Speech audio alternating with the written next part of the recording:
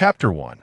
A few white seabirds adorned the azure sky, preventing the vast, cloudless expanse from appearing overly monotonous. The seamless blend of water and sky rendered the ocean's surface as soft as silk, gently rippling, while the golden beach remained untouched by any trace of human refuse. Such a picturesque and tranquil scene, if it were in my homeland, would undoubtedly be developed into at least a five-star tourist attraction. In the next moment, a resounding crack shattered the stillness. A thick, black lightning bolt suddenly descended from the heavens, as if it had a predetermined target, hurtling straight towards a specific spot on the beach. A thunderous explosion followed. The clear sky was rent asunder, its grandeur reminiscent of an apocalyptic event. Deep within the island, a flock of birds took flight from the treetops, squawking in fright. The black lightning, connecting heaven and earth, lingered for more than 10 seconds before gradually dissipating, allowing the sky to regain its brightness. Such an extraordinary phenomenon made it abundantly clear that it was either a fellow cultivator undergoing tribulation or a poor soul traversing realms, and there was no need for alarm from behind the screen. All returned to tranquility. The spot where the lightning struck had created a deep pit with a diameter of 100 meters, the surroundings charred black. The sand within the pit had been scorched to a glassy residue, glistening as it reflected the sunlight beautifully. At the center, the residual chaotic energy in the air transformed into countless tiny electric arcs, darting about like serpentine dragons, emitting a crackling sound. Quack, quack! In the sky, a seabird excitedly approached the scene, its eyes brimming with intelligence. In the pit, ugh! Logan finally emerged from his unconsciousness, struggling to open his heavy eyelids. The pervasive numbness throughout his body rendered him unable to rise even after much effort. What on earth happened? My limbs are completely unresponsive. His mind felt foggy, akin to a hangover. Like many of his peers, Logan was an ordinary orphan from Blue Star, burdened by the relentless grind of work and the exhaustion of life. Thus, at a young age, he had become a seasoned angler. On weekends, when not required to work overtime, he would often fish by the river, indulging in a glimpse of the leisurely retirement life he hoped to enjoy, motivating himself to endure until the perpetually postponed retirement age. Little did he expect that a simple fishing trip would lead to such a bizarre and electrifying adventure. Am I still alive? Wait, where is this? Wasn't I supposed to be in the hospital being resuscitated? Could it be that I've been electrocuted into another world? Having pieced together the sequence of events, Logan cursed inwardly. It's all that smelly old man next door's fault. If he hadn't cast his line farther than mine and provoked me with that smug look, I could have held back. This impulsiveness has truly been my undoing. Indeed, passion can be a double-edged sword. With his physical senses still dulled, Logan could only stare vacantly at the sky. Suddenly, he noticed a large white bird swiftly approaching him, and he initially paid it little mind. Isn't it normal to see birds in the sky? However, as the bird drew closer, Logan could not help but widen his eyes in astonishment, nearly popping them out of his head. What the hell? This is not normal at all. What kind of new species is this? The large white bird appeared somewhat anthropomorphic, sporting a maroon backpack around its neck and wearing a white aviator hat adorned with a prominent capital letter N. Even more absurdly, the bird was flying with one wing free, rummaging through its backpack for something. Click, click, click. Before long, the bird retrieved a snail with large, expressive eyes from its bag. Its feathers moved with the dexterity of human fingers, snapping pictures of Logan in midair. This bizarre display left Logan utterly dumbfounded. Strange birds, and even stranger snails, why do I feel an odd sense of familiarity instead of any dissonance? Regaining his composure from his initial shock, Logan squinted to observe the scene more closely, his expression gradually shifting from surprise to terror. Good grief! Isn't that the newsbird from One Piece? I've been transported to the world of One Piece. After a whirlwind of thoughts, Logan was ultimately compelled to accept this ludicrous reality. Quack, quack, quack! This was a conscientious newsbird, one that didn't require supervision or motivational speeches from a boss. It thrived on determination. Upon sensing commotion nearby, it hurriedly flew over, eager to uncover a significant news story. A major scoop. Absolutely a major scoop. The newsbird's heart raced with excitement. Assigned to deliver newspapers in this remote area, where its performance had consistently been at the bottom, it had initially planned to coast through the day. Little did it know that it would encounter a clash of powerful beings. Even from a distance, it could sense the terrifying residual energy, indicating something extraordinary was afoot. Could it secure the front page headline tomorrow and ascend the ranks to the pinnacle of avian existence? Quack, quack, quack. Let me see who is fighting. As it flew closer, the bird produced a camera bug, snapping aerial photos of the massive pit. Seeing that the battle seemed to have concluded, it intended to lower its altitude for some close-up shots of the participants. Crackle. A flash of electricity surged. Logan watched as the newsbird, diving halfway down, appeared to collide with an invisible barrier, its body convulsing before going rigid, subsequently plummeting in freefall. Thud! The newsbird landed heavily several meters away, exuding a tantalizing aroma reminiscent of grilled meat. That smells incredible. Logan's nostrils involuntarily flared as he inhaled deeply, his stomach growling. Wait, this isn't the time to be thinking about barbecues. Logan's mind was in turmoil after all. This was the perilous and ruthless world of pirates. Although the original narrative presented the joyous adventures of the protagonist group, Logan was not naive enough to believe that all pirates were similarly benevolent. Cruelty, cunning, greed, and bloodlust were the true hallmarks of a typical pirate. There were also mountain bandits, slave traders, and gangs. Even the Navy and world government, who represented justice, were far from virtuous. Countless peers had arrived here only to be captured and sold as slavers. The onset of the Great Pirate Era and the collapse of order were devastating for the common folk. Honor, wealth, beauty, and an exhilarating life belonged to the strong. The weak and ordinary were left to be ground into dust by the tides of time, such as being captured by pirates while fishing, being deemed unattractive and thus left unbothered, or being too feeble to escape a life of servitude instead of becoming food. Those who might be rescued to embark on a journey of revenge were mere narrative necessities in reality. It was exceedingly difficult for an ordinary person to survive past the first chapter. Damn it! All my preparations for soap making, homemade steel forging, and the best recipes for gunpowder have gone to waste. Not to mention the 300 tang poems. Would I be reciting poetry to bloodthirsty pirates? This was a world where might dictated right. Logan sighed wistfully, then resigned himself. Well, I'm here now. It's just the world of pirates. With my extensive knowledge as an exemplary youth of the 21st century, combined with my thorough understanding of the plot as a seasoned fan, there's nothing to fear. Perhaps due to the sacrifice of a newsbird, the lingering power of the lightning finally dissipated entirely, and Logan's state of paralysis was lifted, allowing him to shakily rise to his knees. A child's body? Logan glanced at his small hands, then touched his face. Soft and delicate skin. Naturally dark hair should be a handsome young lad, but alas, no mirror. Pausing for a moment, he suddenly grew frantic as he reached for his pocket. Ah, thank goodness it's still here. Logan sighed in relief, though small. It was all intact. Wait, isn't the pirate world supposed to be filled with extraordinary physiques? Why don't I feel like I could punch a cow to death? Having adjusted to his new body, Logan was somewhat disillusioned to discover he was not a destined hero. It seems that to enhance my strength, I'll need to acquire a devil fruit. I dare not hope for a mythical or elemental type of paramecia would suffice. Imagine the possibilities I could explore. If all else fails, an ordinary zone type would do, provided I don't turn into something too hideous.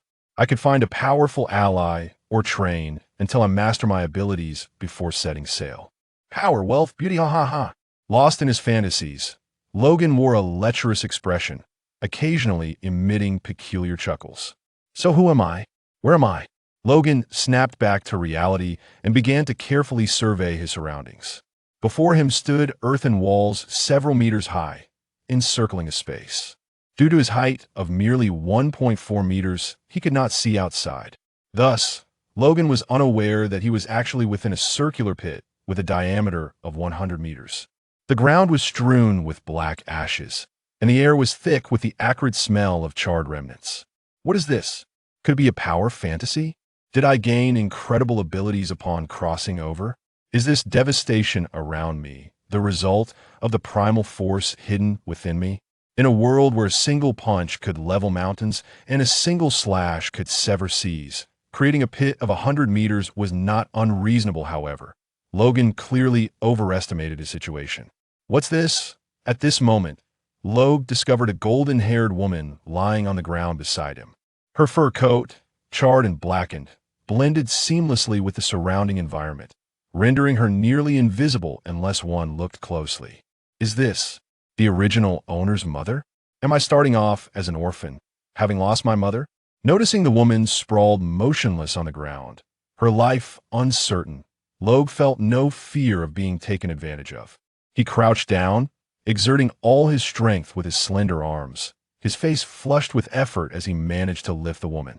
Before him lay a woman with short, wavy golden hair, her features exquisite, adorned with vibrant red lips, appearing to be in her 40s.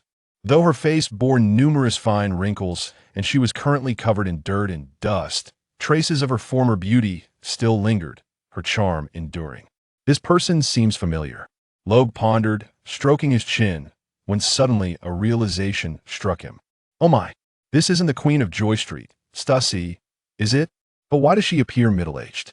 Logue's eyes widened in horror as he grasped the gravity of the situation. This posed a very serious issue.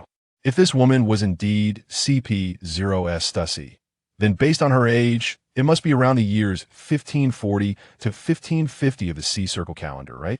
Does that mean the Marine-Ford War has already occurred 2 or 3 decades ago? While he was curious to know whether M had eliminated the Straw Hat and returned to sleep awaiting the next Joy Boy, or if the Straw Hats had successfully overthrown the Celestial Dragons, ending their 800-year reign, the moment had long passed. I might as well check the history textbooks of elementary students for a more detailed account of the plot. I'm familiar with what good would that do? Logue lamented internally, realizing that the more he thought about certain matters, the more he felt a profound sense of despair. Slap! Logue slapped himself twice, attempting to regain composure and contemplate the loss of his ability to predict the future, pondering what his next steps should be. Forget it. According to the protagonist's inevitable triumph, the world must be at peace by now. I could be traveling the globe, witnessing marvelous and magnificent sights, tasting exquisite delicacies I've never encountered before, and perhaps even experiencing a beautiful encounter. Even a farming tale wouldn't be unwelcome. As his eyes brimmed with tears, something shiny caught his attention, momentarily blinding him, prompting him to glance over. He then noticed a fashionable pair of sunglasses nestled in the woman's hair, and further down, a large gold chain around her neck. Ding! A spark ignited in his mind. Like an electric shock, a piece of information from his previous life regarding One Piece flashed through his consciousness, and Logue's gaze brightened gradually. Miss Bakken. Indeed, this is not the aged Stussy, but the younger version of Miss Bakken, Logue exclaimed, his excitement causing him to dance with glee. Before him stood Stussy, but not the CP0 Stussy, rather, it was Bakken Gom Stussy. Goodness! Oda, the old rascal. How could the difference between a woman's youth and age be so stark? If I hadn't known beforehand that Stussy is a clone of Miss Bakken, I would never have guessed. If that is the case, then it seems the Marine-Ford War is still a couple of decades away. Ha ha ha! Ha ha! Perhaps I could ride the wave of the new era. There's a vast world ahead, ripe with opportunity. For the first time, Logue, who had previously excelled at offering others motivational words, felt his own spirit ignite with fervor. So am I that fool? Ugh. No. It should be said that this body is that foolish giant from the original story. Edward Weevil? The child accompanying Bakken, could it be Weevil, the future one of the 7 warlords of the sea, who refers to himself as Whitebeard too, a notorious pirate with a bounty of 480 million berries? Even Admiral Kazuru has acknowledged that he possesses the same terrifying power that Whitebeard had in his youth. The mere thought of Weevil's foolish face and the snot hanging from his nose in the comic made Logue momentarily reluctant to face the mirror. He could only console himself internally. Well, let us take it easy. While I may be somewhat unattractive, my strength is undeniably formidable. In this world, power is of paramount importance. A single flaw can ruin everything. Perhaps successful weight loss could lead to a resurgence in my appearance. Logue gazed proudly at his slender arms and legs, realizing he was indeed diminishing day by day. He envisioned himself growing into a towering figure. Nearly 7 meters tall, soon, he would only reminisce about this frail sensation. "Hey, wake up! Are you all right?" Logue fanned Miss Bakken, attempting to rouse her. This old hag was hardly a benevolent figure in the original story. Weevil was a fool with no sense of morality, committing arson, murder, and plunder, all at the behest of this wicked woman. Nevertheless, for the time being, she was at least one of his own. Logue was merely a small child, far too young to brave the seas, let alone escape this place. Never mind, he decided to endure this predicament until he gained the strength to fly solo. He dismissed any thoughts of sending her off to her demise. However, at this moment, while Miss Bakken was still alive, her breaths were becoming increasingly shallow. She was on the brink of death. Lacking any tools or medical supplies, Logue could only focus intently on performing a set of essential CPR techniques. Hoping for a miracle. It seemed hopeless. He wiped the beads of sweat from his forehead, gazing at the still unconscious Bakken, and sighed, "Mama." Suddenly, a thunderous roar erupted from behind, nearly giving Logue a heart attack. His eardrums throbbed painfully, and his mind buzzed. "What on earth?" Logue exclaimed in terror, turning towards the source of the noise. There, at the edge of a deep pit, stood an enormous figure, towering nearly 2 stories high. It wielded a sword that was significantly longer than its own height. Its upper body was as robust as a boulder, while its lower limbs resembled 2 thin chopsticks, creating a rather comical appearance.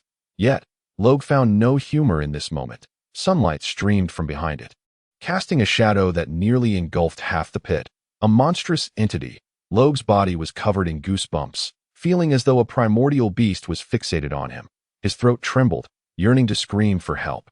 Yet no sound escaped. "Mama!" Another bellow rang out. The creature crouched down, gathering strength, and then, in an instant, its massive form vanished from sight. The next moment, boom, the earth trembled, accompanied by a thunderous sound, as the colossal figure crashed down before Logue. Akin to a meteorite plummeting from the sky, the ground shattered, dust billowed, and Logue was sent flying by the shockwave, landing squarely on his backside. "Ouch, my behind." Logue brushed the dirt from his face, feeling grateful not to have been crushed underfoot. His back drenched in cold sweat as the dust settled. He beheld a giant, over 5 meters tall, still a child.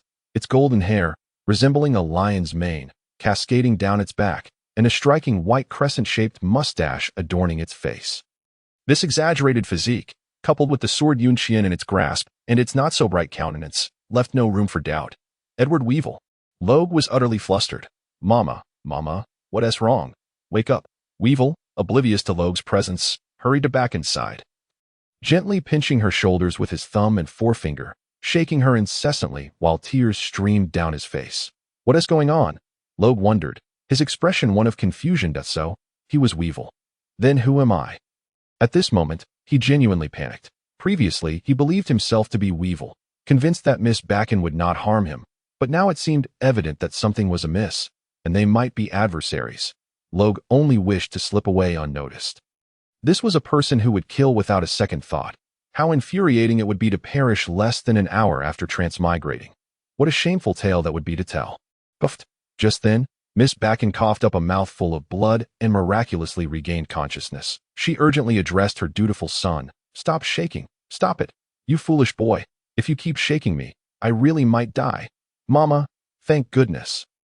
You're alive," Weevil exclaimed joyfully, wiping his snot and tears with his hand, unconcerned about being scolded, still as cheerful as a several-ton child. "You've smeared snot all over my clothes.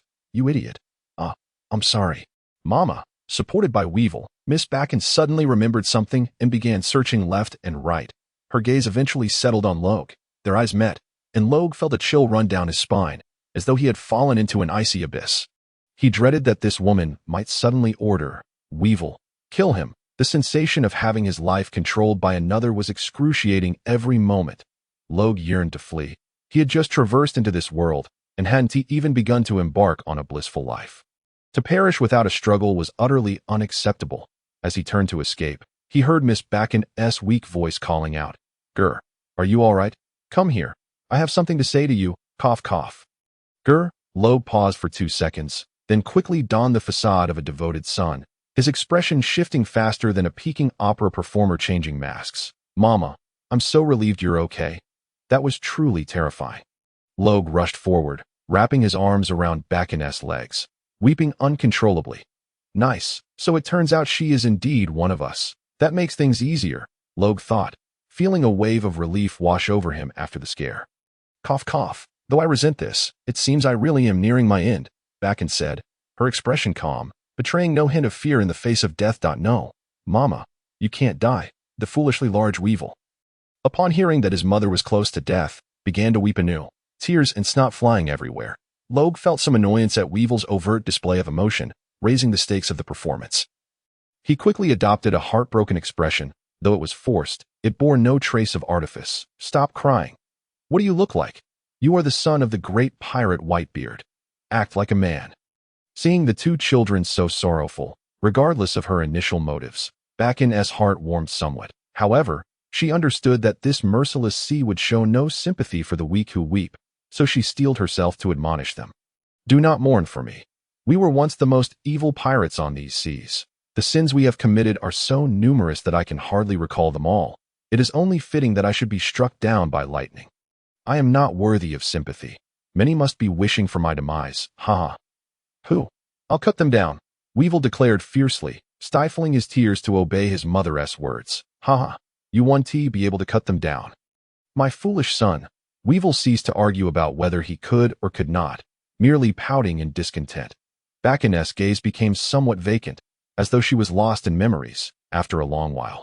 Her eyes refocused, and she struggled to lift her hand, fumbling in her pocket for something. Logue understood and quickly stepped forward, retrieving a pack of women's cigarettes and a lighter from her pocket. Lighting one for her. Cough, cough, cough. Miss Bacchan exhaled a puff of smoke, her face not having the chance to display relief before she began to cough violently again. Logue hurriedly patted her back. Once Bacchan regained her breath, she took another drag and grasped Logue's hand, saying, "Geer, both you and Weevil are my most precious treasures. Though your physique is weak, your mind is sharper than Weevil's." Logue silently scoffed. Anyone would seem clever compared to that big fool Weevil. Bacchan exhaled a puff of smoke with evident enjoyment before continuing. "Though Weevil possesses unparalleled strength, his intellect leaves much to be desired. Once I am gone, you must take good care of your brother for Mama. My name is Geer, and I am Weevil's elder brother. Goodness, just look at your child, standing at 5 meters tall. If you hadn't mentioned it, I would have nearly called him uncle.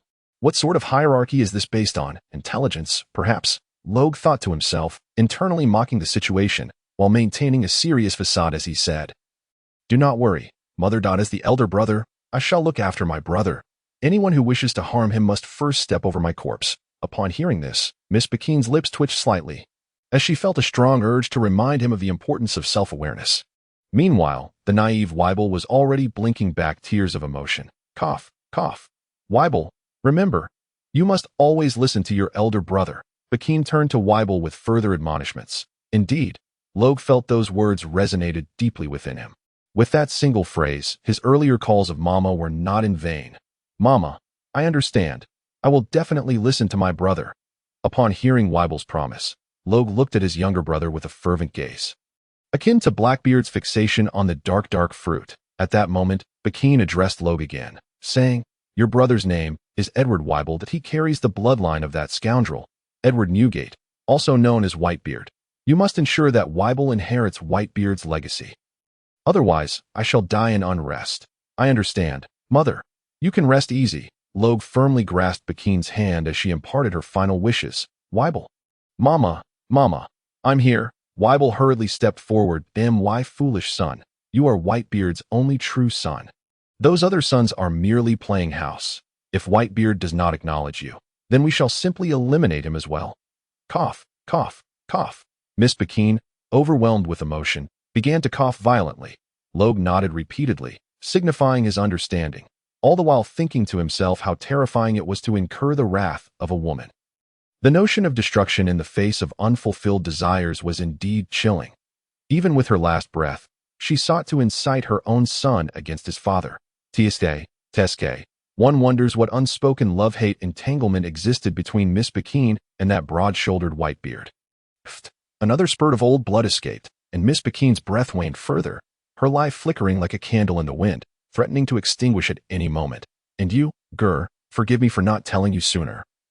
But your name is not Bekin Goms Geer. She coughed out, I am here, mother. Upon hearing it pertained to him, Log leaned in with curiosity. Bekin extended her right hand, grasping at the air as if trying to seize something invisible. Your true name is Rox D. Geer. You possess the most evil blood in the world, Rox D. Those who bear this name are destined to overturn the seas. Ah, what a pity I shall not witness it. Bekin's expression turned frenzied, her voice descending into hysteria. Mama. Miss Bekin expended her last ounce of strength, her raised hand finally drooping, as she lost all breath. Mama. Weibel could no longer contain himself, crying out to the heavens. Alas, the sky remained clear, offering no rain to match the somber atmosphere. Log quietly lit a cigarette for himself. With nearly 30 years of experience across 2 lives, he was no longer concerned about the prohibitions against minor smoking. He stood silently to the side, his expression devoid of sorrow. Lacking the memories of his original body, the deceased before him was merely a stranger with whom he had exchanged a few words. Genuine emotions could not be feigned. While he could act, it was no longer necessary. Log gently closed Miss Bekin's eyes and casually removed the large gold chain around her neck. Bury her, he said. Wishing her a swift return to the earth, the 2 brothers together laid Miss Bekin to rest on the sunlit hillside adorned with blooming white daisies that, of course, Log provided verbal guidance throughout. While Weibel did all the physical labor, watching Weibel cleave the hard stone into a gravestone with ease, Log couldn't help but marvel at the capabilities of this unexpectedly gifted younger brother. Truly, he was worthy of the strength attributed to Whitebeard in his youth. Sitting before the gravestone, Weibel, unable to read, carefully carved the words that Log had previously inscribed. Each stroke was made with great diligence. And he wiped away his tears surreptitiously, resembling a student punished by a teacher to rewrite lines. Once the gravestone was complete, Log placed 3 cigarettes before it, bowed alongside Weibel, and encouraged, All right, do not be sad. Weibel, Mama will be watching over you from above. You must show her that you are living happily, so that she can rest easy in her next life. All right, Brother Geer, I won't cry that I will make Mama the proudest. Weibel wiped his tears, sniffling, and responded with determination. Hearing the name Geer once more, Log gazed at the rising smoke, softly murmuring to himself, Log, Rox D. Geer, is it fate that has brought me to this name? Very well, I shall honor this body that nurtured me, and from this day forth, I shall be known as Loger. Once they had distanced themselves, Geer's expression darkened. Humph, that wretched old woman. If not for the fact that you left me a precious younger brother, I would have tossed you into the sea to feed the fish, Bekin Gomstusi. Others may be unaware of the significance of the letters D and Rox, but as a transmigrator, Geer could never be ignorant of their weight. To reveal the name Rox D to a mere child moments before death, was Bekin truly foolish or harboring ill intent? One thing remained certain. Should Geer foolishly carry this name upon the seas, he would undoubtedly invite calamity upon himself. The Rox pirates, led by Captain Rox D. Zeebeck, harbored immense ambitions to overthrow the world government and claim dominion over the world. He was a maritime overlord prior to Roger's rise to fame, wielding overwhelming power that eclipsed even Roger's crew, who were merely known as the Pirate King due to their arrival at the final island of the Grand Line, while Roger's crew possessed great strength. Contemporaries such as Whitebeard and the red-haired Shanks stood as formidable rivals that in contrast. The Rox pirates were capable of directly challenging the world government. Their crew boasted an outrageous ensemble, including the likes of Whitebeard, Shiki the Golden Lion, Charlotte Linlin, Kaido of the 100 Beasts, and Miss Bekin herself. The world government made every effort to conceal the existence of the Rox pirates, for they were a band of true lunatics, madmen who slaughtered celestial dragons with the same ease as they would pigs. Compared to Pirate King Roger, Rox actions shook the foundations of the world government even more and instilled greater fear within them. Thus, would the world government and navy permit another Rox to emerge? Whether his bloodline was genuine or not, they would rather kill the innocent than let one slip through their fingers. To eradicate any potential heirs of Roger, how many innocent infants and pregnant women had the world government slaughtered? Simply because they hailed from islands where Roger had once resided, Roger, if aware, would surely cry out in lamentation, "Damn the world government! I am the Pirate King, not the Sea King." Even if Geer could miraculously survive, he would likely share a fate akin to Nico Robbins, a childhood marred by darkness, forever accompanied by death and betrayal. However, unlike Robin, Geer now had a trustworthy and formidable younger brother, Edward Weibel, as his protector. Furthermore, given that Bakine was a woman who acted without moral restraint, solely driven by self-interest, it was understandable that Geer would harbor suspicions of her intentions. He and Weibel were likely mere tools in Miss Bakine's hands. Even in her final moments, she appeared to be scheming to use the two brothers to stir chaos upon the seas. As for whether they would face danger, she likely did not care. Such is the mindset of a pirate. Only through peril can one grow swiftly. That which does not kill me will only make me stronger. As for her true motives, who could say? Perhaps it is merely a fleeting whimsy. Geer mused that if he were to be captured and publicly executed like Ace, the ragtag remnants aboard Rock's ship, who would dare to lay a hand on their captain, would undoubtedly not risk their necks to rescue him. Thus, the surname Rock's D was of little utility, serving only to attract a plethora of troubles. Once he had organized his thoughts, Geer lifted his gaze to the distant horizon, a slight smile gracing his lips as he murmured to himself. Yet you do have a point. Perhaps I am destined to overturn this vast sea. As soon as the words left his mouth, an invisible force erupted from within Geer, a tangible wave of black energy accompanied by crimson lightning surging forth, sweeping across the surroundings and leaving desolation in its wake. With a mere thought, he halted the expansion of this formidable aura, retracting it in an instant. Geer understood well the nature of this power, and the ability to manipulate it with such finesse upon its awakening filled him with exhilaration. This was the Conqueror's Haki, the most effective tool for showing off and exuding charisma, regardless of whether he could prevail in combat. He absolutely could not afford to lose in terms of presence. After adapting to the newly awakened power within him, Geer glanced at the towering figure in the distance, the setting sun casting an elongated shadow. On the slope, Weibel was still kneeling, engaged in conversation with a tombstone. Weibel, let us go. Upon hearing Geer's call, Weibel bowed to the tombstone once more before reluctantly chasing after him. What does it feel like to have a 5-meter-tall giant charging towards you? Geer nearly wet himself, fearful that Weibel might accidentally knock him aside or step on him, risking a few broken bones or, worse, an entire village feast. Be careful, you clumsy brother. Do you wish to end my life? I am sorry, brother. Weibel sheepishly scratched his head in apology. The sound of brother lifted Geer's spirits considerably, dissipating much of his ire. How could he possibly refuse the apology of a brother towering at 5 meters? Weighing tons and possessing innate strength, Weibel, extend your hand. As Geer spoke, Weibel obediently extended his hand. However, in a habitual manner, he clenched his fist. And though his speed had diminished significantly compared to their earlier scuffles, the punch still generated a gust of wind that nearly sent Geer tumbling. Gazing at the iron fist before him, which was larger than his head and with wrists thicker than his waist, Geer pondered the possibility of being inadvertently crushed by Weibel one day. This is for you.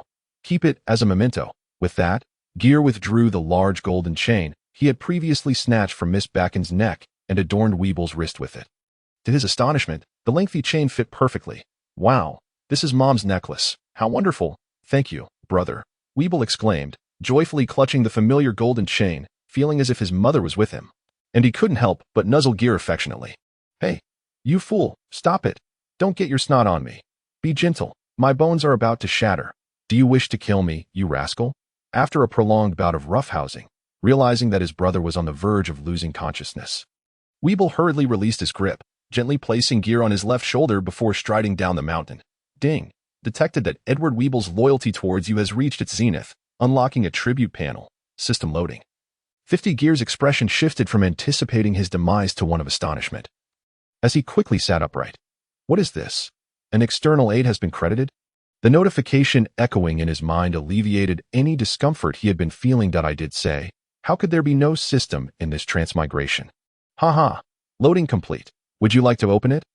Open, hurry, and open. Geer was eager to unveil his golden finger, fervently commanding the system in his mind.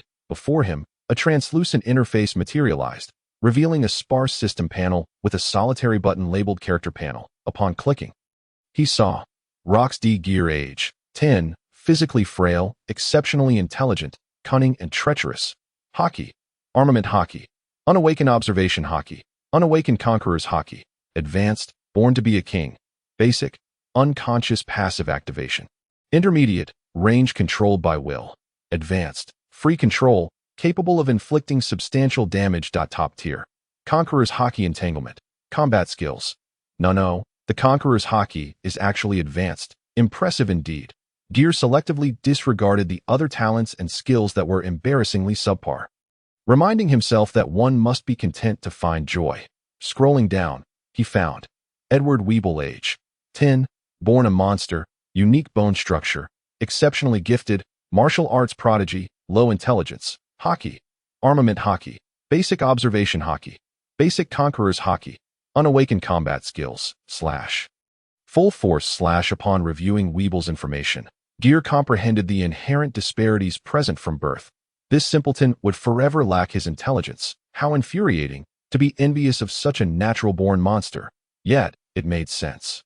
Big Mom could topple a legion of giants, each on par with naval officers, by the age of 5, and none of the notorious pirates like Whitebeard, Charlotte Linlin, or Kaido reached their pinnacles through mere diligence. Each was a born anomaly. Without comparison, there could be no suffering, and Geer felt increasingly unsettled. It shouldn't be this way. Weeble is a clone of Whitebeard, while this body of mine is presumably a clone of Rock's. Why, then, is it so pitifully weak? Even if I am a mere imitation, I shouldn't be so weak, should I? How frustrating. Were it not for my naturally advanced Conqueror's Haki, I might question whether the wrong cells were selected during the cloning process.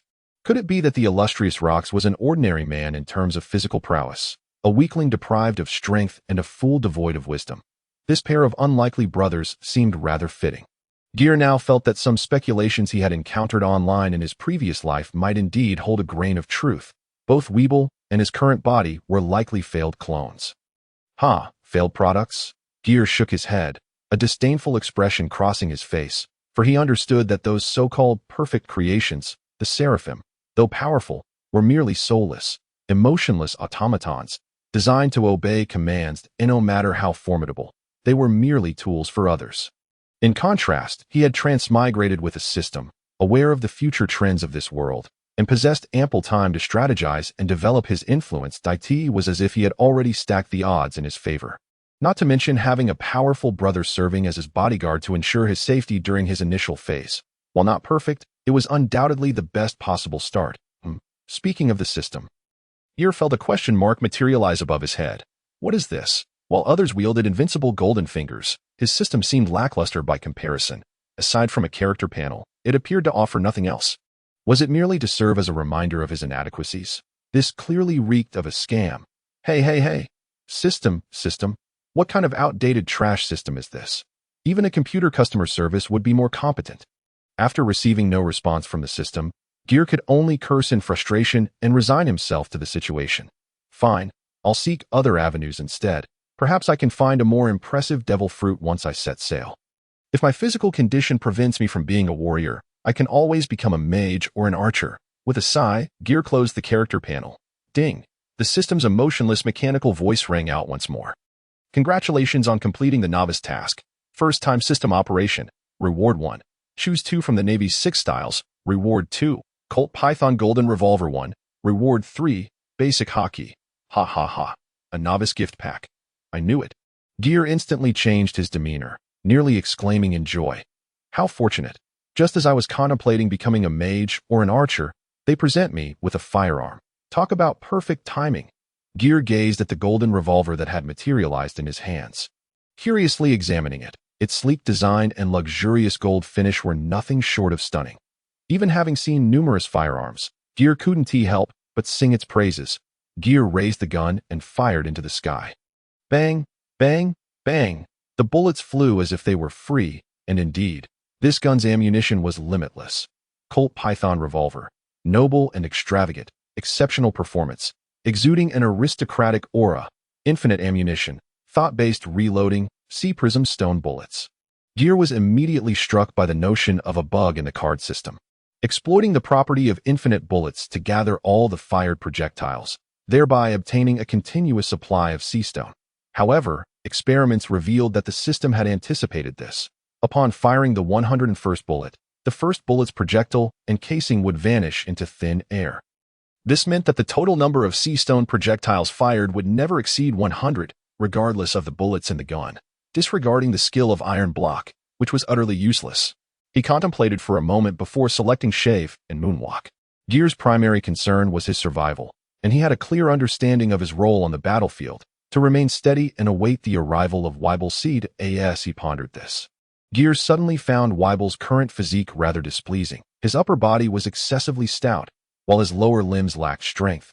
It was imperative to engage in rigorous leg training. Do not blame brother for being heartless. After all, whether we can enjoy a life of luxury in the future depends entirely on you. With his observation hockey awakened, Weibel keenly sensed a chill creeping from behind. He instinctively shrank his neck and glanced around, yet found nothing amiss. However, upon seeing his brother's joyful demeanor, Weibel couldn't help but chuckle foolishly, utterly unaware of the life that awaited him. Hey, Weibel, from this day forth, we are destined to be lifelong comrades, Geer declared earnestly. Haven't we always been? Weibel replied, scratching his head in confusion, before bursting into another round of laughter. Well said, brother, fear not. As long as I am here, no matter how perilous the seas may be, we shall surely live a carefree life. You focus on becoming stronger. The rest I will handle. Geer laughed heartily to him. All right, brother. Weibel, unconcerned with contemplation, simply nodded. Well then, everything else can wait for later exploration. Geer shut down the system interface and called out loudly, set sail. Weibel, our names are destined to resonate across the vast ocean. Roar. Weibel, too, excitedly raised his arm in response, and thus the two prepared to embark on a passionate adventure. The shores were alive with the sound of crashing waves. The evening tide had risen, transforming the once tranquil sea into a tempestuous expanse, with roaring waves crashing vehemently against the shore, each one higher than the last, relentlessly eroding the rocky coastline, accompanied by a thunderous roar. Gazing at the boundless sea, Geer felt a surge of emotions. Weibel, with unrestrained joy, was energetically chasing after crabs on the beach, wielding a large blade, and if one looked closely, one could see the dark hue of his armament hockey enveloping his weapon. Where's the ship? Geer searched around the cove, but found no sign of any vessel. Perplexed. Meanwhile, Weibel, engrossed in his play, paid no heed to Geer's inquiry. Take that. Weibel leaped from above, delivering a powerful strike imbued with hockey that carved a deep trench in the sand, sending fine grains cascading down to fill the gully. A little crab, desperate to escape, was obliterated before it could comprehend its misfortune. Too weak. You thought you could venture into the sea after being unable to withstand a single blow? Geer mused. Why do I feel like you're subtly mocking me? Ignoring the act of wiping his nose after speaking, Weibel still exuded the aura of a formidable warrior. Enough play, brother. Where's our ship? Geer raised his voice. This time, Weibel heard him and hurried over. Brother, what ship? The very vessel that brought us to this island. It looks like this. Geer gestured animatedly, believing Weibel did not comprehend that I know about ships. But we don't have one. Didn't we end up here because our ship sank during a storm? Weibel replied, chuckling. Goodness, Geer exclaimed, realizing that their nautical adventure had abruptly transformed into a survival saga on a deserted island. As darkness enveloped the sky, Geer resigned himself to the reality of living on this uninhabited isle for a while. Let us adapt to the circumstances. He had initially sought a place to train and enhance his capabilities. A nearby town would have made resupplying much easier. However, without a ship, they were stranded for the time being. So he decided to commence intensive training right here on the island, having frequently watched survival shows. Geer was quite experienced in outdoor living. The first step was to inventory their supplies.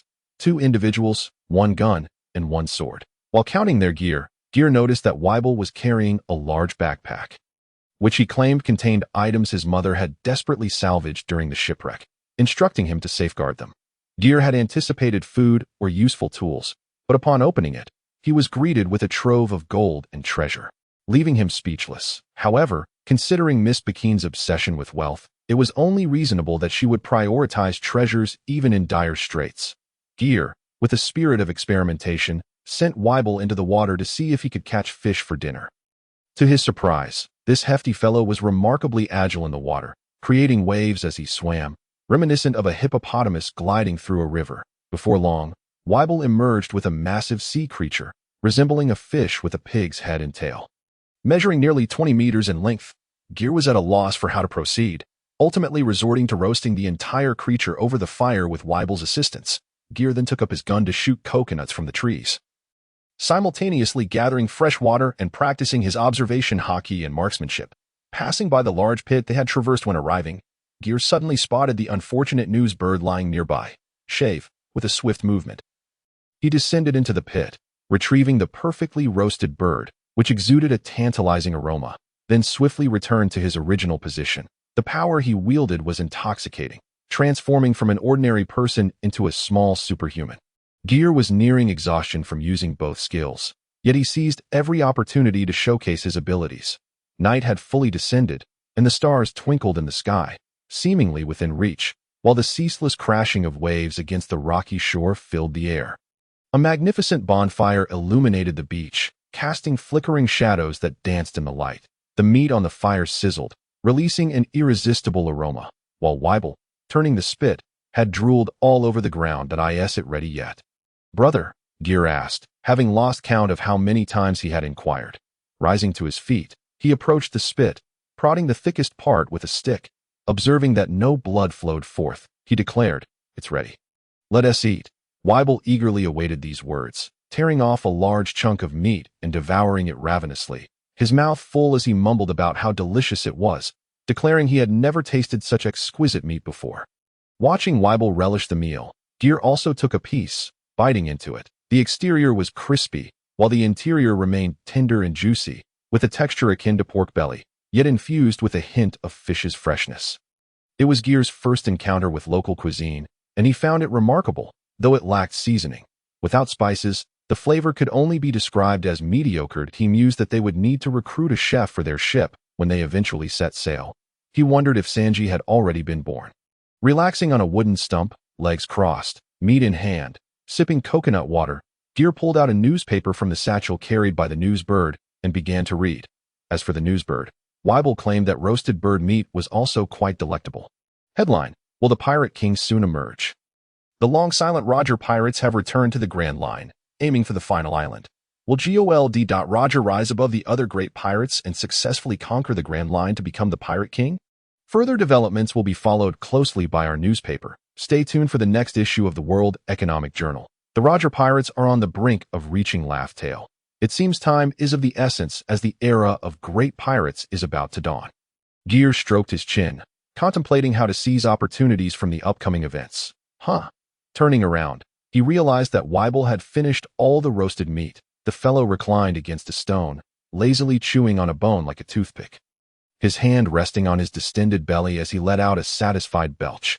Geer, filled with curiosity, pondered how such a copious amount of meat had found its way into this man's stomach.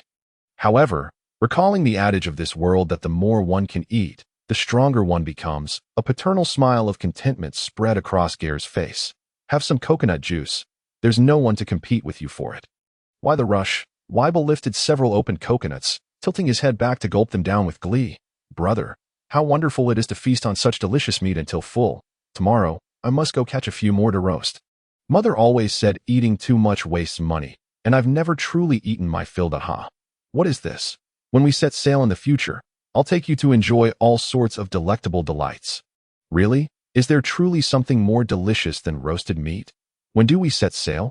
Upon hearing of the promised delicacies, Weibel could hardly contain his eagerness to embark immediately. Not yet. The world outside is perilous. Starting tomorrow, I shall devise a training regimen for you to grow stronger, and we must construct a ship. Only when you are strong enough and the ship is ready can we set sail. Oh, Weibel nodded, not too concerned. As long as there was meat to eat every day. Geer spoke. He stood up, crumpling the newspaper he had been perusing into a ball. He attempted a stylish move, dribbling the ball between his legs, spinning, and leaping to toss it into the campfire. Suddenly, the thought struck him that in this desolate wilderness, should nature call, and he find himself without paper, he would have to resort to grass or tree bark. The mere thought of such a dismal experience caused him to falter mid-action, and he could only silently stow away all the newspapers in his possession. What nonsense! These papers were far more precious here than a pile of gold or diamonds. Stranded on a deserted island, the two companions settled into a simple routine. Under Geer's meticulous guidance, Weibel began to rise early and toil late. Each morning, he would run 10 laps around the island for warm-up, followed by 100 laps in the sea, occasionally battling sea creatures to bring back a new species for sustenance. Next, he would ascend the mountain to fell trees, hauling the timber to the large pit on the beach to construct a raft. All the while practicing his footwork and agility. With a firm grasp of the principles, Weibel's physical capabilities had already surpassed the basic standards of the Marine Six Powers. With diligent practice, mastering these skills was merely a matter of time. After lunch, his training continued, first employing hockey to coat a wooden stick, then using it to shatter the hard rocks along the shore. The goal was to break 1,000 stones without the stick splintering, all while remaining vigilant against Geer's occasional surprise attacks. Indeed, Geer, in his fervor to make his brother stronger, had become quite relentless. These training methods were a concoction of Geer's insights drawn from his readings of One Piece, blended with his own understanding that he found the regimen harsh, yet Weibel adapted well, reveling in a life that required physical exertion but little mental strain, and he had not inquired about setting sail for quite some time. Geer, on the other hand, enjoyed leisurely mornings, waking at his own pace to prepare the ingredients Weibel had caught, then gradually constructing the raft. Unhurried by the passage of time, he would recline in a homemade eye mask on a rocking chair, sipping coconut juice while listening to Weibel hammering away at the stones, occasionally practicing his marksmanship and observation skills from clever angles. Life was exceedingly pleasant, akin to a holiday. Bullets striking Weibel's body would cause him momentary pain, but compared to the likes of Whitebeard, he was at a disadvantage in sheer physical strength. Nevertheless, even without hockey for defense, the damage from bullets was minimal.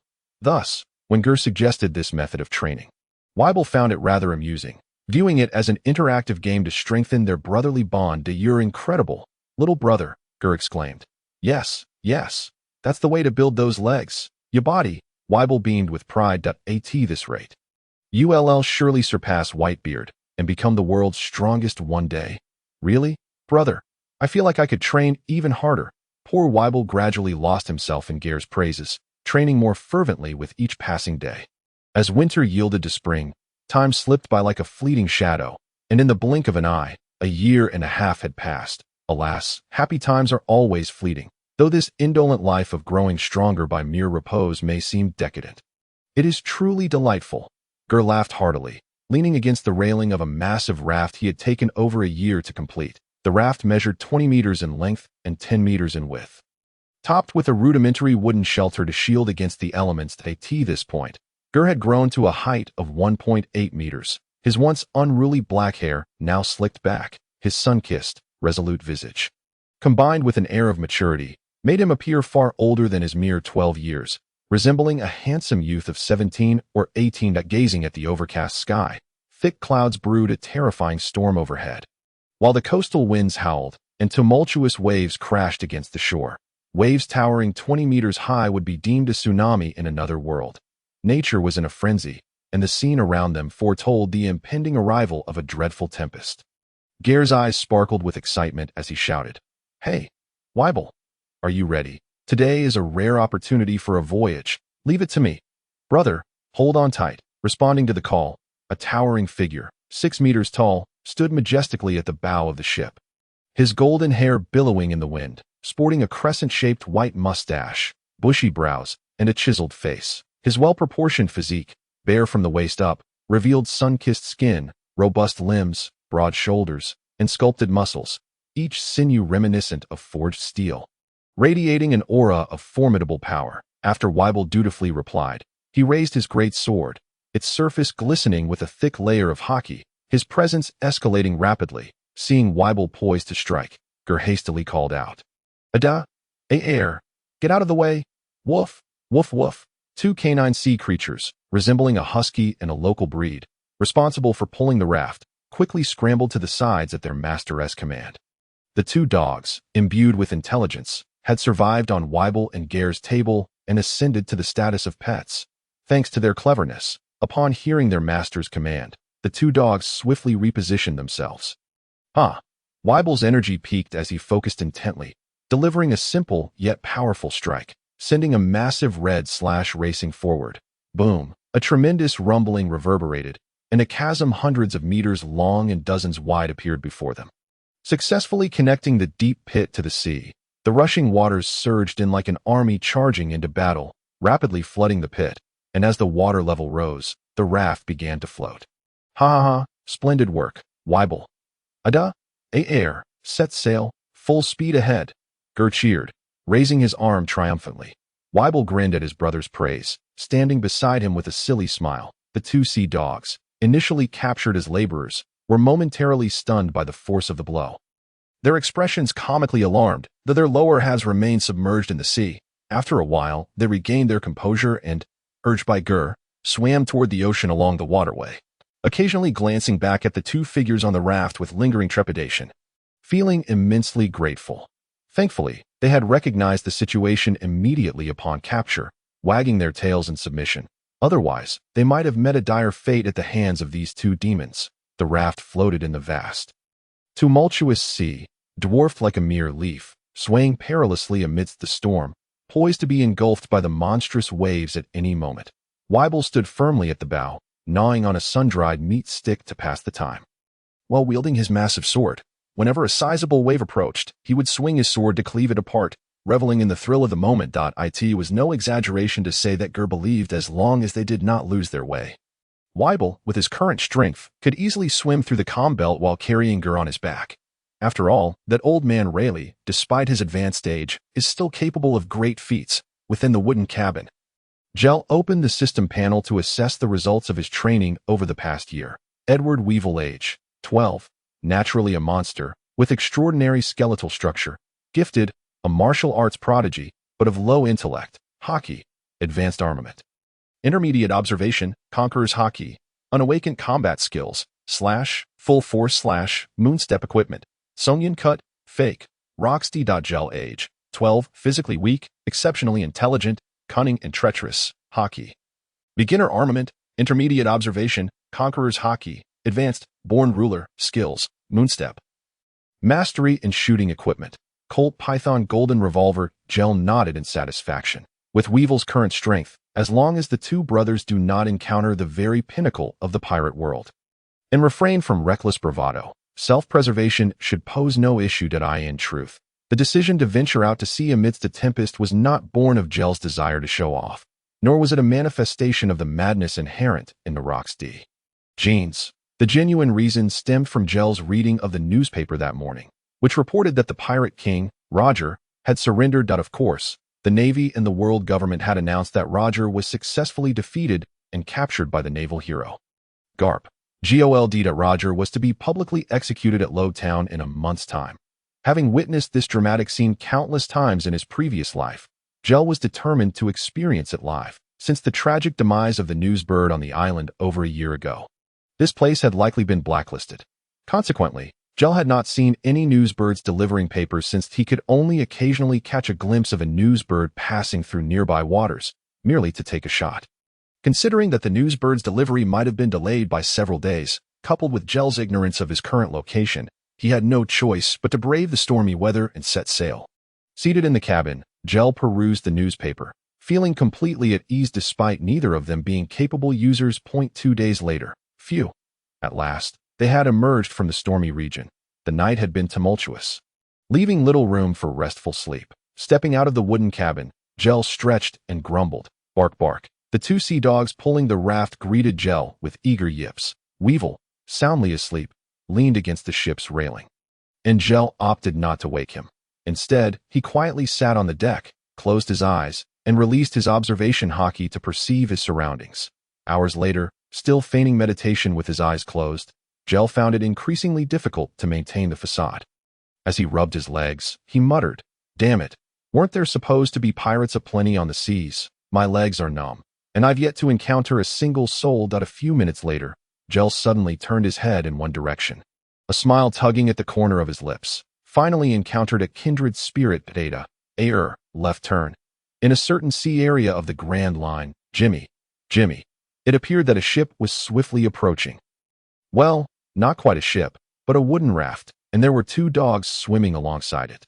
The lookout pirate, holding a telescope, shouted anxiously from the crow's nest, "Shut up! You're all worthless. If there's something, there's something. If there isn't, there isn't." "What do you mean it seems like there is? Report something as trivial as two dogs swimming. You're ruining my drinking mood. Someone, throw this fool overboard to feed the fish. As you command, Boss Jimmy." "Ah, boss, spare me." A middle-aged man, plump and towering at 2 meters, drunkenly stumbled out from the ship's hold. Observing the new recruit being tossed overboard and floundering in the water, Jimmy grinned with satisfaction, revealing a set of yellowed teeth.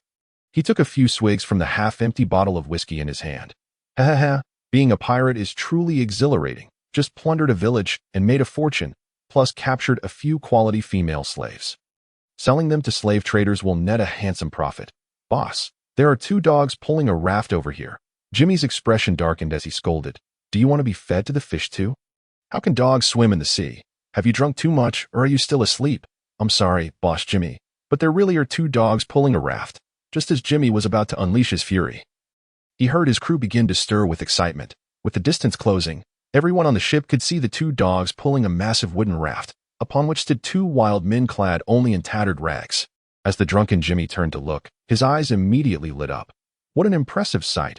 Using 2 sea beasts to pull a raft. Why didn't I think of that before? It's so cool.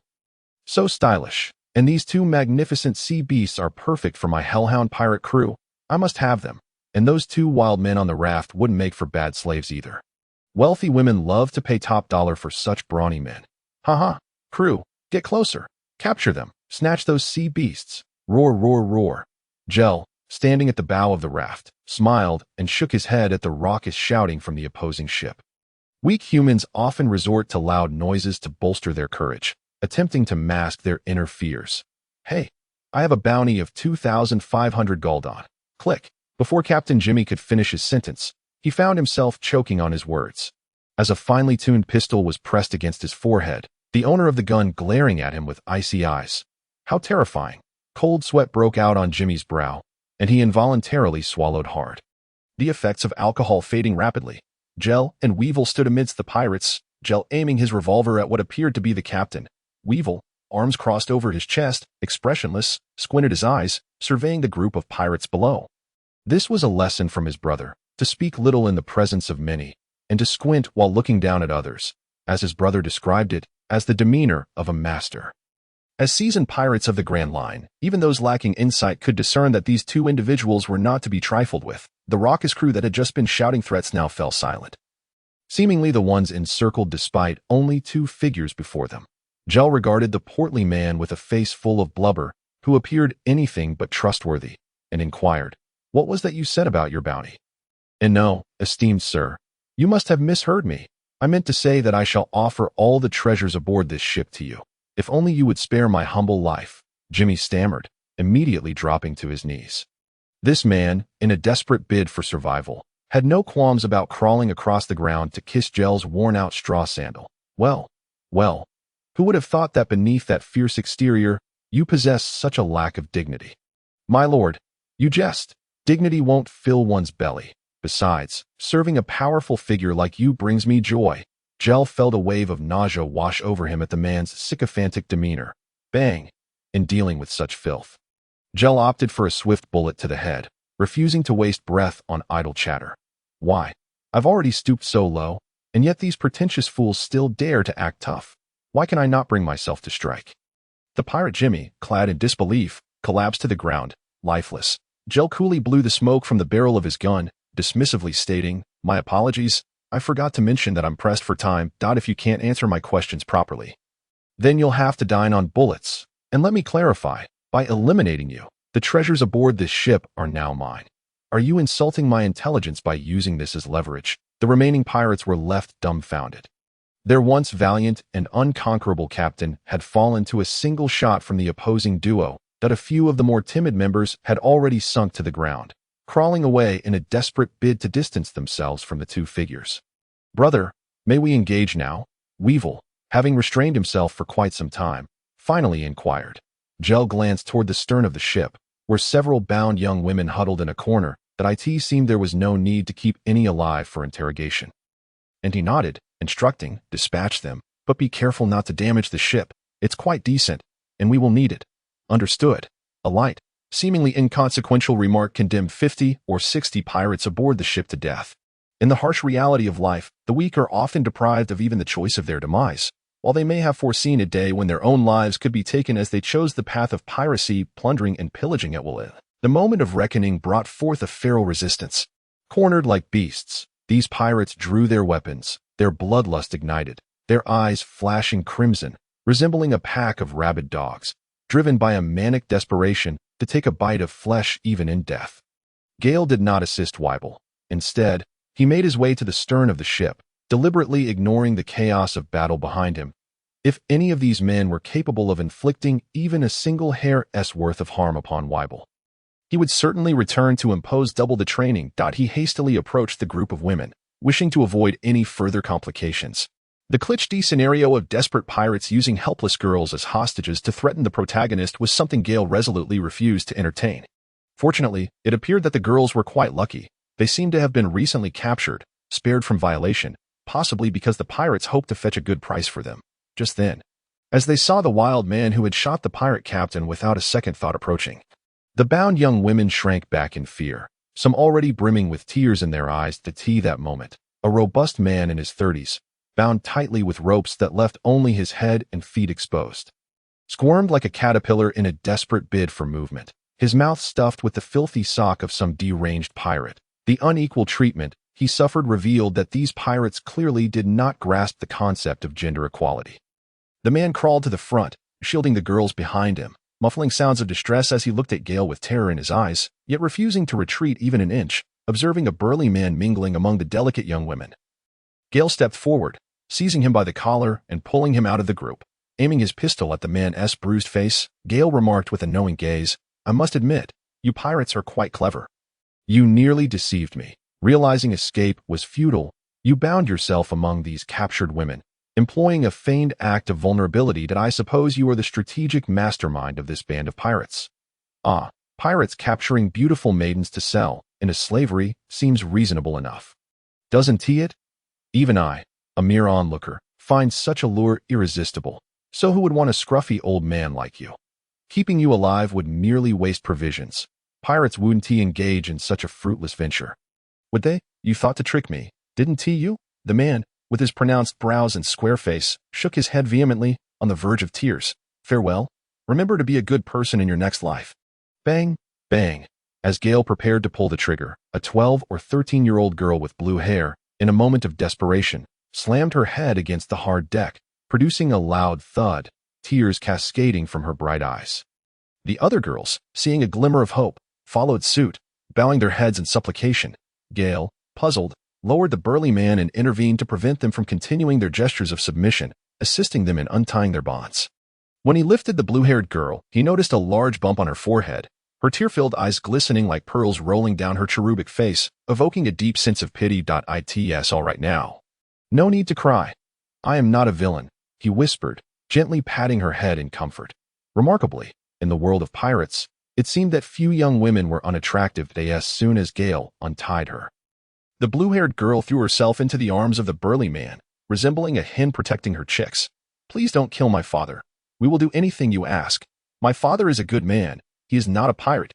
At that moment, Gale realized that the girl shared the same sky-blue hair as the man. Fearing that this merciless young man would not believe them, the other girls chimed in. Uncle Fett is not a pirate. He was captured while trying to save us. Please don't shoot. Yes, we can all testify, chimed in the youngest red-haired girl, her face filled with anxiety. That's right. Uncle Fett makes the best food. How could he be a bad person? In light of this heartfelt scene, Gale recognized his mistake in wrongfully accusing a good man, but he holstered his weapon, his expression apologetic, and said, "My apologies. It appears I misjudged the situation. It was all a misunderstanding." Once freed from his bonds, Fett promptly discarded the foul sock, rushing to the ship's edge to heave overboard. The others watched him with sympathetic gazes. It took Fett a moment to recover. He approached Gale, bowing deeply and introducing himself. "Esteemed sir, my name is Fett, a chef. This is my daughter, Bea, and these young ladies are from our village. We are profoundly grateful for your rescue from the clutches of those vile pirates." Having once sailed to learn the ways of the sea, Fett understood that in these waters, might dictated the rules, hence he displayed the respect due to the strong. Haha, no need for such formality. I nearly harmed you by mistake. My sincerest apologies, Uncle Fett. Oh, it's quite all right. In these times, it's wise to be cautious. Regardless, even if you had inadvertently harmed me, I would still be grateful for your assistance in saving my daughter. While Gale's overactive imagination had nearly cost him a life, Fett, having just escaped death, bore no resentment. Thank you for your life-saving grace. Bia and the other girls quickly stood up, adjusting their clothes and bowing to Gale in gratitude. Having been isolated on a deserted island for quite some time, Gale was momentarily taken aback by the sight of so many beautiful young women. Even he, usually composed, felt a stir of emotions. Hastily waving his hands to dismiss their elaborate gestures of gratitude. "There's no need for such formality, Uncle Fet.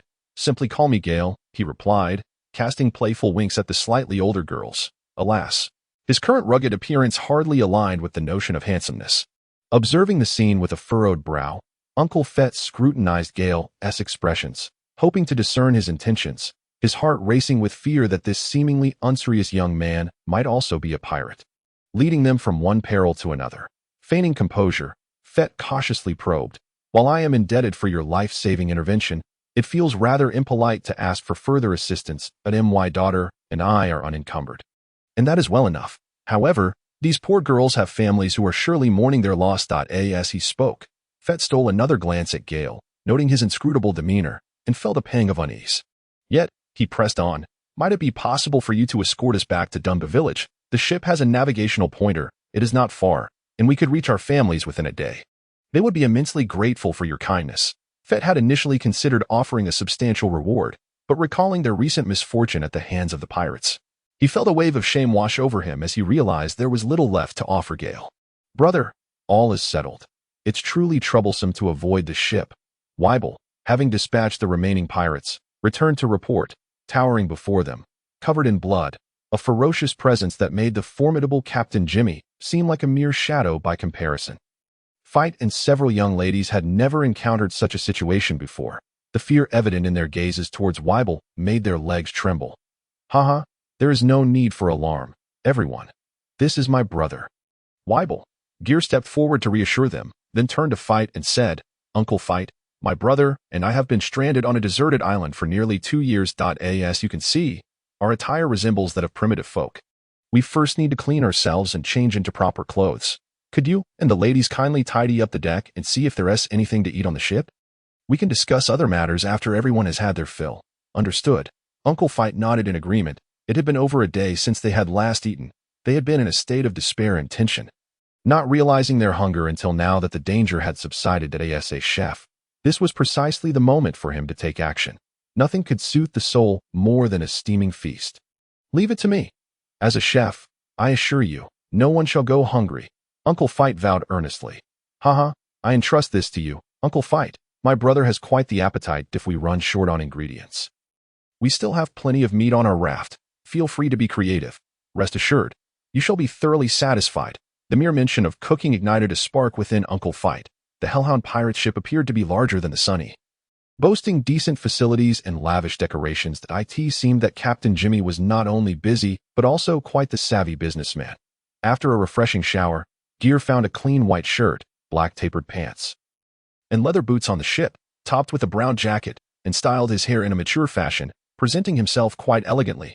Weibel, on the other hand, could find nothing suitable to wear, donning only a pair of black shorts and boots, leaving his upper body bare. When the two emerged onto the deck, they were greeted by a pristine, tidy space. Geer couldn't help but reflect that a home truly requires diligent and meticulous women to maintain its order. With a mere gesture from Geer, Weibel dashed off to execute his orders. First, he transported all the items from the raft back onto the ship, thus fulfilling the raft's purpose after over a year of labor. Then he secured the new ship, removing the skull and crossbones pirate flag from the mast. Once these tasks were completed and the sails stowed, the ship continued its voyage, pulled by the new vessel. Weibel then brought tables and chairs onto the deck. With the weather being splendid, Geer planned for an outdoor feast. In the kitchen, several industrious young ladies assisted while Chef Fight dazzled with his culinary skills, quickly presenting an array of dishes, each a feast for the senses. A massive round table overflowed with food as everyone gathered to indulge in the banquet, while the young ladies, though hungry, maintained their decorum, savoring their meals delicately. The two brothers behaved like famished souls. After nearly 2 years of eating unseasoned meat, Geer could no longer contain himself upon seeing the vibrant spread before him. He grabbed a hefty piece of meat, and as soon as he bit into it, his eyes sparkled with delight. The succulent meat was perfectly seared, crispy on the outside yet tender within, complemented by a tangy sauce that was rich yet not overwhelming. As the juice burst in his mouth, he could only exclaim, "Delicious!" giving Uncle Fight a thumbs up in approval. See, now this is what I call professionalism. Weibel, even more exaggerated, could not stop after his first bite, letting himself go completely, with both hands. He snatched several skewers of meat, devouring them in one go while jumping up and shouting, "So good! Too good! Brother, hurry and eat. Otherwise, they'll finish it all." Geer felt a sense of satisfaction. It was rare for Weibel to think of him while eating. "Clumsy brother, mind your manners," Geer admonished one moment, only to leap onto a chair the next, vying for the meat with Weibel. "Hey, Weibel, put that down. I haven't even had a chance to taste that dish." Uncle Fight, too, was pleased with how delicious his cooking had turned out. However, he had never encountered such a strong reaction to his food before. Yet, as a chef, witnessing such enjoyment from diners filled him with immense pride. "Ha ha. As long as you enjoy it, that's what matters. Next time, I'll prepare even more extraordinary dishes for you." Seeing the two brothers relish the meal so heartily brought Uncle Fight great joy, causing him to laugh heartily, his face growing rounder with mirth. Nearby, the young ladies giggled softly, their laughter ringing like silver bells, completely forgetting they were aboard a pirate ship. Geer sampled several other dishes, each one deserving of praise, and by the end of the meal, his thumbs were sore from all the accolades. It must be said that Uncle Fight truly possessed remarkable culinary skills. The feast consumed half a month's worth of food reserves for the 50 or so members of the pirate crew. Uncle Fight was secretly astonished, working up a sweat, nearly overwhelmed by the brothers' appetites. Once the whirlwind of feasting had passed, Geer and Weibel finally felt sated, lying on the side to digest, mimicking the action of picking their teeth with fish bones. Uncle Fight, at last, had a moment to relax, sipping a drink while savoring the remaining delicacies. After a hearty burp, Weibel recalled Uncle Fight's words and the delightful flavors he had just experienced, unable to imagine anything tastier. He earnestly inquired, "Uncle, is there really something even more delicious? You're not deceiving me, are you?" In high spirits, having enjoyed a couple of drinks that had slightly flushed his cheeks, Uncle Fight immediately responded to Weibel's skepticism. Of course, a man of honor would never lie about cooking. The ingredients, seasonings, and tools aboard this ship are rather limited. Otherwise, I could certainly whip up even more exquisite dishes. Indeed, my father isn't boasting. I've tasted even better meals he has prepared. Bia chimed in, hands on her hips, pouting in defense of her father. After spending a meal together, the young girl no longer regarded Geer and Weibel with the same fear as before. Her innocent and lively nature began to shine through. Uncle Fight, seeing this, affectionately ruffled his daughter's hair in approval, chuckling as he raised another glass. With bright eyes, Weibel earnestly praised, "Uncle, you're amazing." Uncle Fight laughed heartily, replying, "Weibel, you're quite impressive yourself. It's my first time encountering someone with such an insatiable appetite." Geer quietly observed as the two began to exchange compliments. Unexpectedly, Weibel turned to Geer and exclaimed, "Brother, let us bring Uncle aboard. He can make all this delicious food." Puffed. Uncle Fight, who had been happily sipping his drink, suddenly spewed it out, the drunkenness instantly dissipating. Bia gripped her father's hand tightly, confused as to why these two, who did not seem like villains and had just saved them, now appeared as if they might take her father away, having lost her mother at a young age. Her father was her only family. Bia's grip tightened, though she dared not cry out. Her brief experience of being captured by pirates had taught her a harsh lesson. Crying would only elicit a slap or a beating from strangers. Or worse, a cold bullet. The other young ladies sensed the atmosphere on the deck had turned tense, instinctively ceasing their activities and falling silent, except for the youngest girl, who continued to slurp her noodles. In the ensuing silence, all eyes were on the dark-haired youth seated on the sofa, awaiting his words. Ahem. Geer cleared his throat, feeling a slight headache. "Haha, why has everyone suddenly grown so serious? Uncle Fight, though my brother may struggle with words. His sentiments truly reflect my own. That I formally invite you to join us as the chef aboard our ship, Lord Geer." Uncle Fight thought to himself, as expected, just as he was about to speak. Geer continued, "Uncle, it would be a shame for such a young and talented chef as yourself to live in obscurity and grow old in silence. That would be a loss for the entire culinary world." Uncle Fight was curious to inquire which institution constituted the culinary world. He has been in the profession for nearly 20 years, yet he claims to have never heard of it. Geer approached the dining table, grasping Feet's hand. Feet attempted to withdraw his hand, but Geer's grip was unyieldingly tight. "I have been anxiously concerned, fearing that you two impetuous young men might lose control of your desires, captivated by the allure of those beautiful young ladies. However, to my astonishment, It turns out that you two brothers are actually yearning for this old man instead. Unaware of the complex emotions swirling within Feet, Geer continued, Uncle Feet, living in such a vast and wondrous ocean is our fortune. This world is filled with countless unknowns, mysteries, and ingredients that could even be described as miracles, all waiting to be discovered. As a chef, do you not yearn to explore, excavate, and create culinary masterpieces with your own hands? Do you not wish to document them all and pen a timeless masterpiece? Do you not desire for every aspiring chef in the future to have the opportunity to read a culinary adventure written by you? Uncle Feet, struck for the first time by the art of grandiose dreams, found himself unable to withstand Geer's words, which resonated deeply with his long-buried aspirations. His gaze ignited with fervor, and his heart began to waver.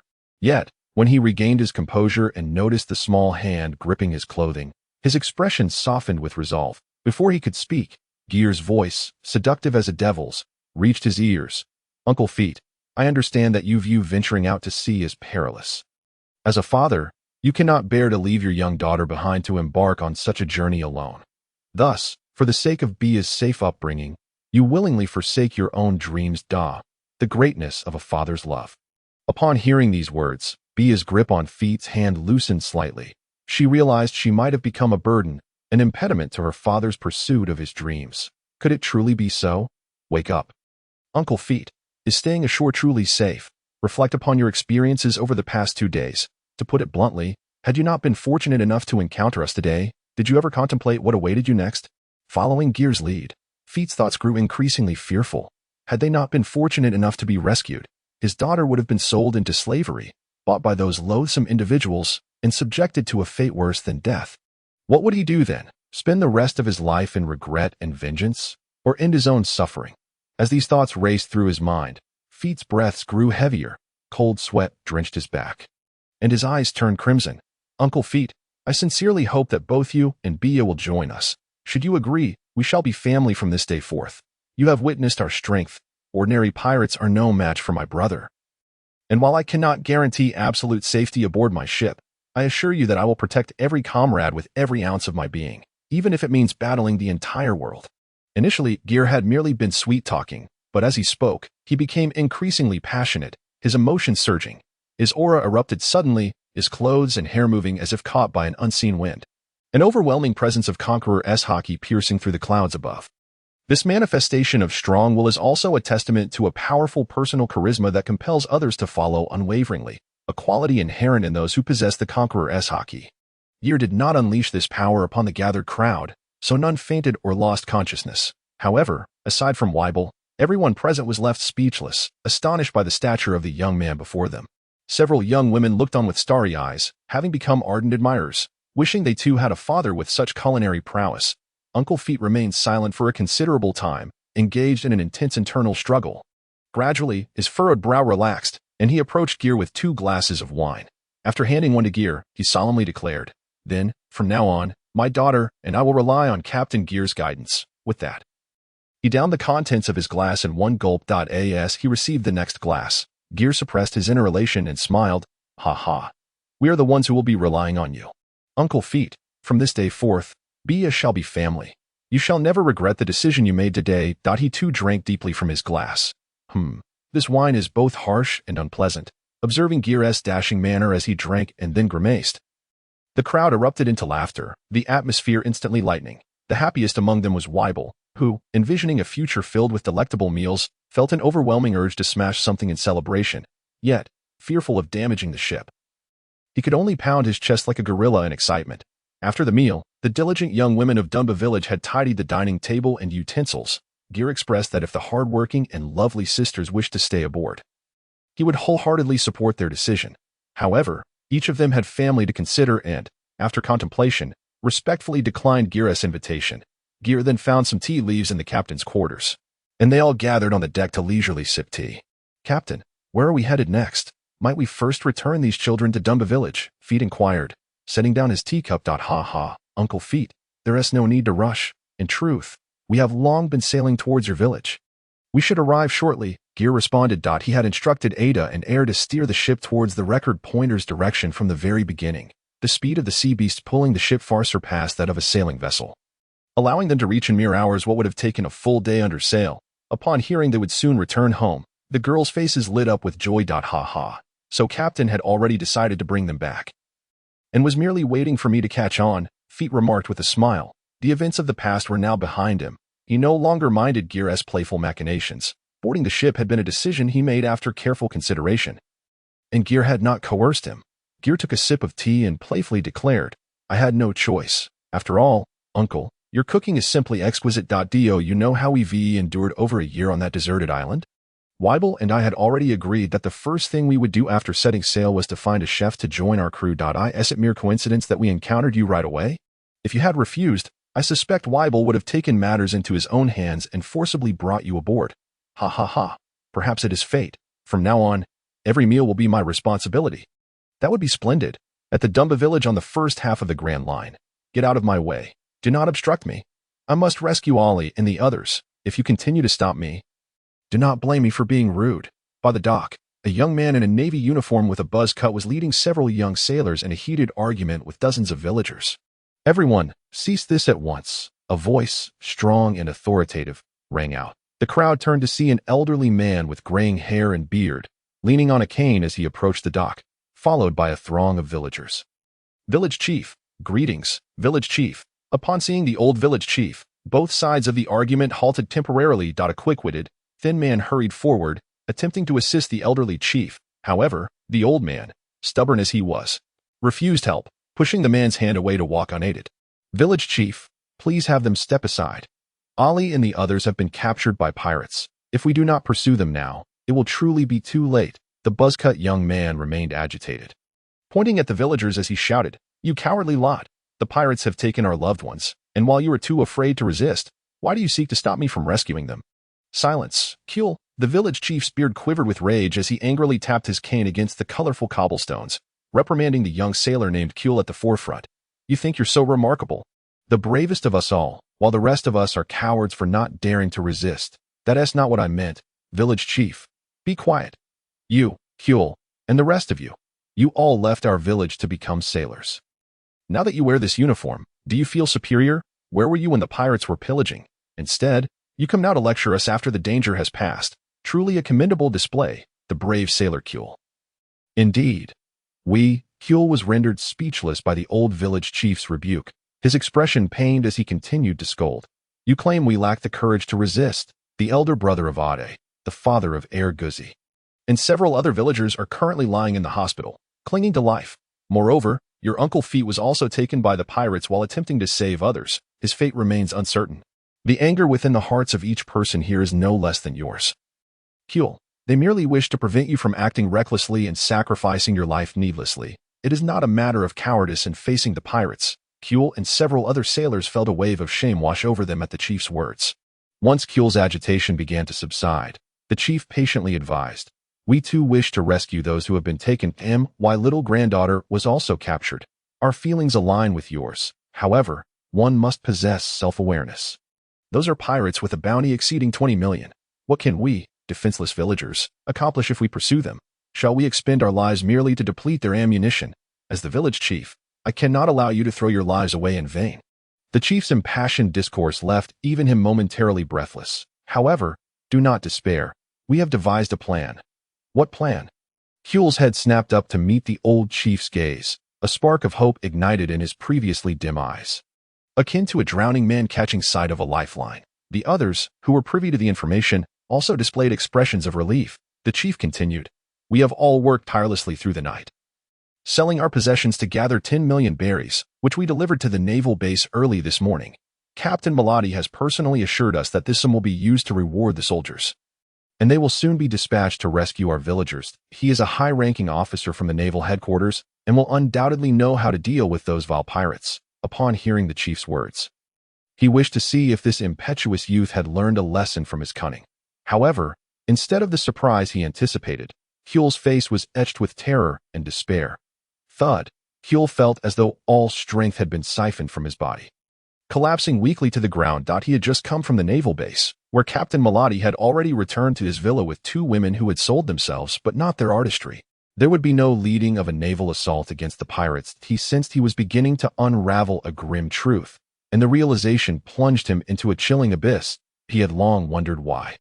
During the pirates' raid on the village, they had coincidentally set sail under the command of Captain Malati. Why, on the return journey, when he spotted the pirate ship from the watchtower, did he receive a reprimand from the captain, who dismissed his report as a hallucination and warned him of demotion should he err again? Why, upon returning to hear that their hometown had just been attacked by pirates, did several sailors from Dunbu village plead to engage in battle, only for the captain to prohibit any naval action under the pretense of unclear circumstances? Now, coupled with the absurd assertion that the Navy required payment to pursue pirates, he was left aghast. How could this be? How could this be? Wasn't the Navy a bastion of justice? He was at a loss as to how to clarify the situation to the chief and the villagers. The very institution they trusted and pinned their hopes upon might well be colluding with the pirates. There would be no Navy to rescue their abducted kin. People are not easily deceived. Rather, in their despair, they preferred to cling to lies, seeking a final glimmer of hope. Even if they could rationally choose to believe his words, what then? They would still be powerless, unable to rescue their loved ones. Moreover, Captain Malati, fearing exposure, might very well conspire with the pirates to stage another raid on the village, silencing them all. Strength. This was all a result of his own weakness.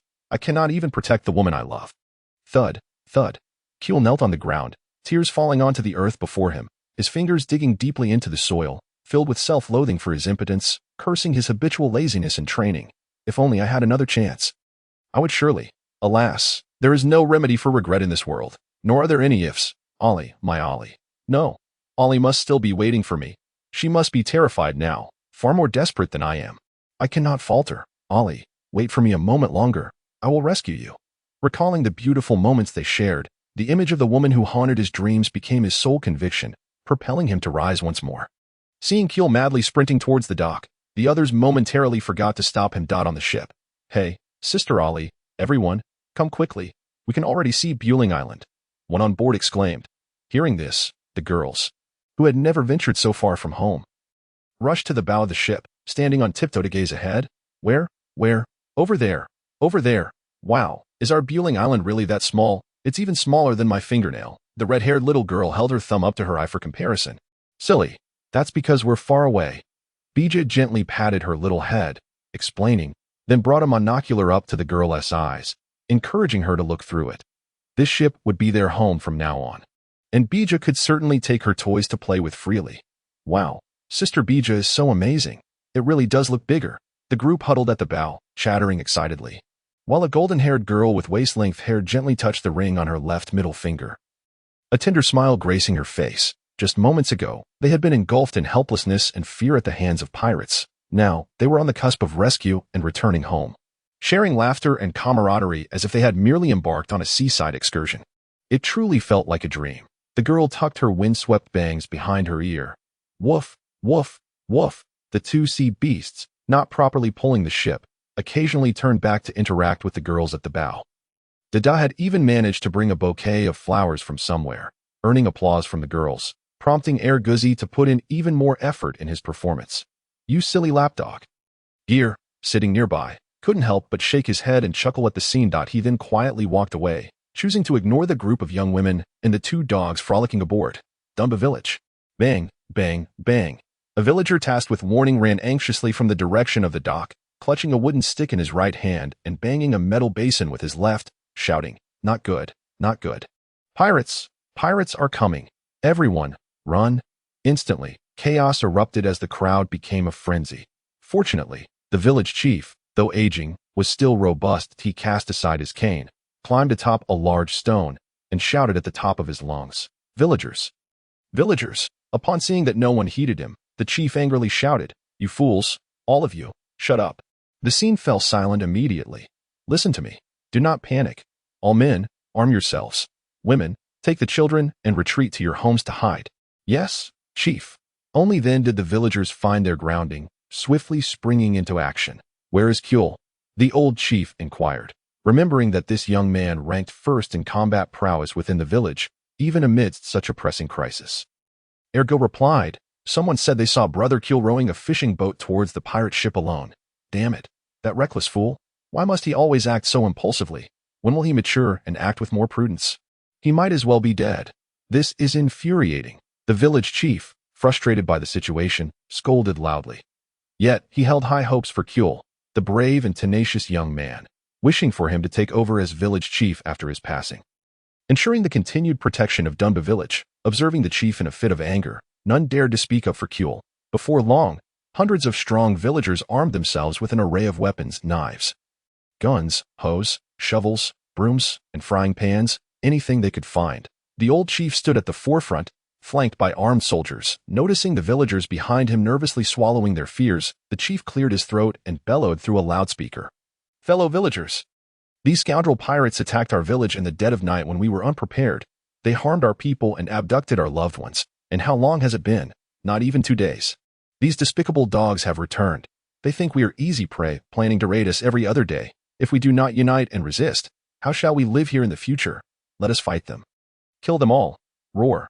These wretched pirates, they have slain my brothers, seized my wives and daughters, and destroyed my homeland. These damned scoundrels. Today, we shall confront them head on. Roar. We shall fight them. Even if I die, I will take one down with me." The villagers, stirred by fierce resolve, gritted their teeth and readied their weapons, each wearing an expression of fearless determination. One must commend the old chief for his ability to rally morale. Kuel, alone in a small fishing boat, steered towards the distant pirate ship. "Ollie, I am coming to save you." As the two sides drew nearer, Kuel despaired upon seeing two formidable sea beasts before him. He could scarcely believe that these pirates could even enslave such powerful creatures of the sea. Kuel felt that with his strength, he might not even be able to touch their ship. Yet, he did not falter. He charged forward resolutely. "Damn pirates! Return Ollie and all the villagers of Dunbu to me." Kuel raised his gun and pulled the trigger at the yellow-headed sea beast on the left. Bang! Bang! A volley of bullets struck the creature's thick, resilient fur, as ineffective as mere tickling. All the bullets ricocheted and plopped into the sea. Kuel lowered his firearm, but before he could draw his long knife, one of the sea beasts lowered its head and swung its tail, the massive appendage appearing before him in an instant. It was too swift. There was no time to defend. Kuel, resigned to his fate, shut his eyes. Bang! The force of the tail sent Kuel flying, and he thought he would meet his end beneath the waves. To his astonishment, when he opened his eyes again, he found himself lying on the deck of the pirate ship. Before he could comprehend the situation, the woman who haunted his dreams dashed towards him and leaped into his arms. Kuel stared in disbelief. "Ollie, Ollie, is it really you? Am I not dreaming? Or is this paradise? You fool." The golden-haired beauty wiped her tears and playfully pinched him at the waist, scolding him with a smile. "Ah, that hurts. This is not a dream. It truly is you. How wonderful." Gale had wisely kept his distance, not wishing to be subjected to any romantic display. Meanwhile, other curious girls crouched nearby, eagerly eavesdropping, wanting to hear the heartfelt exchanges of this young couple who had just experienced separation and reunion. "Ah, it's you, Kuel. I wondered who was so reckless as to come here alone. Thankfully, the pirates on the ship have already been dealt with by Captain Gale and his crew. Otherwise, your life would have been lost in vain. Do you understand?" Fett, upon recognizing Kuel, immediately began to scold him. "I'm sorry, Brother Fett, I was blinded by anger and lost my senses for a moment." Kuel could only apologize, realizing how irrational his actions had been. "All right, this isn't the first time you've been scolded for your temper. Come over here. Let me introduce you. This is Captain Gale, and this is his brother, Lord Weibel. They are the ones who saved us all. Captain, this fellow is Kuel, once the most notorious troublemaker in our village, now an outstanding sailor in the Navy. As Fett spoke, he playfully punched Kuel in the chest. Gale extended his hand to Kuel in a friendly gesture. With a buzz cut, dark skin, a lean physique, and a resolute gaze, Kuel's soldierly appearance impressed Gale. Though a bit reckless, Kuel's willingness to act despite knowing the dangers was a commendable bravery, surpassing that of most. "Hello, young sailor. I am Gale, currently an adventurer." Kuel, filled with gratitude, prepared to kneel but was pulled back by Gale. "Soldiers should not kneel so easily," Gale said, patting him on the shoulder with a smile. Kuel was momentarily taken aback. It was the first time he had heard such a statement. However, he wholeheartedly agreed with Gale's words and saluted. "Greetings, Lord Gale.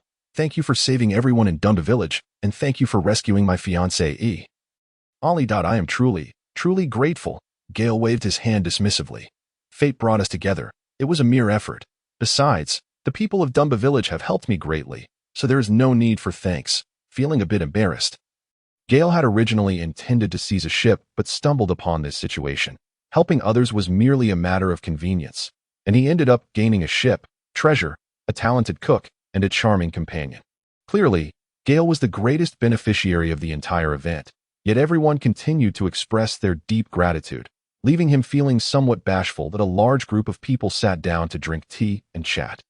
While Weibel slept soundly nearby, oblivious to the noise on the ship, after hesitating, Kuehl decided to voice his earlier suspicions that I suspect that the Navy's lieutenant may be colluding with these pirates. Uncle Fett slammed his hand on the table in anger, exclaiming, "Despicable, milady, that naval scoundrel. Our village is located to the south of the island, while the naval base is to the north, that we usually only monitor the southern sea surface, that I wondered why the pirates were able to silently cross the Navy's defenses and attack us from behind that night. It turns out they were in cahoots. Truly damned." Kuehl grasped the agitated Fett's arm. "Brother Fett, please do not be angry. For now, this is merely my conjecture. Thus, I have a request to make of Captain Gale." "Oh, what is it? Speak up," Gale inquired with curiosity. "I hope Captain Gale will allow me to search Captain Jimmy's quarters, that I want to see if I can find any evidence of Milady's collusion with the Hellhound pirates, so we can report his crimes to the Navy Inspection Department. Of course, the captain's quarters are just to the right, the first room." "Thank you, Captain Gale.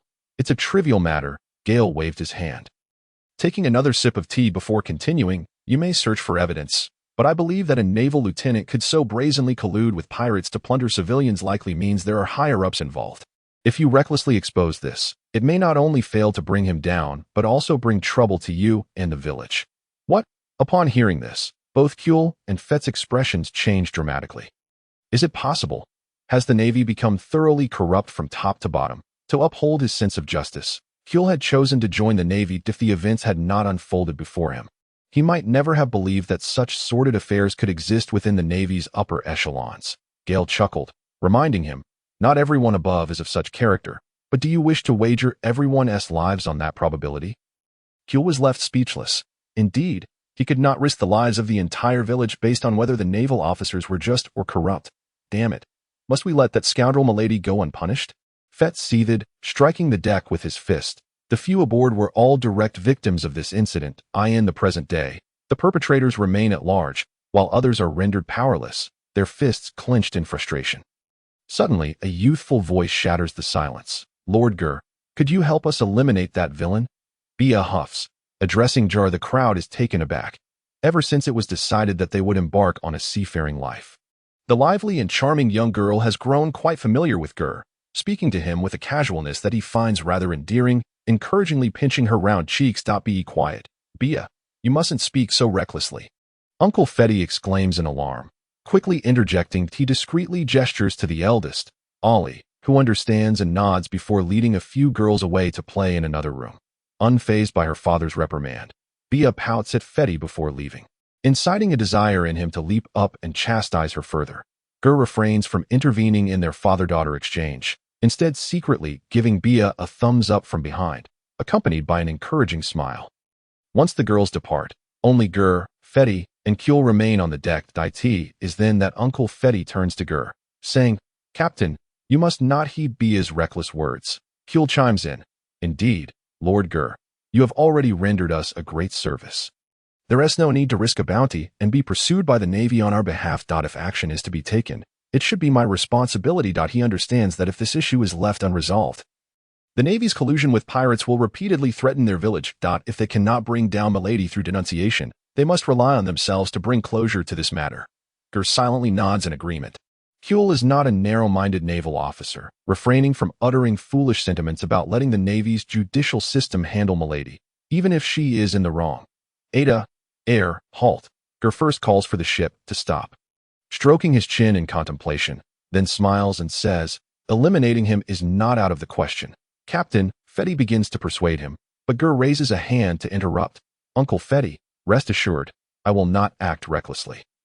While it would be easy to dispose of this Lieutenant Milady directly, simply killing him would not resolve anything. After all, he is a lieutenant from the Navy headquarters, and even ordinary pirates with bounties of 20 to 30 million would not be his match. Yet this young man speaks so cavalierly, as if squashing a mere bug."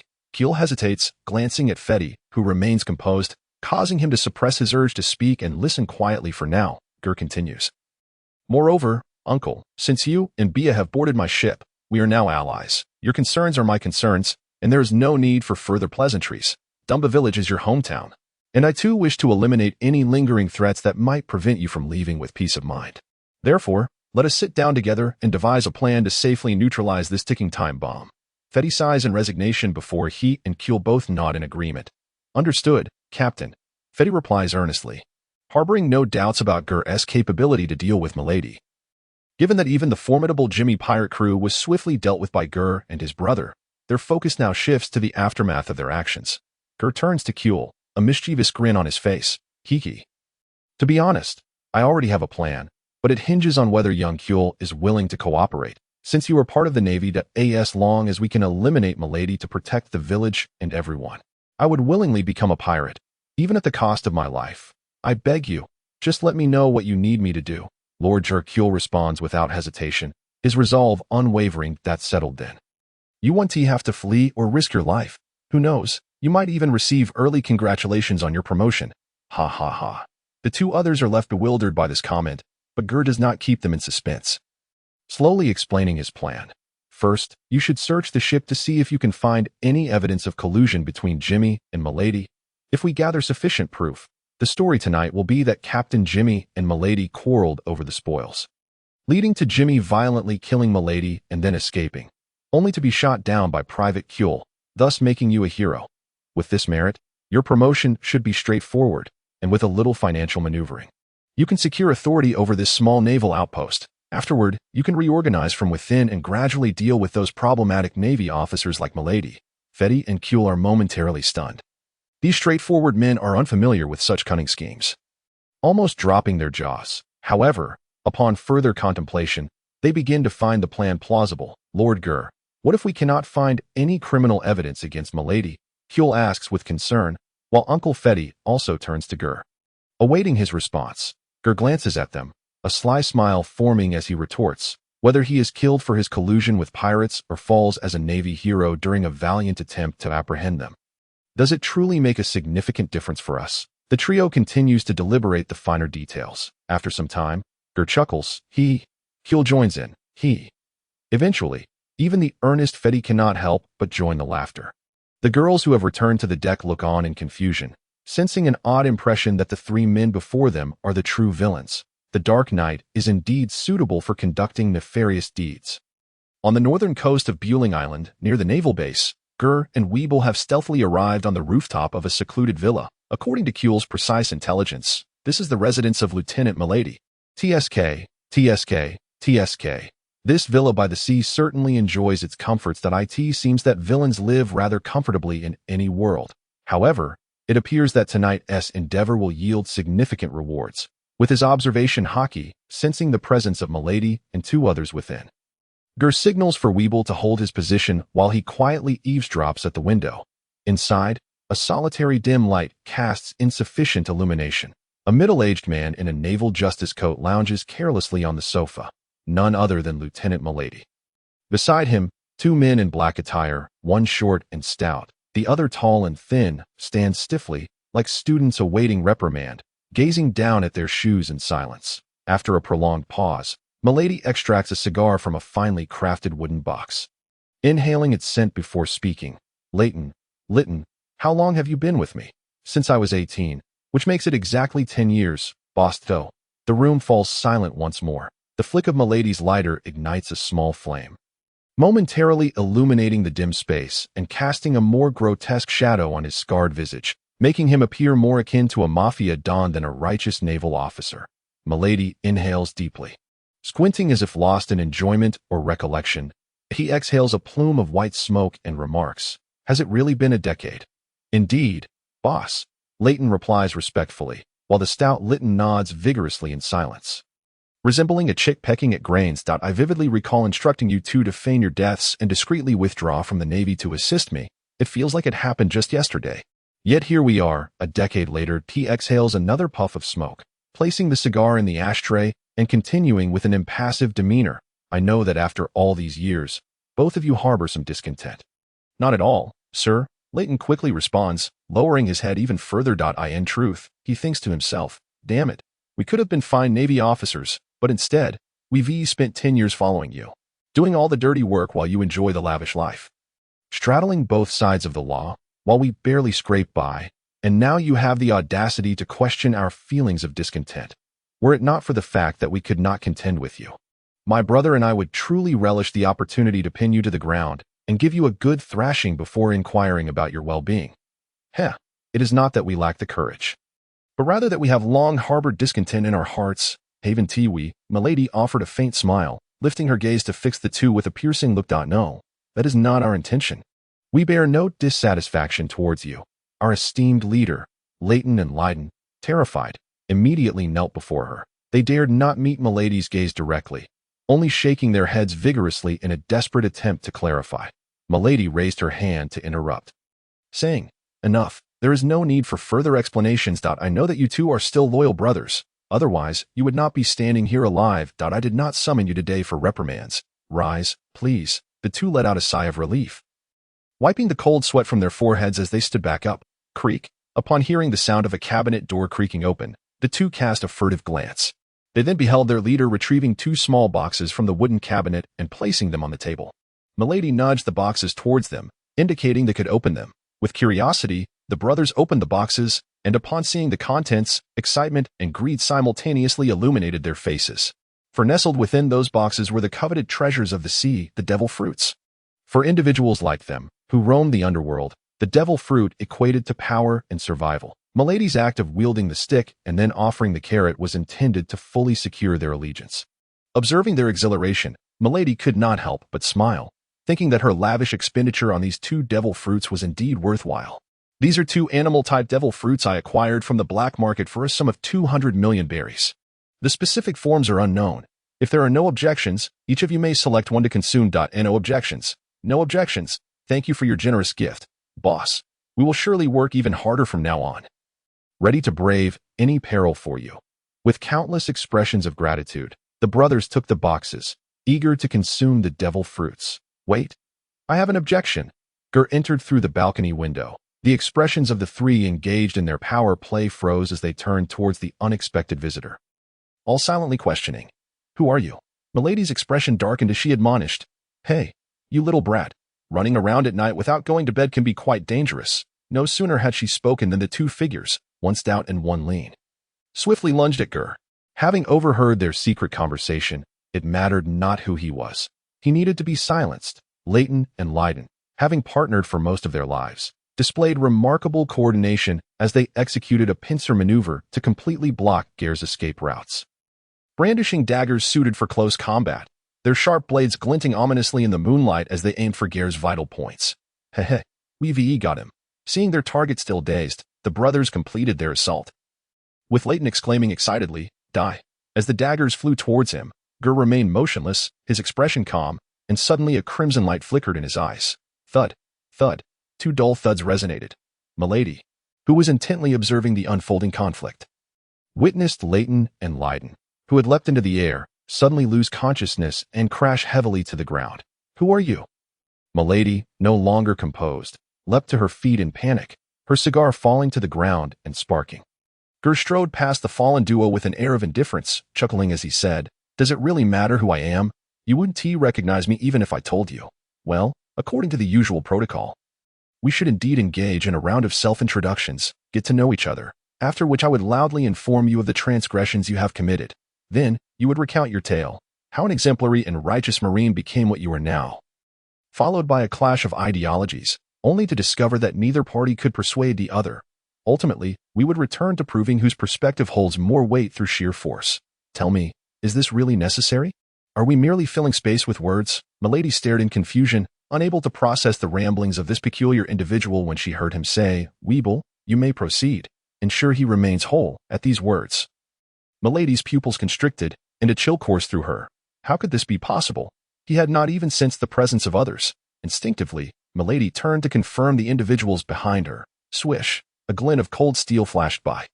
Before she could fully turn her head, Milady found herself sprawled on the ground, desperately wishing to rise, but her limbs felt numb. Just before her vision blurred entirely, she thought she glimpsed a familiar headless corpse and a burly figure beside it. She opened her mouth to scream, but no sound emerged. Though Geer had undergone extensive training to handle murder and bloodshed since arriving in this world, witnessing such a gruesome scene of a body severed in reality still made him feel nauseous. His complexion paled, and after regaining composure, He could not help but scold. Why did you use so much force? I said to leave him whole.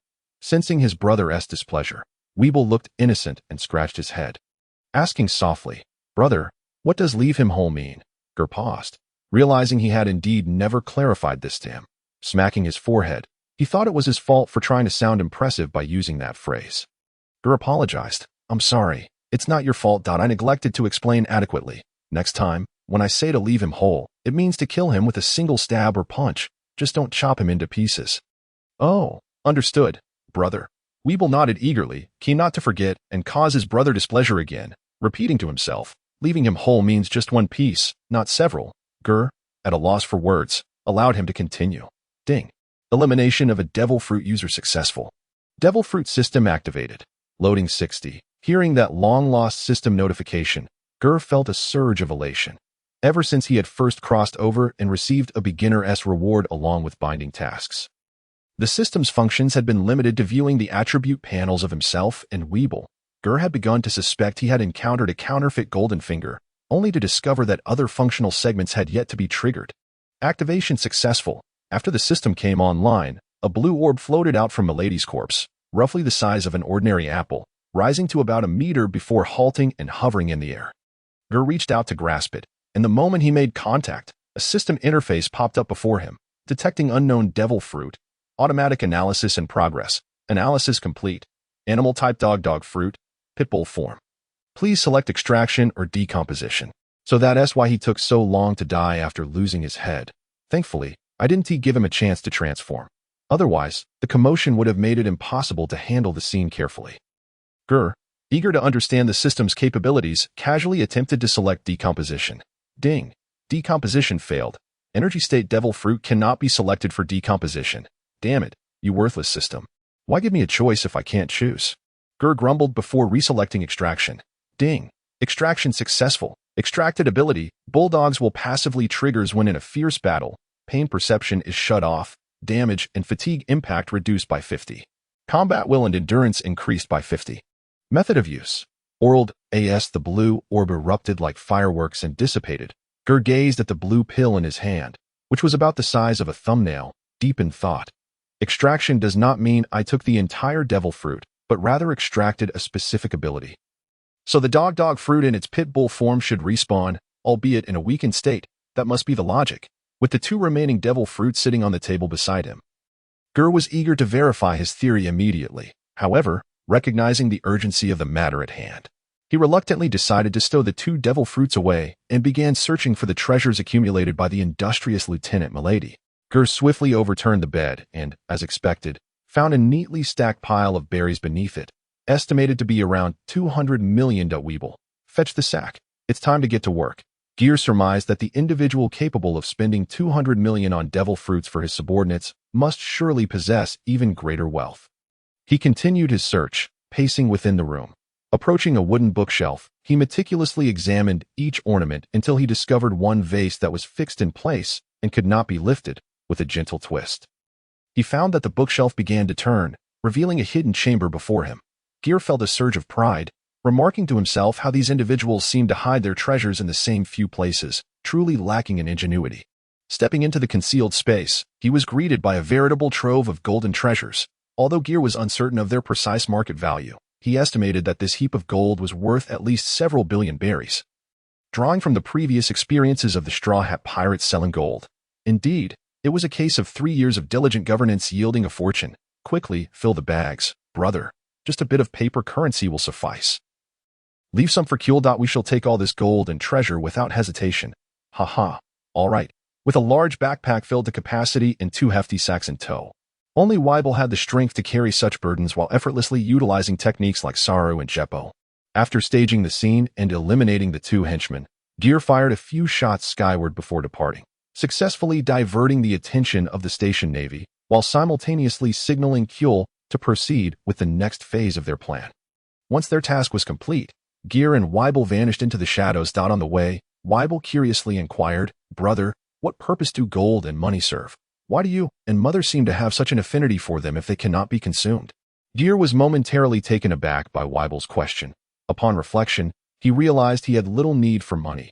Given the substantial treasures seized from previous pirates, and the considerable amount of gold left by Miss Pekin. However, he quickly recognized that a ship could not drift aimlessly at sea forever. Eventually, he would need to establish a base of power, and at that time, more money would indeed be advantageous. Thus, he replied in terms that Weibel could comprehend.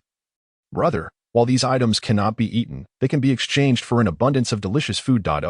So that's how it is." The simplicity of the explanation resonated with Weibel, who immediately became invigorated at the mention of food. Upon returning to the ship, Geer freshened up and promptly retreated to his quarters. After shutting the door, he placed 2 boxes upon the table. Opening them revealed 2 fruits adorned with peculiar patterns. The one on the left resembled a brown eggplant, while the one on the right was rounder, with a cylindrical protrusion akin to a pig's snout. Ding. Unknown devil fruit detected. Automatically analyzing. Analysis successful. Zoan-type bug fruit. Cockroach form. Analysis successful. Zoan-type pig fruit. Wild boar form. Knowing that both extraction and decomposition of devil fruits required testing, Geer wasted no time. He picked up the fruit resembling an eggplant and mentally commanded, "Decompose." Ding. Decomposition successful. Obtained abilities: moderate poison immunity, tenacious life. Beast form: moderate poison immunity, a formidable immunity that protects against most bacteria, fungi, and viral invasions, reducing all toxic damage by 50. Method of use: oral. Tenacious life: when life points fall below 50, defense increases, reducing damage taken by 50. Beast form: transforms into a cockroach, enhancing all physical attributes. What the hell? Geer furrowed his brow, cautiously extracting the ability to transform into a beast. This was no trivial matter. Consuming the wrong fruit could spell disaster. As he observed the devil fruit in his hand gradually dissipating into light, he realized that selecting decomposition resulted in the immediate disappearance of the fruit. Suddenly, a shocking thought struck him. What would happen if I decomposed the Nika fruit? No. I cannot work for him and the Gorsi for free. Let them deal with that dilemma. Not wanting to dwell on it further, Geer picked up the other devil fruit and chose to extract the pig fruit, wild boar form, with hands clasped together. He silently prayed for divine protection. Having already drawn the ability to transform into a cockroach, he fervently hoped not to receive another ability resembling a pig's head. Ding. Extraction successful. Obtained ability: Big Eater. Damn it. Truly, what one fears comes to pass. The name seemed almost worse than transforming into a pig. Geer's composure began to falter. Big Eater, prone to hunger, possessing an astonishing appetite, exceptional digestive capabilities, and rapid nutrient absorption, which enhances recovery to a certain extent. Method of use: oral. Count your blessings, Geer muttered, finding this ability to be somewhat useful and deciding not to dwell on it further. Indeed, extraction allowed the devil fruit to remain, albeit with only a single extraction possible, and the abilities gained were fewer compared to decomposition. Glancing out the window, he noted that dawn had yet to break, with one final experiment needing validation. He resolved to leave it until the morrow and contentedly climbed into bed, chuckling to himself in his dreams. In Dunbu village, the village head anxiously questioned, "Will those pirates still come? It is already late into the night, and we have stood vigil all evening. Indeed, will they perhaps wait until dawn to make landfall? Should we rest a moment?" Seeing the villagers gradually relax, the village head scolded, "Silence. Maintain vigilance. The enemy is deliberately stalling, hoping to attack us when we are weary and lax in our defenses. That we must endure. Stay alert." Noticing the villagers still appearing lethargic, he turned to instruct, "Ergu, go to the back and ask the village women to boil some hot water and steam some buns for everyone to fill their stomachs. We must stand our ground against the pirates tonight." While the village head feigned calmness, anxiety churned within him. This was dire. He had not anticipated that this band of pirates would be not only cunning and vicious, but also somewhat knowledgeable in military strategy. The villagers, having held out until the early hours of the morning, could no longer endure. Their heavy eyelids refused to lift, and one by one, they succumbed to sleep. Fortunately, the night in Dunbu village remained tranquil, with no incidents occurring. Meanwhile, a significant event unfolded at the Navy base. Captain Milady was murdered in her quarters, alongside 2 corpses suspected to be pirates, with a plethora of berries and treasures strewn across the room. The assailant was the notorious Mad Dog Jimmy, with a bounty of 25 million berries. After killing Milady, he was wounded and subsequently shot dead by Corporal Kuehl. Kuehl returned to the Navy base with Jimmy's corpse and a large bag of loot. Later, evidence of Jimmy's collusion with Milady was discovered in his clothing, along with a substantial amount of unexplained money and correspondence with pirates found in Milady's residence. The senior Navy officials immediately ordered a media blackout and publicly declared that Captain Milady had been ambushed by multiple pirates. Fighting valiantly until her ultimate sacrifice, however, numerous rumors began circulating privately, suggesting that Captain Milady had colluded with pirates to plunder the villages under her jurisdiction and was ultimately slain by them due to disputes over the spoils. The townsfolk, upon hearing the news, expressed a mix of confusion and satisfaction.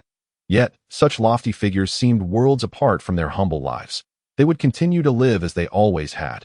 Corporal Kuhl's decisive action against the pirate led to a surge in his reputation within the Navy, and he turned over the seized treasures and Milady's substantial unexplained wealth to the higher-ups for processing. Ultimately, Kuhl was promoted to the rank of ensign and appointed as the acting commander of the temporary Navy base on Bueling Island. But that was a tale for another time. To align with the plan devised by Geer, the ship opted to delay its landing by 1 day. Uncle Fight did not disclose specific details to the young women, merely explaining that due to unforeseen circumstances, they would need to remain on board for an additional night. The girls, showing great understanding, did not pry further. After dinner, they quietly returned to their quarters, each silently longing for home and their families, resulting in an entire night of mutual sleeplessness. As dawn finally approached, the girls eagerly gathered on deck, awaiting the moment to set sail, their hearts brimming with anticipation to reunite with their loved ones. However, no one dared to wake Captain Geer from his slumber, leaving them to anxiously huddle together. The 2 sea beasts had also been dismissed by Geer, freely roaming in search of sustenance. Yet, even if Ada and Air were present, they would not heed anyone else's commands to pull the ship. While they frolicked and played, they were far too prudent to gamble with their lives. Currently, only Geer and Weibel held the authority to command them. As they savored the breakfast meticulously prepared by Uncle Feet, they unanimously chose the affable Bia, who had been most at ease aboard the ship, to check if Captain Geer had risen. This clever young girl, taking on the responsibility, did not immediately rouse Geer. Instead, she ventured to the kitchen to fetch a plate of breakfast, gently knocking on the door of the captain's quarters, inquiring, Captain, breakfast is ready. Shall I bring it in? Or shall I leave it at the door?" Geer opened the door to receive the breakfast, and upon seeing the delightful young girl, he could not resist ruffling her soft blue hair in gratitude. In truth, from a physiological standpoint, Geer could still refer to Bia as sister. However, with a soul housed in a body of over 20 years, he had always regarded Bia as a little sister.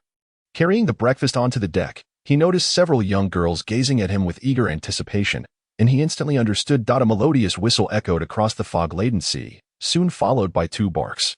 Ada and Air, having eaten their fill and played enough, quickly prepared to resume their duties, steering the ship back towards Dunda village. Geer paid no heed to the cheers and excitement of the girls nearby. Instead, he settled down with a fishing rod to catch some fish, having risen early for an important experiment he wished to conduct. Weibel, awakened by the enticing aroma of breakfast, brought a massive wooden barrel filled with food and plopped down on the deck, chattering away as he began to eat. "Brother, if you want fish, I can dive down and catch some for you. I see you've been fishing all morning without a single bite," Weibel said earnestly, eliciting a sigh from Geer, who thought to himself, "Do I not have any pride? I mastered this fishing skill in my previous life." Finally, after enduring a lengthy wait, Geer felt a delightful tug on the fishing line, and with alacrity, he reeled in a palm-sized fish. "Ha! Did you see that, dear brother? I am quite adept at fishing," Geer exclaimed, his face beaming with pride. At this moment, the girls gathered around to witness Captain Geer in action, applauding and cheering in support, save for Weibel, the earnest one, who inquired, "Brother, that fish is too small to even fill a gap between my teeth. Shouldn't we just release it and wait for a bigger one to catch?" Geer dismissed Weibel's seemingly mocking yet sincere comment, eagerly requesting him to fill a barrel with seawater. He then produced a peculiar orb capable of transforming into a cockroach beast and forcefully fed it to the fish before placing it in the barrel. Squatting down to observe intently. "Ha!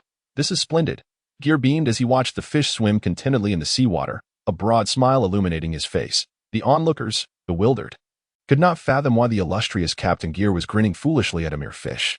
After a thorough observation, Geer released the fish back into the sea, contemplating that it was indeed a genuine sea cockroach. Gazing at the 4 orbs in his possession, Bulldog's will, medium poison immunity, tenacious life. Glutton, Geer pondered whether he should consume the poison immunity for himself, recognizing its substantial value. However, thinking of his dim-witted brother Weibel, he surmised that if an enemy were to poison delicious food, Weibel would undoubtedly fall victim. adhering to the philosophy that while one might forego tanks and cannons, securing nuclear capabilities was imperative to deter the nefarious and earn the time to develop. Geer resolved to elevate Weibel to the pinnacle of strength first. Weibel, open your mouth. I have some sweet treats for you. Obediently, Weibel opened wide, and Geer promptly tossed all 4 orbs into his mouth, eagerly asking, "So, how does it feel? Any changes in your body?" Weibel pondered for a moment before sheepishly admitting, "I'm sorry, brother. I ate too quickly and didn't notice the flavor. Could you give me a few more? I'll take my time this time. You think this is ordinary candy? I'm not giving you any more. Moreover, I wasn't asking about the taste. I wanted to know if you felt any bodily changes," Geer retorted, exasperated. Weibel squinted his eyes, concentrating for a moment, and suddenly his eyes lit up. "That I feel something. Brother, I think my stomach is starting to feel hungry again. I must go to the kitchen and ask Uncle for more food." Geer, having given up on the struggle, waved him away, signaling that he should depart swiftly, lest he lose control of his urge to strike him. Alert! Alert! Pirates are attacking. The slumbering village elder nearly jumped out of his skin at the sound of the clangor. "Oh no! How could I have fallen asleep?" The elder berated himself internally, despite insisting that everyone remain vigilant. He had succumbed to slumber in a panic. He opened his eyes and gazed towards the dock, only to behold 2 immense dog heads looming closer. A monster! The elder was so frightened that his legs buckled. But fortunately, Ergo, quick of wit, grasped him to prevent him from falling. Ada and Air stood about 30 meters tall, their height nearly reaching 10 meters when standing upright. At that moment, the villagers had also been terrified into fleeing. The earlier resolve to battle the enemy dissipating entirely, the elder, unwilling to concede, struggled to stand and shouted, "Do not be afraid. Stay calm. Quickly, arm yourselves." The elder's voice grew increasingly feeble, for he himself harbored doubts about the efficacy of their farming tools against such formidable beasts. Elder, do not advance. We must flee. It is far too dangerous. If we do not leave now, it will be too late," Ergo urged, desperately pulling at the stubborn old man. "Curse that pirate crew. How did they acquire these wretched sea beasts? They all deserve to perish," the elder muttered, refusing to retreat, pushing away Ergo's hand, raising his cane to confront the monstrous heads. "Grandfather, village elder," familiar voices rang out. The elder, still uncertain if he was hearing things due to his old ears, then saw several young girls rushing towards him. The shortest among them, with her fiery red hair, was none other than his beloved granddaughter. "What are you doing here?" The elder's gaze became blank, tears streaming down his face as he touched the plump cheek of the little girl nestled in his arms. Confirming that it was no illusion, he joyfully exclaimed, "Wonderful! Wonderful! You are back! You are back!" The other girls also found their families amidst the crowd. Reunited after the calamity, they embraced tightly, each heart brimming with grievances and longings they wished to express. Yet all that emerged were tears of joy. Geer stood quietly at the bow of the ship, observing this tender scene, his heart swelling with emotion, a slight sting at the tip of his nose. Ever since his arrival in this world, he had felt an overwhelming sense of unreality, as if he were merely a character in a comic. Living with a game-like attitude, he suddenly grasped the vivid reality of those around him, flesh and blood. With emotions, not merely data-driven NPCs. To safeguard the beautiful smiles of those beside him, an unprecedented sense of responsibility surged within Geer. "Brother, what is going on? Why are they all crying? Are they hungry?" Weibel scratched his head in confusion. To which Geer replied, "Who knows, perhaps they are simply overwhelmed with happiness. Can happiness make one cry?" Weibel pondered, growing increasingly perplexed. His most effective solution to unresolvable questions had always been to cease thinking about them. "Brother, for some reason, I feel particularly hungry today. I haven't finished eating before Uncle left the ship. That so? It might just be your imagination. Hold on. There will be food soon," Geer replied, his expression slightly strained. Thinking to himself, "I apologize, brother. It was I who caused your predicament by giving you that tainted food." Turning around, he commanded, "Weibel, go catch some food from the sea. Uncle will prepare a meal for you shortly. Ada and Air, you two should also go play nearby for now. Oh, very well, my dear brother." Just as Geer finished speaking, a person accompanied by 2 dogs suddenly plunged into the water with a splash and quickly vanished from sight. After patiently waiting for the villagers of Dunbu to express their emotions, Geer finally leaped down from the boat. Everyone soon realized that it was this handsome young man who had saved their loved ones. Immediately, a large group of villagers, led by the old village chief, expressed their gratitude to Geer. The villagers, being simple-hearted, warmly invited Geer to visit their village. The old village chief raised his arm in a call and promptly announced that the entire village of Dunbu would host a grand banquet for 3 days to thank their savior. Prompting cheers from the villagers. Village chief, village chief. Ergo tugged at the village chief, wishing to have a private word with him. What is it? Can't you see I'm entertaining esteemed guests? Pulling and tugging like this is hardly appropriate. The old village chief scolded with a displeased expression that I apologize, village chief. May I have a moment of your time? Ergo awkwardly smiled at Geer and then tried to pull the village chief aside again. The village chief resolutely refused, saying, anything you have to say can be discussed here. Captain Geer is one of us. There is no need to hide anything from him. Ergo's cheeks flushed like he had been dusted with rouge. And after struggling for a moment, he finally confessed, well, village chief, we have run out of money to buy supplies, and it's even a challenge for us to prepare our next meal, let alone host a grand banquet for 3 days. I am at my wit's end. You'll have to figure out what to do. The old village chief slapped his forehead, feeling utterly embarrassed. It suddenly dawned on him that their village had just been plundered by pirates. And today they had sold off their possessions to pay the navy. Where would they find money for a banquet now? Was he about to be caught in a contradiction for his own words? The stubborn old man felt his neck heat up with shame. In the end, it was Geer who, with great understanding, stepped forward to diffuse the tension, saying, village chief, I have urgent matters to attend to and cannot stay for long. There is no need for a grand banquet. Let us all simply share a meal here to celebrate today's happiness. Do not worry about the ingredients. My brother has already gone to prepare. And the cooking can be entrusted to Uncle Feet and the villagers. What do you think? How could we impose upon you like that? Captain Geer, you are our esteemed guest and benefactor. It would be terribly rude. We are all kin. There is no need for such formality. Village chief. Ha! Indeed, we are all kin. To be courteous would be to refuse a request, so I shall shamelessly accept. Uncle Feet also declared, patting his chest. After the village chief agreed, preparations commenced, with villagers of all ages pitching in, adults moving tables and chairs while children fetched bowls and chopsticks. The bounty captured by Weibel had already piled up into a small mountain at the dock. With Ada and Aer energetically assisting, fearful that they themselves would end up as emergency rations if they didn't gather enough food, the villagers had never witnessed such a spectacle. The sight of the mountains of various sea fish before them, each appearing plump and weighing dozens to hundreds of pounds, along with 4 to 5 meter long lobsters, squids several meters long, crabs larger than fishing boats, and even a sea king, nearly left them agape. Geer marveled at Weibel, wondering if he had indeed captured every creature on the ocean floor that was nearing sentience. He pondered whether a sea dragon might come seeking trouble later. Truly, one person diving into the sea meant a feast for the entire village. Uncle Feet, along with a group of enthusiastic villagers, began to process the ingredients and prepare the dishes.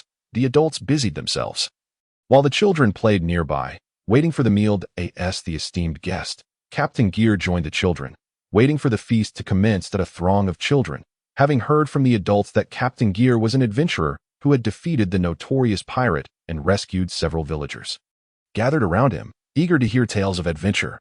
Seeing the children encircle him, Geer could hardly dampen their spirits by admitting that he had only been at sea for a few days and had no remarkable stories to share, despite it being the truth. Instead, he began recounting a myriad of thrilling and wondrous adventures, spinning tales of islands floating in the clouds at 10,000 meters, a bubble island at the bottom of the sea, giant goldfish that could swallow entire islands, and elephants walking on the ocean, which harbored a kingdom of animals on their backs. Geer narrated with vivid detail, as if he had truly witnessed these marvels himself. The thrilling and fantastical stories captivated the children's imaginations, and soon, more and more children gathered around Geer, until nearly all the village's children were present to listen to the grand storyteller. Many adults joined in as well, with Weibel also munching on jerky nearby, attentively listening, as he too was just a young lad who enjoyed stories. One time, a goldfish larger than an island opened its enormous mouth to swallow our ship whole, and I had no choice but to punch it away. Captain Geer is so amazing. Captain Geer is so handsome. When I grow up, I want to be an adventurer just like Captain Geer. Geer reveled in the admiration. No wonder everyone enjoyed boasting. The little ones were so entranced that at the most exciting parts, they would clap and cheer in unison, fearing that these children might be influenced by his tales and sneak off to sea for adventures of their own. Geer then shared stories of fierce battles against terrifying pirates, those who craved to devour children, sadists who relished in violence, and nuns who trafficked children. He wrapped up the stories just before the meal, emphasizing that while the sea was indeed fascinating, It was also perilous, and children were forbidden to venture out to sea without their parents. Having never heard such captivating stories, the children were left wanting more, eager to pull Geer into telling them more tales. However, upon catching sight of the sumptuous seafood feast laid out before them, they all exclaimed, "Who needs more stories? Isn't the food delicious?" gazing at the array of dishes. It was clear that not only had the children and villagers never seen such a spread, but even Geer, who had traveled extensively, began to indulge heartily. Geer and Weibel sat at a table of their own, accompanied only by the old village chief, while Chef Feet continued his work in the kitchen. This was not a matter of status, but rather that the general villagers could hardly partake in the feast. "Come, village chief, do try this fish. It looks incredibly tender." As a plate of boiled fish was presented, Geer, who always respected the elderly and young, placed the most succulent piece of fish belly into the old village chief's bowl. The village chief was in high spirits today, his face wrinkled into a joyous smile, and he hurriedly replied, "No, I can manage on my own. You are too kind, Captain Geer. As the guest, it should be I who serves you." "Not at all, village chief. This is your first meal with my brother. You might not know that you cannot serve yourself," Geer said, pointing. Following Geer's gesture, the village chief couldn't help but put on his reading glasses. Whereas the fish, the plate that had just held a large fish was now completely empty. Not even a drop of broth remained. It was as if it had been washed clean. Gleaming brightly, Weibel spat out a complete fish skeleton, exclaiming, "That was delicious." His loud shouts startled the entire village, but upon realizing that the giant was merely expressing his joy over the delicious food, everyone smiled, and the children burst into laughter. The chefs, hearing the praise from afar, wore proud expressions on their faces, cooking with even more vigor. The old village chief watched as Weibel ate, completely forgetting to touch his own chopsticks. He couldn't help but push his chair back a bit, fearing that in a moment of distraction, his old bones might be mistaken for a dish and swallowed whole. How frightening, he thought. Considering how this giant's stomach seemed like an endless pit, thank goodness he wasn't one of the villagers. Otherwise, the entire village might find itself impoverished by his appetite. But then he recalled that all the ingredients for this banquet seemed to have been caught by him alone.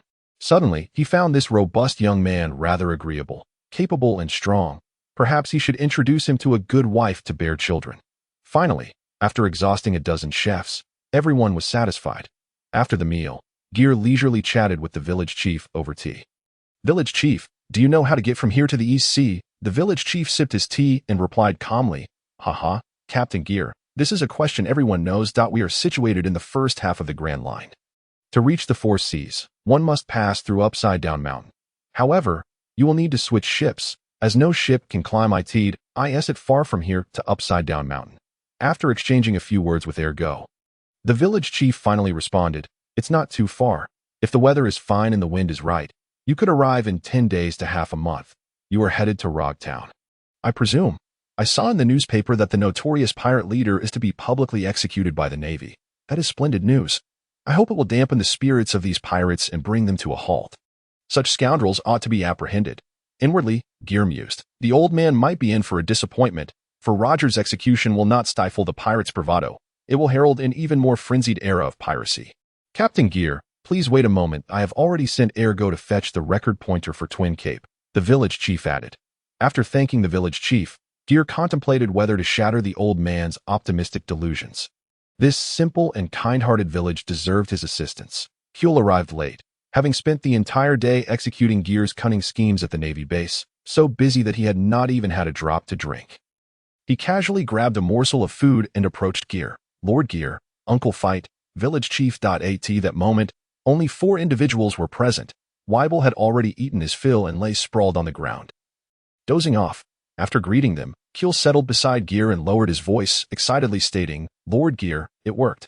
Everything unfolded just as you predicted. I have been ordered to temporarily act as the Navy base commander. The official appointment should arrive in the next couple of days." Geer set down his teacup and chuckled. "Well then, congratulations in advance, Commander Kuehl." The 3 of them erupted in laughter, leaving the village chief feeling somewhat uneasy. The previous events were relayed to the village chief truthfully. Upon hearing about the rogue Navy officer, Milady, the old man surprisingly did not turn pale with rage. After all, the captured individuals had already been rescued, which was of paramount importance to him.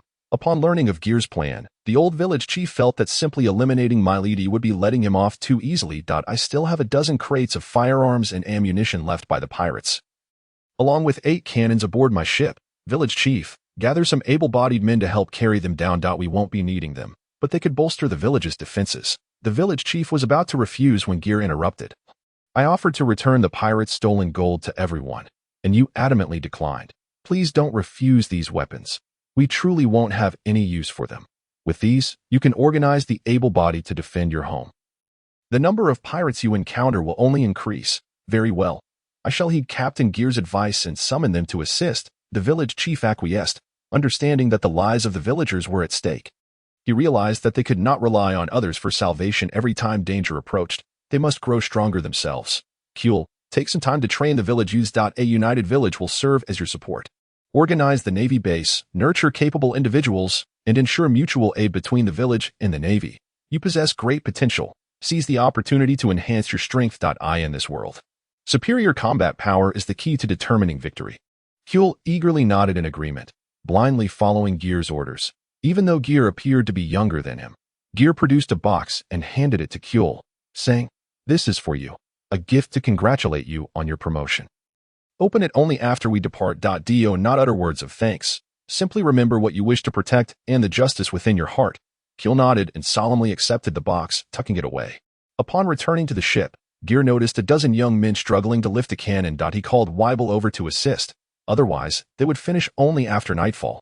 Weibel approached and effortlessly lifted the heavy cannon with one hand, moving it back and forth until all 8 cannons were neatly arranged on the dock. If not for his brother advising him to be gentle and avoid deforming the cannons, he could have simply carried all 8 in one go. The villagers nearby stood in astonishment, and Kuehl was deeply impressed. He began to grasp what Geer meant by high-end combat power being decisive. If their enemies possessed strength like Weibel's, no number of people would change the outcome. Uncle Fight and Bia also finished packing their belongings and boarded the ship. Ada and Aer returned as well, with the record pointer in hand and supplies secured. Hence, it was time to set sail. What a brief yet delightful encounter it had been. Geer called out with a smile. "Thank you for your hospitality, everyone from Dunbu village.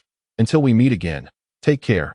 The 4 stood at the bow, waving farewell, while the entire village gathered at the dock to bid them goodbye. The children, who had learned a lesson from Geer, waved their little hands with great effort. Uncle Fight, a man of strong emotions, was already crying heartily, while Bia, surprisingly resilient, cheerfully said her goodbyes to her friends. Aer, let us set sail. Woof woof. Everyone watched until the ship vanished from sight, reluctant to leave. The village chief smiled at the crowd, saying, "All right, let us return home. It is time for us to begin anew." Once the villagers dispersed, only the village chief and Kuehl remained at the dock, standing silently as they gazed in the direction of Geer and his companion's departure. Kuehl opened the gift that Geer had presented, revealing a fruit adorned with unique patterns. He felt a mix of surprise and unwavering determination. "Thank you so much, Lord Geer. I will do my utmost to grow stronger and protect everyone." How terribly unpalatable. The old village chief stood beside him in silence, watching as the youthful exuberance faded from Kuehl's face, replaced by a newfound maturity and composure. The old village chief felt a deep sense of satisfaction, knowing that he had found a worthy successor. Under the radiant sun, the vast azure sea shimmered like 1,000 diamonds. Seagulls soared freely in the sky, while a pod of playful pink dolphins frolicked around the ship. Utterly unafraid, Uncle Fight lounged in a rocking chair, basking in the sun, while Bia energetically interacted with the dolphins. Geer remained seated at the ship's railing, fishing, while Weibel contemplated turning the dolphins into a meal. Thankfully stopped in time by Geer. Woof woof. Ada and Aer attempted to mimic the dolphins' graceful swimming, but unfortunately, their poor skills resemble the dog's paddle more than anything else. Utilizing sea beasts to pull the ship proved advantageous, not only for speed but also for eliminating concerns regarding wind direction or hidden reefs. As long as the destination was set, sailing became effortless. Indeed, intelligent autopilot is the future, due to time constraints and with no stops along the way. Geer and his group arrived at the entrance to the Grand Line, Twin Cape, in just 4 days. Is it about to rain? While enjoying the sunshine, Uncle Fight noticed an abrupt loss of sunlight on the deck. He removed his sunglasses, puzzled as he gazed up at the sky, which remained clear and devoid of clouds. Wow. What is that? A gigantic whale. Bia recoiled a few steps in fear as she gazed up at the enormous whale that had suddenly surfaced from the depths. Weibel dashed to the ship's side, excitedly exclaiming, "Wow, brother, come look. What a massive fish. We could feast for days. Brother, hurry over and see. Geer felt somewhat speechless. The enormous whale was nearly bumping into them, visible from anywhere on the ship. Nevertheless, he played along. I see it. I see it. How enormous. It was undeniable that, although it was still smaller than half of an island whale, its length of over 100 meters was indeed impressive. Was it Laboon? The island whale unique to the West Sea was truly magnificent up close. As Geer approached the bow, he noticed the whale's head was marred with numerous scars. Laboon had not noticed the small boat nearby and began to dive once more. Suddenly, it crashed into the red earth continent, causing the ground to tremble. Laboon resurfaced, letting out a heart-wrenching cry, newly opened wounds staining its head with fresh crimson. Witnessing this, Geer couldn't help but reflect on how, at times, animals exhibit more pure and loyal emotions toward humans, remaining unwaveringly faithful to their promises. Laboon, Achiko, and that group of fluffy creatures all exemplified this bond. Recollecting Laboon's poignant tale with the Rumbar pirates, Geer began to hum the tune of Bink Sake. Yo ho ho, yo ho ho. Bink Sake has been delivered to you, like the sea breeze, freely riding the waves. Beneath the clear sky, my beloved flag flutters as we gaze into the distance. How enchanting that scene is. I in the sky, birds circle, chasing the sunset, departing from the familiar harbor. What I miss the most is my hometown. Upon hearing that long-awaited song, Laboon immediately ceased its assault on the red earth continent and turned its massive eye toward the source of the sound.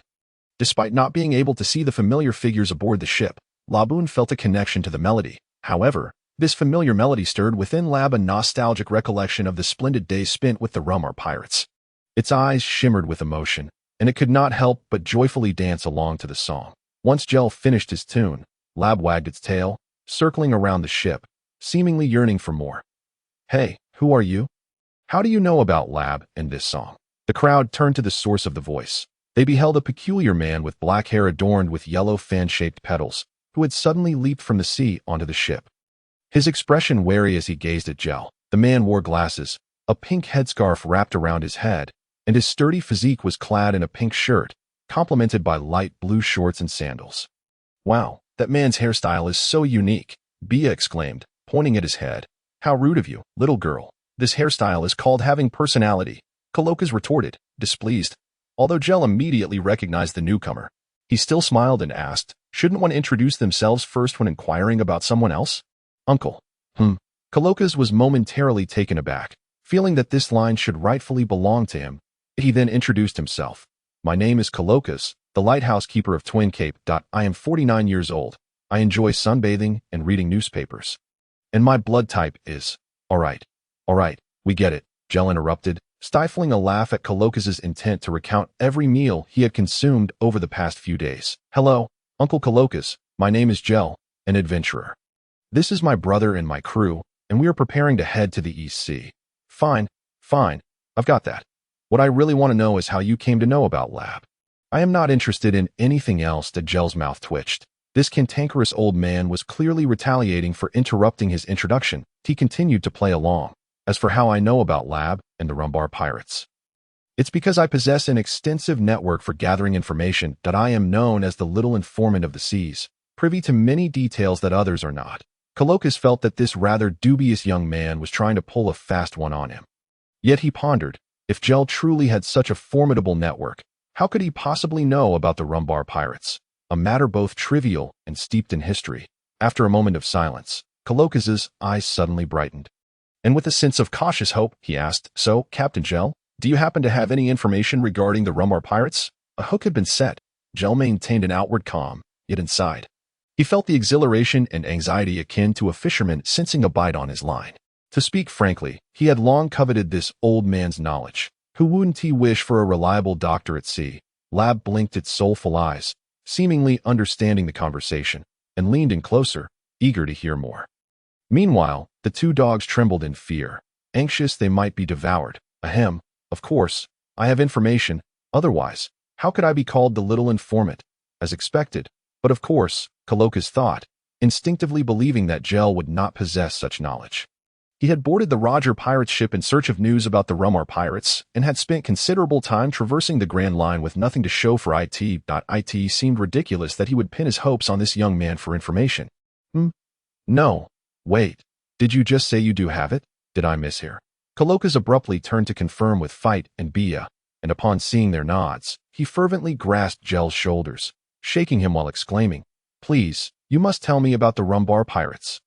Hey, calm down, uncle, let go of me. Gel thought about asking where Coloca's kept his tranquilizers for Lab. He sincerely wished to administer a couple to Coloca's. After a moment, Coloca's finally calmed down a bit. And Gel adopted a slime merchant's demeanor, saying, "Uncle Coloca's, it seems you are somewhat unfamiliar with the rules of our trade. The more authentic and precise the information, the pricier it becomes, the more necessary it is to the buyer. The higher the price that I happen to possess the most accurate information, and you are the one who needs it most." Coloca's felt a chill run down his spine that I already know the Rumbar pirates have perished. If I pay a hefty sum for you to simply confirm what I already suspect, wouldn't that be quite the loss? Coloca's questioned. Gel lifted his teacup, took a sip, and laughed. Ha, should I say? You truly are a former crewmate of the Pirate King. Uncle Coloca's, you're already probing my information without having paid yet. How about this? I'll give you a piece of information for free. The Rumbar pirates did not actually perish. Upon hearing this, Lab began to joyfully spin in circles, howling towards the sky that it was the last thing it wished to accept, that the Rumbar pirates were all gone, that it had continuously rammed against the red line, yearning to break through and seek its companions, for it had once vowed to return to this place after circling around. Initially, Coloca's felt a surge of joy, but then he pretended to be indifferent. Do tell, how much do you wish to sell this information for? However, let me clarify that I do not have much money, and this information is crucial for the whale, not for me. I am merely bothered by its incessant ramming against the red line, which disturbs my rest. Hearing this, Gel nearly spat out his tea. Ha, Uncle Coloca's, don't jest. Since I can uncover such hidden information from decades past, do you really think I wouldn't know your information? You set sail not only to assist Roger in his final voyage, but also to inquire about the whereabouts of the Rumbar pirates. Lab is more precious than a son. Coloca's expression darkened, feeling as though this young man had seen straight through him. For Lab's sake, I'll give you a 50 discount. 1 billion berries will suffice. Coloca's felt slightly pleased with the first part of the statement, but nearly choked on his breath upon hearing the latter. You were originally trying to sell me 2 billion. What a joke. 1 billion berries, you little brat. Have you any idea how much that is? Of course I know. Uncle, a mere 1 billion berries. I have that amount on my ship right now. If you've never seen it, I can give you a complimentary tour. Business is all about mutual agreement. I am not forcing you. So how can you accuse me of robbery? Gel countered. Coloca's found this reasoning somewhat valid, ultimately conceding, I don't have that much money. Can we negotiate other terms? Certainly, with a bit of negotiation. It's not hard to deceive again that if you can't manage 1 billion berries, how about 5 devil fruits instead? Any type will do. I'm not picky. The market price for a devil fruit is 100 million berries, which effectively gives you another discount. Uncle, you surely can't find that too expensive, can you? Coloca's face flushed crimson, and after a long pause, he finally muttered, I can't provide 5 devil fruits either. Could you perhaps lower the amount? Then how about this, uncle? Come aboard my ship, and we'll be like family. Not only will I provide the information for free, but I can also help you find any survivors from the Rumbar pirates. What do you think? Gel formally extended the invitation. After a moment of contemplation, Coloca shook his head. No, I need to tend to the lighthouse and care for Lab. How about this? 100 million berries. Or I could owe you a favor. Diner, let us set sail. We've already lost a fair bit of time with this old man. Gel waved his hand, preparing to depart once more. Hey, kid, didn't we agree on negotiation? If you think that's not acceptable, we can discuss it further. Coloca's quickly interjected, nearly driven to the brink of exasperation. Gel sighed, feigning a pained and reluctant demeanor. All right then, Uncle Coloca's, let me propose something else. I can share the information with you first. When I return from the East Sea, I will find a way to take Lab with me. You and Lab can join us. And I will take you to look for any survivors from the Rumbar pirates. I will also invite that interesting fellow aboard. Once I establish my own power and territory, if you wish to stop sailing, you can live a simple life as a barefoot doctor in my lands. How does that sound? Coloca's pondered, coming to the realization that aside from the medical knowledge housed within his head, he possessed little else of value in the eyes of others. He then glanced up to see the blood oozing from the wound atop Labu's head, and with a heavy heart, Coloca's resolved, if you can lead me and Labu to the survivors of the Rumbar pirates, I shall agree to join you. Ha! Splendid. Welcome aboard. Uncle Karokas, retorted the impudent youth. You little rascal, do not celebrate too soon. We cannot yet ascertain the veracity of your words. Rest assured, I am not one to deceive. Karokas replied, Hey, everyone, this gentleman shall henceforth be our ship's doctor. His medical skills are truly remarkable, exclaimed Gel with delight, introducing Karokas to Feet and Bia. Welcome aboard, peculiar-haired uncle, Bia greeted warmly. Feet playfully tapped his daughter's head, courteously adding, Let us not be impolite. I shall rely on you in the future, esteemed ship's doctor. What jest? The ship's doctor is indeed the one person aboard whom one must never offend, Karokas chuckled. Patting Bia's head, the group then settled on the deck for tea, exchanging pleasantries. Now, may I inquire about the intelligence regarding the Rumbar pirates, valued at 2 billion berries? Captain Gel? Karokas gently set down his teacup and inquired. Certainly. According to my sources, the Rumbar pirates encountered enemies in the treacherous Devil's Triangle of the Grand Line and fell victim to an assault involving toxic weaponry. As their ship's doctor perished first. They were unable to receive medical treatment post-battle, succumbing to the poison, leading to their total annihilation. Karokas could no longer contain himself, leaping up and seizing Gel by the collar, exclaiming, Are you toying with me? Did you not just mention survivors? Karokas threatened to strike Gel's head. Weibel, brandishing his knife, was ready to retaliate against the old man who dared to harm his brother. Gel gestured for Weibel to remain calm before turning back to Karokas with a teasing demeanor. Uncle Karokas, at your age, you should exhibit more composure. Could you not let me finish speaking? Karokas shot back. Hitting you does not silence you. You could continue speaking while being struck. Gel rolled his eyes, feeling a sense of helplessness. This man was truly an incorrigible rascal.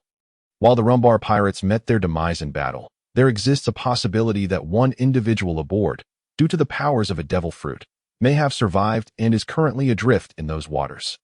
Upon hearing this, Karokas gradually relaxed his grip, contemplating a devil fruit. The abilities of such fruits are indeed myriad.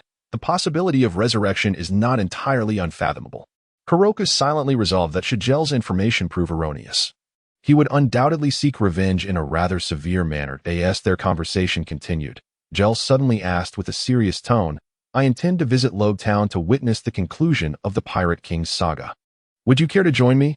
No, Captain, that we respect the final wishes of the man at the end of his life. I shall remain here to care for Labu while you venture back from the East Blue. Karokas replied without hesitation. After speaking, he gazed skyward, the lenses of his glasses reflecting the light, obscuring his expression.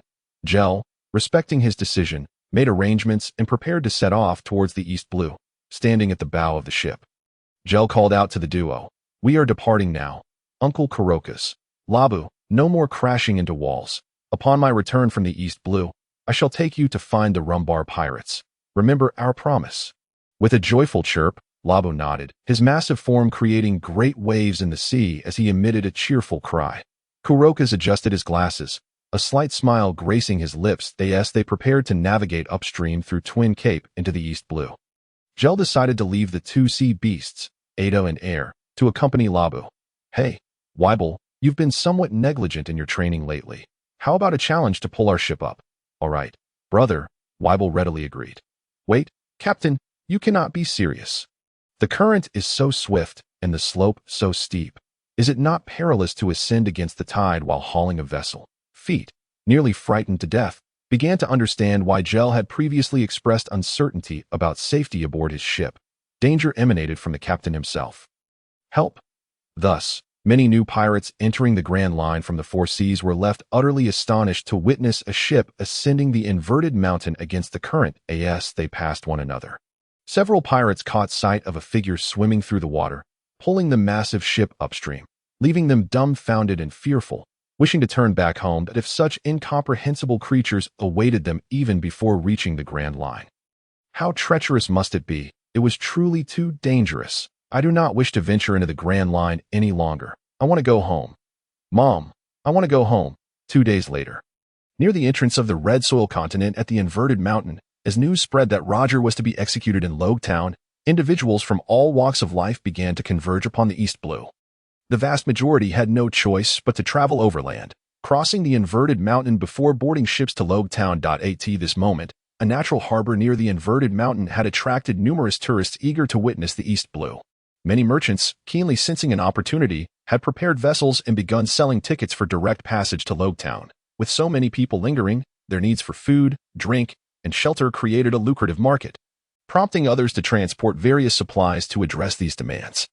In just over half a month's time, the harbor had spontaneously transformed into a bustling little marketplace. Two young men strolled side by side along the path. The one on the left had a strikingly handsome visage, donning a straw hat that could not conceal his vibrant red hair, while the one on the right, though not unattractive, possessed a comical appearance, particularly with his large, round red nose that required no makeup to assume the guise of a clown.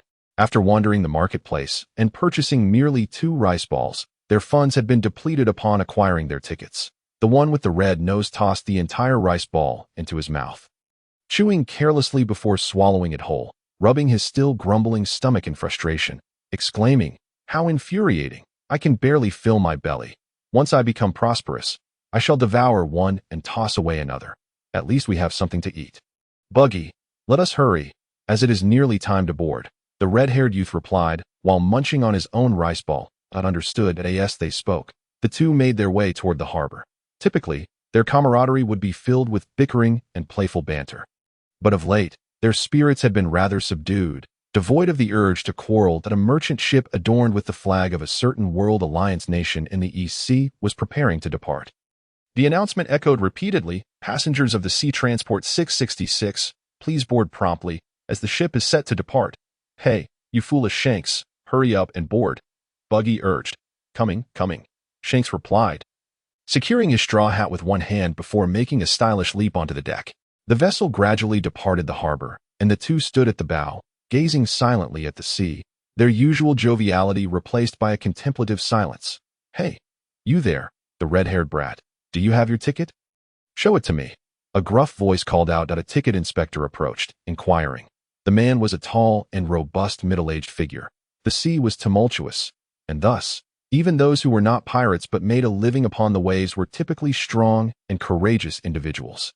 Yes, just a moment," Shanks replied, reaching into his pocket for the ticket, only to suddenly display a panicked expression. Where is my ticket? Where is it?"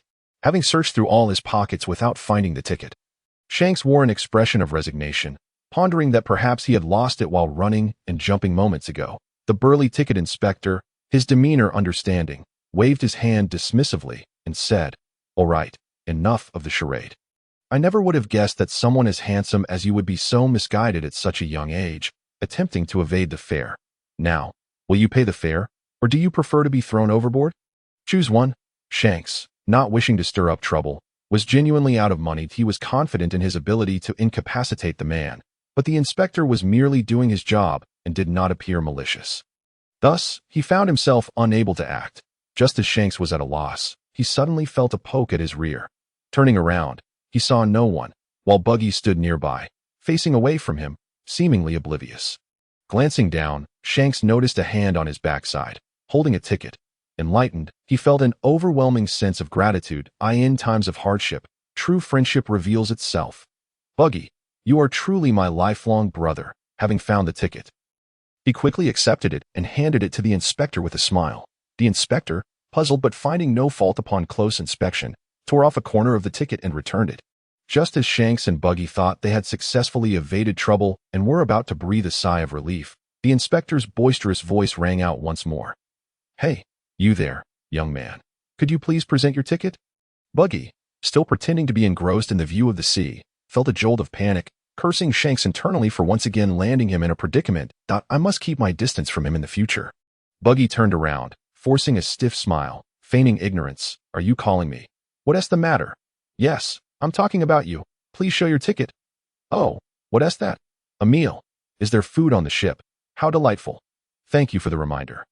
I shall head to the cafeteria right away." As Buggy attempted to make a hasty exit, he was intercepted by the inspector, who, towering over him at over 2 meters, impatiently grabbed Buggy by the ear and bellowed. "Not for food. It's for the ticket. The ticket." Buggy's eardrums nearly burst from the volume. Continuing to feign ignorance would surely leave him deaf. Oh, no need to shout. I understand now. You mean the ticket, right? What of it?" The inspector, nearly apoplectic, seized Buggy by the nape of his neck, ready to throw him into the sea. Witnessing this, Shanks rushed forward, prepared to rescue his dear friend. Just then, a commotion erupted on the ship as the crowd gathered rapidly at the stern deck, prompting the inspector to release Buggy and dash over to see what was happening. "You scoundrel, Shanks! You nearly got me into serious trouble," Buggy shouted, clutching Shanks by the throat. Shanks, displaying an air of indifference, replied, all right, but isn't everything fine now? Don't be angry. Let us hurry over and see what's going on." The two squeezed their way into the crowd.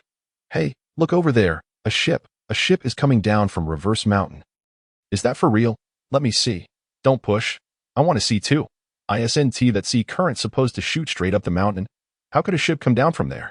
The passengers, drawn by the commotion, flocked to the deck to witness the spectacle. With their shorter stature and ample experience, Buggy and Shanks managed to push to the front, witnessing a large ship defying the turbulent currents of Reverse Mountain, sailing upstream. Hey, look, isn't someone pulling that ship? Are you kidding? Is that something a human can even do? Impossible. Absolutely impossible. The very notion of swimming in such currents was already unbelievable, let alone towing a large ship. As they drew closer, it became evident that someone was indeed pulling the vessel. The skeptics who had earlier declared it impossible were left speechless, their expressions reflecting sheer astonishment. What a monster! Who is that? They seem even more monstrous than Barrett. Could it be Kaido? Buggy stammered, struggling to articulate his thoughts. Fool, Kaido is a devil fruit user. How could he swim in the sea? Shanks retorted, tightening his grip on the railing. His expression grave that it seems I must strive harder. The sea is never short of strong foes. Hey, everyone, stop looking and get moving. Stay away from them. If they mean harm, we'll all be fish food. The older captain, maintaining his composure, urgently called back the crew members who had rushed to watch. Upon hearing the captain's concerns, the crew quickly returned to their duties, maneuvering the ship away. Finally made it. I thought I'd have to wait 18 years to become a true hero. At last, having escaped the treacherous currents, the ship reached the calm waters of the East Sea, and Geer was able to breathe a sigh of relief. Initially, he had only intended to give his lazy brother Weeble a bit of extra training after observing his recent lethargy. Besides, in the original story, it seemed that the Merry-Go had crossed Reverse Mountain in no time. Thus, Geer had assumed that with Weeble's strength and endurance, it would be a breeze. Little did he expect the mountain to be so towering, obscuring the summit from view, leaving Geer in a state of trepidation. Had it not been for Weeble triggering the bull terrier's will, significantly enhancing his endurance, willpower, and fatigue resistance, they might have faced dire consequences. After spending 2 full days submerged and hauling the ship, Weeble had slimmed down considerably, his once curled mustache now hanging naturally due to the currents, resembling a regular mustache more than before. The fat he had previously accumulated had long since been burned away, revealing well-defined muscles across his body that if he were to remain still, he would appear akin to a mere skeleton. Geer, feeling a pang of sympathy, instructed Uncle Fight to prepare a bountiful feast. Upon returning to the ship, Weeble immediately devoured everything in sight, and it seemed the provisions would soon run out. Geer, wielding a large net, personally descended into the sea to catch fish for his brother to eat to his heart's content. As the sun gradually set, Weeble finally filled his belly and collapsed onto the deck, snoring loudly, his strong heartbeat resonating like distant thunder, the remarkable recovery allowing his muscles to swell visibly, regaining volume and luster at an astonishing rate. Geer, Uncle Fight, and Bea, having labored through the afternoon, were utterly exhausted. After 2 days of heightened tension, their bodies succumbed to overwhelming fatigue, and they returned to their quarters to rest, allowing the ship to drift with the waves. After a peaceful night's sleep, Geer and Uncle Fight managed to rummage through the ship the next day and found an old manual on sailing. Only then did they begin to learn how to navigate a sailboat. "Captain, I truly did not expect you to be unable to sail," Uncle Fight remarked with a hint of exasperation. Feeling a bit embarrassed, Geer scratched his head. The two brothers had always relied on sea beasts to tow the ship, directing them without needing sails. Fight, being a chef, was utterly clueless about navigating a 3-masted ship, having seen pigs run but never learning to run like one, that observing the two struggling on the deck for quite some time. Bea shook her head and sighed. "Oh dear, my masters are becoming increasingly unreliable." Hearing this, Geer and Fight felt their faces flush with embarrassment. "Hello, I am Mozong, a merchant. May I inquire if you are experiencing any difficulties?" A merchant ship drew near, and a young man, around 20 years of age, adorned in luxurious attire and possessing a rather plump physique, stood at the bow. Inquiring about the situation, Geer's spirits soared as he casually discarded the tightly knotted rope in his hand, rose to his feet, and turned to see that the voice belonged to a jovial, rotund merchant with a cherubic face, small eyes gleaming with intelligence, and a smile reminiscent of the benevolent Mithriya Buddha. "Ha ha, greetings, Mr. Mozang. I am Geer, an adventurer. It's nothing of great concern, merely that I am not very adept at sailing." Geer wished to express himself more delicately, but unexpectedly, Bia candidly revealed the truth. "Help. Big brother, our captain and my father cannot navigate. They only just began to read the manual today. We are trapped here. Please save us." Geer swiftly covered her mouth and chuckled. "Ha ha ha. My apologies for the embarrassment." Mozong felt a tinge of curiosity. How could they have arrived here without knowing how to operate a sailboat? Although the East Sea had fewer pirates, merchant vessels still occasionally encountered them. He had heard of pirate ships feigning distress to ambush well-meaning rescuers. However, upon seeing Geer and fight, he did not perceive them as villains, especially with the presence of an adorable little girl aboard. Thus, he lowered his guard and called upon two sailors to join him in assisting Geer. Geer, brimming with gratitude, shook Mozang's hand, exclaiming, "Thank you, Brother Mozong. You are truly a lifesaver. I could tell from your countenance that you are a kind-hearted individual. Ha ha. Just a small matter. No need for such formality. My young friend Geer, it is only natural that we help one another while out at sea. We are headed to Roga Town to sell a batch of goods. Where are you bound?"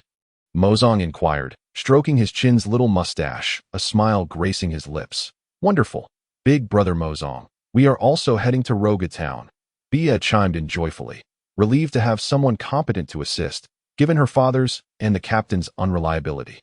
"Oh, then it is fortuitous. We can travel together," Mozong responded, laughing heartily without hesitation. "You have truly aided us, Brother Mozong, and these two fine gentlemen must stay aboard our ship for dinner today. Allow you to savor our chef's culinary skills." Geer enthused, grasping Mozang's plump hand in a display of hospitality. Mozong nodded in agreement, chuckling as the flesh on his face jiggled with mirth, just as the hosts and guests were reveling in their camaraderie. A sudden swish echoed as two sailors successfully lowered the sail from the mainmast, causing a massive skull emblem to unfurl before their eyes. Mozang's smile froze in place. He turned to Geer, who was still laughing heartily. Mozong could only marvel at Geer's acting skills. How could one maintain such sincerity while displaying the pirate flag? No wonder he had been deceived, though uncertain of how many pirates might be lurking aboard. Mozong felt that with his armed merchant ship and several guards, he could have confronted them. Yet, having been tricked onto the enemy ship, he found himself at a disadvantage. With a resigned sigh, Mozong spoke. "Alas, Captain Geer, you are indeed cunning and resourceful. I concede. You may take the goods and gold aboard, but I kindly ask that you spare my crew, considering my good intentions in aiding you." Geer was momentarily taken aback, then patted Mozang's shoulder and burst into laughter. "Brother Mozong, you misunderstand. We are not pirates. I seized this ship from pirates. The flag has already been discarded, and I simply have not yet had the chance to remove the skull emblem from the sail." "Ha ha ha. Ah, I see. I thought as much. How could a distinguished captain like you possibly be a pirate?" Mozong wiped the sweat from his brow discreetly. Their banter continued, and soon they arrived at Roga Town. After expressing his gratitude once more to the kind merchant, they parted ways. With only a few days remaining before the public execution of the pirate King Roger, Roga Town was already bustling with increased foot traffic. The streets alive with the sounds of vendors hawking their wares. Geer took Bia to explore the vicinity in search of a suitable inn, while Fight and Weibel remained aboard to guard the ship. As Geer had an entire hold filled with gold treasures needing supervision. Reflecting on this, Geer couldn't help but lament that his system lacked even the most basic storage capabilities, deeming it exceedingly inconvenient. He scratched his head. "It seems I must hope for the possibility of acquiring the mirror fruit, the book fruit, or the door fruit. Captain, what is the door fruit? Is it expensive?" Bia, still young, was unaware of any treasure that a wealthy captain could not procure. "Ah, a rather remarkable devil fruit. Surely you know of devil fruits?" Geer began to educate her as they walked out. A devil fruit is a peculiar fruit adorned with unique patterns. Upon consumption, the eater gains certain superpowers. However, the downside is that they become unable to swim and are rendered landbound. The abilities granted by these fruits can be immensely powerful, capable of apocalyptic destruction if wielded skillfully. "Wow, that sounds amazing. Captain, I want to eat a devil fruit too." "Very well, one day I shall certainly procure a formidable devil fruit for you." As they strolled, they arrived at a lively square. Geer looked around, recognizing the scene and the hastily erected gallows. It was without a doubt the square designated for the execution of the Pirate King. Fresh oranges for sale, just picked from the tree, only 50 berries per pound. A small girl, around 7 or 8 years old, called out as she carried a heavy basket of oranges, her patched clothes meticulously clean. Suddenly, she was knocked over by a burly man with a shaved head at the corner. The girl fell to the ground, her oranges scattering across the pavement. She quickly scrambled to her feet, ignoring the blood trickling from her scraped knee, and hurriedly began to retrieve the fallen oranges. She feared the fruit would be bruised, trampled by passers-by, or snatched away by thieves. For her, the loss of the oranges would mean no money for bread, leaving her and her disabled mother to go hungry that night. Thankfully, the nearby pedestrians avoided the scattered fruit. Wary of soiling their shoes, the girl bent down to pick up an orange, inspecting it to find it unblemished and suitable for sale, and she cheerfully returned it to her basket before rushing to retrieve another. Just as she was about to grasp an orange before her, squish, it was crushed underfoot, the orange juice splattering across her pristine clothing. This garment was her most prized possession, lovingly mended by her mother, who ensured it was always clean. The fear of being mistaken for a beggar due to ragged or dirty attire haunted her, as she knew all too well that the city harbored unfortunate souls who met untimely ends in dark corners. A grim reality that everyone accepted as normal. "Hey, brat, you just made me hurt. What are you going to do about it?" The burly man sneered, crushing the orange the girl was about to pick up beneath his foot. I'm sorry. The girl panicked, looking up to see the fierce face of a towering man, and she began to cry, repeatedly uttering apologies. Many onlookers expressed disdain for the brute bullying a small girl. Yet the sight of his muscular frame silenced them. Geer witnessed the entire scene unfold and, with a sense of helplessness, shook his head at Bia, saying, "Wait here for a moment. The captain will fetch you some oranges." With that, Geer strode purposefully towards the man. Bia, puzzled, thought, "I never said I wanted oranges. I'm not the protagonist, and I don't wish to meddle in others' affairs. Yet, why do I always encounter such unavoidable nuisances? Is it because the world is so wretched that I must encounter such things wherever I go?" The more Geer pondered, the more agitated he became, approaching the burly man and tapping him on the shoulder. "What do you think you're doing? Don't you see I'm in a rage? Do not utter such nonsense. It feels as though someone is tapping on my shoulder." The burly man, grumbling under his breath, turned around, and the dark muzzle of a gun was perfectly aligned with his charming dimple. "Hey, you eyesore, I simply cannot abide your presence. Are you going to leave on your own? Or would you prefer to taste a bullet?" Geer's tone brimmed with impatience and disdain. The strong draw their blades against the stronger, while the weak target the weaker. Evidently, this bald brute, who could intimidate a 7-year-old girl in broad daylight, was not made of stern stuff. The next moment, the bully, who only knew how to prey on the timid, immediately cowered, adopting a submissive demeanor, and with a forced smile, he said, "Big brother, please don't be impulsive. It was my fault for being inconsiderate and offending your eyes. I'll leave right away. Go on. If I catch you bullying anyone again, I'll shoot you on the spot." Understood. After uttering those words, the bald giant hastily fled, disappearing from sight. Such is Rog Town, where even the thugs possess a modicum of cleverness, refraining from futile bravado. The little girl selected an unblemished orange from her basket, wiping it on her clothing to ensure it was clean before timidly extending it to Geer. "Big brother, thank you. Please have an orange." How infuriating. Such young children, yet they possess an understanding that tugs at the heartstrings. Geer accepted the orange, munching on it as he led the girl away from the crowd. Once they reached a secluded spot, he produced a hefty stack of berry and placed it in the girl's hands, saying, "I bought all these oranges, no need for change. You should head home early." The little girl, glancing at the substantial pile of 1,000 berry notes, panicked and attempted to return the money, shaking her head vigorously, insisting that she couldn't accept payment since she had promised to treat her big brother to an orange. "Hide the money so the bad people don't see it. If you don't behave, and take the money home, I'll have to discipline you." Eventually, under Geer's playful threat, the little girl gratefully expressed her thanks, glancing back every few steps as she hurried home. Geer then returned with a basket of oranges to find Bia. Ding! Mission accomplished. First transaction using berry completed. Opening the shop system. System loading. 65. System loading complete. Upon opening the system, Geer was greeted with a dazzling array of products, food, drink, necessities, and toys, much like an online shopping platform. No way. Could it be that I haven't spent money on anything since my arrival in this world? Geer found it hard to believe, but upon reflection, it seemed he truly had not. Geer slapped himself across the face. Why on earth did I shoot at the newsbird? I could have simply bought a newspaper to unlock the system shop ahead of time. Instead, I wasted time on an island hoarding a pile of gold while roasting meat with no seasoning. Damn it, does that wretched system understand how I've lived these past 2 years? Geer casually selected a bag of milk candies priced at 99 berry, adorned with the image of an adorable white rabbit. Ding! Insufficient balance. Payment failed. Please recharge. Geer grabbed a stack of berry and thought to recharge. Recharge of 100,000 berry successful. The interface now displayed a balance of 100,000 berry. He clicked to purchase the milk candies again.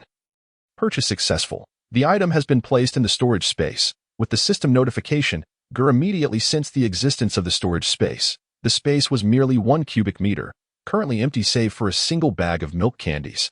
With a thought, the candies materialized in his hand, while he placed an orange into the storage space. Ha ha ha. The storage space has finally arrived.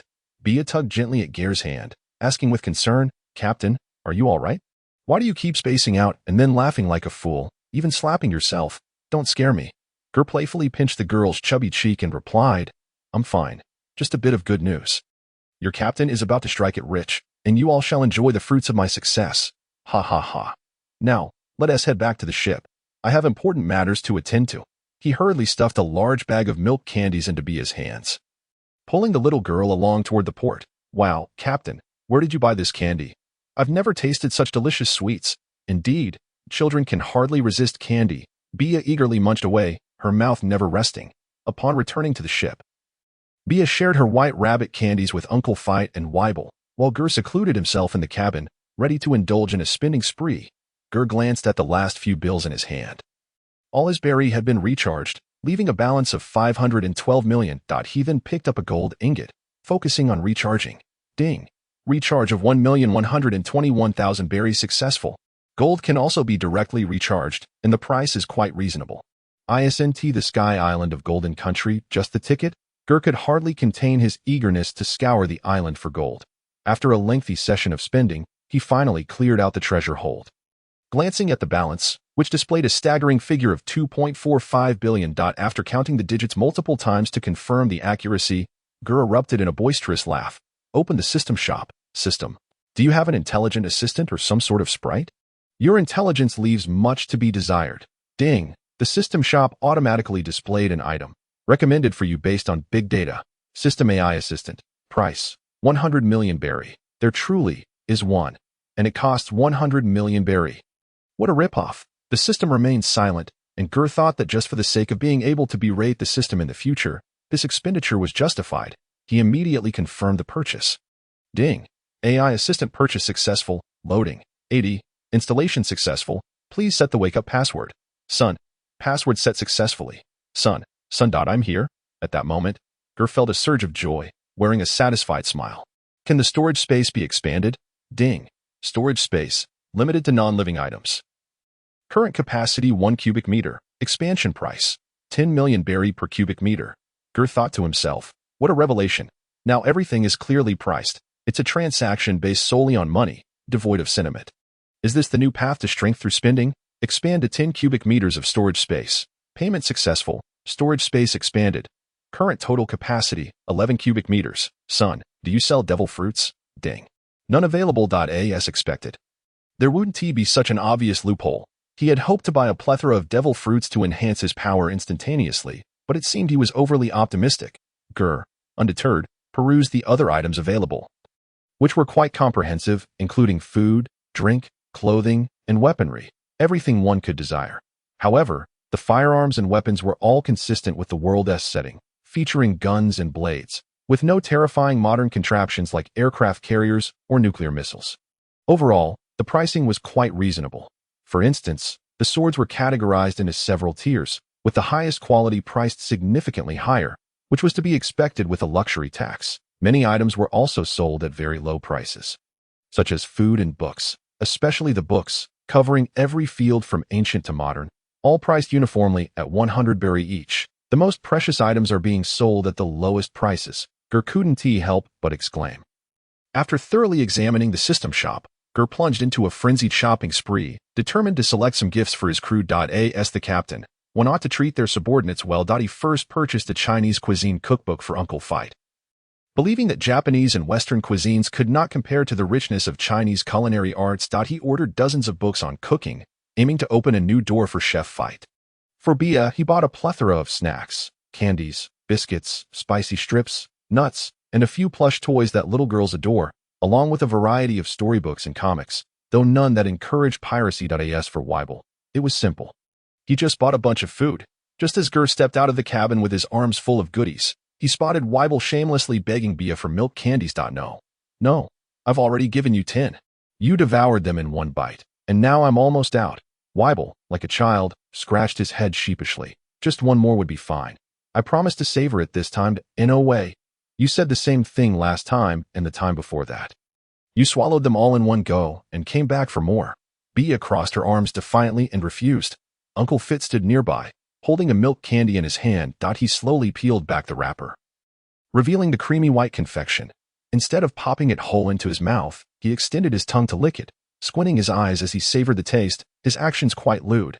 After a while, he licked it again. Repeatedly engaging in this peculiar ritual, his brows furrowed as if he were analyzing the ingredients. This left Geer perplexed. Was it merely milk candy? Was it really worth such fervor? It was one thing for a child to crave sweets. But why were these two adults acting as if they were addicted? This world was not some primitive society devoid of culinary delights. Was a simple milk candy truly so extraordinary? In his confusion, Geer opened the system and purchased a bag of milk candies, taking one for himself. The packaging bore no text except for the familiar design he recalled. As he unwrapped it, he was greeted by the same white milk candy. Without hesitation, he tossed it into his mouth. His eyes lit up instantly. This was incredibly delicious. The rich aroma of milk, the refreshing sweetness. Geer felt as though he were not consuming the candy, but rather, it was the candy consuming him, enveloping him in a blissful sweetness reminiscent of first love. What was happening? This was entirely different from his previous impressions, at least 100 times more delectable. He could not even begin to articulate how delicious it was. Could it be that it had been enhanced with some advanced technology? Son, I am here. Why is this milk candy so scrumptious? Is there something added to it? Hello, the ingredient list is remarkably clean, devoid of any coloring agents or food additives. Geer could not make sense of it. He could only attribute it to the system's impeccable quality.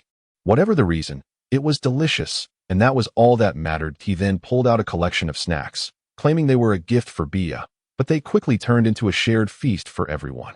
This is so delicious. Bia, clutching the toy rabbit Geer had given her, curiously inquired, Captain, where did these super tasty snacks and toys come from? When we went shopping earlier, you seemed to have only bought some oranges. Geer waved his hand to beckon everyone closer. Once the four of them formed a small circle, he quietly explained, you must promise to keep this a secret. This is my new ability, as long as I have money. I can exchange it for various items, food, drinks, anything you can imagine. You can think of it as having a shop built into me.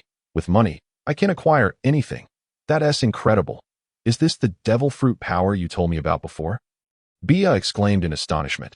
Yes, something like that. I call it the kiki fruit. Geer replied with a smile.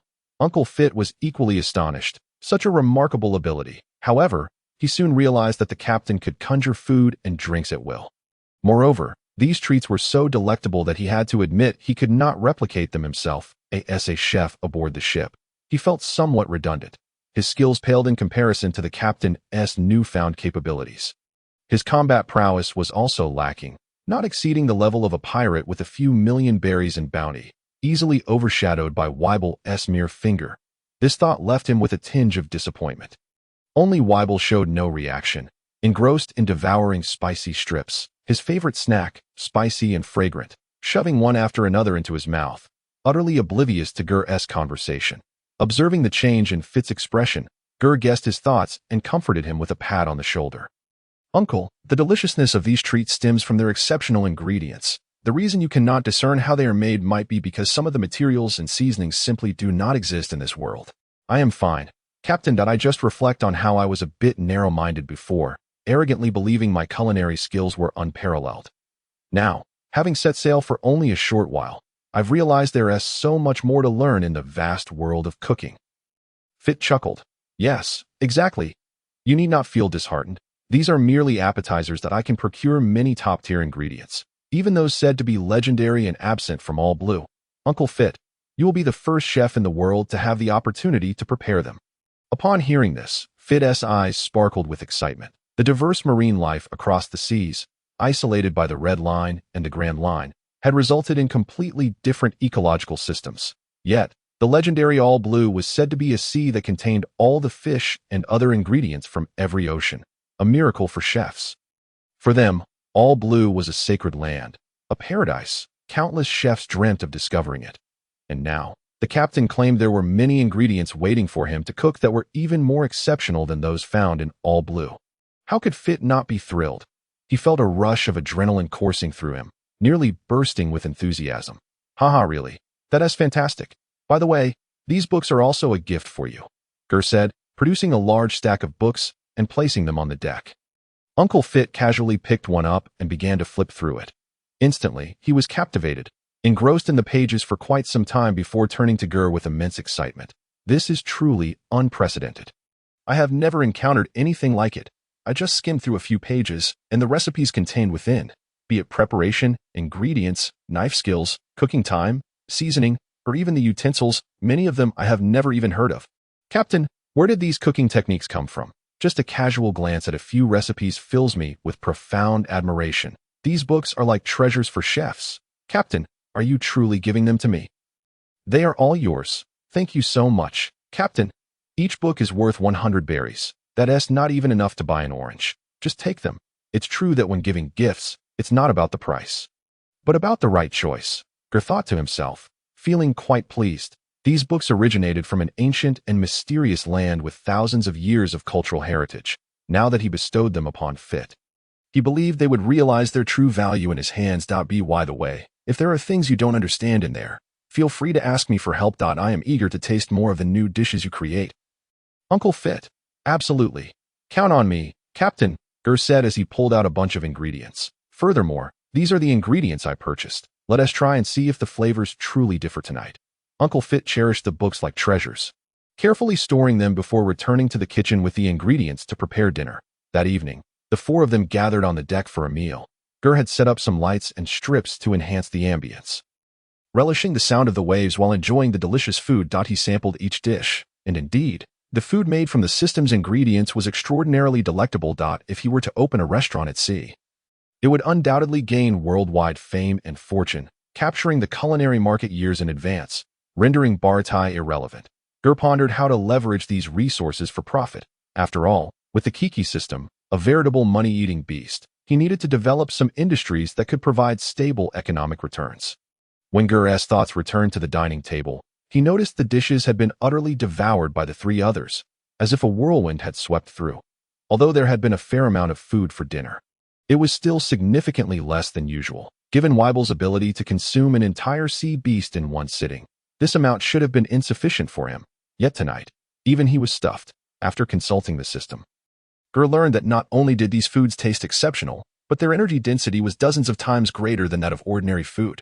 Moreover, long-term consumption could enhance physical fitness to a certain degree, an unexpected delight that further fueled Geer's desire to generate wealth. Once they finished, he planned to make a swift trip to the Sky Island. Making money, having already recharged the ship's treasures, and with nothing else of value to lose, Geer decided to take the three of them to the town for a relaxing massage. The legitimate kind. However, Fit insisted on staying behind, eager to dive into the ocean of knowledge. Bia, having grown tired from the day's adventures, had fallen asleep on the couch, clutching her doll, with no other option. Geer took Weibel out for a stroll to experience the nightlife. Along the way, Weibel, somewhat awkwardly stroking his beard, bore a striking resemblance to the legendary warrior Guan Yu, his golden long hair loosely tied in a ponytail by Geer. Brother, why can't I curl my beard up? This doesn't even look like Whitebeard. Gel gazed at Weevil's newly refined appearance with satisfaction, remarking, Weevil, it is an undeniable truth that you are the son of Whitebeard. There is no need to rely on mere imitation of his exterior. Furthermore, you aspire to become the strongest man in the world. When others hear the name Weevil, they should think of strength first. Not merely say, the son of Whitebeard. Do you understand? Not really. But I will heed your words, brother, Weevil replied, scratching his head and delivering the most conventional response, leaving Gel at a loss for a rebuttal. Gel had deliberately altered Weevil's appearance, disliking the way Weevil had been mimicking Whitebeard's Newgate persona, one of the reasons being his desire to avoid unnecessary troubles at this critical juncture. The Pirate King, Roger, had surrendered without provocation, and the Navy harbored suspicions regarding Roger's motives, simultaneously concerned that remnants of Roger's crew might attempt to rescue him.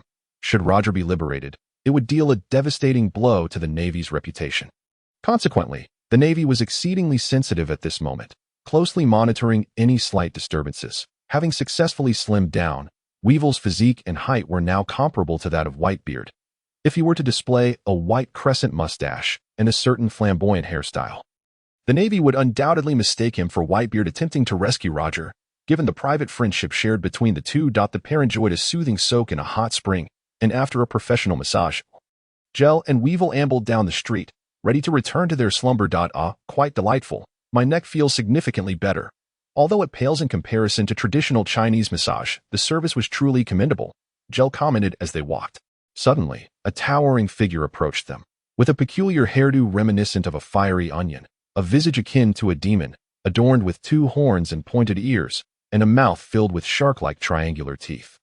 He bore a stitched scar crossing his forehead. A leather collar encircled his neck, hinting at questionable habits. He wore an open leather jacket, revealing a muscular physique, despite the significant changes compared to 2 decades later. Gel recognized him instantly as the younger version of Gecko Moria. Weevil, intrigued to encounter someone taller than himself, regarded the newcomer with curiosity. Moria likely shared the same sentiment, and the two halted, locking eyes. Gel reflected that his overall impression of Moria was relatively positive. He was once an impassioned youth, bold and determined to become the Pirate King, akin to a character mistakenly cast in a script. However, after Moria's battles with Kaido, losing his comrades one after another, his spirit was utterly shattered. Following this blow, Moria grasped the absurd notion that one loses because they live, leading to a decline in his will. Neglecting training in hopes of avenging himself through the use of zombies, ultimately transforming into a recluse. Nevertheless, even after squandering his youth for over a decade, he nearly annihilated the protagonist crew and ventured alone into the stronghold of the Yonko Blackbeard to rescue his subordinates. He possessed strength, fervor, dreams, and loyalty. Gel mused that Moria simply lacked the protagonist's halo. Had the Straw Hat crew not received assistance from Kuma and Rayleigh at Sabaody, resulting in the demise of all but their captain. Gel doubted that Luffy would remain unshaken, continuing to cheerfully declare his intent to become the Pirate King. Moria exclaimed, "Hey, big guy, you seem impressive. Care to join me on the seas as a pirate? I can offer you the position of first mate." After a prolonged silence without a response from Weevil, Moria's annoyance grew. "Hey, I am Gecko Moria, destined to be a legendary pirate. Are you looking down on me?" "Step aside. You're blocking the way," Weevil replied calmly. Seeing Moria preparing to unleash his fury, Gel stepped forward and addressed him. "So, you are Gecko Moria, correct? It is not impossible for my brother and me to join you on your pirate journey. However, we must devise a method to determine who shall be the captain. It cannot simply be your word." Agreed. What do you propose?" Moria inquired, a grin spreading across his face. "Quite simple, since we are to become pirates. Let us decide in true pirate fashion. The one with the stronger fist shall be captain. Find a place, and you and my brother shall engage in a duel. If you win, you shall be captain, and we will obey you. If you lose, you shall willingly join my crew and heed my commands. What say you, future Pirate King Moria?" An excellent proposition, straightforward, and saves me much hassle. Let us proceed over there," Moria proclaimed, striding towards the sea, with Gel cheerfully leading Weevil and TOWT. This juncture, Moria had yet to be disillusioned by society, possessing remarkable physical attributes and the powers of the Shadow fruit. Dominating the seas with unmatched prowess, having never tasted defeat, arrogantly unaware of the meaning of loss, thus he could hardly refuse a challenge, the trio arrived at a secluded beach under the cloak of night. The winds howling and the surroundings deserted. "May we begin?" Moria unsheathed his long blade, taking a combat stance, confidence radiating from him. The night was his domain. How could he possibly lose? Encountering someone of similar stature was rare, and observing Weevil's muscular frame, he appeared far from weak. Moreover, if all went well, The outcome of this battle would ensure 2 new subordinates. Moria was eager to showcase his might to impress his future crew. Wait, what? Having second thoughts. I could allow you both to fight me together. The previous agreement still stands. Is that acceptable? Moria's tone carried a hint of impatience. Geer scrutinized him with a mischievous smile. No. I merely fear that after your defeat, you may refuse to acknowledge it. So, I thought I would check if you wanted to reconsider before we begin. No need for consideration. How could I possibly lose? However, if you dare to breach our agreement, I shall turn you both into zombies. Moria shouted, shadows gathering behind him. As long as you have no regrets, let us commence. Geer smiled as he stepped back to a safe distance. Weevil, be gentle. Do not kill him. Understood, brother. Upon hearing Geer's concerned words, Moria's temper flared, his eyes gleaming with menace as his upper body muscles swelled. Dark matter began to coalesce in his hands. Die, arrogant brat. Shadow lance. In an instant, a sharp black spear materialized in Moria's hand, hurled towards Weevil with great force. Whoosh! The spear whistled through the air, but Weevil sidestepped with minimal movement, evading the strike. The black spear struck the sand behind Weevil, sending dirt flying up. Moria's expression shifted, taken aback that his shadow lance was evaded so effortlessly. Just lucky. The spear on the ground melted like wax, transforming into a puddle of darkness. Suddenly, the shadow morphed into Moria himself, wielding a charged strike aimed at Weevil's chest. Gotcha! A sinister grin spread across Moria's face, his sharp teeth enhancing his menacing appearance. Geer nodded approvingly. Interesting. A combination of Shadow Lance and Shadow Warrior. This combo bears resemblance to the Flying Thunder God technique. Clang. The sound of steel clashing rang out. But the anticipated scene of bloodshed did not unfold. Moria's pupils dilated. He had struck true, yet a sudden patch of darkness emerged on Weevil's chest, successfully blocking the blow. Another devil fruit user. Before Moria could ponder further, a massive black fist surged towards him. So fast, there is no escaping. Shadow Mage. Moria waved his right hand, conjuring a black shadow barrier between them. Poof. However, the shadow dissipated upon contact with the fist, like a soap bubble bursting. Moria's eyes widened in terror, realizing that his absolute defense crumbled under Weevil's might. As fragile as paper, Moria found himself unable to react in time, and before he knew it, Weevil's fist had landed squarely on his face. His features contorted grotesquely in an instant. Bang! A cacophony ensued, and then a towering figure was propelled away at an astonishing speed.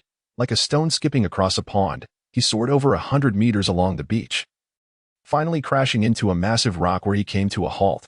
When Weevil approached to extract him from the stone, Moria was already unconscious, eyes rolled back, and frothing at the mouth. A satisfied smile crept onto Geer's face as he commanded, "Take him away." After carrying the unconscious Moria back to the ship and unceremoniously tossing him onto a bed in an empty room, Geer and Weevil returned to their quarters to sleep, showing no concern for the possibility of a fatality. With such a robust physique, they reasoned, a little injury would surely be resolved with a good night's rest. The following day, Moria awoke, groggy and disoriented. "Where am I?" he muttered, frustration mounting. "Ugh, my head hurts." Slowly, he crawled out of bed, his gaze lingering in bewilderment upon the unfamiliar room. With a rustle, Moria made his way to the window and gently pushed it open with his right hand, allowing a piercing beam of sunlight to flood his face. As a user of the shadow fruit, he was not fond of the sun that he instinctively raised his hand to shield his eyes. After a moment of adjusting to the brightness, he finally opened his sinister, slanted eyes. Outside, he beheld the deck and the vast, azure ocean, confirming that he was indeed aboard a ship. Upon stepping onto the deck, he was confronted by 4 individuals gathered around a barbecue, 2 of whom he recognized from the previous night. Moria's expression darkened. Had he truly been knocked out by that muscle-bound brute? Was this all real and not just a dream? As he pondered the implications, he instinctively took a couple of steps back, hesitating on whether to flee, when Geer called out to him, "Hey, old Moria, you're finally awake. If you don't hurry, you'll miss lunch. What are you standing there for? Come join us." Bia and Feet were equally surprised to see Moria. "Wow, he's so tall, taller than Lord Weevil even. I wonder where Captain Geer found such a giant." "Hey, my name is Gecko Moria, not old Moria, and I have no intention of sitting and eating with you. We're not even acquainted," Moria retorted with arrogance, clearly having forgotten that he had just been knocked unconscious. Hey, old Moria, don't be so distant." Geer stood up, holding a skewer of grilled meat, looking up at the towering Moria. "And by the way, You should now call me Captain Geer, or are you, a 7-meter-tall man of the sea? Planning to become a man of broken promises? Geer's aura surged, a hint of conqueror's hockey leaking out. Moria felt a jolt in his heart as he recalled that they had agreed before their fight that the loser would serve the winner. He hesitated, his face flushed with embarrassment. The wager had been of his own accord, and his opponent had won fair and square. Moreover, he had not been harmed or imprisoned after losing consciousness. They had shown him considerable goodwill. Ultimately, Moria realized he could not betray that trust. With awkwardness, he finally conceded, Captain Geer. Upon hearing this, Geer's expression softened, and he handed the grilled meat to Moria, chuckling. Ha! Welcome aboard, Moria. From now on, we are family. Family. Huh? Moria mused, contemplating the word family. Surprisingly, it felt rather pleasant. He opened his mouth wide and took a bite of the grilled meat, exclaiming, delicious, absolutely delectable. How can it taste this good? Moria's eyes widened. He swore he had never tasted such exquisite food before. After devouring a piece of marbled, succulent grilled beef, every cell in his body rejoiced, and he suddenly felt that the pain in his neck had dissipated and his head was no longer spinning. Having polished off the skewer in his hand, Moria eagerly sought to join the feast, sitting down unceremoniously and voraciously devouring his meal without a hint of courtesy. Ha! Uncle Moria, your eating style is even more uncouth than Brother Weibel's. Bia laughed. Moria paid no heed to his table manners, his speech garbled as he continued to shovel food into his mouth. The others erupted in laughter at his uncultured demeanor, while Weibel remained serious. Discreetly increasing his own eating pace upon noticing another ravenous eater, Captain, what shall we name our pirate crew? With such a powerful lineup, we shall surely make a name for ourselves across the seas. Moria inquired between bites. We're not a pirate crew. We're an adventure crew. Oh, not pirates. Well, it doesn't matter. You're the captain, so you decide. Ha ha ha. Rest assured, following me will absolutely lead to a bright future, Geer declared. Then proceeded to purchase 5 bottles of ice-cold cola from the system store, 3 cans and 2 5-liter plastic bottles, realizing that would hardly suffice for Weibel and Moria to have even a sip. The sound of carbonation releasing from the bottle was always music to the ears.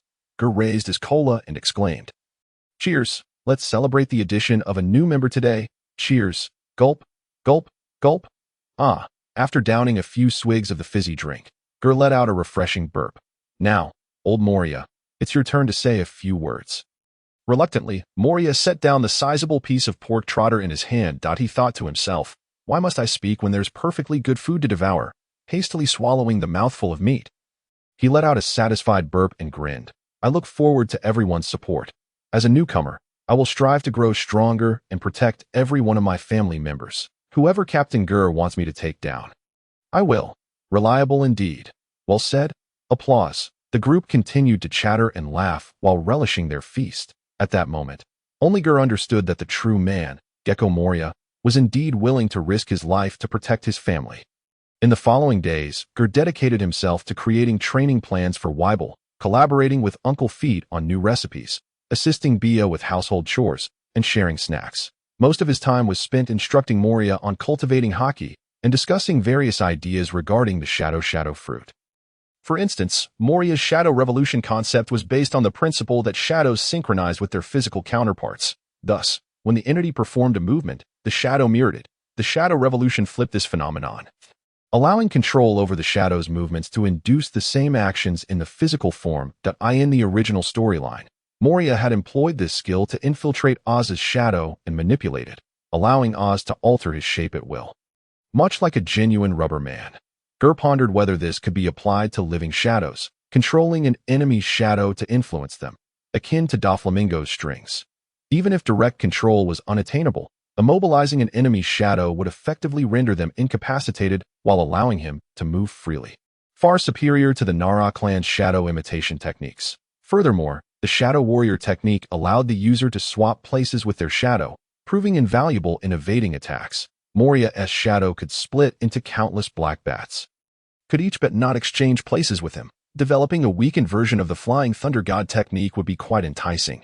Additionally, there was the Shadow Box, wherein Moria could transform his shadow into scattered bats, surrounding a target to create a cube-like prison. Could this skill be amplified to establish a shadow domain, akin to Law's room, where anything could be done in the enveloping darkness? And there was more. After listening to Geer's barrage of imaginative ideas, Moria's jaw nearly dropped in astonishment. The shadow fruit had such incredible applications. Why had he never considered such possibilities before? Hey, Captain, why do you seem more familiar with the shadow fruit than I am? You are not secretly planning to take me down and become the next user of this fruit, are you? Get lost. After sharing so much, my mouth has run dry from speaking. If you fail to produce even a single thing, I shall not hesitate to take drastic measures against you, Gale mockingly chided.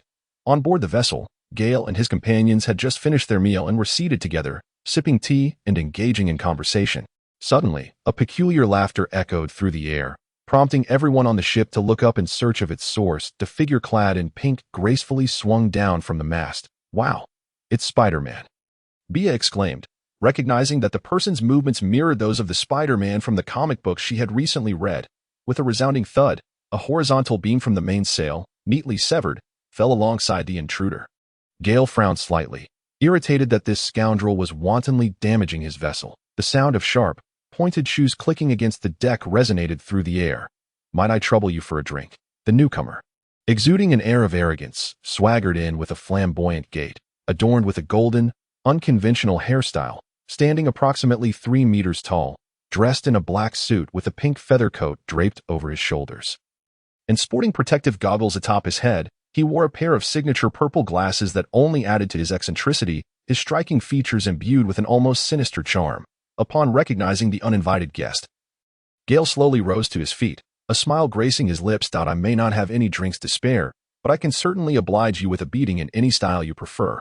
Fufufu. Don Quixote Doflamingo laughed heartily, running his fingers through his hair. How amusing. I never expected to encounter someone as entertaining as you in the East Blue. Listen, I'll give you a chance. Join my crew and become one of my subordinates. I can overlook your rudeness. Otherwise, I shall have no choice but to eliminate you. Fufufu.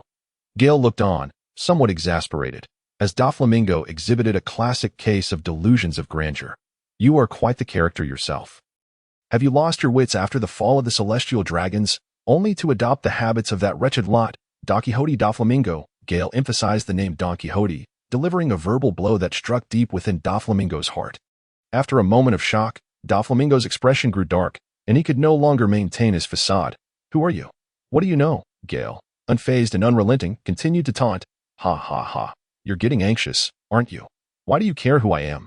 Let me give you a piece of advice. Stop acting like you're the king of the world. There are countless individuals out there you cannot afford to provoke. For instance, I am one of them.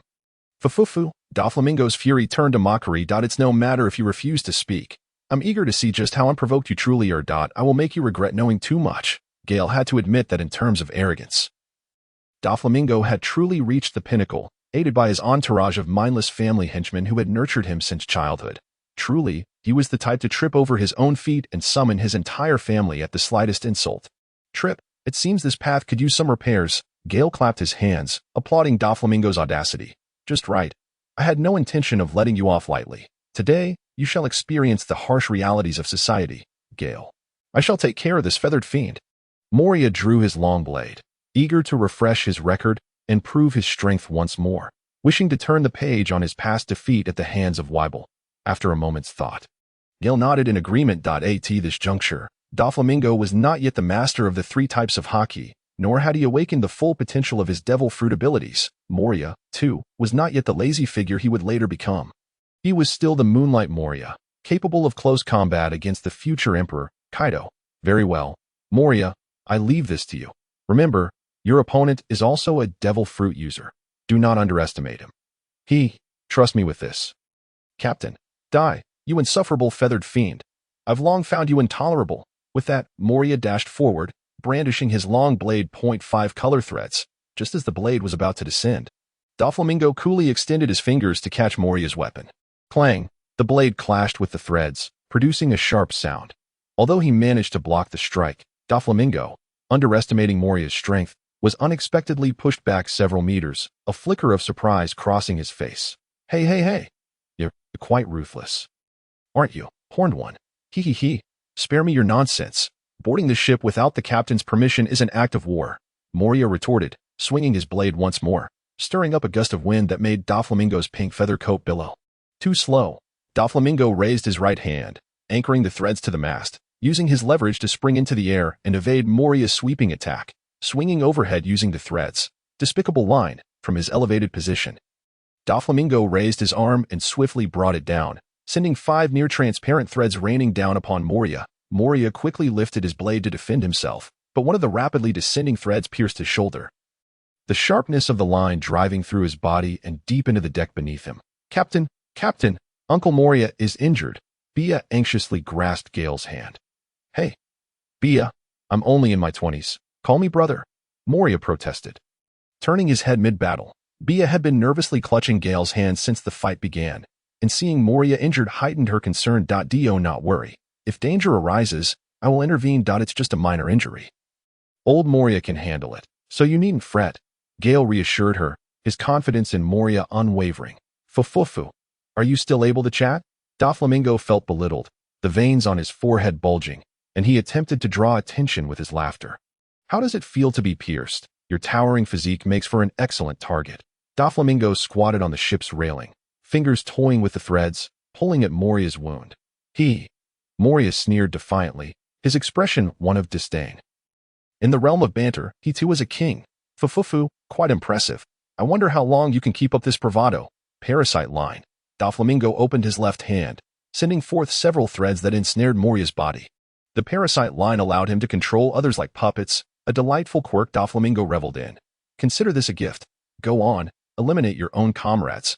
Fufufu. Doflamingo's laughter echoed, his fingers dancing with wild abandon. However, his grin quickly faltered as Moria's imposing figure stood steadfast. Unmoving, defying his control. What is happening? For the first time in his years of dominance over the North Sea, Doflamingo's parasite line had failed, causing beads of cold sweat to form on his brow. He. Moria's chilling laughter filled the air as his form morphed into a shadowy silhouette. You are not the only one who possesses the powers of a devil fruit, emerging from behind the shadow. Moria's sinister triangular eyes locked onto Doflamingo, his grin revealing rows of sharp fangs. Moria seized the thread connecting him to the shadow, leaping off the ship and yanking Doflamingo towards him. Come down here. Brother Ming did not opt for a contest of strength, finding himself at an absolute disadvantage in sheer power. As Doflamingo soared towards Moria, he spread his arms wide in midair, his pink feathered cloak billowing in the wind. Resembling a flamingo taking flight, spider thread, Doflamingo could no longer underestimate his opponent. He put forth all his strength into this kick. From the tips of his shoes, 8 nearly transparent threads shot out, accompanied by sharp strands aimed directly at Moria, laden with murderous intent. This is splendid. Moria, equally frenzied, laughed maniacally as he brandished his blade, no longer concerned about damaging the ship. At last, he could unleash his full power.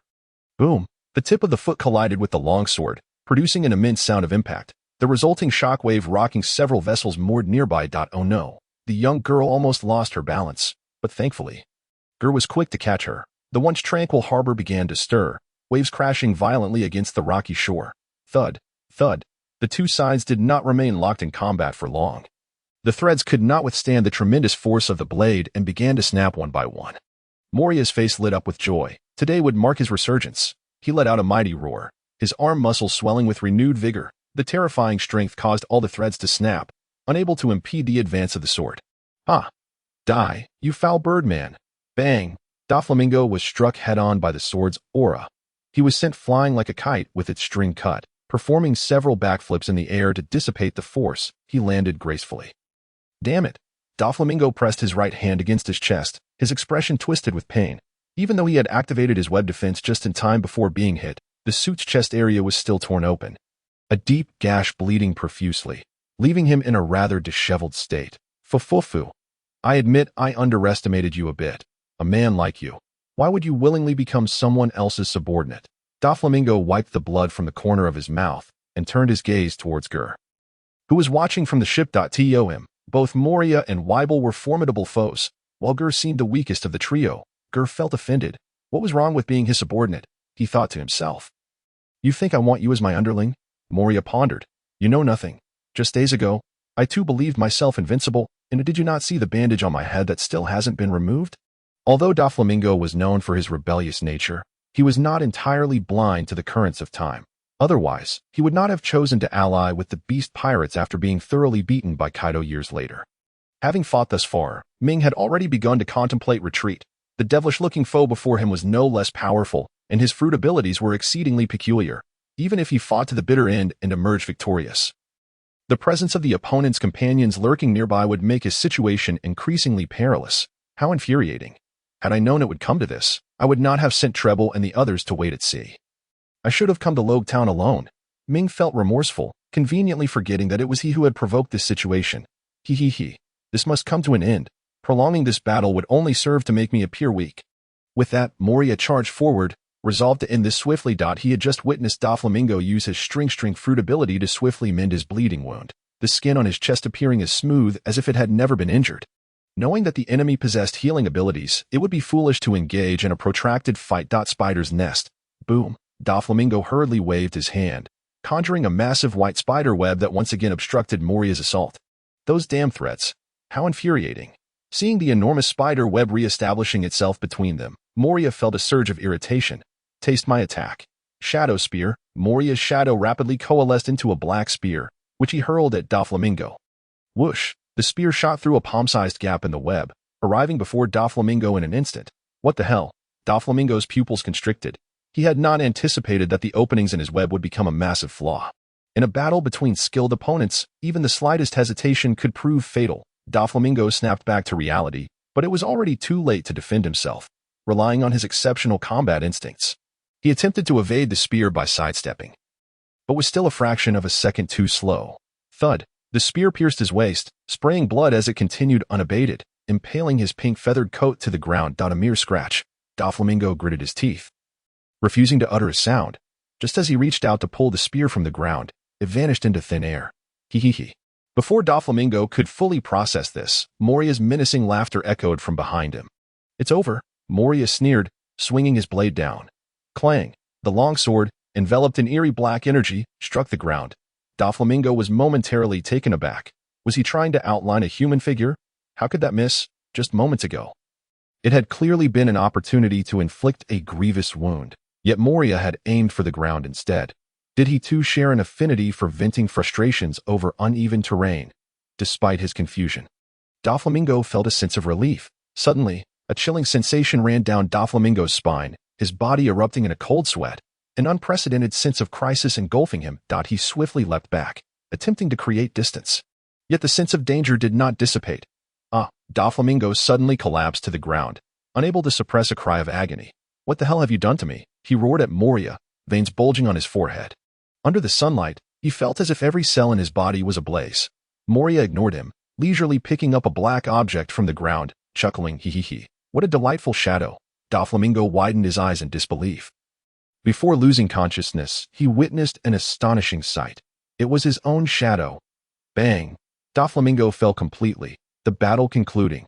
One trick to rule them all. Moria employed the same technique, and fortunately, this time yielded a different outcome. Otherwise, he might have had to abandon this combination attack entirely. Well done, old M.O. Just don't kill him. He has greater value alive. Geer laughed heartily as he tossed a pair of sea-stone handcuffs from the ship. Rubbing his hands together, unable to conceal his inner delight, the moment he laid eyes on Doflamingo, Geer began plotting how to exploit the Don Quixote family, ensuring that Doflamingo would not die in vain. Moria hoisted Doflamingo onto his shoulder, feeling triumphant. Despite being nearly 7 meters tall, he carried the 3-meter-tall Doflamingo like a small chick on the ship. In the lounge, splash, a bucket of cold water was thrown onto Doflamingo's face. Jolting him awake from his unconsciousness, he opened his eyes, filled with murderous intent, glaring at the blue-haired girl who stood before him, clearly the culprit behind the cold water assault. Clatter! How terrifying! Bia, startled, dropped the wooden bucket and scurried behind Geer for protection. Once she found her refuge, she peeked out, her head half visible, defiantly declaring, "It was the captain who made me do it. If you're going to be angry, take it out on him. Why pick on a little girl?" Humph! Clink! Clank!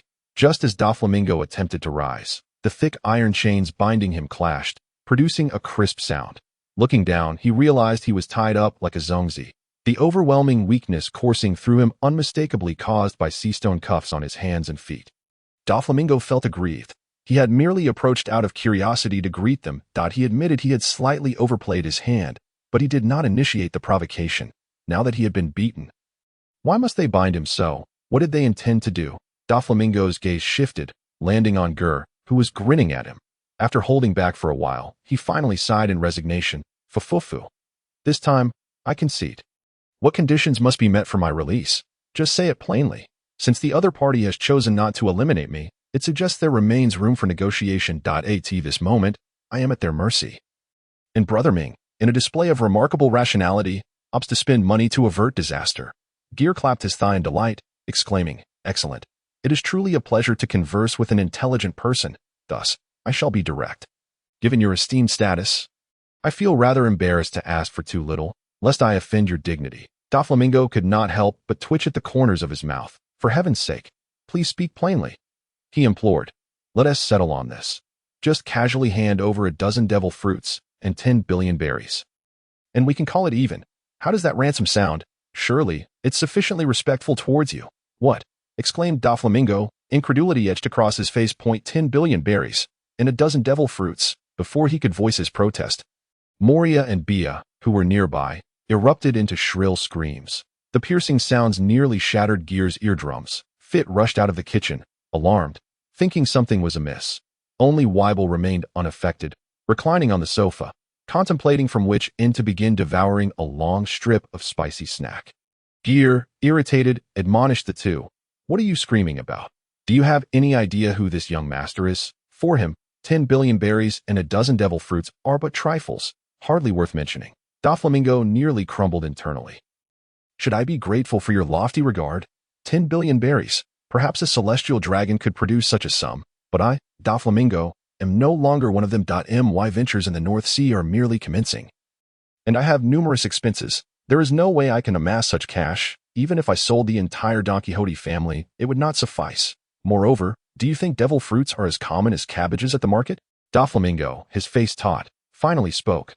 "Captain Geer, are you serious about these conditions? How could I possibly procure such an exorbitant sum and those devil fruits?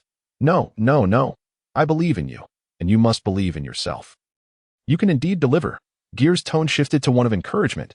"Do not sell yourself short." Doflamingo's expression darkened further. He detected no sincerity in this negotiation. "Why not just put me out of my misery?" he suggested. Ha ha. "Do not say such things. If there are difficulties, speak up, and we can negotiate further. After all, we have not fought and yet have found ourselves acquainted. How about this? I make a concession and offer you a 50 discount. 10 devil fruits and 5 billion berries? How does that sound?" At this moment, Geer's gaze towards Doflamingo resembled that of a treasure hunter eyeing a mountain of gold, the fervor in his eyes sending chills down Doflamingo's spine. What is wrong with this person?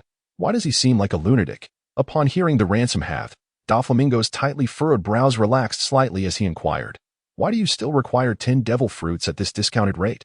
Geer responded nonchalantly, "Oh, that's simple. 19, when halved, is 9.5. One cannot give half a devil fruit. So rounding up brings us to a neat no issues there, right?" "Ah, Captain, when you said a dozen, did you mean 19 specifically?" Bia asked curiously. Geer, unperturbed, explained, "Silly girl, in our favor, we must always pursue maximum profit. Pay close attention and learn." "Oh, I see now. I shall remember that." Captain, faced with such shamelessness from Geer, Doflamingo could only endure. "Impossible. Absolutely out of the question. Even at a 50 discount, I cannot produce that." Doflamingo shook his head vehemently. Geer's expression darkened, and he threatened, "Oh, if you lack the funds, what is there to discuss? Hurry and call your family. If you cannot produce the ransom, I shall have no choice but to rescind your life." Doflamingo, having regained his composure, analyzed the situation coolly. He realized that Geer's restraint from killing him stemmed from some apprehension, likely rooted in his former identity as a celestial dragon. This cursed individual always brought up former celestial dragon as if to provoke him. Was he afraid of the world government? Perhaps so. As it has dominated the world for 800 years, fear is a natural response. Is it not? With clarity in his thoughts, Doflamingo chuckled confidently. "Captain Geer, you are indeed wary of my status, are you not? If you truly dared to act against me, why would you patiently negotiate with a mere prisoner? If you fear to act, why put on such airs?" Bang!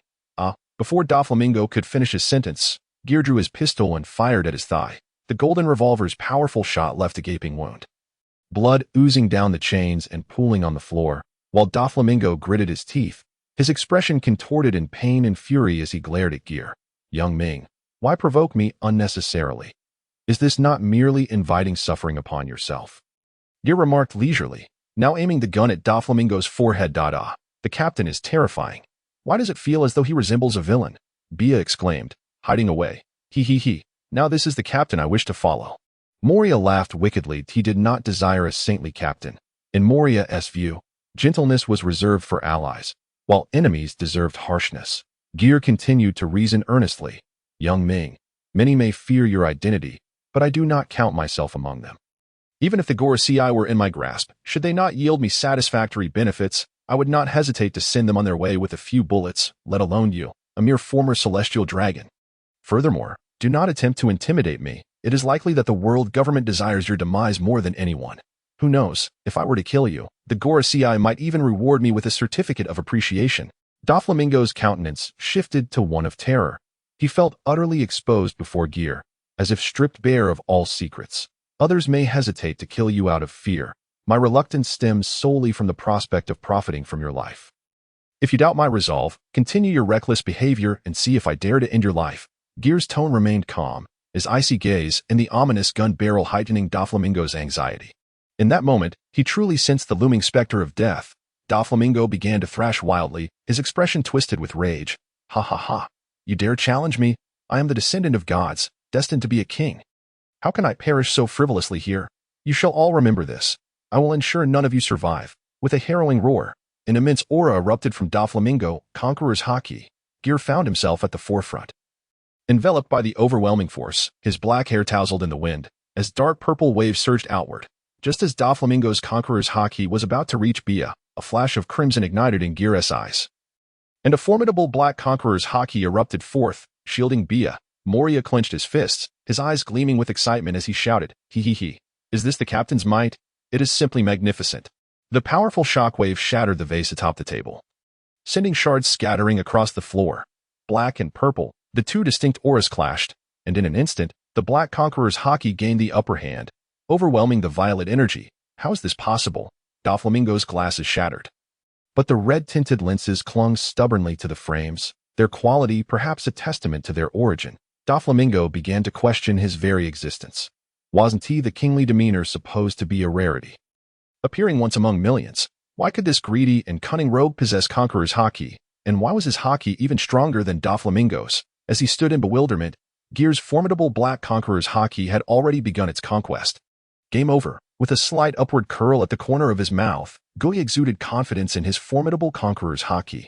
Inside the cabin, the once dominant purple aura had been utterly dispersed, leaving only a faint layer of Haki on Doflamingo's surface, which still clung to life in a desperate struggle. At that moment, Gui's black Haki enveloped Doflamingo entirely, resembling a colossal hand formed of dark mist, firmly grasping him. With a mere thought, Gug retracted his overwhelming Haki, causing Doflamingo to collapse to the ground like a wilting eggplant. Devoid of the previous bravado, the Conqueror's Haki embodies a person's will and aura. When completely overpowered, it can lead to a temporary state of despondency. Geer crouched down and gently patted Doflamingo's face, speaking, Well then, can we converse properly now? You're an adult. There's no need to throw tantrums. Doflamingo stared blankly, his gaze taking time to refocus. After a moment of hesitation, he murmured, I can offer you 5 billion berries and 10 devil fruits, but I truly cannot procure them at this moment. You must allow me to return first. Grant me 3 years, and I shall gather the sum for you. Haha, that simply won't do. You hardly strike me as a person of integrity. If I were to let you go just like that, I suspect you would resort to any means necessary to eliminate your creditor rather than dutifully amass the ransom. Geer replied with a sly grin. Indeed, Doflamingo thought furiously, I would relish the chance to eliminate this bastard right now. Yet, outwardly he hastily professed his unwavering commitment to integrity as a businessman. Geer, uninterested in exposing his facade, continued, How much can you offer me now? 1 billion berries and 2 devil fruits. That's all I have. Oh, is that so? Geer squinted with a playful expression, causing Doflamingo to feel uneasy under his scrutiny. He quickly added, I just remembered, I have a box of gold as well, totaling 1.5 billion berries and 2 devil fruits. Geer patted Doflamingo's shoulder with a cunning smile. Still not being forthright, are we? Little Ming, I am well aware of the considerable wealth amassed by your Don Quixote family, including the number of devil fruits collected and their specific abilities. The reason I inquired was to gauge your sincerity. I now grant you one final opportunity to think carefully before responding. Damn it. There is undoubtedly a traitor among us. Doflamingo's suspicions about an internal betrayal were confirmed by Geer's knowledge of his secrets. Who could it be? Surely, only a high-ranking member would have access to such confidential information. Damn it. I'm being manipulated at every turn, like a puppet in front of my enemies. Once I return, I will expose the traitor and ensure they suffer. With the truth laid bare, Doflamingo relinquished his resistance. Although those devil fruits were crucial for the advancement of his family's members, his priority was to survive in the present for a future to exist. Revenge is a dish best served cold, he thought, closing his eyes in painful resignation. I can offer you 2 billion berries and 4 devil fruits. This is truly my final offer. Uttering those words felt as though he had exhausted all his strength. Haha, splendid. I shall tentatively trust you. Provide me with the 2 billion and the 4 devil fruits, and I will permit you to return. Once you deliver the remainder, I shall restore your shadow. Seeing his reluctance, Geer added with a grin, losing your shadow merely keeps you out of the light. For someone aspiring to make a mark in the underworld, it shouldn't pose much of an issue, right? Upon hearing this, Doflamingo's expression grew even more grim. Why does this scoundrel know everything? Becoming the king of the underworld is our goal for the next decade. Currently, only family members are privy to this information, all of whom have undergone rigorous selection and evaluation. Doflamingo never anticipated there was a traitor among them. Damn it. Doflamingo took a deep breath to steady himself, testing the waters. Captain Geer, your intelligence capabilities are truly astonishing. Have you planted spies around me for some time now? Oh, did I not inform you of my true identity earlier? Seeing Doflamingo shake his head, Geer smirked. Allow me to reintroduce myself. I am known throughout the seas as Little Ling Tong. When it comes to intelligence, I claim the second spot. No one dares to claim the first, as long as you can afford it. I possess a wealth of covert information. Leave me a number. Perhaps we may collaborate in the future. Doflamingo, bewildered, accepted the business card inscribed with a phone number, feeling as if he had been toyed with by this absurdly youthful individual. Nevertheless, he complied. Impressive, Captain Geer, truly impressive. Now, enough with the pleasantries. Quickly contact your comrades and have them deliver the items. Cash on the barrelhead. As Geer spoke, he placed a phone snail before Doflamingo, one that he had previously found while searching Doflamingo's unconscious form. That it was undoubtedly used to communicate with other members of the Don Quixote family. Meanwhile, on a small island near the East Sea's Lobe town, a pirate ship resembling a flamingo was docked along the shore. On the beach, several young crew members were practicing martial arts with a muscular old man dressed in an absurdly tight outfit and sporting rabbit ears. Is this the strength of our cadres? This old man is utterly monstrous. He has taken down so many of our brothers. Hey, don't give up. After exhausting him for so long, he must be nearing his limit. Yes, let us make one final push. You all go ahead. I'll cover you. Charge. Let us take down this old geezer and show him not to underestimate us again. A chorus of youthful shouts erupted as they charged forward.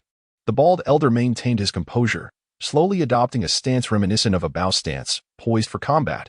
His form was akin to an arrow ready to be released, seemingly still yet brimming with explosive power. With his left hand forward, palm slightly curled outward, and his right hand clenched in a fist beside his waist, he positioned his legs in a forward-backward stance, one solid and one feigned. It was evident he was a martial arts master. What foolishness! To defeat me! You are still a century too early, a pack of rude little brats. Prepare yourselves. Ada. The muscular elder struck a series of eye-watering poses during the bout, emitting peculiar sounds as he did so. Yet, he swiftly dispatched all 10 of the young combatants on the pirate ship. 2 figures, one tall and one short, stood at the bow, observing the spectacle. This is so dull. Doflamingo really left us behind to go to Lobe Town. I am quite curious about what kind of man the Pirate King Roger truly was. The first to speak was a greasy, unsavory-looking man, whose nose dripped with 2 strings of mucus, creating an incongruous scene.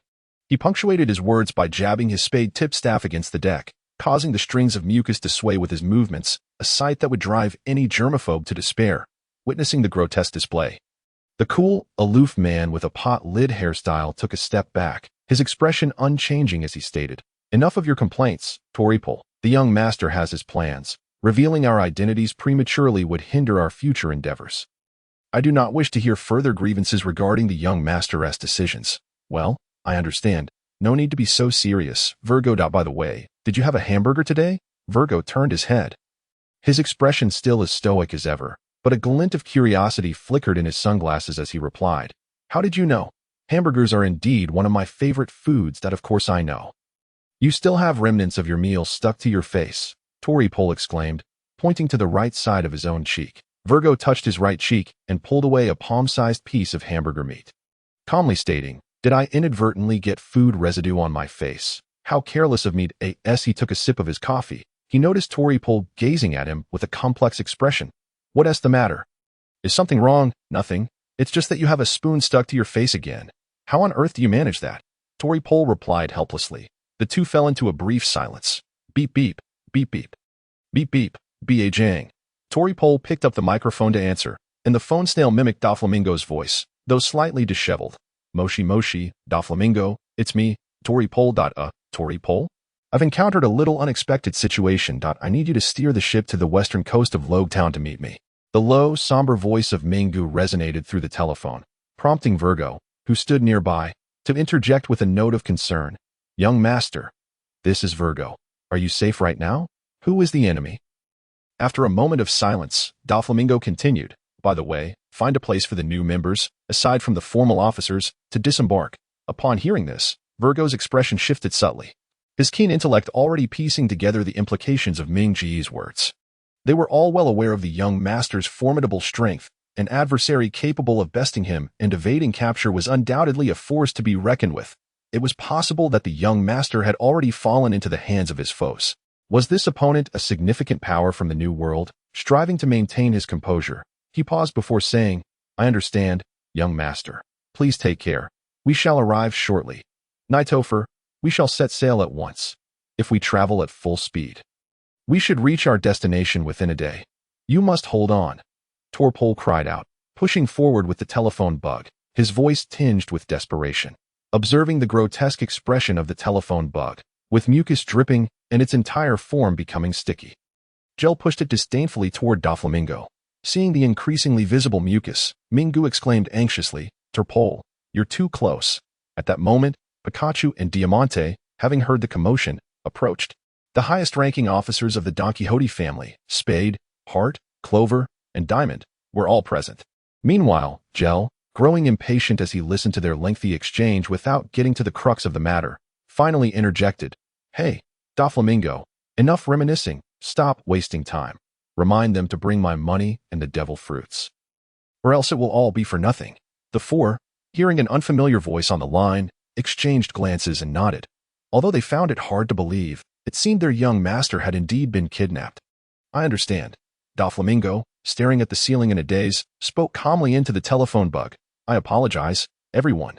This time, I misjudged the situation. I have been defeated. I now require you to bring all the gold, berries, and the 4 devil fruits from the warehouse to secure my release." "Young master, please do not say such things. It is our failure as your subordinates for not safeguarding the king. If anyone should apologize, it should be us to you." Virgo knelt on one knee before the telephone bug, his expression grave. The other 3 followed suit, kneeling in unison. "Please, everyone." "Yes, young master," they chorused. Just as they were about to end the call, Tori-Pol, scratching his head, suddenly asked, "Nightopher, there are 5 devil fruits in the treasury. Which 4 should we take?" As soon as the words left his mouth, an eerie silence enveloped both ends of the telephone bug. Virgo, Diamante, and Pikachu exchanged incredulous glances, each regarding Tori-Pol with expressions of disbelief.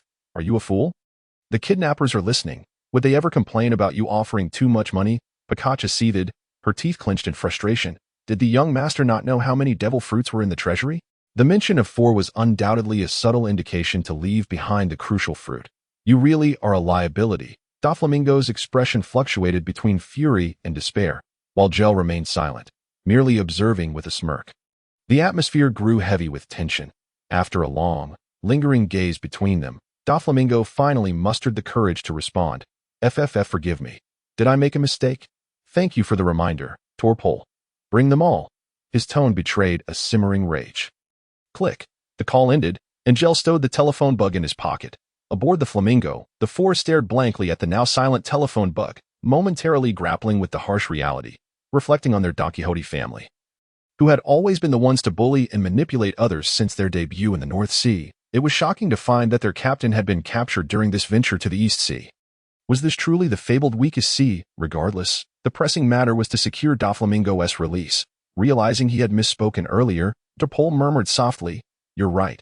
Before we set off, I want to give you a good beating to vent my frustrations. After all, your sticky fruit is quite resistant to physical blows." Despite their youthful exuberance, the group, all around 20 years of age, were prone to bouts of recklessness. "Stop fooling around, Pikachu. Diamante, hurry and stop him, but I'll handle the departure arrangements." Diamante turned on his heel and left without a backward glance, choosing to remain uninvolved. "Hey, Virgo, you have to save me." Virgo, his expression impassive, walked away. He himself was tempted to strike the foolish one. It was a miracle he had not joined Pikachu in his assault. Ouch, ouch. The flamingos set sail amidst Torpole-esque cries, heading toward Rogue Town. Awaiting the delivery, someone had to keep an eye on the meat ticket, so Gel and his companions could only remain aboard the ship for the time being. Fortunately, with the system's marketplace, they need not make repeated trips for supplies. Gel, feeling bored, sat at the bow of the ship, fishing to pass the time. After a long afternoon of fruitless attempts and feeling the heat of the sun, he tossed aside his fishing rod and called out, "Weibel, let's go get some seafood to prepare for dinner." Clang. "Coming, brother," Weibel exclaimed, dropping his dumbbells and scampering over, pulling down his pants as he ran. Splash. The two figures, one large and one small, leapt from the ship. They performed a 3.5 somersault in the air, creating a 10-meter splash upon hitting the water. Gel opened his eyes to the remarkably clear sea, which offered visibility nearing 100 meters, even underwater. Vibrant corals flourished like a blooming garden, teeming with various species of fish darting among them. Sunlight pierced the surface, casting beams that danced with the rippling water, resembling the dazzling lights of a ballroom. The underwater world, untouched and unprotected by humankind, was truly breathtaking. After diving in, Weibel pursued a large fish, while Gel leisurely swam, admiring the stunning underwater scenery, nearly forgetting his purpose. Ultimately, he had to settle for gathering some stationary treasures to report back with, such as sea cucumbers the size of his arm, black gold abalone the size of a basin, and various shellfish, each of exquisite quality. Soon, the brothers returned with their bounty, ready to leave the culinary artistry to Chef Fit. Before long, the delicious aroma of food wafted through the ship. "Dinner time, Weibel announced, cradling his oversized bowl in one arm and wielding a 2-meter-long ladle in the other. High-quality ingredients often require the simplest cooking methods. The enormous dining table was laden with an array of delicacies, and due to the robust builds of Weibel and Mariah, even with just 5 people, the setting felt just right. "Captain, you must try the sea cucumber. It's prepared using the method detailed in the book you gifted me, braised sea cucumber." Fit presented the final dish with a flourish, eager to serve Gel a portion. "Oh really? Let me have a taste," Gel replied, intrigued. Recognizing the classic dish of braised sea cucumber, he noted Fit's recent foray into Shandong cuisine. As one of the 8 major culinary traditions, Shandong cuisine is a hallmark of the culinary culture of the Yellow River Basin, known for its long history and diverse techniques. Gel picked up a piece with his chopsticks and placed it in his mouth. The sea cucumber was fresh, and the green onions were aromatic and rich, creating a uniquely delightful flavor profile when combined. "How is it? Delicious?" Fit asked, rubbing his palms together with anticipation. The sea cucumber's exterior shimmered with a red hue, its taste savory and smooth. Upon chewing, it revealed a crisp, bouncy texture that left a lasting aftertaste. Gel savored several more pieces before giving a thumbs up, proclaiming, "Delicious, absolutely delicious. Truly a testament to the profound depth of Chinese cuisine. A flavor that has nourished generations and leaves one yearning for more. So good," Weibel exclaimed after his first bite, and Mariah quickly joined the fray, diving into the feast with such fervor that there was scarcely time to lick his plate clean. This dish, hailing from another realm, is uniquely distinctive and brimming with charm, suitable for all ages. The scallion braised sea cucumber has successfully captivated the palates of everyone present, emerging as the centerpiece of tonight's dinner table. The chef, Fit, basking in the unanimous praise, wears a benevolent smile reminiscent of a kind old father. After a hearty meal and tidying up the tableware, Geer procured an oversized version of Ludo from the system mall and spread it across the table, inviting Weibel, Moria, and Fit to join him in a game. The rules of Ludo are relatively straightforward, making it accessible even for Weibel. Meanwhile, Bia approached the corner where the bound Don Quixote da Flamingo sat, carrying a plate of fried rice and a bowl of soup. After a day of torment, deprived of sustenance, Da Flamingo was parched and ravenous. Upon seeing the food and water, he unabashedly extended his tongue to moisten his cracked lips, exhibiting a somewhat unsettling demeanor. "I will feed you. But let me make this clear. You must not threaten me. If you do, I shall simply turn and leave." allowing you to see but not touch, Bia threatened, gazing defiantly into Doflamingo's eyes, her own wide and unyielding. Concealed behind his glasses, Doflamingo's eyes were unreadable, yet the corners of his mouth began to curl upwards. With no hesitation, he opened his mouth, awaiting nourishment. After sipping the soup and taking a few bites of rice, Bia could not contain her pride. So, what do you think? My father's fried rice is absolutely delicious, isn't it? Her tone brimmed with self-satisfaction. Fufufu, what is your name, brave little girl? Doflamingo inquired, intrigued by her fearless demeanor. I am Bia, she replied. Then, naive little Bia, as a reward for your hospitality, when I exact my revenge on the people aboard this ship, I shall grant you a chance at survival. Oh, and your chef father, thanks to his fried rice. His culinary skills are commendable. Should he wish, he may work for me. Bia rolled her eyes. Well, thank you in advance, Mr. Doflamingo. Doflamingo felt a twinge of disappointment at not witnessing fear on Bia's face. Mr. Doflamingo, I find you quite pitiable. I advise you to cease your opposition to Captain Geer. He is a good man and quite easy to get along with. If you refrain from wrongdoing, perhaps you could even become good friends. Fufufu, Doflamingo could only laugh in frustration. Thanks to him, I am currently bound like this, awaiting my family to pay a ransom for my release, and you dare call him a good man, though I am undeniably a villain. He is no saint. Do not be deceived by his constant smile. His heart is darker than anyone else's. Noticing the bottom of the plate, Bia seemed to recall something, and a smile graced her face. Oh, Mr. Doflamingo, the captain mentioned that this meal will cost you 1,000,000 berries, and the service fee for the lovely girl feeding you is an additional 500,000 berries. That I forgot to mention this earlier. But since your meal is nearly finished, and you seem quite satisfied, I shall note that 1.5 million berries down for you. Doflamingo fell silent, watching the little girl expertly clear away the dishes while humming a tune as she skipped away.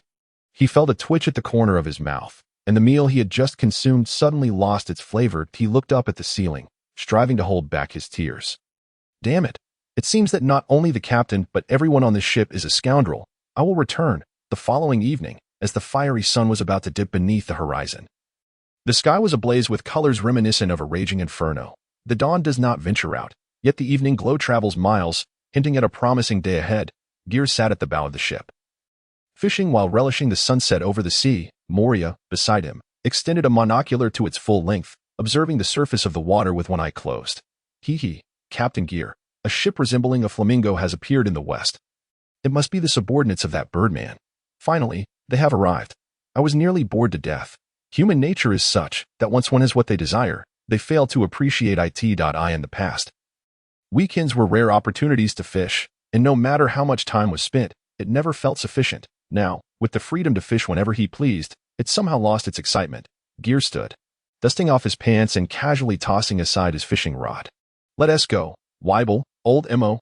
Grab the meat tickets and let us greet our friends from afar. Uncle Feet, you and Bia stay on the ship. Humph, the captain never includes me in the fun. Bia pouted, expressing her discontent. Geer comforted her by stroking her soft blue hair. Perhaps the other side will act out of desperation, and a battle may ensue. You are still young. When you turn 17, I will let you lead the charge. All right, why must I wait until I'm 17, Captain? Geer chuckled mysteriously. Because at 17, you will be considered an adult and can choose to participate in battles. He refrained from mentioning that in the pirate world, those who set sail at 17 tend to be rather formidable, often achieving great feats in just half a year. Fine. It's a deal then, Bia declared earnestly, extending her pinky finger, and Geer complied in agreement. A deal it is. Geer turned to Feet with a smile. Uncle Feet, please prepare dinner and wait for our return. Certainly, Captain. Feet nodded, leading his daughter back to their quarters. Geer then faced Doflamingo earnestly. You wouldn't want to lose face in front of your subordinates, would you? I hope you will cooperate. Otherwise, I shall have a difficult time. With that, Geer unshackled the chains binding Doflamingo and removed the rag from his mouth, leaving only a pair of sea prism stone handcuffs. Doflamingo's expression darkened, his face taut and silent. Geer preferred to avoid unnecessary complications. Honest dealings would benefit them all. Should Doflamingo choose to act irrationally, Geer would not hesitate to obliterate the Don Quixote family entirely. Let us go, old Mo, Geer said, leaping onto Weibel's left shoulder, who casually lifted Doflamingo in his grasp as they prepared to depart. Moria, feeling awkward, spoke up. Captain Geer, how are we supposed to get over there from this distance? I can't fly. Geer paused, taken aback by the question, before responding earnestly. Oldemo, I must say, your utilization of the shadow fruit, which is quite powerful, is rather underwhelming. Look at Doflamingo. He plays with that mediocre string fruit as if it were the most extravagant of powers, executing airborne maneuvers that are child's play. Doflamingo interjected, "Are you complimenting me? I feel somewhat offended." Moria, feeling a twinge of embarrassment, scratched his head, contemplating a retort about how Doflamingo, despite his flashy techniques, would still be defeated by him. However, fearing that Captain Geer would embark on another lengthy lecture, Moria ultimately swallowed his words. Seeing Moria's good attitude, Geer waved him off, saying, "Let us save the training for another time. For now, try transforming your shadow into a pair of wings and see if you can fly. If the bats you create from your shadow can fly, then surely larger bat wings should allow you to fly as well." Moria's eyes lit up at Geer's words. Oh, right? Why didn't I think of that before? Eager to test his newfound idea, he focused his thoughts, recalling the intricate details of bat wings and the principles of flight, as the shadow behind him began to morph a pair of enormous black wings.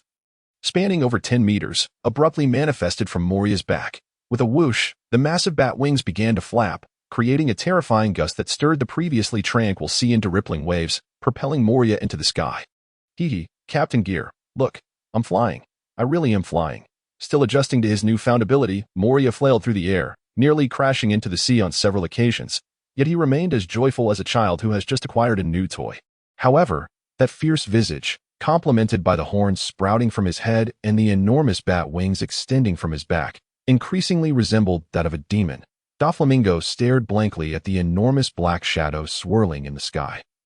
It is worth noting that devil fruits capable of flight are exceedingly rare. Among the animal types that are most likely to possess such abilities, very few actually do. As one of the beneficiaries, Mingo was acutely aware of the advantages that flight could confer. His aerial pathway involved tethering the clouds above with fine threads, thereby facilitating rapid movement through the air. However, this could only be deemed a semblance of flight, and its limitations were glaring. Should there be no objects nearby to anchor his threads, such as clouds in the sky, he would be rendered immobile. Doflamingo turned his gaze to Geer, his eyes brimming with wariness. This rascal seemed quite adept at harnessing the powers of devil fruits. Should he manage to acquire those few superhuman-type devil fruits from himself, it would not be long before Geer evolved into one of the preeminent forces of the sea. A true gentleman knows when to bend and when to stand firm. Perhaps it would be wise to set aside enmity for the moment and seek to curry favor instead, as Doflamingo wrestled with his inner turmoil. Geer had already arrived on the deck of the Flamingo ship with the two hulking figures, Weevil and Moria. Boom! A tremendous sound echoed as the entire vessel shuddered violently. Weevil and Moria landed heavily, leaving two sizable craters on the deck. Since it was not his own ship, Doflamingo felt no pang of regret. What is happening? Is a meteor falling? Several young officers aboard were disoriented, caught in a state of panic. Diamante, steadying himself against the railing, admonished, "Silence. Do not lose your composure. The enemy approaches. Prepare for battle." "Yes, Lord Diamante." The crew finally steadied themselves under the forceful shout, grabbing their weapons and rushing onto the deck under the leadership of the four highest-ranking officers. Captain, it seems we are not particularly well-liked," Moria remarked with a glint of mockery in his eyes as he surveyed the members of the Don Quixote family. Weevil, arms crossed over his chest, calmly looked down at the encroaching pirates. It must be said that the two towering figures, Moria and Weevil, standing at 6 or 7 meters tall, indeed commanded respect. Their mere presence exerted an overwhelming pressure that left the opposing crew gasping for breath. Toripole, Virgo, Pica, and Diamante stood at the forefront of the formation, their expressions grave, beads of cold sweat forming on their foreheads. On the Flamingo ship, a hush fell over the deck despite the crowd, so quiet that one could hear the sound of someone swallowing nervously. The members of the Don Quixote family gripped their weapons tightly, palms slick with sweat, yet none dared to make a move. Their revered yet immensely powerful young master was being held like a chick in the palm of the enemy's hand. "You scoundrels! How dare you treat our master in such a manner? Release him at once." Virgo, typically the least talkative, was the first to step forward and shout in indignation, upon seeing that the three adversaries remained unmoved. As if they had not heard him, Virgo's face turned ashen, his expression akin to that of someone cloaked in armed hockey. Geer nonchalantly dug at his ear with his pinky finger and chuckled. "Once we have what we seek, we will certainly release him. We are men of our word. Hurry up, and if we resolve this swiftly, your esteemed master Doflamingo will suffer less." "Absolutely not. You must first release Doflamingo. We cannot trust you. We must ensure our young master's safety before we hand over anything." Tory Pole retorted, pointing his staff at Geer. How absurd. As if I would trust you lot, Geer shot back, leaving Tory Pole momentarily speechless. Noticing that the others were still hesitating, Geer leapt down from Weevil's shoulder and, in full view of the crowd, gave Doflamingo a playful pat on the backside, inquiring, "What shall we do, brother Doflamingo? It seems your beloved subordinates are not particularly eager to rescue you. Do you suppose they wish to use me as a tool to eliminate you and replace you with a new master? Fufufu.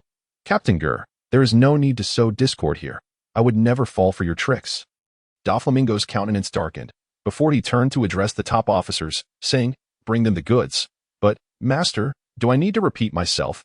Doflamingo's lips curled downwards, his tone clearly displeased. "Yes, master." The four answered in unison. Diamante turned to beckon those behind him. Tap, tap, tap. A chorus of synchronized footsteps approached. Soon, a dozen or so subordinates clad in black suits emerged, totaling 11 individuals. Aside from the first, each of the remaining 10 carried 2 black briefcases. The leader of this group was a handsome man in his 20s.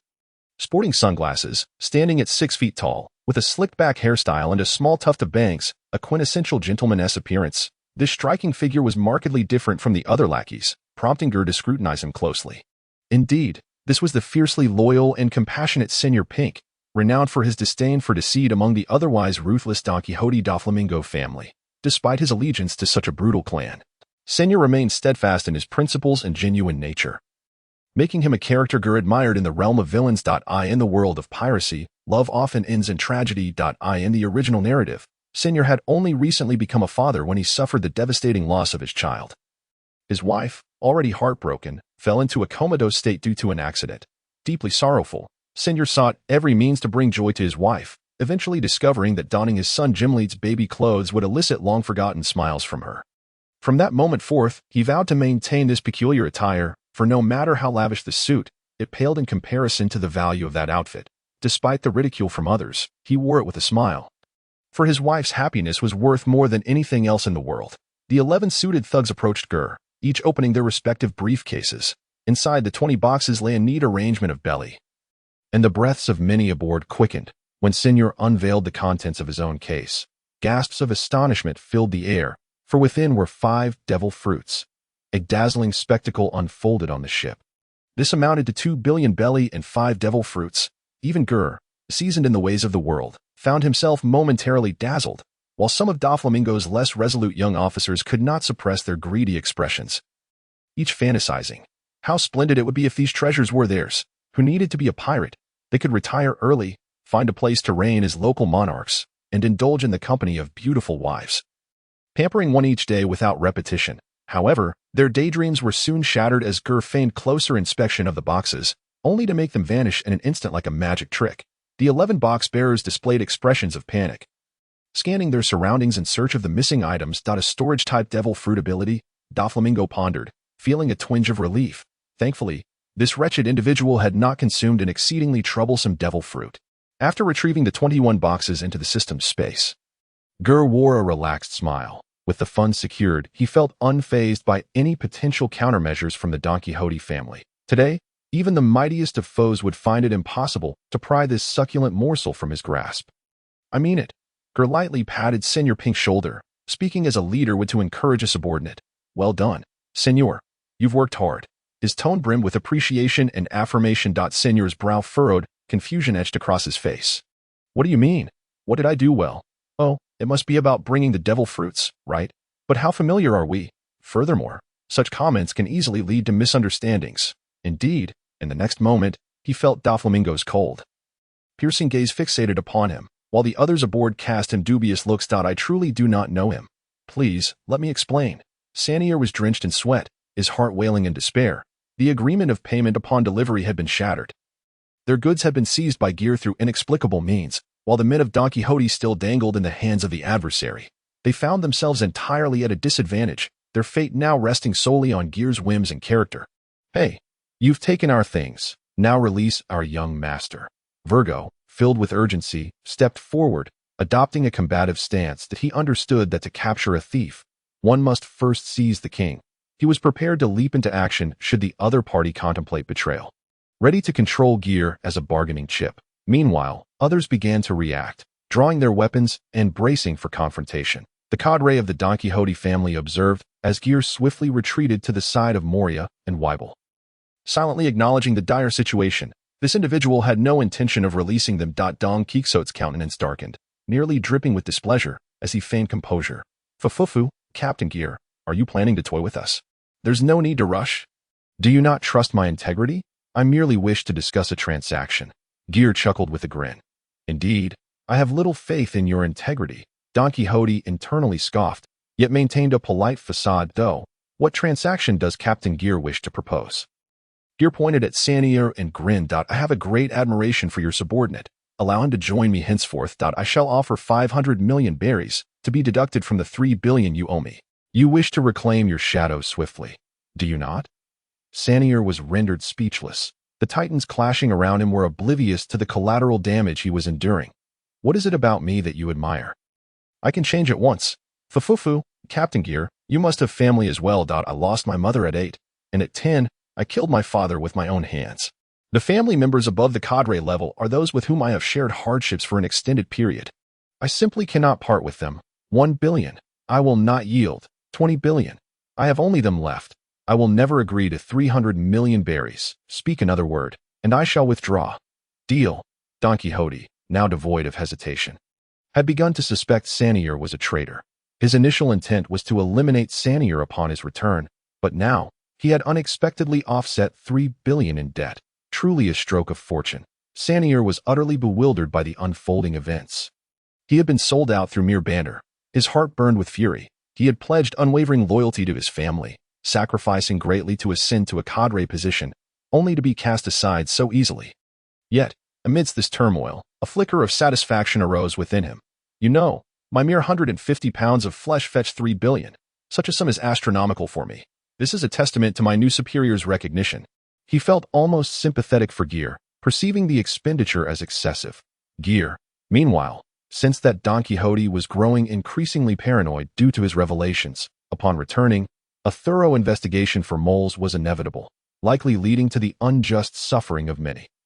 He remained uncertain whether the second-generation heart, Corazon, had infiltrated the Don Quixote family, fearing his interference might inadvertently endanger him. Thus, he opted to feign the voluntary withdrawal of his operative, having no expectation that Don Quixote would repay the 3 billion with integrity, preferring instead to acquire a capable subordinate. Once the transaction was finalized, Geer instructed Weibel to release Don Quixote, who had been held for an eternity. Sanier, a man of profound pride, decided that if he was not to remain here, he would approach Geer, turning to face the Don Quixote members with an impassive gaze. Look, Sanier's demeanor has shifted entirely now that he stands before us. Indeed, he has become quite arrogant. He doesn't even deign to acknowledge us. This scoundrel, I always said he was a sly one, but you wouldn't believe me. A voice whispered, if a leader were willing to offer me 3 billion berries, I would gladly switch allegiances. Silence, fool. Do you wish to perish? Should a high-ranking cadre hear you, you would surely not see the dawn, a nearby individual warned, and the one who had spoken quickly covered his mouth, glancing nervously around to ensure no one had overheard before exhaling in relief. Sanier's betrayal solidified the Don Quixote family's suspicions, further convincing them he had been an infiltrator from the outset. Geer, beaming, embraced Sanier's shoulders with enthusiasm. Ha! Welcome aboard. We shall be brothers from this day forth. Do not blame me for setting you up. If they truly trusted you, my words alone could not sever that bond that I understand. This cannot be attributed to Captain Geer. Sanier replied, somewhat resigned. Fear not. You are free to remain on our ship for a time. Should you find us to be unworthy, you may depart at any moment. Is that truly permissible, Captain Geer? Of course. But you must first repay me the 3 billion. This. Sanier's fleeting gratitude was extinguished, and he regarded Geer's grin as that of a devil. Captain Geer, I shall obey your every command. Allow me to follow you. Sanier declared with utmost seriousness. He understood he could not remain aboard any longer. The burden of repaying 3 billion berries led him to choose servitude to his new master. Splendid. Rest assured, following me guarantees a promising future.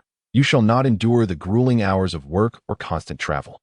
I promise that when you start a family, your career shall never interfere with your ability to care for them. I can tell from your demeanor that you, like me, are a family man. Please take care of me. From this moment forward, my life is entrusted to you, Captain. Geer suddenly recalled something and clapped Sanier's shoulder. Do you have anyone else at home? A partner, perhaps? If needed, I can have my brother. Don Quixote, assist in bringing them here. Don Quixote interjected, are we acquainted? Thank you, Captain, but that won't be necessary. I am all alone. Seeing that Geer, despite his eccentricity, genuinely cared for him, Sania felt a flicker of warmth in his heart. Very well, let us go. We've made a profitable deal today, and with a new companion aboard, a celebratory feast awaits. Geer laughed heartily. As dusk fell, the matters at hand concluded. He seized Sanier, calling upon everyone to prepare for their return home. Weibel had been squinting in silence, nearly dozing off, but upon hearing this, he could not restrain himself. Are we finally going back? Brother, I want to eat meat. Big, hearty chunks. Captain, I crave cola, the ice-cold kind. Not a problem. Captain Geer, shouldn't we leave this place before discussing anything further? Sanier wiped the cold sweat from his forehead, urging caution. Esteemed leaders, we are still on enemy territory. Can we not depart this perilous place before deliberating on tonight's menu? Stop right there. Diamante drew his sword, pointing it at Geer. Do you think the Don Quixote family can simply come and go as they please? None of you will leave today. Oh, if we're not departing. Do you intend to keep me here for dinner? I see your pot is nearly empty. There's no need for such hospitality. Geer turned, casually bantering. Damn it, you arrogant scoundrel. I will reduce you to a pulp. Pika's imposing stature contrasted sharply with his high-pitched voice, evoking laughter from all present. The youthful cadre of Don Quixote stifled their chuckles, their faces turning crimson. What is wrong with this fellow's voice? So shrill. Utterly hilarious. Moria guffawed, tears streaming down his face. Even Geer, trained as he was, couldn't help but join in the laughter, though he found it amusing that Moria was mocking someone who was equally absurd. Pika's expression darkened, fist clenched tightly. He had vowed to eliminate anyone who dared to mock his voice. How dare you laugh at my voice? You shall all perish. In a sudden outburst of fury, Pika unleashed the power of the SH, transforming his enormous right fist into solid rock, and with tremendous force, he launched a crushing blow aimed directly at Geer's face, before Geer could utter the words brother. Save me. Weibel had already interposed himself before his brother, brandishing his great sword in defense. Clang. Pika. The gray rock fist was cleanly severed, leaving a smooth and even cut. Pika grimaced in pain as he clutched his right wrist, swiftly petrifying the wound to staunch the flow of blood. Geer glanced at Weibel in astonishment, questioning whether this brute had a peculiar penchant for severing others' right wrists. In the original narrative, he had gained notoriety for such a feat, rivaling the Sea Kings of East Blue, one having bitten off a Yonko's left hand, and the other having severed a Marine Admiral's right arm. Pika staggered back a few paces, his expression grave as he regarded the hulking figure wielding the greatsword. Weibel, during his training with the armament hockey, had shattered countless stones with merely a wooden stick. Now, with his blade enveloped in advanced armament hockey, it was as if he could slice through iron like clay, rendering mere rock utterly defenseless. Weibel's strike had instilled a palpable fear throughout the vicinity. He did not pursue further aggression but stood resolutely before Geer, driving his great sword into the deck, causing the entire ship to shudder. He loomed like an insurmountable mountain, a formidable barrier. Observing this imposing presence, Don Quixote Doflamingo found himself momentarily recalling a notorious pirate of the seas. No, it cannot be. This is utterly impossible. Doflamingo swallowed hard. His earlier inaction against Pika had been a deliberate test. If Weibel's strength was merely comparable to Moria's, then he and his cadre aboard the ship had no reason to allow their adversary to depart so comfortably. Doflamingo believed that his previous defeat was due to a lack of understanding of Moria's fruit abilities, compounded by his own overconfidence. Moreover, with the night having fallen, he could move without shadows. If they were to engage once more, he believed he could at least hold Moria at bay, that he could then direct the remaining crew to deal with Geer and the simpleton. However, the reality was that Pika, one of the highest-ranking officers of the Don Quixote family and among the strongest, could not withstand even a single attack from the opponent. This fellow, so formidable, the crew of the Merman's Flame had to concede that despite his seemingly dim-witted appearance, this giantess' strength was genuinely terrifying. Geer calmly regarded Doflamingo, who had freed himself from the sea stone handcuffs, and inquired, "Have you made up your mind, Doflamingo?" Doflamingo adjusted his glasses, the downward curve of his lips indicating his current displeasure. Observing Geer's composed demeanor, he ultimately could not summon the resolve to fight to the death. Let them go. But, young master, The crew attempted to protest, only to be interrupted by Doflamingo's sharp command. Silence. Ha ha ha. Excellent. A true man knows when to bend and when to stand firm. Brother Doflamingo, I knew I had not misjudged you. Geer praised, giving him a thumbs up, while secretly contemplating. This fellow truly is a man who, as long as he is not utterly crushed, can be exploited to the fullest, and I look forward to future opportunities for continued collaboration. By the way, you still owe me 5 devil fruits, Brother Doflamingo. Do remember to see to that. Now then, my brothers, let us depart. No need to see us off. Farewell to you all. As Geer spoke, he leaped onto Weibel's shoulder, while Moria took to the air with Senio. Their figures disappearing into the horizon amidst the resentful and furious gazes of the crew aboard the Merman's flame. Having encountered an enemy they could neither defeat nor tolerate. The crew exhaled deeply as they saw their adversaries finally depart. The 4 highest-ranking officers led the others in kneeling on one knee before Doflamingo. We sincerely apologize, young master. We have brought you such humiliation. In servitude, we are willing to die as atonement. We too. The ordinary officers followed suit, whether out of genuine remorse or simply in solidarity. Thus, the deck of the Merman's flame was filled with kneeling figures, marking the first defeat the Don Quixote family had ever faced. And the morale of the crew plummeted. Doflamingo inhaled deeply and slowly spoke. Enough. No need for further words. Allowing you to act independently was my intent. You were merely following my orders. Rise. Despite this, they could not defeat the enemy standing before their young master, which constituted a failure on their part. We beseech you to punish us, young master. Pika called out loudly, bowing his head in submission. Clack, clack, clack. Doflamingo donned his feathered coat once more, striding past the crew, the rhythmic sound of his footsteps quickening their heartbeats, compelling them to bow their heads even lower, fearful of incurring the wrath of their young master. Finally, his figure halted before Pika. Pika? Yes. Pika dared not raise his gaze, unable to suppress the lump that formed in his throat. Go tend to your wounds, Doflamingo's calm voice rang out. Pika was initially taken aback, but soon, tears began to well in his eyes. He had never anticipated that he would receive concern instead of reprimand. Taking a deep breath, he declared with conviction, "As you command, young master." Doflamingo surveyed the others, raising his voice. "Everything has passed. Even if I were to blame you, time will not reverse itself. Now, all of you, cease this display of weakness. If you cannot defeat them, then strive to grow stronger. The Don Quixote family will reclaim our honor in due time. Now, everyone stand up." Instantly, the members of the Don Quixote family felt a surge of fervor. Their spirits lifted. The elders among them wept with joy, pounding their chests and shouting passionately, "Why, truly worthy of the young master. What right do we have to continue lamenting? We shall never fail again. We will not disappoint your expectations. For our young master." Geer remained oblivious to the fact that his good brother Doflamingo had already noted him down for future reckoning. Meanwhile, aboard Geer's ship, laughter and merriment filled the air as the crew gathered around the table to indulge in a lavish feast. Senio observed the camaraderie among the crew and felt a warm familial atmosphere that was quite pleasant, free from the constant anxiety of saying the wrong thing, of fearing that the next target might be a good person, a woman, an elder, or a child, and worried about failing the mission due to hesitation. Geer filled the cups of Bia and Weibel with juice, raising a toast, "Cheers," to celebrate the addition of our new comrade. Senio pick. Cheers. The atmosphere at the banquet grew lively, with Senio and Moria downing bottle after bottle of beer, both thoroughly intoxicated and unable to distinguish the directions, judging by their size difference. It was evident that Moria could hold more liquor, while Senio, relying on his tough guy persona, clung on for dear life. Bang! Senio finally succumbed, collapsing to the ground and falling into a deep slumber. Finally at your limit. Huh? How could a junior possibly outdrink an elder like me? Although he had only boarded the ship a few days earlier than Senio, Moria had always considered himself as the elder, clearly placing importance on this hierarchy. In that case, I suppose I am also your elder. Uncle Moria. Bia looked up at Moria, beaming with joy. Hey, Bia, how many times have I told you to call me big brother? I am not an uncle. Oh, all right then, Moria, Jr. Hey, you little brat. Bia teased. But you were the one who said that those who board the ship at night are juniors.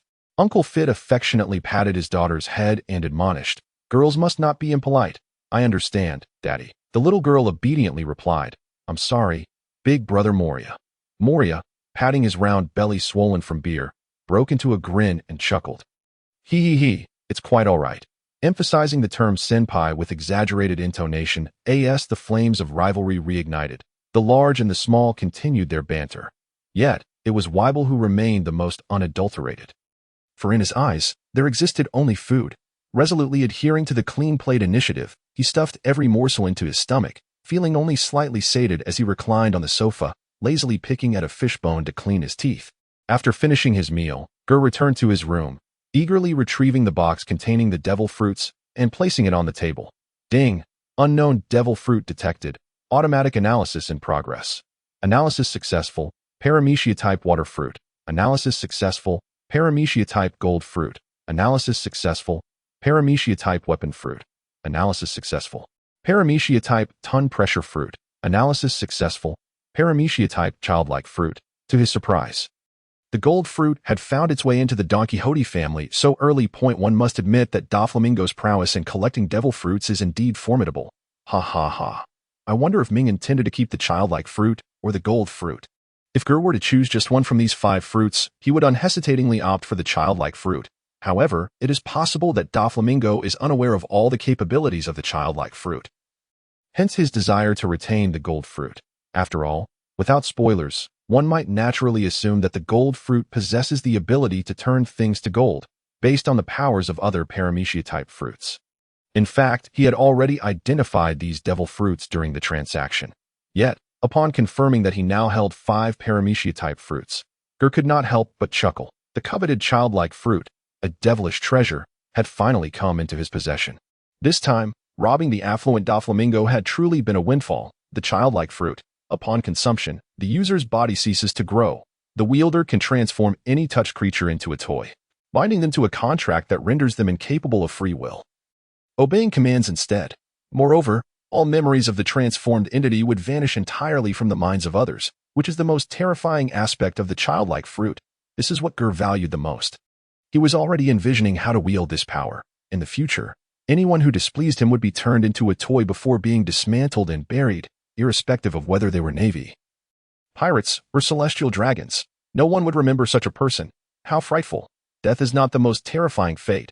Rather, being forgotten is. This adage rings profoundly true. Who should be offered a taste? Perhaps he would inquire who might be interested. Geer tucked away the gold fruit, the weapon fruit, and the childlike fruit, leaving only the water fruit and ton pressure fruit, neither of which would even entice a dog. Geer picked up the water fruit with a conflicted heart. He recalled the days of reading manga in his previous life, when he had been awed by the seemingly omnipotent nature-type fruits, imagining how formidable the water fruit would be in a pirate world set against the backdrop of the ocean. Little did he expect the emergence of a paramecia-type water fruit, which, upon consumption, would prevent swimming in water, instead allowing one to swim on land. What nonsense fruit is this? Oda, you sly fox, once again defied expectations. With a thought, he initiated decomposition. Ding! Decomposition successful. Obtained ability, water affinity, water materialization. Water affinity grants exceptional aquatic abilities akin to those of fishmen, allowing for free breathing underwater, reducing damage from water-based attacks by 50. Method of use, oral. Water materialization enables the transformation of touched inorganic objects into water. Method of use, oral. A flash of light passed. Geer gazed at the 2 blue candies in his hand. Somewhat astonished, he had not anticipated that this seemingly comical devil fruit would yield 2 commendable abilities, particularly the capacity to breathe underwater and control water, essentially granting him the lineage of a fishman. Geer stowed away the candies and picked up another fruit, the paramecia-type ton pressure fruit, which delivers strikes to enemies by altering one's weight. The original wielder of this fruit was likely Mabais of the Don Quixote family, who had developed the fruit to a maximum weight of 10,000 tons. However, one must consider that the force exerted is reciprocal. The heavier one becomes, the greater the counterforce inflicted upon oneself.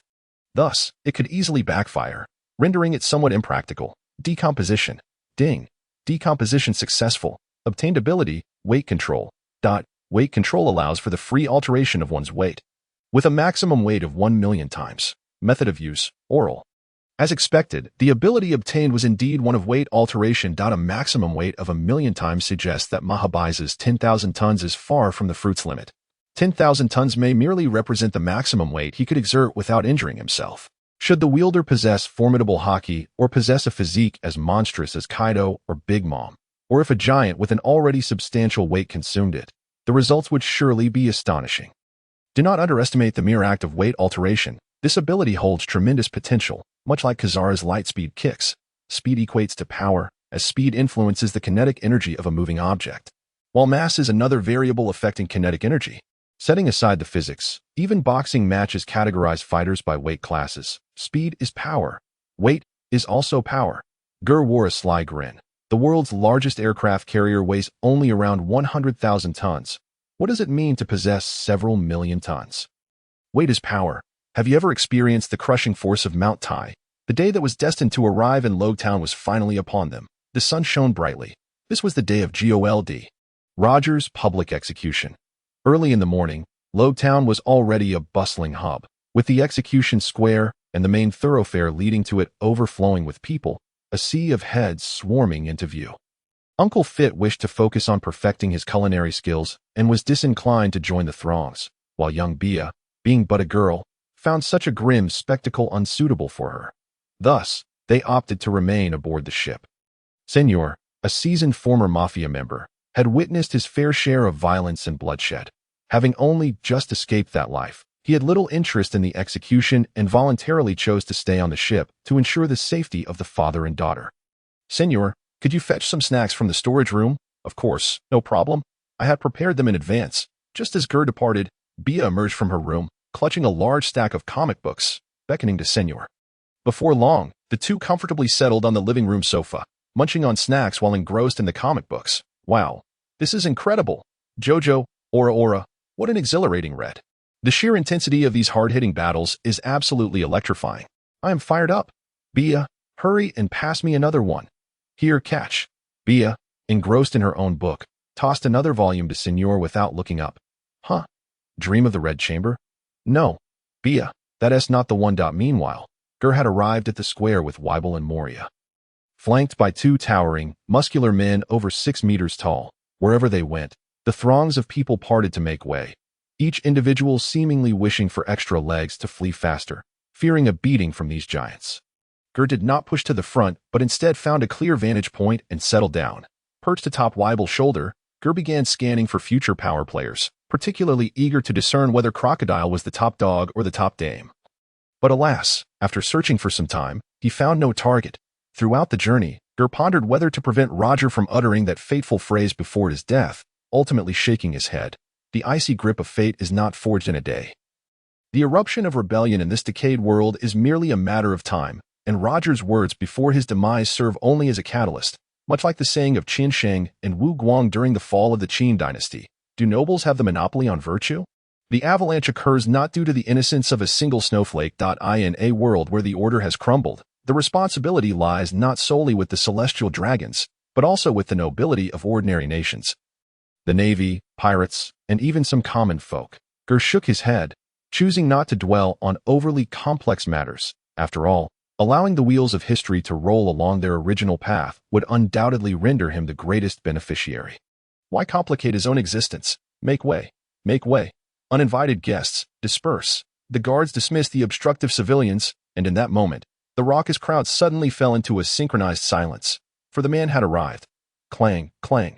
At the end of the road, Roger approached slowly, shackles adorning his limbs, a calm smile gracing his face, followed closely by a throng of soldiers escorting him.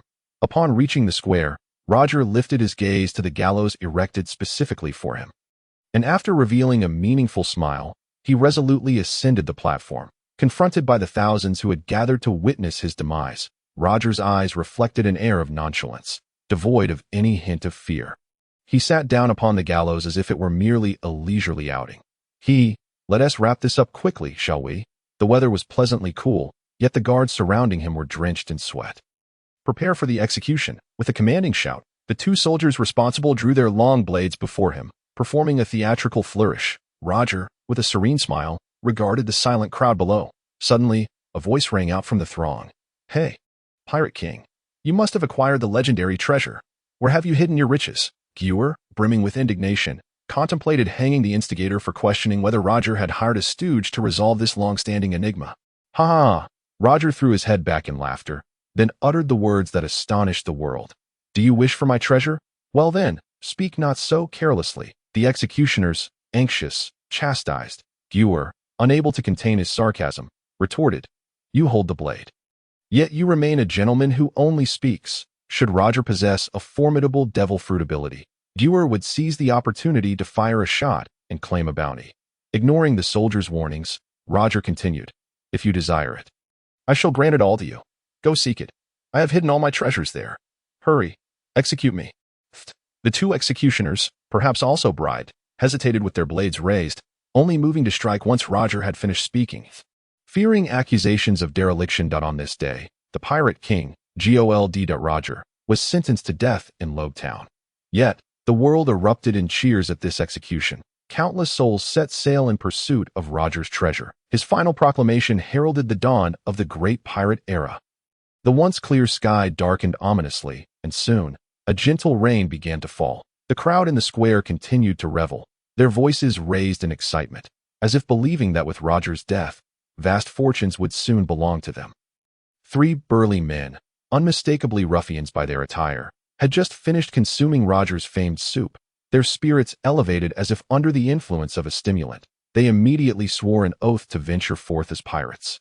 "Ha ha, let us brothers unite and set sail, sharing the spoils and reveling together, to drink heartily and feast upon meat. What joy awaits us! Big brother, second brother, big brother, third brother, second brother, third brother," as the three embraced the warmth of brotherly camaraderie. An unpleasant voice interrupted from behind. "Hey, a bunch of scoundrels, making a ruckus for no reason." Moria spat, disdain evident in his tone. "Hey, you talking to me?" The trio turned in unison, only to flee in terror upon seeing Moria's demonic visage. Geer, intending to depart, spotted a white-haired boy in a green coat lost in thought amidst the crowd, and stealthily approached. "Hey, don't move, kid. Dare to shift, and I'll shoot you dead." Geer pressed his fingers against Smoker's back, his tone icy. The young smoker, startled by the sudden threat, trembled as he stuttered, "Who are you? Why do you want to kill me?" "Huh, little brat. You seem so eager. Are you thinking of becoming a pirate after hearing the Pirate King's proclamation?" "And no, spare the denial. It's best to eliminate you now, before you become a danger to society." With that, Geer poked Smoker's back again. "No, I don't want to. My dream is to become an excellent Marine." Geer smirked, his tone cutting to "Oh, you, a mere child, wish to be a Marine. But never mind. Regardless of your future ambitions, I've crossed you today, and when you grow up, you'll seek revenge. Better to eliminate you now to prevent future troubles." Smoker, utterly despondent, wondered if he would indeed meet such a pitiful end. His inherent stubbornness flared, and with a defiant spirit, he exclaimed, "Bastard, are you out of your mind?" The young smoker turned angrily, but upon seeing Geer's cheerful demeanor, he realized he had been toyed with. Were it not for the realization that he could not overpower his foe, he would have certainly retaliated. Geer chuckled, "Just a joke. Don't be so serious. By the way, little brat, would you care to join my ship? We are adventurers, not villains." Smoker merely wished to distance himself from this man, stepping back with an air of arrogance. I wouldn't want to. Also, my name is Smoker, not little brat. You better truly not be a bad person, or when I grow up to be a Marine, I will certainly arrest you." "Ha, what a cocky little brat, not at all charming." Geer intended merely to amuse himself at Smoker's expense, without any plans to forcibly take him aboard. At that moment, Smoker was still merely a child of around 10, with family and a home in Lobetown. It was improbable that he would willingly set sail. As Geer turned to leave, he suddenly noticed a glowing red orb suspended above the execution platform. Pausing in surprise, Roger wasn't a devil fruit user. Nor did I kill him. Why is there a light orb? Curiosity piqued, Geer inquired of the system. "Son, why is there a reward here? Roger was vanquished by me." Ding. Witnessing a major plot event or the fall of a significant character has a certain probability of yielding rewards. At this time, Roger's body had been removed from the platform, yet several guards remained on watch below. Uncertain how long the orb would persist, Geer resolved to act quickly. He could not afford to miss this, after all. It was something revealed by the Pirate King Roger. Geer summoned Weeble and Moria, instructing old Moria, create a distraction to divert the guards watching the execution platform. But remember, do not harm anyone. I need a minute or two to inspect the platform. I'll handle it swiftly. No problem, boss. Weeble, just wait here for me. But brother, I can't even chop anyone. How boring. After a few words of admonition from Geer, Weeble finally nodded obediently, and the trio made their way toward the execution platform. Geer donned a duckbill cap, adjusting the brim. Soon, Moria's voice rang out beside him. "Hey, you bastard, you bumped into me. Pay me for the damages. Hey, the sun must be shining from the west today. Someone actually dares to extort me." A 2-meter-tall bald giant, taken aback by the unexpected encounter, angrily turned to confront the audacious individual. Upon turning, the giant found himself seized by Moria, lifted effortlessly by the collar. Seeing Moria's terrifying face, coupled with his imposing stature, the bald man immediately pleaded, "Forgive me, big brother. It was my fault. I'll pay you right away." As Moria released his grip, the bald man instinctively knelt upon the ground, and a profound bitterness welled up within him. And the more he pondered, the more aggrieved he felt. Just days prior, he had nearly met his demise at the hands of a young man while attempting to intimidate a young girl. The day before, he had been mercilessly beaten by a cloaked man after bullying an elderly woman. Today, having barely ventured out, he found himself once again on the receiving end of violence. Why was this happening? Lately, he had been encountering formidable individuals who were not to be trifled with. Was it possible that his previous arrogance and misdeeds were now catching up with him as a form of retribution? He silently resolved to lead a more virtuous life henceforth and to abandon his wicked ways. Observing the burly man in tears, Moria felt a headache coming on. "Why don't you show a bit more backbone? At least do justice to your fearsome appearance," he thought. "You crumble at a touch and kneel at the slightest provocation. How am I to create chaos with you around? Truly, I must be blind to have searched so long only to find a cowardly wretch."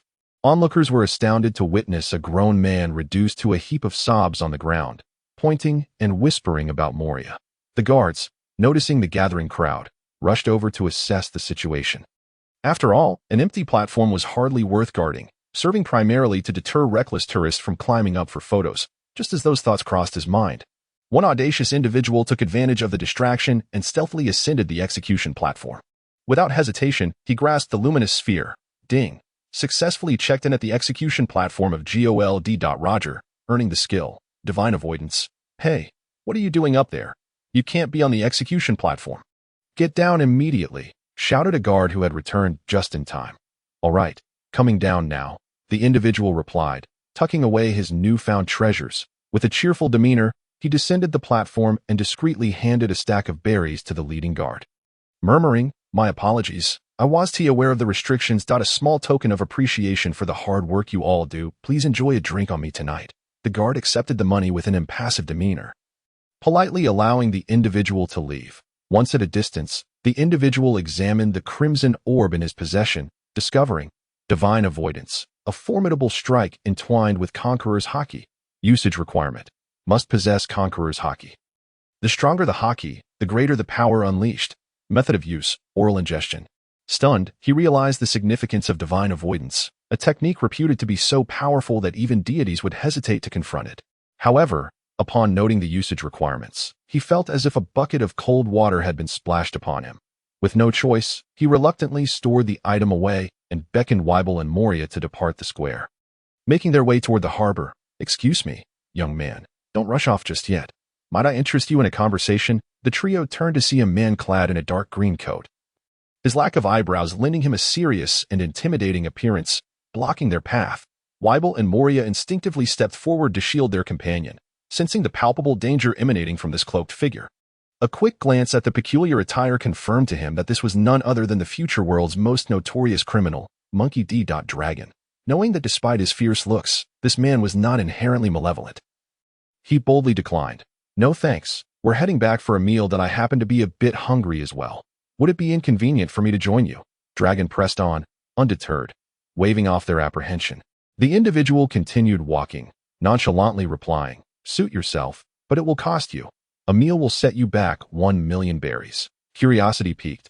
He wondered what Dragon would want to discuss, perhaps inciting him to join in rebellion against the celestial dragons. Dragon's lips twitched, and for the first time, a flicker of emotion crossed his otherwise stoic face as he observed the trio fading into the distance, ultimately deciding to follow. After a brief introduction along the way, he urged Dragon to settle the bill first. Upon returning to the ship, Chef Fit had prepared a sumptuous feast. The group gathered around the table, the atmosphere lively with laughter and chatter, each time he sat down to share a meal with his companions. He couldn't help but reflect how delightful it would be if life could remain this peaceful. Traveling and adventuring with such intriguing friends, experiencing diverse cultures, savoring exquisite delicacies, eating, sleeping, playing, and eventually marrying a beautiful wife to start a family. Was this not the essence of a blissful life? What more could one desire? Yet, he understood better than anyone that in this tumultuous era, merely wishing for a tranquil existence was a naive dream. In a world where the strong preyed upon the weak, and those who lagged behind faced dire consequences, he realized that the only way to safeguard the warmth aboard his ship was to continuously bolster their strength. Dragon, however, showed no reluctance in indulging, perhaps feeling that having paid for the meal, he should enjoy it fully. The ingredients on the ship were of superior quality, produced by the system, far surpassing ordinary fare. The gap between them was not something mere culinary skill could bridge. With top-notch ingredients and Chef Fitz's expert cooking, the meal was nothing short of a rare delicacy. Having wandered alone for an extended period, Dragon had not relished a proper meal in quite some time. Thus, as he savored the exquisite dishes, he found it hard to stop, awakening the voracious appetite of the monkey family. Suddenly, he felt the 1,000,000 berries spent was quite worth it. After the meal, he purchased a fine canister of oolong tea and a complete set of teaware, soon filling the room with a refreshing aroma. Dragon was thoroughly satisfied with the meal, and the warm, relaxed atmosphere aboard the ship further enveloped him, nearly causing him to forget his purpose for being there. Captain Geer, Dragon struggled to recall his business, but was interrupted by Geer, who said, "No hurry. Let us enjoy some tea first." The group lifted their steaming teacups, sipping contentedly as Geer squinted at his tea with a benevolent smile, pondering, since the comfort zone is so delightful, why must one leap out of it? He then bought an assortment of snacks, placing them on the table for everyone to share. Bea gleefully devoured a piece of cake, her face smeared with cream. Uncle Fit nibbled away, frowning as he attempted to decipher the secret recipe.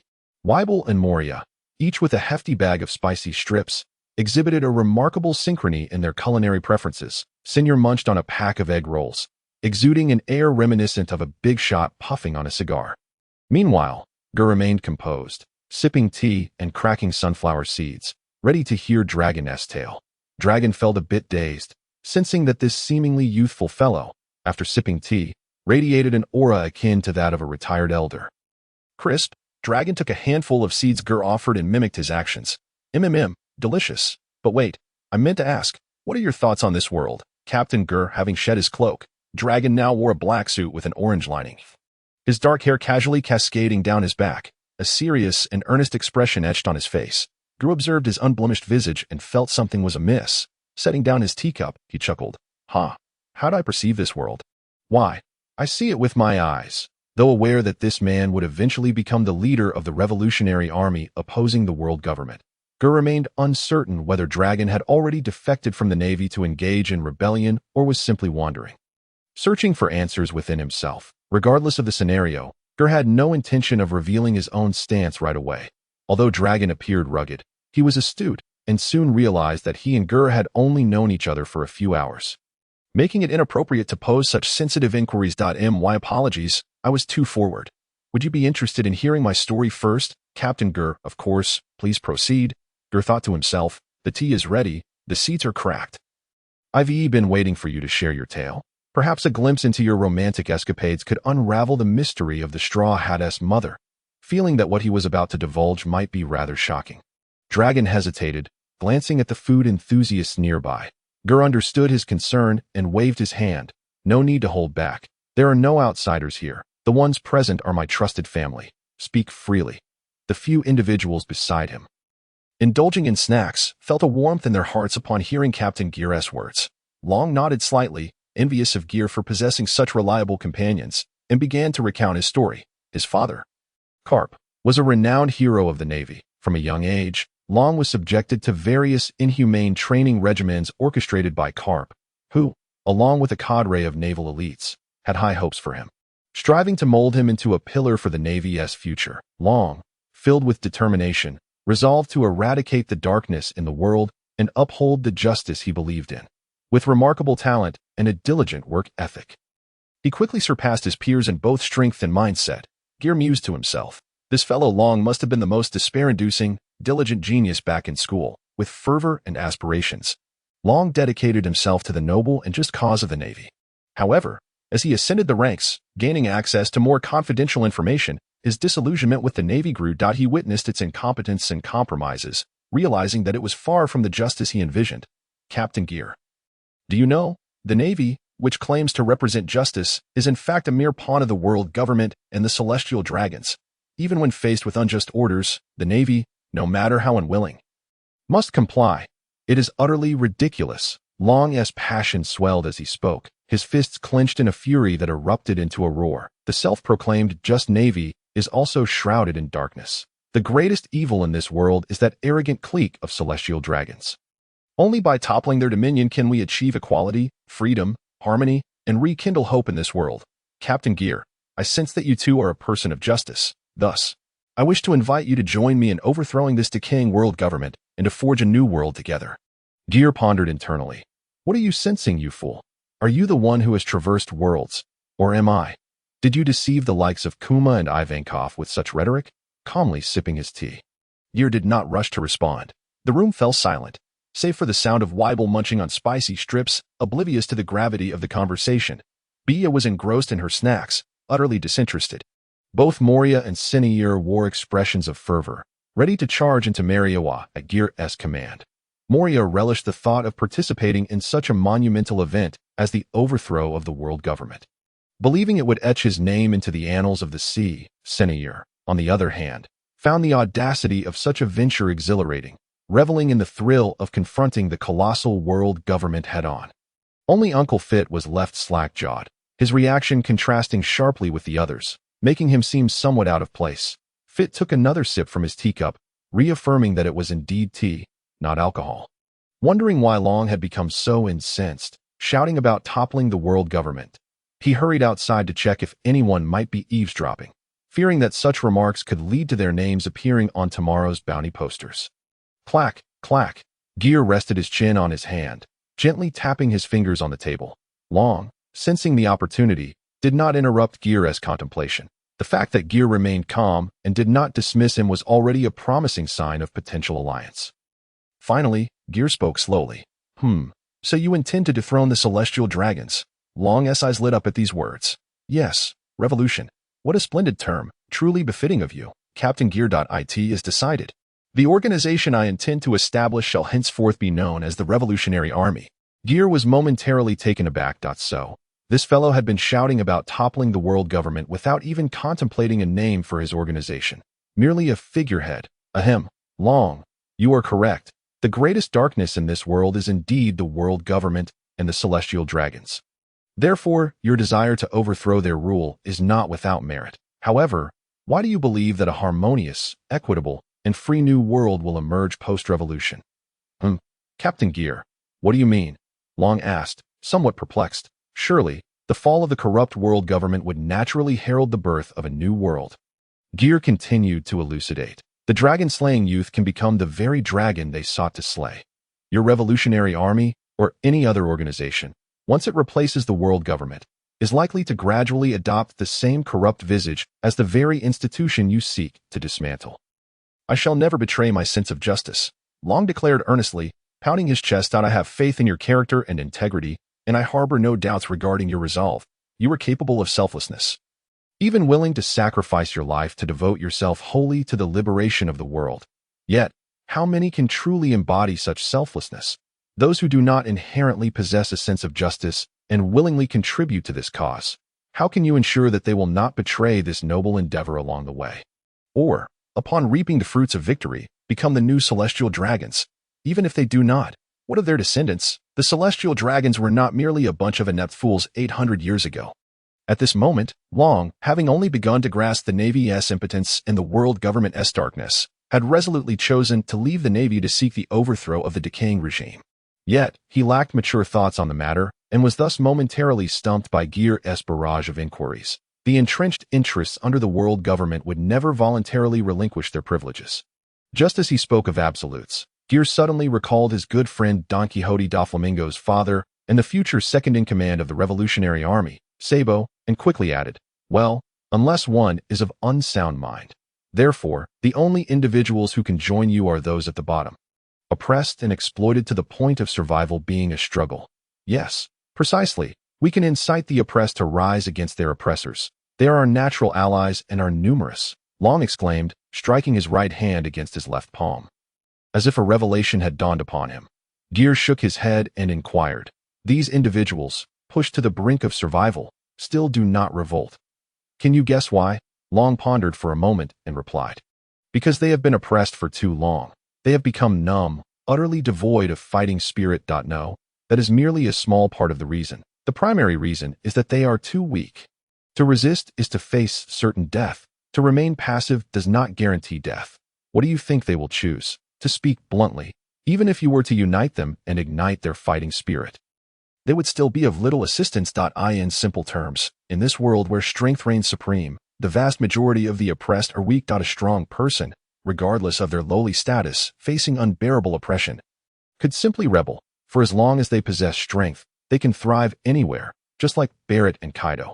What if there were a way to enhance the combat capabilities of these ordinary people? Long pondered seriously, unwilling to relinquish the newfound direction he had glimpsed, and asked. Geer chuckled and replied, "Then they would transform from weaklings into strong individuals, and their status would change. Previously, they resisted out of sheer necessity. But now, having gained strength and improved living conditions, what motivation would they have to continue risking their lives in battle?" Long felt that Geer had a point, rubbing his temples in frustration. He suddenly became curious as to why Geer seemed so knowledgeable about revolutionary matters. Considering he appeared to be merely in his teens, Long abruptly stood and bowed deeply to Geer, stating, "Captain Geer, you must have a solution. Please teach me." Geer, caught off guard by Long's display, quickly helped him up and said, "To be honest, I don't quite understand it myself. I merely resonate with you and rambled on a bit. If you find it useful, then consider it. But let me be clear, I will not join your revolutionary army." Long nodded vigorously, adopting an attentive posture that made Geer feel somewhat bashful. "Am I really instructing a big shot on how to proceed? Ahem. First and foremost, it is crucial to arm the mind with ideology. Organizations formed solely for individual purposes are akin to a pile of loose sand. Having a shared ideal and belief as a foundation is essential. In this chaotic world, what it lacks is not individuals suffering, but rather, after rescuing them, it may be difficult to alter the rigid thoughts of adults. Therefore, I suggest focusing on cultivating children and young people. A great person once said, "Political power grows out of the barrel of a gun." Hence, military strength is also vital, and it must be of the highest caliber. Ordinary individuals can indeed develop, yet their primary utility lies in intelligence gathering and logistical support. The world's foremost combatants are akin to natural disasters, and inciting the common populace to engage in battle merely results in unnecessary sacrifices. Oftentimes, it proves to be a hindrance. It is far more efficacious to resolve conflicts through elite, small units. Long nodded in agreement, for he himself embodied a human catastrophe and could fully comprehend that, in his presence, the sheer number of ordinary people would render no substantial impact. The initial focus should be on development, surviving as long as possible, and refraining from stepping into the limelight until a reversal of fortunes is achieved. If all goes according to plan, the world government and navy will be preoccupied with the burgeoning number of pirates, providing an opportune moment for you to further your own development and seek out like-minded formidable allies. Development necessitates food, weapons, land, and population. Thus, it is imperative to gain control over certain nations. I suggest employing various methods or the abilities of devil fruits to directly dominate the rulers, thereby covertly wielding control over these nations. Relying on inciting civilian uprisings not only heightens casualties, but also risks exposure. Is this approach not somewhat dubious? Long inquired, a hint of hesitation in his voice. "Those who aspire to greatness do not concern themselves with trifles. What use is it to adhere strictly to righteousness if your heart remains steadfast? Every action taken in pursuit of your ideals is justifiable. Deception in warfare is permissible. As long as schemes can achieve their aims and reduce our own losses, they are sound strategies," Geer reprimanded, expressing his disdain for leaders who, for the sake of their own reputations, insist on sacrificing their subordinates when better alternatives exist. "I have learned much," Long replied earnestly, not particularly concerned about damaging his own reputation, but rather apprehensive that some of his principled subordinates might find it unacceptable. He raised the query to gauge Geer's perspective, taking mental notes for future reference. Once covert control of these nations is established, it is essential to have individuals skilled in management and governance to foster economic development, ensuring that the populace enjoys a stable and prosperous life, which in turn would serve as a solid rear base. And one more thing, science is the primary productive force. The fishmen, giants, and mink tribes, these subhuman races may very well become your allies. Lastly, I believe that covers the essentials, Geer remarked, filling his cup with hot water from the kettle, while Long diligently took notes, acknowledging that the information received that evening was rather substantial. A good memory pales in comparison to a poor pen. Geer could have taken a more lenient approach, directly imparting to Long the insights he would later acquire and implement, thus circumventing potential pitfalls. However, Geer's conscience did not endorse such methods in a world where personal strength rivals that of natural disasters. The notion of igniting a spark to incite a wildfire is indeed futile. Take for instance the battle involving Big Mom, Kaido, and the supernovas, setting aside narrative contrivances. The outcome of their clashes bore no relation to the vast pirate forces at their disposal. Ultimately, it was the leaders of these formidable factions who fought tooth and nail, often beset by overwhelming odds. The thousands of subordinates were of little consequence. Unbeknownst to them, night had deepened, and others had long since succumbed to slumber. Geer gently lifted the drooling Bia, who had fallen asleep on the table, and placed her on the sofa, draping his coat over her before he and Long stepped out onto the ship Esba to enjoy the night breeze. Their conversation continued well into the night as Long regarded Geer. His gaze now brimmed with respect. He closed his notebook and carefully stowed it in the pocket of his suit before asking, "Mr. Geer, do you believe I will ever have the opportunity to accumulate strength and await the right moment?" "I do not know," Geer replied directly, observing Long's face, which bore no signs of disappointment or discouragement. He continued, "Long, what you aim to do is to topple a colossal entity that has ruled the world for 800 years. It is possible that you may never witness the fruition of your efforts in your lifetime. Even so, would you still wish to pursue this path?" "Yes, this is a journey I must undertake." Hearing Long's resolute answer, Geer smiled. "Then that settles it. Even if you do not achieve final victory, those nations you effectively control, along with the oppressed masses who would otherwise perish under tyranny, will lead better lives thanks to your efforts. That not sufficient." Long's expression mirrored understanding. His desire to overthrow the celestial dragons was precisely to liberate these individuals from a life of darkness. Thus, by adopting this method of operation, prior to successfully dismantling the world government, he could liberate an ever-growing number of souls. Was that not enough? Long, consider having more sons, instilling in them the importance of education from a young age, so they may carry on your legacy and continue the revolution. If one generation fails, let it be 2 or 3. There is no end to the lineage, Geer encouraged. Monkey D. Long pondered this, his eyes gradually brightening. He wondered if his comrade, Straw Hat Luffy, might end up with several siblings as a result. After all, given his strong emphasis on brotherhood, it would surely bring him joy. Mr. Geer, have you truly no intention of joining my organization? I believe you would be far more suited to lead the Revolutionary Army than I.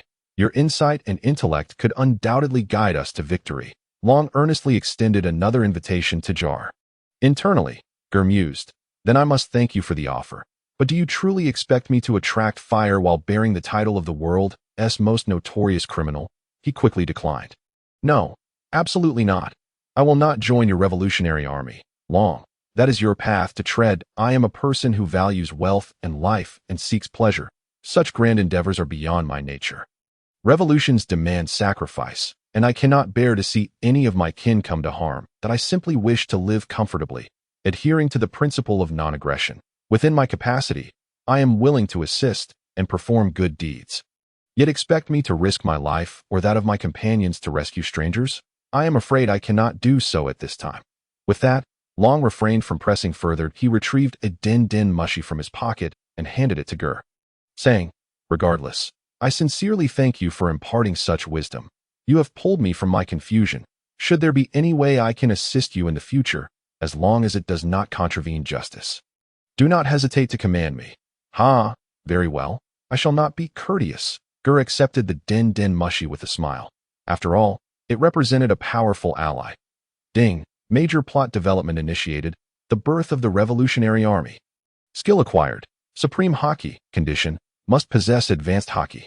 Suddenly, Geer felt invigorated, thinking, "Long, you rascal, Had you mentioned that you had a task to complete, I could have charged you for my meals. The dark sea began to transition into a deep blue as dawn broke, and the port was left with only a few scattered vessels. Many who had come to witness the execution of the pirate king had departed after the event. It was surprising that two grown men could engage in conversation throughout the night. Geer jumped down from the ship's railing, clapping his hands. Now, Mr. Monkey D. Long, let us discuss matters of importance. Although I do not intend to join the Revolutionary Army, we can certainly collaborate in secret, Captain Geer. Please proceed, Long replied, his expression brightening at the prospect of cooperation. As long as there was collaboration, there would be opportunities for both parties to intertwine in the future, and my current plan is to travel about, inviting interesting individuals aboard my ship. Once I return to the Grand Line, I may seek a location to establish a base of operations and engage in trade activities. When you commence your actions to eradicate the corrupt elements within those nations, any wealth seized can be channeled through me. I can provide food supplies, medical supplies, and weaponry at prices significantly lower than the black market. Geer had already researched the situation. The prices for basic grains like rice and wheat in the system's marketplace were astonishingly cheaper than bottled water. Roughly 1/10 of the world's average price, with discounts for bulk purchases.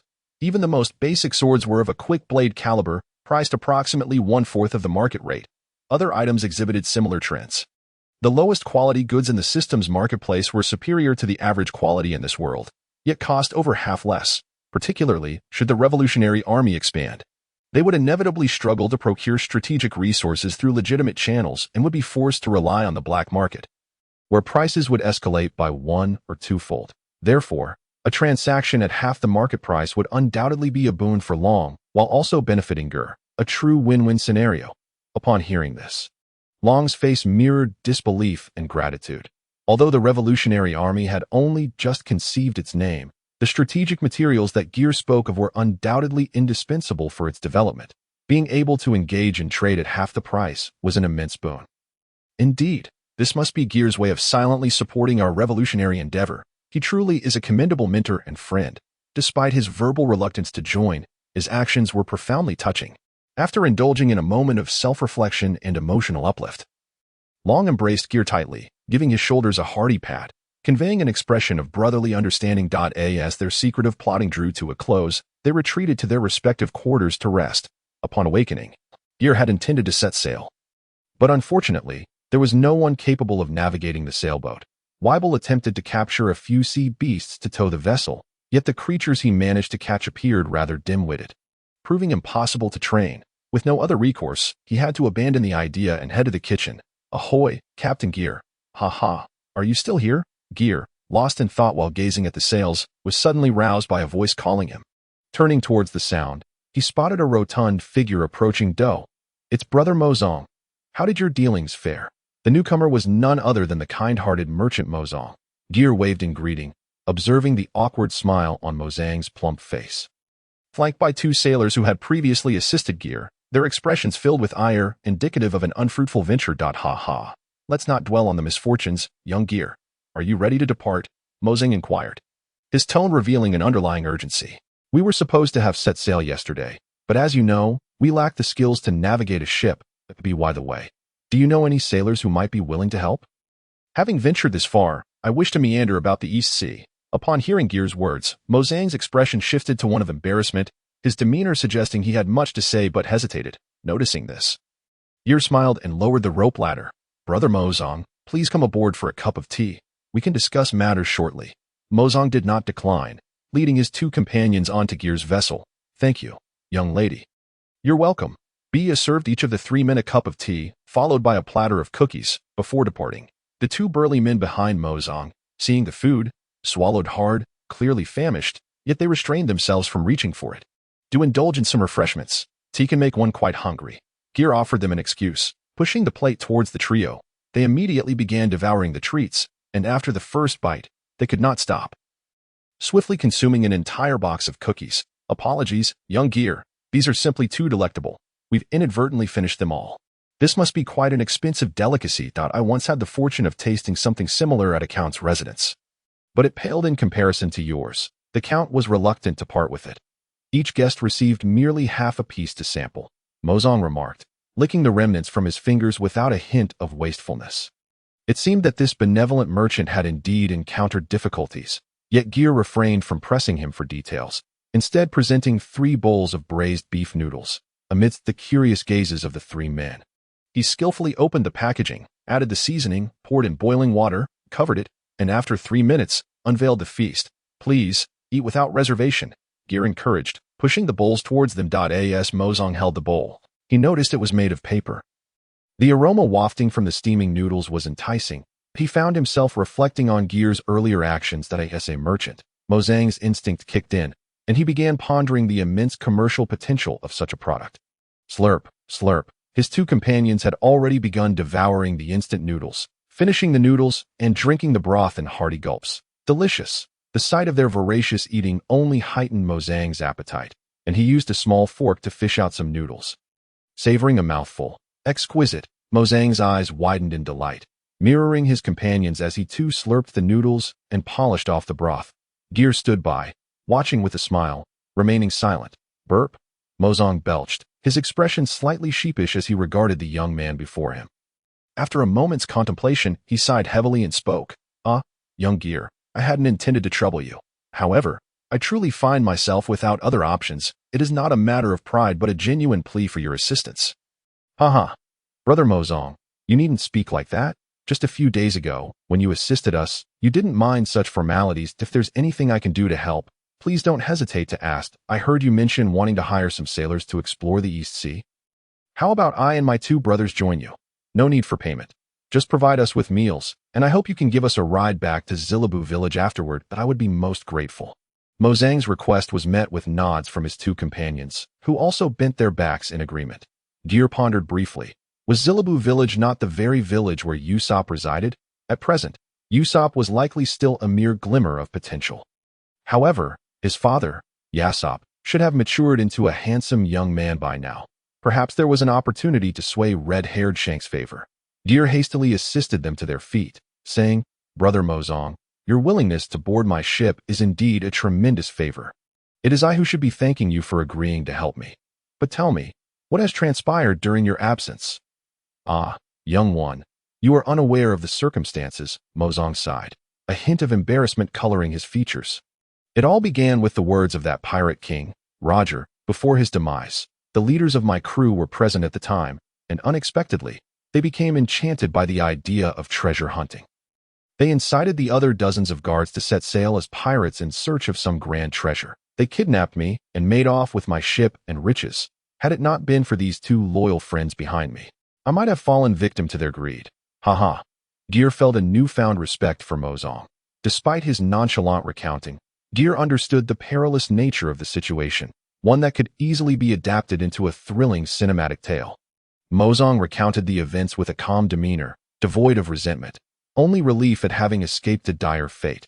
Meanwhile, the 2 sailors, known as Dajong and Xiaobei, expressed their indignation. Bilodeau and his crew of ingrates. "Boss, you should never have allowed them on board. Indeed, they are no good characters, often engaging in petty theft and debauchery. Everyone in our village knows this, and no one would hire them for work.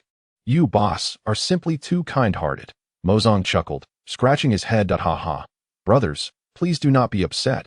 I must take responsibility. I initially brought them aboard to keep them from idling about and causing trouble in the village, giving them a chance to engage in honest work. I thought that after a few years, they would settle down and save some money, but unexpectedly, a few words from Roger have led to this chaos." Geer recognized that similar scenarios were likely unfolding across the globe. From a certain perspective, Roger was indeed a catalyst for misfortune. While he cherished his freedom and his desire to challenge the heavens, he had no right to drag ordinary individuals, who merely wished to live peacefully, into turmoil. Bringing such morally ambiguous individuals aboard would have kept me awake at night with worry. "Brother Mozong, you are truly brave." Reflecting on some crime dramas he had seen about maritime vessels on the high seas, Geer could not help but admire this merchant's audacity. That long-term exposure to the sea, coupled with harsh working conditions, could easily exacerbate human malice, leading to psychological issues stemming from loneliness, stress, and anxiety, potentially resulting in suicidal thoughts or violence. Yet, Mozong had brought together such dubious characters aboard his ship. Such courage was commendable. Mozong continued, slightly bashful. Initially, these individuals were divided into 3 factions, keeping each other in check, which ensured our safety. However, I never expected that Roger's final words would ignite their latent ambitions, uniting them in pursuit of treasure. Geer chuckled. The fact that you are unharmed is a blessing amidst the misfortune. Indeed, indeed. Young Geer, you speak the truth. After a conversation between the two, Mozong, along with Dadong and Xiaobei, temporarily boarded Geer's ship. And the group set sail. The weather was delightful, with the sun shining brightly. The sky was a deep blue, and the waves danced gently with the breeze, creating soft ripples that as far as the eye could see.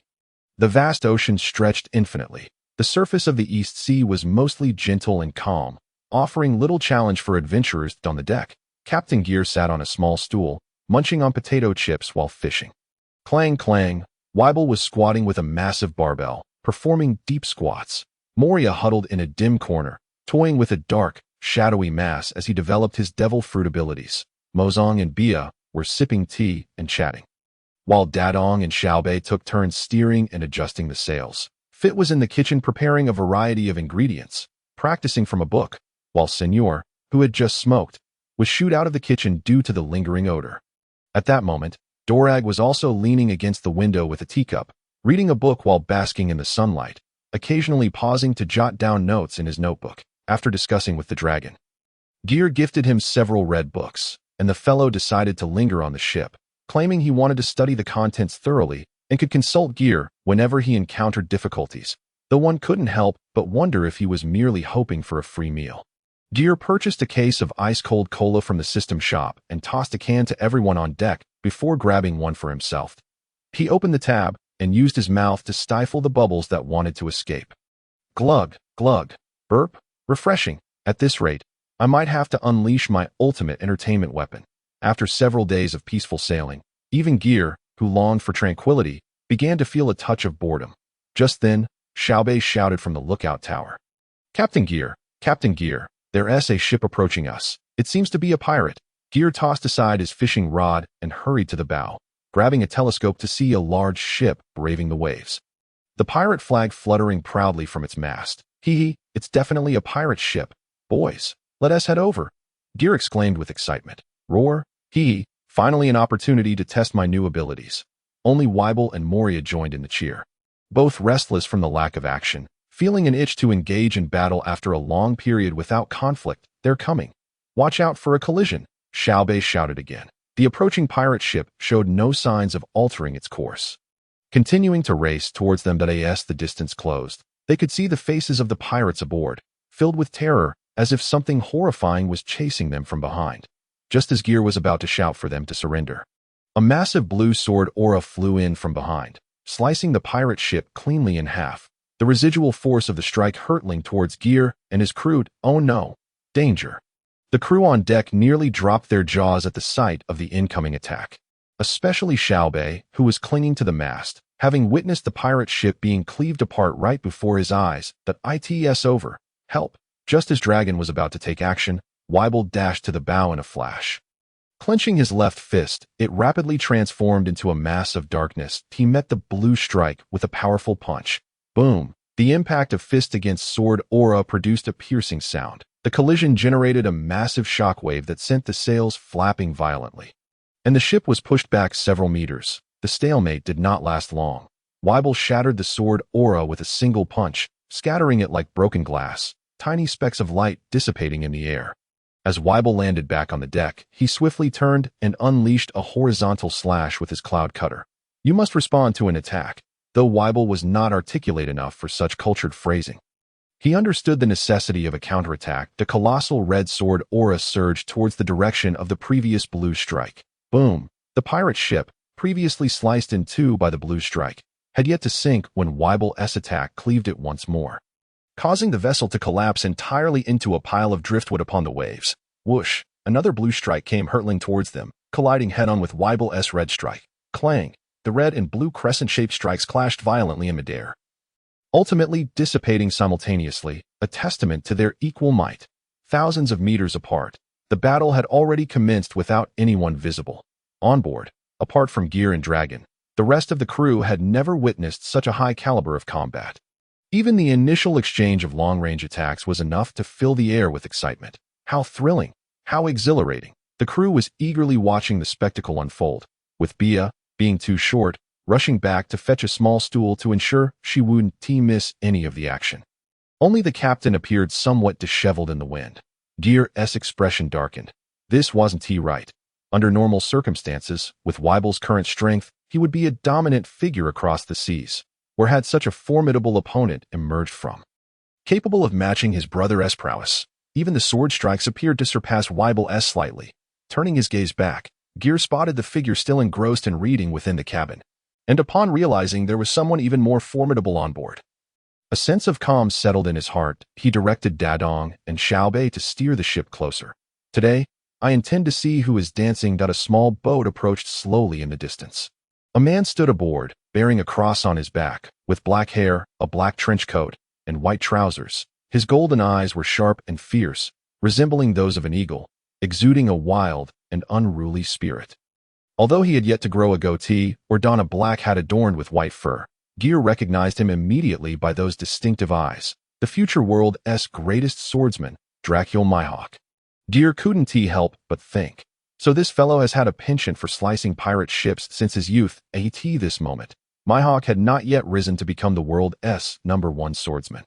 He was around 20 years old, brimming with youthful exuberance, roaming in search of worthy opponents to hone his swordsmanship. As the distance closed, Eagle Eye and Weibel finally caught sight of one another, their eyes igniting with fierce battle intent. "You are strong. I didn't expect to encounter such a formidable foe in the East Sea. Come, let us duel," Mihawk boldly challenged Weibel, excitement barely contained on his stoic face. "Brother," Weibel turned to Geer, saying nothing, but his eager posture and impatient tone conveyed a strong personal desire. "If you wish to do it, go ahead. I won't hold you back." Geer nodded, then called out to Mihawk, "My brother accepts your challenge. Let us find an uninhabited island." Without further ado, Mihawk silently maneuvered his boat, securing it to the stern of Geer's larger vessel. He chose not to board, instead sitting coolly in his small boat. Closing his eyes to meditate, "Change our course to find the nearest uninhabited island. Please, Mozong," Geer instructed. "No problem." Mozong pulled out a map, searching for the closest uninhabited island. Meanwhile, the pirates who had jumped overboard, having narrowly escaped being cleaved in half, swam frantically towards the wreckage, desperately attempting to clamber onto the floating pieces of wood. With the wood's limited buoyancy, scenes of betrayal among comrades unfolded as each tried to secure a spot. A strong man donning a captain's hat seized a moderately sized plank, but the heavy treasure chest beside him limited the wood's buoyancy, causing the water to rise to his knees, rendering him weak. Yet, he clung tightly to the chest, unwilling to let go. "Hey, aren't you lot going to give me a hand?" Upon noticing a larger plank floating towards him, the man found himself utterly powerless to move, and could only anxiously shout at the two pirates atop the board. Observing that they were still whispering to each other, he felt a glimmer of murderous intent flash in his eyes. With a forced smile that belied his true feelings, he implored, "Gentlemen, please save me. I possess a chest of treasures that I am willing to share with you." Initially, the two pirates hesitated, reluctant to assist him. Yet intimidated by the captain's former tyrannical reputation, they dared not openly dismiss him. However, upon hearing of the treasure, their greed began to outweigh their caution, and they ultimately decided to pull both the captain and the treasure chest aboard. Captain Beat collapsed onto the plank, gasping for breath, taking a considerable time to regain his composure. Noticing the two dimwits still fixated on his treasure chest, Beat opened it with a grin, saying, "Ah, splendid. Truly, you are my loyal subordinates. Here, take your rightful reward." As the dazzling gold within the chest blinded their eyes, the two pirates, caught off guard, crouched down to seize it. Beat's fingertips morphed into sharp, claw-like talons, and in an instant, he pierced both of them with lethal precision. With a swift motion, he cast the very men who had just saved him into the sea, ending their lives. "I sincerely apologize, my brothers," Beat sneered, "but you must blame the smallness of this plank and the enormity of your greed." "Ha!" Hastily securing the treasure chest, he paddled away on his makeshift raft, contemplating how this newfound wealth would enable him to procure another pirate ship and recruit new crew members. "No one shall ever steal what is mine. That accursed Mihawk, I shall one day carve out his heart for my drink." Gale, accompanied by Weibel and Moria, leaped onto the wreckage of the pirate ship, searching for anything of value, unwilling to let any opportunity slip away. Upon arrival, Gale spotted a man, clad in what appeared to be captain's attire, using a plank as a paddle while seated atop a large chest, preparing to escape. Moonwalk. Gale propelled himself into the air, pursuing the man who, while fleeing for his life, stubbornly clung to the chest, undoubtedly containing precious goods. Sensing a slight tremor in the raft, Beat turned to find a young lad grinning at him. "Hey kid, if you wish to live, you best scram.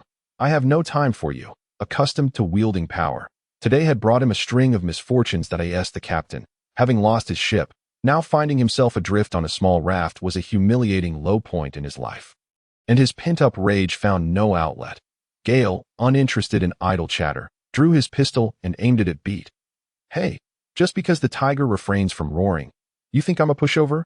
I am the Black Tiger Beat, a notorious pirate with a bounty of 16 million. Damn it, not a single soul respects me today. Even a snot-nosed brat dares to challenge me." Fury surged through Beat as he bellowed, his form beginning to swell. His hands grew larger, palms developing the unique characteristics of animal paws, his legs elongated and bent, muscles in his thighs bulging as a thick tail erupted from behind him.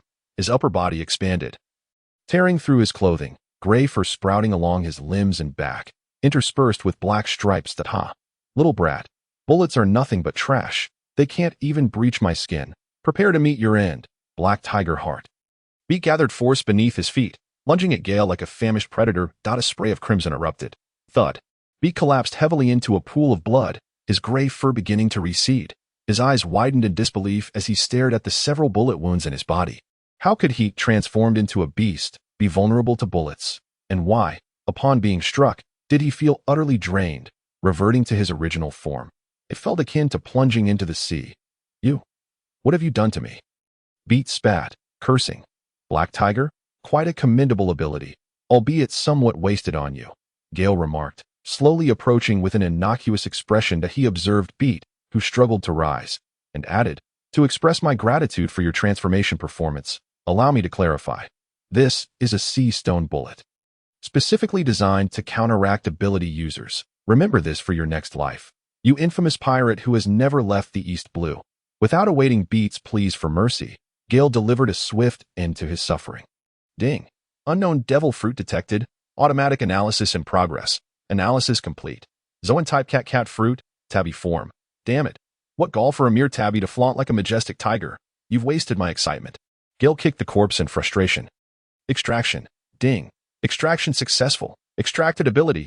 Beast form transform into a tabby cat, enhancing various physical capabilities, particularly speed and agility. Method of use, oral ingestion. Stowing the extraction pill.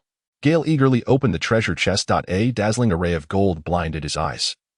He was astonished that a small pirate crew from the East Blue could amass such wealth. It seemed they had struck it rich from a big shot, or discovered a hidden treasure. How trite. Ha, but I like it. Inside lay a neatly arranged chest of gold bars, which Gale gleefully accepted. Ding. Recharge of 380 million berries successful. After checking his balance, he noted that the 2 billion contributed by the Doflamingo brothers had yet to be added. Previously, he had over 2.45 billion, but after expending 200 million on voice activation and spatial usage, his balance stood at 2.59 billion. This meant he had spent over 400 million in just a few days. With food purchases accounting for a staggering 90, truly, a ship full of gluttons. With a swish, the sails of the ship rose high once more. Once everyone returned, Morsan had already determined the course, directing the vessel towards the nearest uninhabited island. Shortly after Gale reboard, Weeble and Moria returned in succession, each bearing their own spoils. Although Weeble returned empty-handed, he had thoroughly enjoyed the thrill of vanquishing pirates. Moria, in addition to testing the capabilities of the Shadow fruit, had brought back a small boy, around 10 years old. The boy was diminutive, standing at approximately 1.30 meters, with a frail physique. At 10 years old, he would be inconspicuous in other worlds, but in the pirate world, he had already suffered a significant disadvantage. With dark circles under his eyes, thick lips, short black hair, a pronounced widow's peak, and tan skin, Gale mused. This healthy complexion paired with those thick lips does give off a resemblance to Jesus. Albeit the age discrepancy suggests he is an original character not present in the source material. He, Captain, This kid claims he isn't a pirate. He was captured and brought aboard that I believe he is telling the truth. How should we proceed? Moria, having just landed with the boy in tow, inquired, glancing at Gale while he sipped the tea handed to him by Bia. Seeing the captain remain silent, Moria assumed Gale wished to dispose of the boy, but was hesitant to voice it. After all, there were countless suffering orphans on the sea that if they took in every one of them, soon the ship would be overrun. They were an adventure crew, not a charity organization, rubbing the back of his head awkwardly. Moria said, "Apologies, Captain, I've overstepped and I'll take care of it." The small boy, unperturbed by the conversation, lifted his gaze to Gale, fully aware that his life rested in the hands of this young man. He refrained from begging on his knees. Instead, he slowly opened his mouth, meeting Gale's gaze steadily, speaking in a calm tone.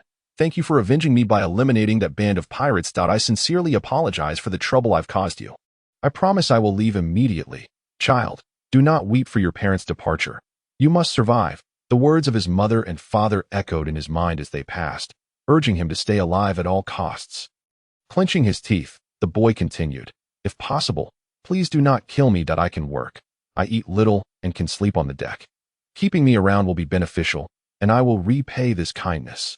If my work fails to meet your expectations, you can leave me on the next inhabited island, and I will forever be grateful, Captain, sir." Geer and the boy exchanged glances for a moment, observing that the child's gaze was as tranquil as a still pond. Yet deep within his eyes flickered a final spark of light.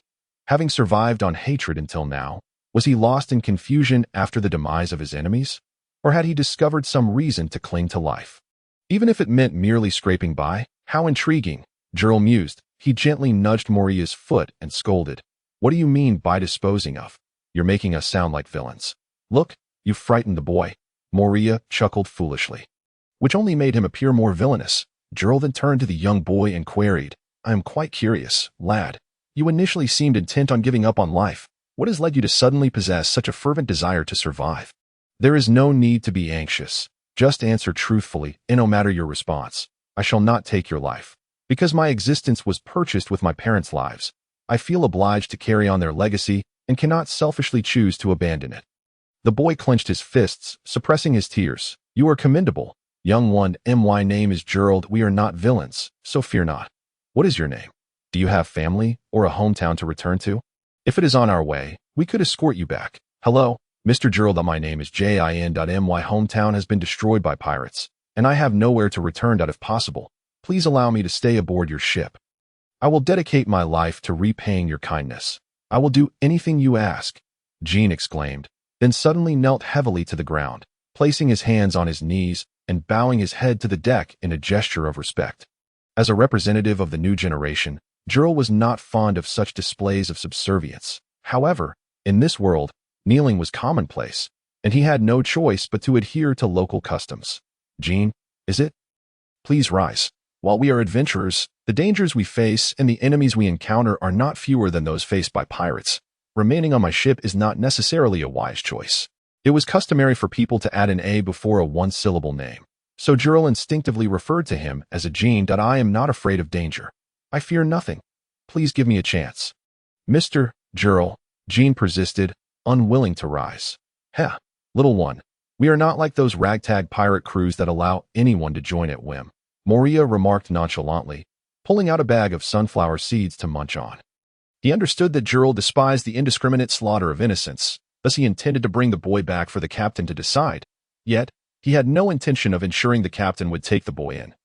This world had no shortage of pitiful orphans. If they took in every pitiful soul they encountered, their ship would soon resemble a kindergarten.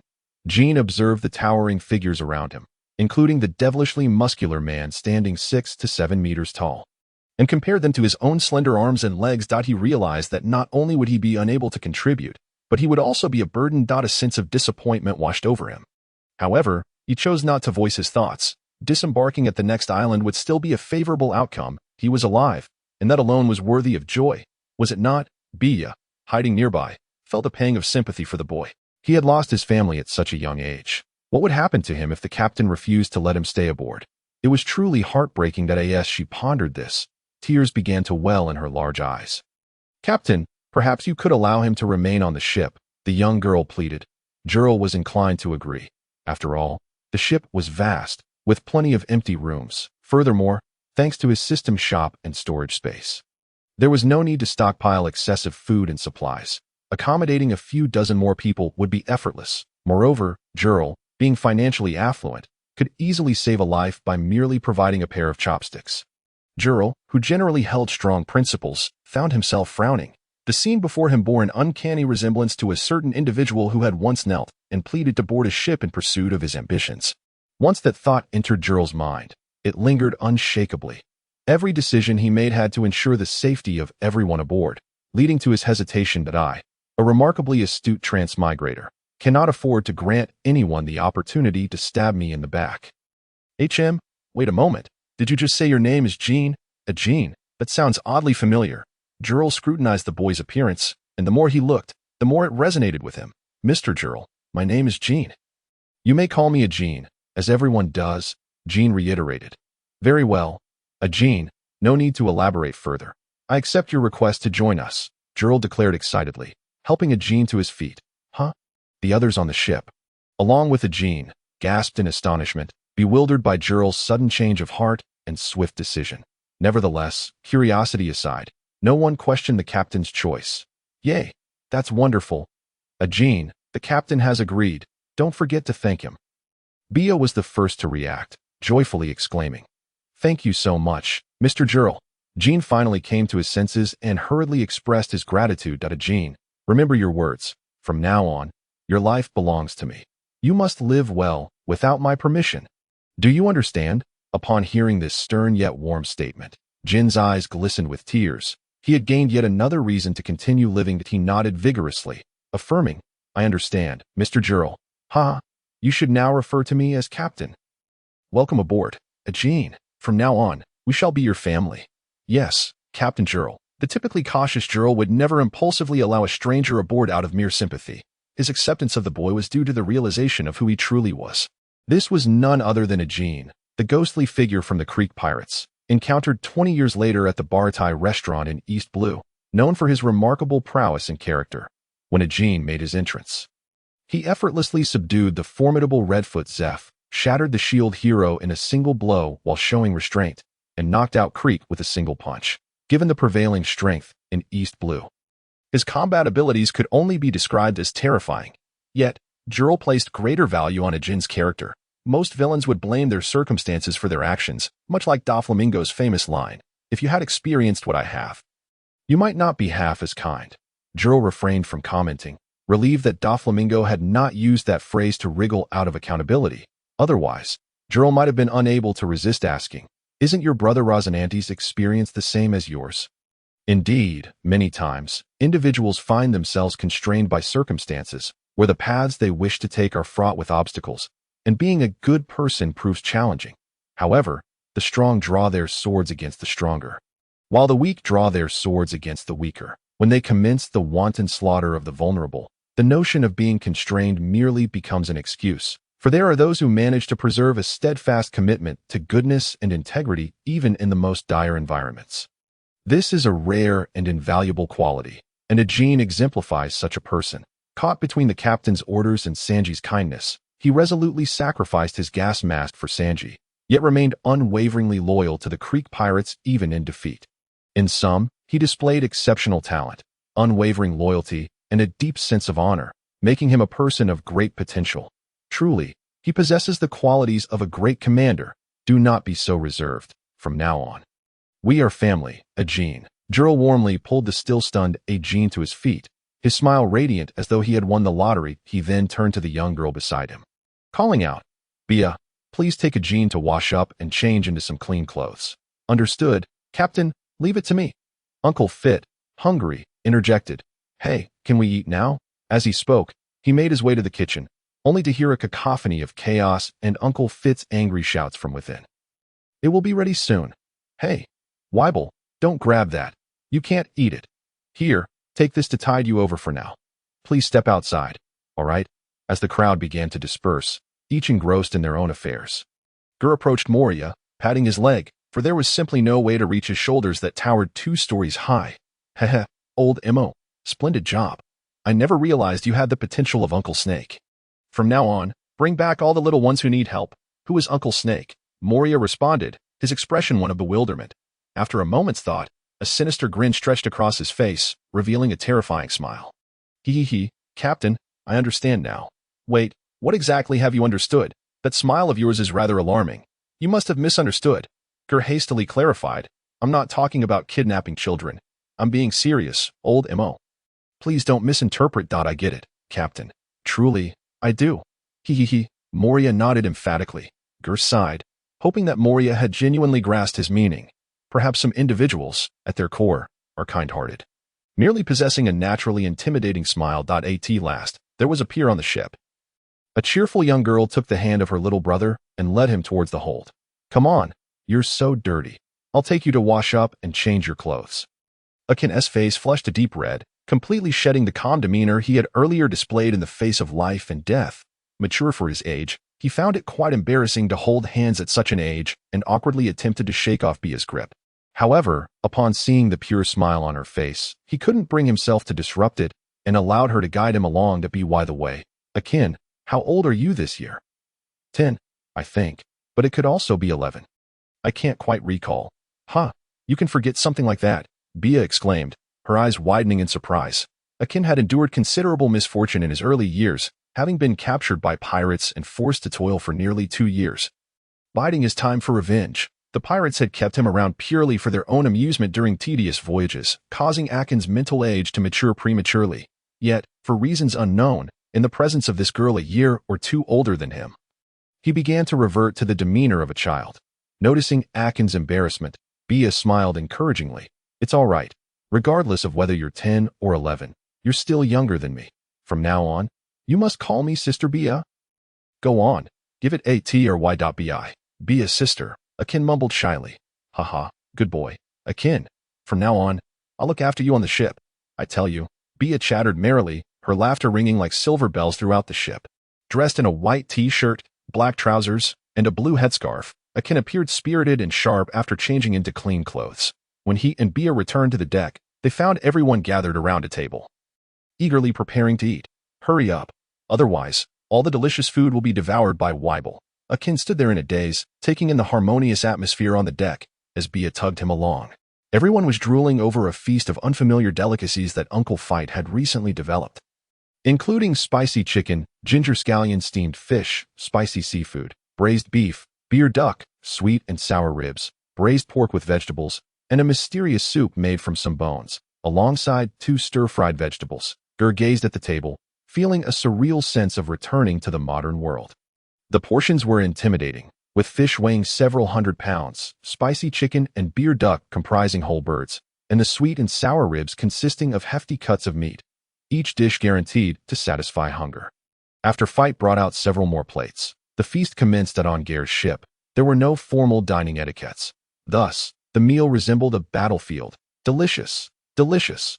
Weibel and Moria each clutched a chicken in one hand and a duck in the other, voraciously devouring their meals without a care for appearances. As Bia took on the role of the big sister for the first time, she energetically piled food into Akin's bowl, experiencing such delectable cuisine for the first time. Akin wept tears of joy while enthusiastically gnawing on a chicken leg, with only Senior maintaining an elegant demeanor. Geer also brought out 10 crates of beer and several crates of juice. Knowing the children couldn't drink alcohol, he grabbed a bottle of coconut juice, distributing drinks among the young ones, including Weibel, who was still a child. The adults, Dragon, Fight, and others, picked up their beer bottles and toasted. Dragon was typically invisible on the ship, yet at mealtime, he always appeared on cue without needing to be called. Cheers, let us celebrate our new companion joining us today. Geer raised his coconut juice, and everyone clinked their drinks together and drank heartily. Welcome aboard, Akin. Thank you, Captain. Thank you all. This is so embarrassing. Truly, I've never experienced such kindness aside from my parents. Akin wiped away the tears of emotion. Gazing at the cheerful faces surrounding him, it felt as though he had discovered his dream. His eyes gradually brightened with determination. Ahem, Akin, overwhelmed with excitement, drank too quickly, causing him to cough incessantly, which elicited hearty laughter from everyone. After the meal, Geer noted the ship's funds had diminished by several million berries. However, joy is priceless. A mere sum of berries was inconsequential to the extravagant Captain Geer, who didn't bat an eye. yet felt as though he had forgotten something important at the stern of the ship. On a small boat, Mihawk sat with his eyes closed, his brow furrowed, listening to the joyful commotion aboard and inhaling the tantalizing aromas wafting through the air. A hint of unnatural expression flickered across Mihawk's cold visage. Steady your sword, heart. Resist temptation. This is the discipline a swordsman must uphold. Mihawk internally motivated himself, though his occasionally moving Adam's apple betrayed him. Hey, that young man with the cross on his back. Aren't you hungry? As Mihawk focused on maintaining his composure, he slowly opened his eyes to see a stout-faced uncle standing at the stern, holding a plate of food. Thank you. I'm not hungry. Glug glug. His uncooperative stomach protested, and feeling somewhat embarrassed, Mihawk endeavored to maintain his aloof demeanor, reasoning that if he remained unembarrassed, the awkwardness would fall on others. Ha ha ha, what an untruthful young man. A man should be more straightforward. As a chef, aside from enemies, I certainly do not wish to see anyone fighting on an empty stomach. I've left this here for you. Please don't waste food. Remember to return the dishes once you're done. Uncle Fight placed the food in a wooden barrel and departed without looking back. Thank you. Mihawk, no longer pretentious, leaped onto the ship, expressed his gratitude towards Fight's retreating figure, and sat at the ship's edge, devouring the meal. No need for thanks. If you find yourself hungry, the kitchen has plenty more. That I heard from the captain that you're quite strong. If possible, do me a favor and give that rascal Weibel a good thrashing. That guy comes to the kitchen every day to cause trouble. With that, Fight waved his hand and walked away without a backward glance. Such a peculiar request. Mihawk picked up a rib, took a bite, and his eyes widened in astonishment, reminiscent of an eagle spotting a chick on the ground. Delicious. In the East Blue, on a deserted isle of the Jamaica Islands. After sailing for most of the day, they finally reached their destination just before sunset. A desolate island, isolated from the mainland, devoid of hills and vegetation, its flat terrain only dotted with oddly shaped rocks. It was indeed a fitting location for a battle. Weibel hoisted the counterfeit Kanjiunki onto his shoulder, while Mihawk, with his long sword strapped to his back, leaped from the ship simultaneously, striding purposefully toward the open space at the center.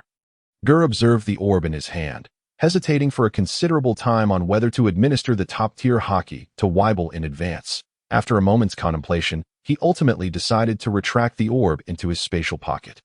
Perhaps due to a lack of intellectual acumen, Weibel possessed a combat intuition that transcended the ordinary, akin to that of a beast, often more astute than a human. His simplistic mindset endowed him with an extraordinary talent for mastering combat techniques. This was evident when Geer guided him in honing his hockey and the six styles, as he could grasp the concepts with just a few demonstrations and, leveraging his formidable physique, achieve even greater efficacy. Such a martial prodigy would significantly enhance his prowess through battles against equally matched or even superior opponents. Geer surmised that the power disparity between Mihawk and Weibel at this moment was negligible. It was a rare opportunity to engage in a balanced encounter without the stakes of life and death. Thus, Geer resolved to refrain from hastily advancing Weibel's training, allowing him to refine his skills and solidify his foundation through combat experience. Both combatants took their positions, refraining from adopting aggressive stances, instead gradually approaching one another face to face as their gazes locked. With each step closer, the intensity of their auras escalated at a distance of 10 paces. They instinctively halted, their auras peaking, creating two swirling cyclones that clashed against each other, sending the sand and gravel on the ground flying. Mihawk unsheathed his long sword, pointing it at his opponent, and declared, I am Dracul Mihawk, the future world's greatest swordsman. This is the supreme sword, Yoru. It is established that Mihawk masters the black blade Yoru only upon achieving the title of the greatest swordsman. State your name. A long-absent foe indeed. Edward Weibel. My brother insists that the strongest in the world shall undoubtedly be me. Weibel, eschewing further chatter, swung the Kanjiunki and brought it down with a fierce strike. Clang, Mihawk, gripping his sword with both hands, raised it to parry at a tremendous impact reverberated, accompanied by waves of energy radiating outward. Such formidable strength. Mihawk's pupils dilated as he was forced back several meters by this strike, his feet carving two furrows into the ground. Sensing the tremors coursing through his hands, he tightened his grip on the sword. Seizing the momentum, Weibel leaped into the air, channeling energy for another downward slash, the force behind it akin to cleaving the heavens asunder. Mihawk, rather than being startled, felt exhilarated. His wandering at sea had been in pursuit of such formidable adversaries. Come at me. With a resounding hum, Mihawk's forearm muscles bulged, and Yoru emitted a series of resonant vibrations. Seemingly responding to its master's fervor, Mihawk charged forward, the sword's tip dragging along the ground, its sharp edge carving a deep gash into the earth, igniting sparks along the way, and he unleashed a full-powered horizontal slash. Clang! The two weapons collided with ferocity once more. Another piercing metallic clash echoed, and the shockwave exploded outward like a tsunami. Dust and debris swirled upon the island as the impact sent shards of stone flying in all directions. Amidst the struggle, the scraping of the two blades produced an excruciating sound. Weibel, possessing greater strength and descending from above, had Mihawk at a disadvantage, causing the ground beneath them to crack like a spider's web. On the ship, aside from Geer, who remained relatively composed, the others were utterly transfixed, forgetting to blink. Akin was akin, his excitement palpable as he clenched his fists tightly, staring fervently at the two figures locked in battle. His heart racing with exhilaration. Is this what it means to be a true warrior? Moria crossed his arms over his chest, his expression serious and brow furrowed. As a swordsman himself, the simplicity of their two clashes made him acutely aware of the vast gulf separating his swordsmanship from that of the man known as Hawkeye. Even Dragon, who possessed considerable strength, perhaps even surpassing Weibel and Mihawk by a slight margin, was awed by the spectacle. Yet, considering his age, he felt little pride in his abilities, while the seas were not devoid of strong individuals. Possessing such power at a young age was indeed exceptional. He certainly had not reached their level at their age. How remarkable it was that, in the humble East Blue, two such individuals could share a ship. In the arena, after their initial exchange, Weibel and Mihawk deftly leaped backward, creating distance to reassess one another. Their gazes intensified, now imbued with greater seriousness. Throughout their respective careers, they had consistently dispatched foes with a single blow. This was their first encounter with an opponent who could withstand their full might. Their combat spirits soared anew. A loose fragment of stone tumbled from the rocky outcrop, its crisp sound shattering the brief standoff. Akin to the starting gun of a race, and in an instant, both vanished from their previous positions. The battle reignited. This time, Mihawk took the initiative, gripping his sword with both hands, leaning back to gather strength. His posture mirrored that of an athlete preparing to throw a heavy ball, utilizing the backward motion of his waist to propel his arm, enabling an explosive release of power as Mihawk completed his charge. A terrifying aura coalesced into a dazzling blue light that enveloped the blade. Hiya! He bellowed, slicing through the air with a ferocious swing, unleashing a massive wave of sword energy, accompanied by a cataclysmic explosion. The very heavens seemed to shift, the island trembled, and clouds of dust enveloped the entire isle. Such a monumental strike, coupled with the obscured visibility, left the crew aboard the ship anxiously fretting for Weibel's safety. "Are you not concerned for your brother, Mr. Geer?" Dragon inquired. Observing Geer's calm demeanor, Geer did not respond directly, but instead gazed thoughtfully into the distance, posing a contemplative question. "Among the strongest, Dragon, who do you believe is superior, the world's mightiest man?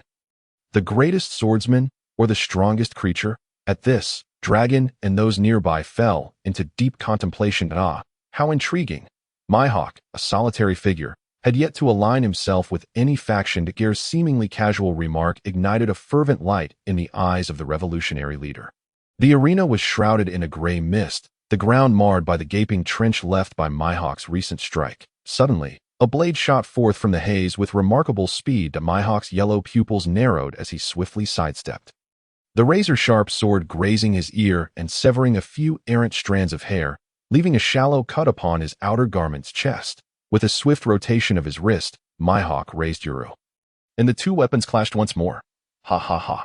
Ha ha ha. Weibel, now disheveled and ragged, threw back his head and laughed boisterously. His towering figure reemerged, clearly reveling in the battle. "Was that all you had?" Mihawk's lips curled upward. Indeed, such a beast could not be easily vanquished. Excellent. This was the worthy opponent he sought. In the heat of battle, a mutual respect began to blossom between them. With a sudden exertion, Mihawk deflected the downward strike of Kanjiunki, stepping forward to deliver a horizontal slash aimed at Weibel's chest. Kanjiunki was repelled, leaving no time for Weibel to withdraw his blade for defense, and a dark aura of haki enveloped his chest in an instant. Clang! Even with Weibel's timely haki defense, the impact left a slender wound on his chest, though it was shallow, causing only a few drops of crimson to seep from the gash. Unfazed and undeterred by the injury, Weibel swiftly retaliated, swinging his blade towards his adversary. Mihawk, having landed a hit, barely had time to celebrate before the glowing Kanjiunki bore down upon him, just as the blade was about to connect with his nose.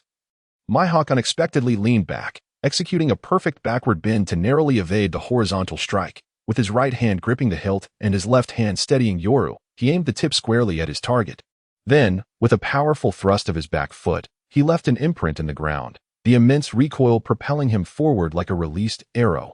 Weibel, having just swung wide and not yet turned, chose not to halt his assault. The sweeping Kanjiunki continued its momentum, spinning 360 degrees like a top, unleashing a ferocious horizontal slash of its own, when two brave souls meet on a narrow path. The victor is determined by courage. Neither displayed any intention of retreating, grinning savagely as they charged at one another, as if bent on mutual destruction. The clash of blades echoed. Swish, blood splattered. The same blades pierced flesh. Yet they produced utterly distinct sounds. Behold, the supreme great knife of night plunged directly into Weibel's right lower abdomen, while Songyun's strike landed on Mihawk's left shoulder. Both combatants adeptly utilized their armament haki for defense. Yet the tremendous force still left commendable wounds on each other. Geer observed their fierce clash. Though it was indeed thrilling, there lingered an odd sense of dissonance. After some contemplation, he finally discerned the source of this unease. Neither of the two shouted the names of their techniques. So it seems one can unleash powerful moves without incantations. The 9 mountains and 8 seas converge into a singular world, gathering 1,000 realms to create a little 1,000 worlds, this realm multiplied by 3. With no self-continuing beings, the three-sword flow's ultimate essence, 3,000 great 1,000 worlds. Such conduct rendered the bard Zoro somewhat foolish. Clang, clang, the island reverberated with explosions, from dusk until deep into the night. Weibel and Mihawk had transformed into two bloodied figures, yet the battle raged on, both warriors growing ever more tenacious, showing no signs of fatigue. After such a prolonged struggle, both Weibel and Mihawk bore numerous wounds. Weibel's garments reduced to tatters, he resolutely discarded his shirt, baring his muscular torso, reminiscent of Su Chu battling Ma Chao. The intensity of the fight remained undiminished, and the grins on their faces became increasingly deranged. Geer understood that the physical prowess and endurance of these strong individuals in the pirate world were extraordinary. Once engaged in combat, they could persist without food or drink for days on end, making even Kajiro concede defeat. Thus, Geer had already donned his pajamas and prepared for slumber, noticing the others on deck, each with a bowl of instant noodles, captivated by the spectacle, relishing their midnight snack as they watched the clash with rapt attention. Akin and Bia, two inexperienced youngsters, were among them, utterly mesmerized, unwilling to retreat to their quarters for rest. Clearly, the regular entertainment aboard the ship had been lacking, seizing the rare opportunity to witness such a spectacular battle scene. Akin to a cinematic experience, the crew exclaimed their delight. Finding it impossible to tire of the show, Geer did not intervene. Allowing children to witness such violent action films would greatly benefit their future growth. Silently supporting them with 2 cases of Red Bull before returning to rest. Although Weibel was a few years younger than Mihawk, due to Geer's presence, his strength surpassed that of his original timeline by an immeasurable factor. After hours of combat, the situation had indeed unfolded as Geer had anticipated, with both combatants now evenly matched, making it challenging to declare a victor outright. Weibel held advantages in strength and endurance, while Mihawk excelled in speed and technique. Perhaps the armament haki of the Eagle Eye was slightly superior to Weibel's, yet they remained on the same tier, both wielding advanced armament haki. Thus their overall prowess was nearly indistinguishable. However, engaging in a protracted battle with Weibel would essentially equate to defeat. He possessed the tenacity of a bulldog and the indomitable spirit of life, 2 skills of relentless combat. Under equal circumstances, few could outlast this powerhouse. Therefore, the duration of this battle hinged on how long Eagle Eye could endure. Imagine in the future granting him a self-healing ability through combat, with high attack and defense. Both resilient and damaging, not to mention a vampiric recovery. It would be utterly infuriating for them. Geer procured a pair of earplugs from the system, blocking out the noise from outside the ship, and with a lewd smile, slipped into a deep slumber. A restful night passed, and sunlight streamed through the window, warming Geer's backside as he awoke naturally, stretching lazily, and removed his earplugs, instantly hearing the familiar clangor from outside. To his surprise, Eagle Eye proved remarkably enduring. Geer stepped out of his room and headed to the kitchen in search of sustenance. Today's breakfast consisted of a bowl of meat porridge and 2 fried dough sticks. Feet was gradually drifting away from his path as a Chinese culinary master. The diverse cooking techniques of Chinese cuisine, stir-frying, steaming, frying, braising, and stewing, had garnered unanimous acclaim from everyone aboard. The flavors undeniably more delectable than before. Carrying his breakfast to the deck, he found only Akin still engrossed in watching the ongoing battle, while the others had long since returned to rest, having grown weary of the spectacle. Geer approached and poked Akin's little head. "Haven't you grown tired of watching? Akin, you've been here all night without sleep. Is it truly that captivating?" Observing Akin's darkening circles under his eyes, Geer offered him a fried dough stick, pondering the necessity of prohibiting late nights for children. At such a tender age, those heavy dark circles resembled those of a bear. How could one thrive without vitality? Akin turned upon recognizing his captain, accepting the fried dough stick, biting into it with excitement. Exclaiming, "Captain, they are incredible. They truly are amazing." The young lad's eyes sparkled with admiration. He had done nothing but stand and watch, yet he felt utterly exhausted, while the 2 combatants on the island continued their fierce struggle. Seemingly unfazed by fatigue, each strike remained as precise and powerful as ever. Geer glanced at the 2 figures, both battered yet relentlessly clashing, nodding in encouragement. "Indeed, both are monsters. Akin, you must strive hard. When you grow up, you too can achieve greatness. Really, Captain, can I truly become as strong as them?" Gazing at Akin's eager expression, Captain Geer decided to bolster his confidence, solemnly placing a hand on Akin's shoulder, speaking with earnestness. "Akin, you are the most talented person I have ever encountered. As long as you train diligently, you will surely grow strong in the future. I believe in you. You must believe in yourself. You can achieve it. Not only can you match them, but surpassing them one day is also within the realm of possibility. I have great faith in you, Captain." The usually taciturn Akin was now so overwhelmed with emotion that he could scarcely speak. His fists clenched, his entire body trembling. Captain Geer was like a guiding light in his life, a beacon of hope. He silently vowed, "I, Akin, swear I will become strong. I will never disappoint Captain Geer. Good morning." "Mr. Geer, good morning." Long emerged from his room, greeting Geer with a smile. The sight of Long's complexion, Geer could tell without question that this fellow had likely spent another sleepless night poring over his studies. Geer couldn't help but reflect that if only the author were as diligent as Long, he would have already reached Mariawa. "Long, you've come at the perfect time. I happen to need your assistance with something."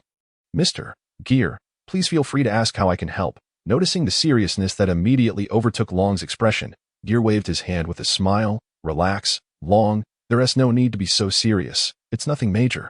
I merely wish to ask if you could help guide this little rascal in training during our time on the ship."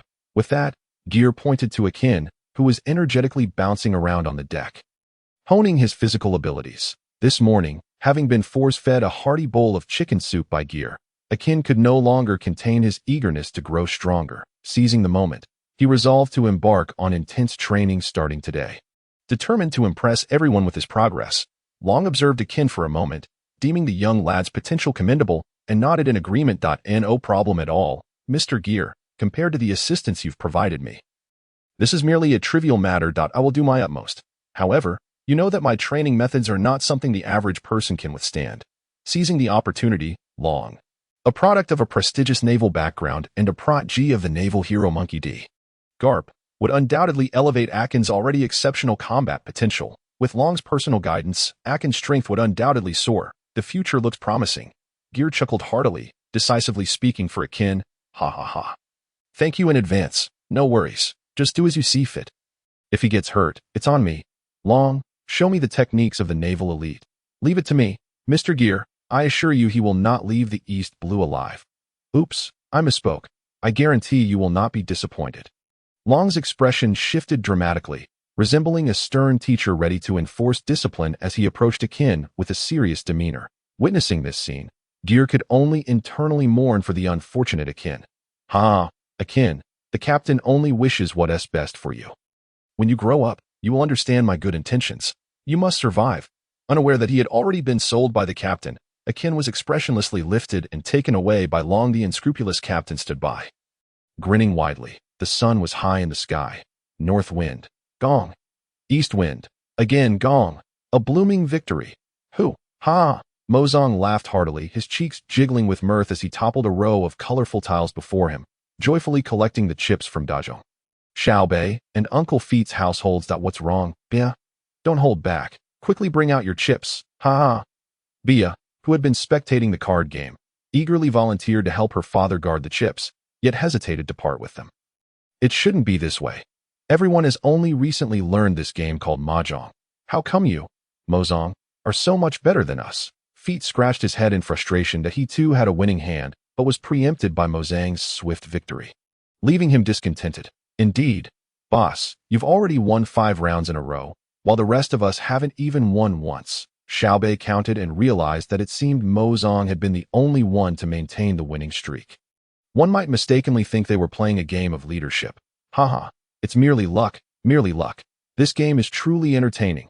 Come, let's start the next round quickly. Perhaps this time you all might win, Mozong cheerfully declared. Feeling a sense of accomplishment, the unpleasantness of the past few days completely swept away. While speaking, his hands were not idle, expertly stacking the mahjong tiles. The 4 of them were engaged in the quintessential game of Guizui Mahjong, a specialty introduced by Captain Geer. Bored with the lack of entertainment aboard, Geer had spent 10,000 berries from the system shop to acquire an oversized set of mahjong. He experienced firsthand what it meant to teach a disciple only to be outdone by them. After everyone had learned how to play, they promptly pushed Captain Geer out of the game. Meanwhile, Akin was diligently training under Long's guidance, while Moria expressed an interest in this new game called Mahjong, only to be unceremoniously sent back to his training by Geer. With nothing else to do, Geer resumed fishing by the ship's railing, while Senior leaned against him, smoking. Occasionally, Geer would glance towards the island where the fierce duel between 2 figures was still ongoing. His mind filled with questions. Logically, it should have concluded by now. Weeble was indeed prone to irrationality, and once a fight broke out, he would not stop unless Geer called for a halt. But why was Mihawk also caught up in this chaos?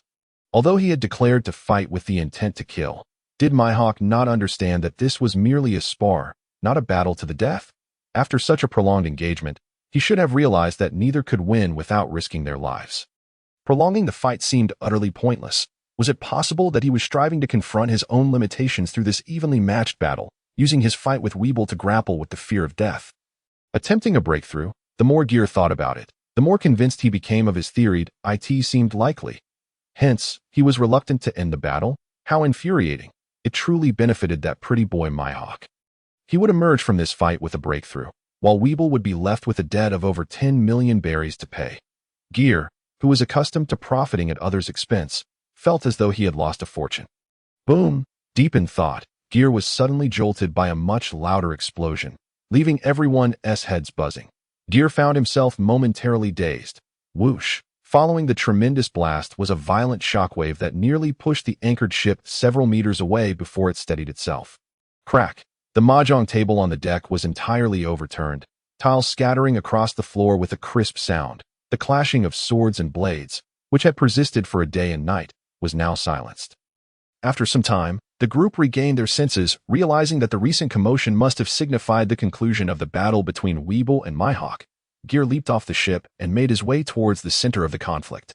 The crew, having heard the deafening explosion, hastily abandoned their tasks and rushed out of the cabin to investigate. Wah? Wah?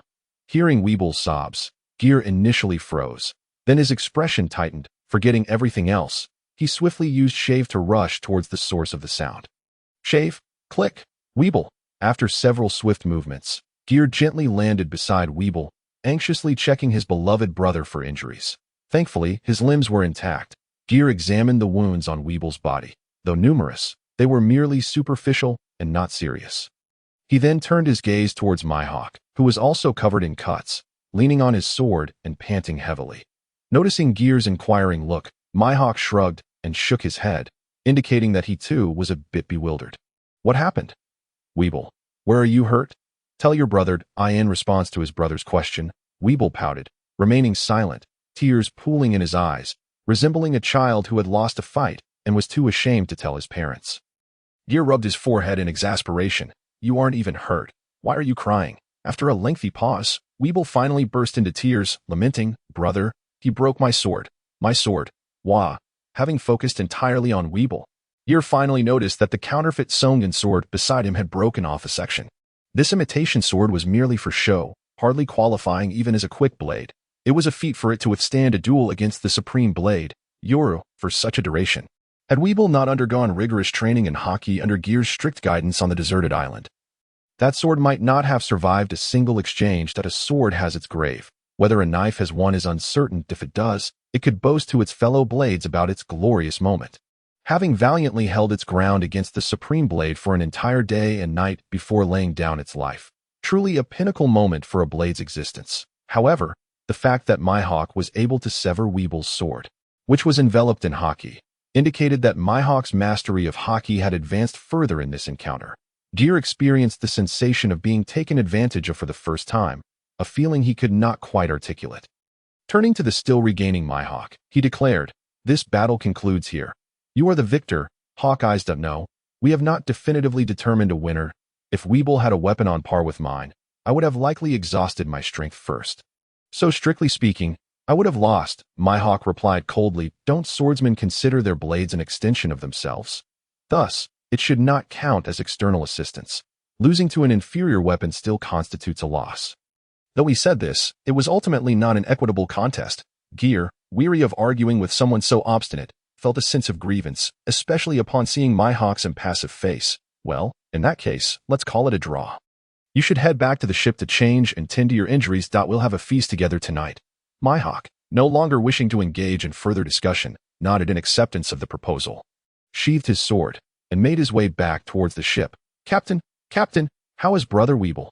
At that moment, Moria, accompanied by Akin and Bia, hurried over, with feet and Senior trailing behind. They had heard Weeble's cries and rushed over, their hearts racing with anxiety. Now that they confirmed he was fine and it was merely a weapon that was damaged, they all breathed a sigh of relief. Senior pulled out a pack of cigarettes. Needing to calm his nerves after the tense situation, the captain had provided these, which were of excellent quality. He first lit one for Feet, and then lit one for himself, both standing nearby, exhaling clouds of smoke, their faces relaxing in enjoyment. "Weeble, stop crying. As long as you're okay, your brother will help you get a better sword." "Really, brother? Of course. When have I ever lied to you? It's just a weapon. Here, have some candy to cheer up. Stop crying."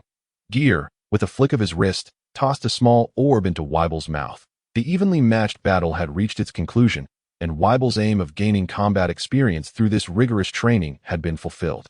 Rendering any further concealment unnecessary, Geer, abandoning all pretense of martial decorum, proceeded to act freely as he watched Weible gulp down the orb imbued with top-tier hockey.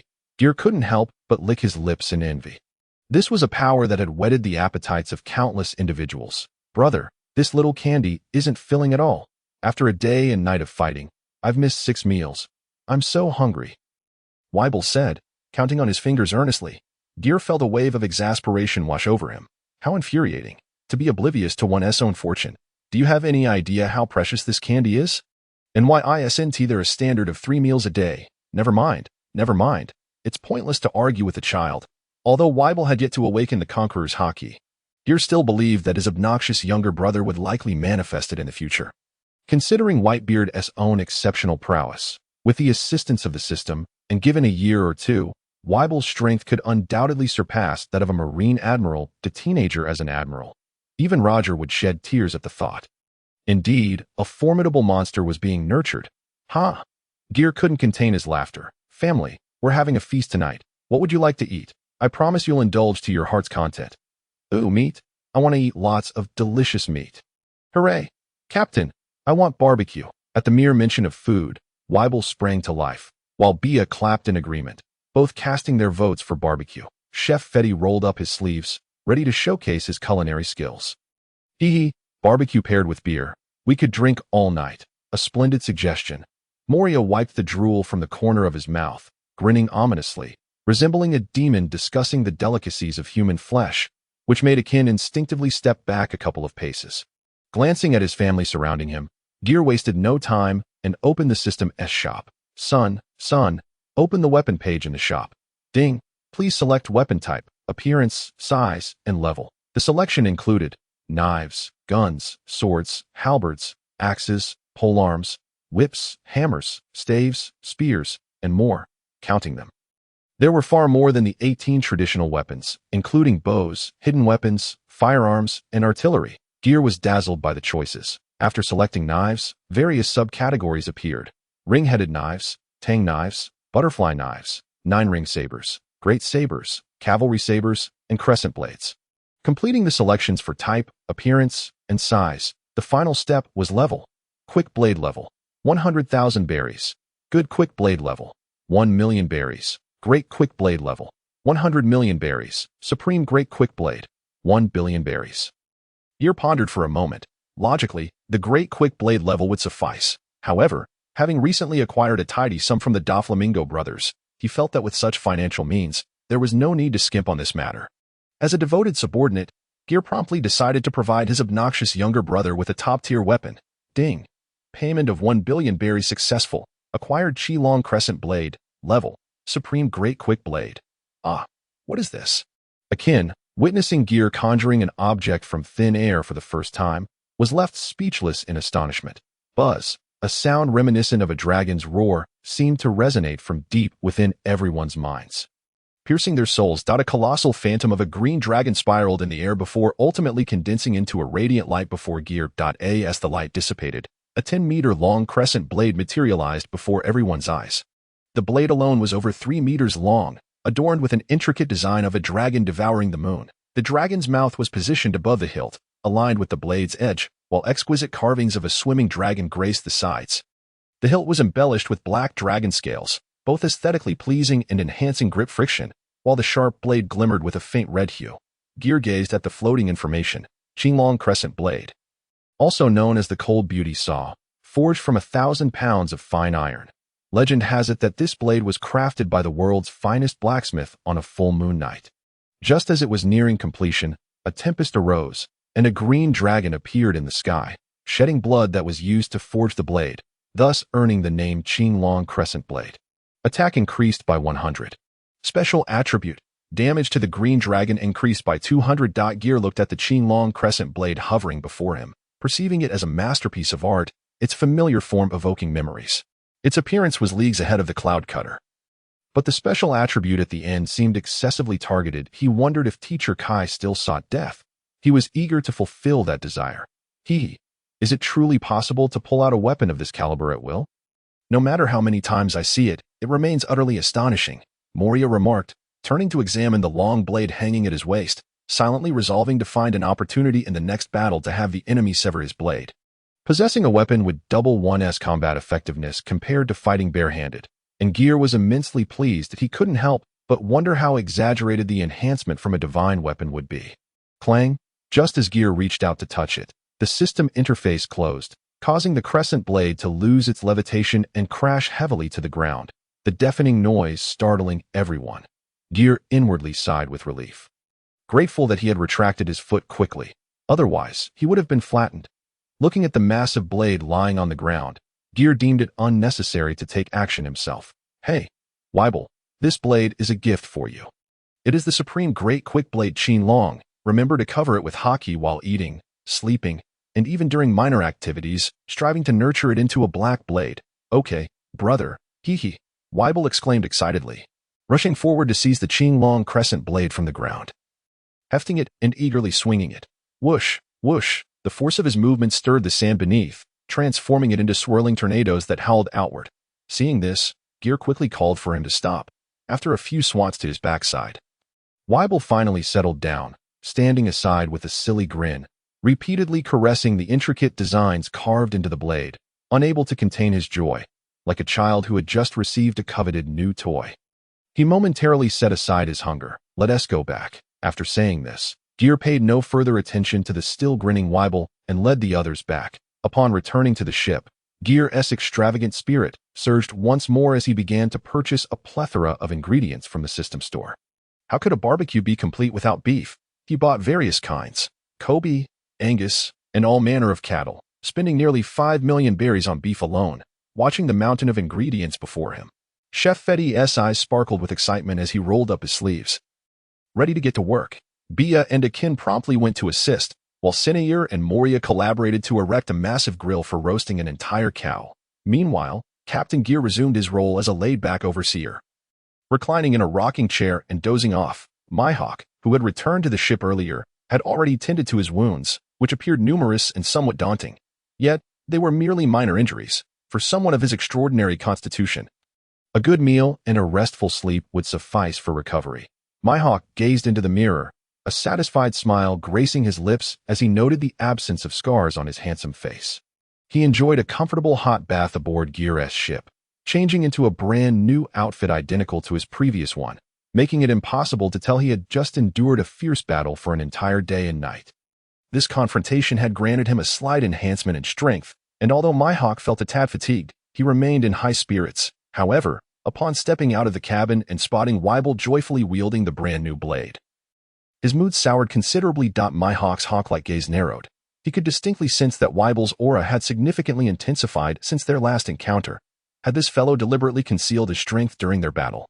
If he intended to hide his true capabilities, then why was he now so unabashedly radiating his power? With a superior weapon at his disposal, why did he choose to engage him with such an ordinary blade? Did he hold him in contempt? Did Mihawk not deserve better? A torrent of questions flooded Mihawk's mind, his stoic expression betraying a hint of confusion, soon overshadowed by a surge of indignation. "Hey, Weibel!" Hearing his name called, Weibel slowly turned his head. Humph! Upon recognizing the voice belonged to the man who had shattered his blade, Weibel's expression shifted. With a sulky huff reminiscent of a petulant child, he turned away, resuming his meticulous polishing of the Qing longsword. Entirely disinterested in Mihawk, observing the appalling demeanor, Mihawk felt the veins on his forehead throb. This was a duel between men. Why hold back? Do you deem me unworthy of your full strength? Mihawk thundered in indignation. Weibel scratched his head, seemingly perplexed. After a moment of contemplation, he replied earnestly, "I didn't hold back at all. I used all my strength when we fought. I truly wanted to slay you. Do you intend to continue to humiliate me? Your aura now is far more formidable than when we battled earlier." Mihawk was resolute in his perception. Weibel exuded the aura of a primal beast, an ever-present air of danger enveloping him, revealing no hint of the power he wielded. Thus, Mihawk could distinctly sense the vast disparity, a transformation that transcended mere increments of strength. It was a qualitative leap. Weibel extended his right hand, clenched his fist, and instantly, the color of his armament enveloped it, rendering his knuckles a glossy black. He scrutinized his fist and realized that it indeed felt significantly more potent. After pondering for a moment, an epiphany struck him as he struck his palm with his fist. "Oh, it's the candy." Candy. This revelation left Mihawk utterly baffled. What does candy have to do with this? Yes, indeed.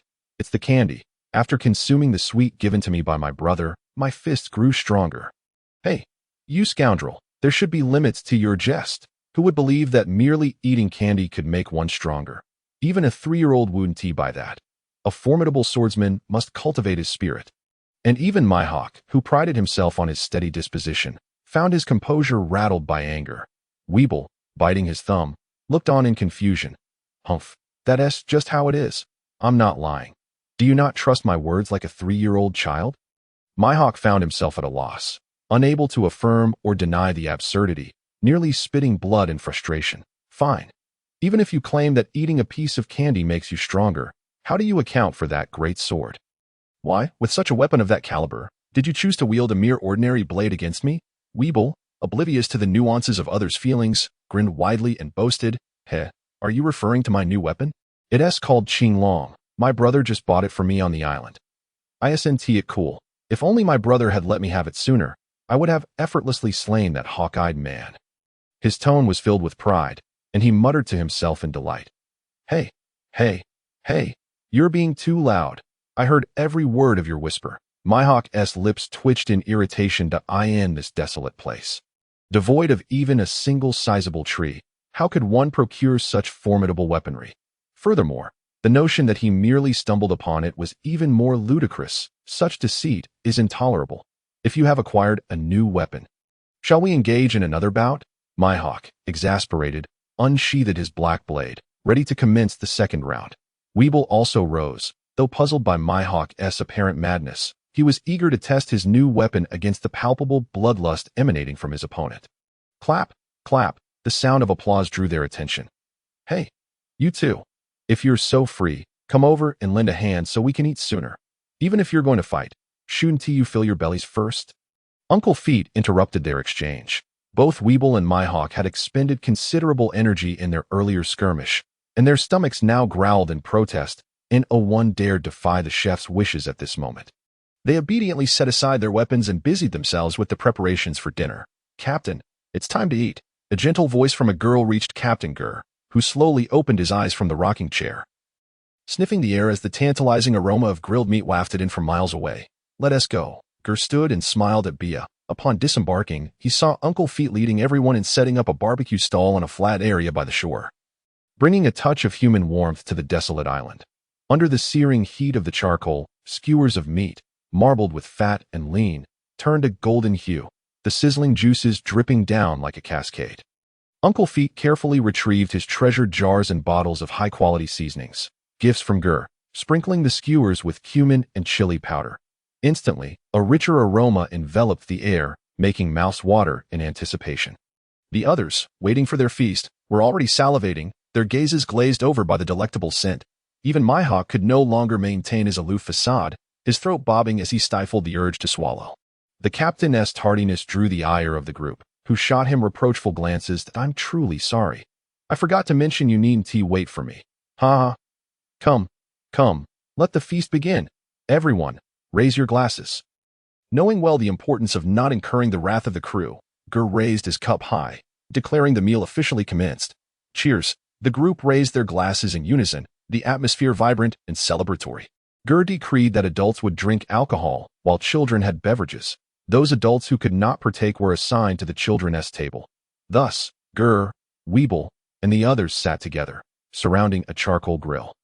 They feasted and shared, with Geer, the eldest, taking it upon himself to grill for the three youngsters.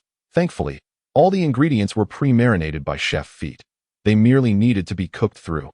Each skewer, laden with at least 2 pounds of meat interspersed with green onions, was a feast for the eyes. "Brother, grill faster. There's not enough for everyone," Weeble exclaimed, devouring his share in large bites, eyeing the skewers sizzling on the grill. "Delicious. This is simply divine. Captain, you truly excel at grilling." Bia praised, giving a thumbs up in enthusiastic approval. Such flattery made Geer feel a tad embarrassed, for the system's produce was inherently delectable, and with Chef Feet's expert preparation, he was merely responsible for cooking them to perfection. Geer, too, picked up a skewer and savored it. Not bad. Perfectly charred on the outside and tender on the inside, the beef is succulent and flavorful. Paired with the garlic, it's utterly satisfying. With that, Geer intensified the heat to grill more skewers. Akin joyfully devoured his meat, oblivious to the fact that one of his loose canine teeth had been knocked out. If only he had met Geer and his crew sooner, perhaps they wouldn't have fallen victim to pirates, and he might have had the chance to relish this exquisite grilled meat. As thoughts of his family and friends, who shared the trials of hardship with him, surfaced, Akin felt a pang in his heart, and tears began to flow quietly. Glancing at the flickering flames, he saw Geer, diligently grilling meat. This man's sudden appearance had effortlessly altered his fate. Reflecting on it now felt surreal, as if he were dreaming that "It's ready. Come eat. You three are still growing, so make sure to eat plenty." Geer distributed the cooked skewers, taking one for himself as well, upon receiving the grilled meat. Akin quickly turned away, discreetly wiping his tears. "Hey, Akin, why are you crying?" "I'm not crying. It's just the smoke." Akin hastily defended himself, but Bia, his confidant, pointed out his tears. Geer, puzzled, opened the system shop. High-quality smokeless charcoal, top of the sales chart. Absolutely smokeless and eco-friendly, a decade-old store with millions of positive reviews. Burns hotter, lasts longer, 1 box is stronger than 6. Geer quietly left a negative review, claiming to be smokeless, and yet it made the child cry. Continuing to grill more meat, Geer called upon Bia to help monitor the fire and then sat beside Akin. Observing the sobbing boy, Geer felt a surge of compassion. A child of around 10 years should be innocent, delightful, and mischievous. Yet here he was, bearing burdens that no child should endure. Was this their fault? No, this is the fault of the world. Feeling a warm hand on his head, Akin looked up to see the captain beside him. Emboldened to become a man, he felt a twinge of embarrassment and lowered his gaze. Geer gently patted Akin's head, offering solace. "While you're still a little one, let your tears flow freely. There's no need to hold back. Captain, I assure you, I am not crying. Rather, I am simply a child who often manages to stifle tears until an adult inquires with genuine concern, which inevitably causes the dam to break. Woo-woo! Woo-woo! Captain, everyone has been slain by the villains. They are no longer with us, and they will never again have the opportunity to savor such delightful delicacies as I have. Akin clutched Geer's shirt, weeping uncontrollably. Nearby, Bia and Weibel exchanged worried glances at Akin's distress. Geer sat in silence, understanding that a boy does not require excessive consolation. He should be allowed to cry until his emotions are spent. After a considerable pause, he finally spoke. Akin, both Weibel and I are orphans. My mother departed on my very first day of understanding. The deceased cannot be restored to life. We, the living, must confront existence with greater strength and courage. Moreover, you are not alone. We are all your family. Upon finishing his words, Geer affectionately ruffled Akin's somewhat unkempt short hair. Meanwhile, Weibel gazed absently at the gold chain in his hands, lost in thought. After a while, Akin gradually ceased his sobbing, and upon noticing everyone's gaze upon him, he felt an overwhelming sense of embarrassment. His face flushed as he muttered, "I'm sorry, Captain Geer, for bringing back painful memories for you." In his heart, he thought, "It's all right. It's not something to be mourned." Geer lifted a bottle to sip some orange juice, speaking earnestly. Akin, the reason humanity cannot prevent various tragedies from occurring is often due to its own fragility. If one wishes to reject so-called fate and not allow their life to be governed by others, one must strive to become stronger. Those pirates are more powerful than you, which is why they bring you misfortune. However, we are stronger than that band of pirates, and thus, they have met their end, altering your destiny. Otherwise, the outcome may well have been that we all fell victim to their cruelty. This world is harsh. Even if you wish to live in peace, many will seek to harm you.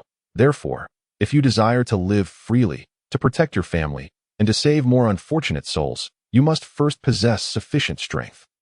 Crack. Bia, whose father had also nearly been captured by pirates and turned into a slave, felt deeply moved by Akin's plight and Geer's words. In a moment of emotional fervor, she snapped the bamboo skewer in her hand. Resolving to grow stronger herself, vowing to defeat villains and safeguard her family, the sharp sound jolted Akin back to reality, and with newfound determination in his eyes, he declared, "Captain Geer, I understand now. I will work hard to become stronger." "Ha ha! Excellent. That's a touch of masculinity," Geer said, patting Akin's shoulder vigorously in encouragement. "That I can too. Captain, I also want to grow stronger and fight alongside everyone. I can defeat the villains," Bia chimed in, raising her hand, earning Geer's generous praise as he gave her a thumbs up, smiling brightly. "Wonderful, truly remarkable. Our Bia is a force to be reckoned with and will undoubtedly become a renowned powerhouse of the seas."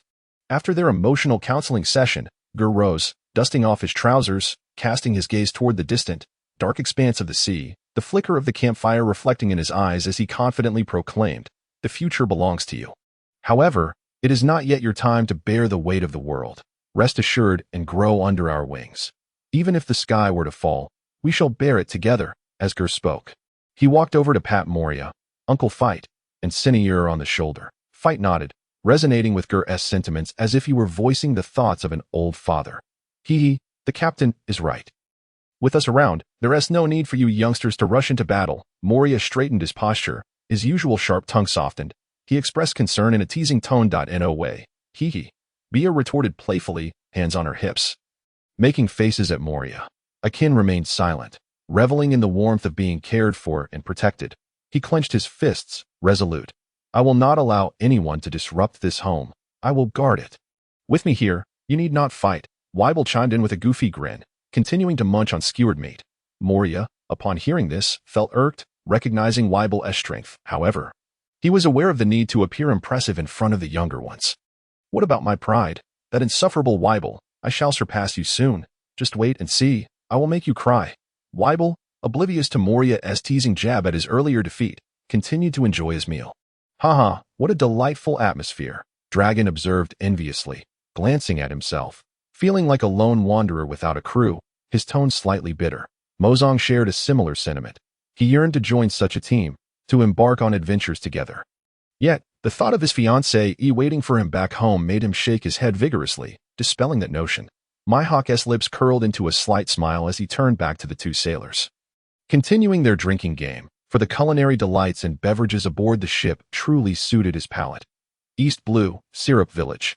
At last, we have returned. Mozong stood at the bow, his gaze fixed intensely on the island that loomed ahead.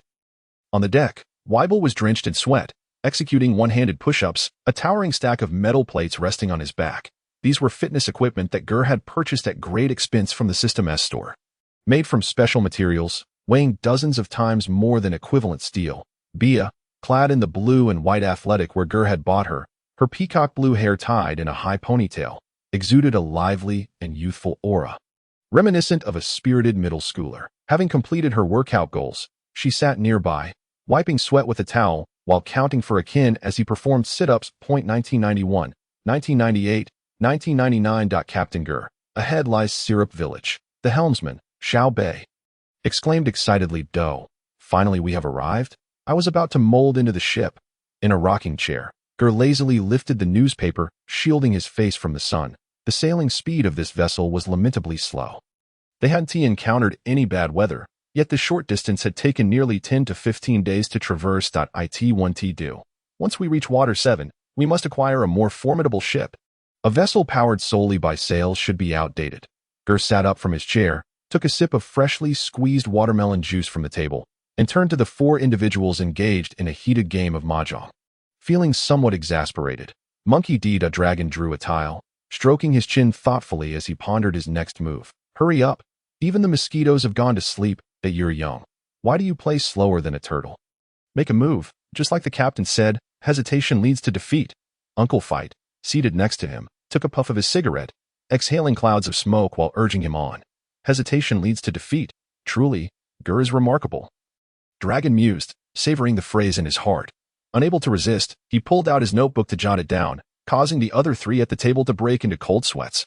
Ever since Geer had explained the essence of mahjong as seeking order amidst chaos, incorporating elements of probability and psychology, Dragon had become deeply engrossed in the game. Seeking order amidst chaos, wasn't that precisely what he aimed to accomplish? He sensed that this game held profound wisdom within. Diligently studying it, and indeed, he gleaned numerous insights, filling his notes with strategies. It's my turn. It's time to determine the victor. After a long wait, it was finally his turn to draw a tile. Mihawk first glanced at his hand, confirming once more that he was indeed on the verge of a winning hand. With a mix of tension and anticipation, he reached out to draw a tile. Mihawk had temporarily remained aboard Geer's ship as well. Dragon's justification was that he was currently brimming with inspiration and needed to organize his thoughts for the next course of action.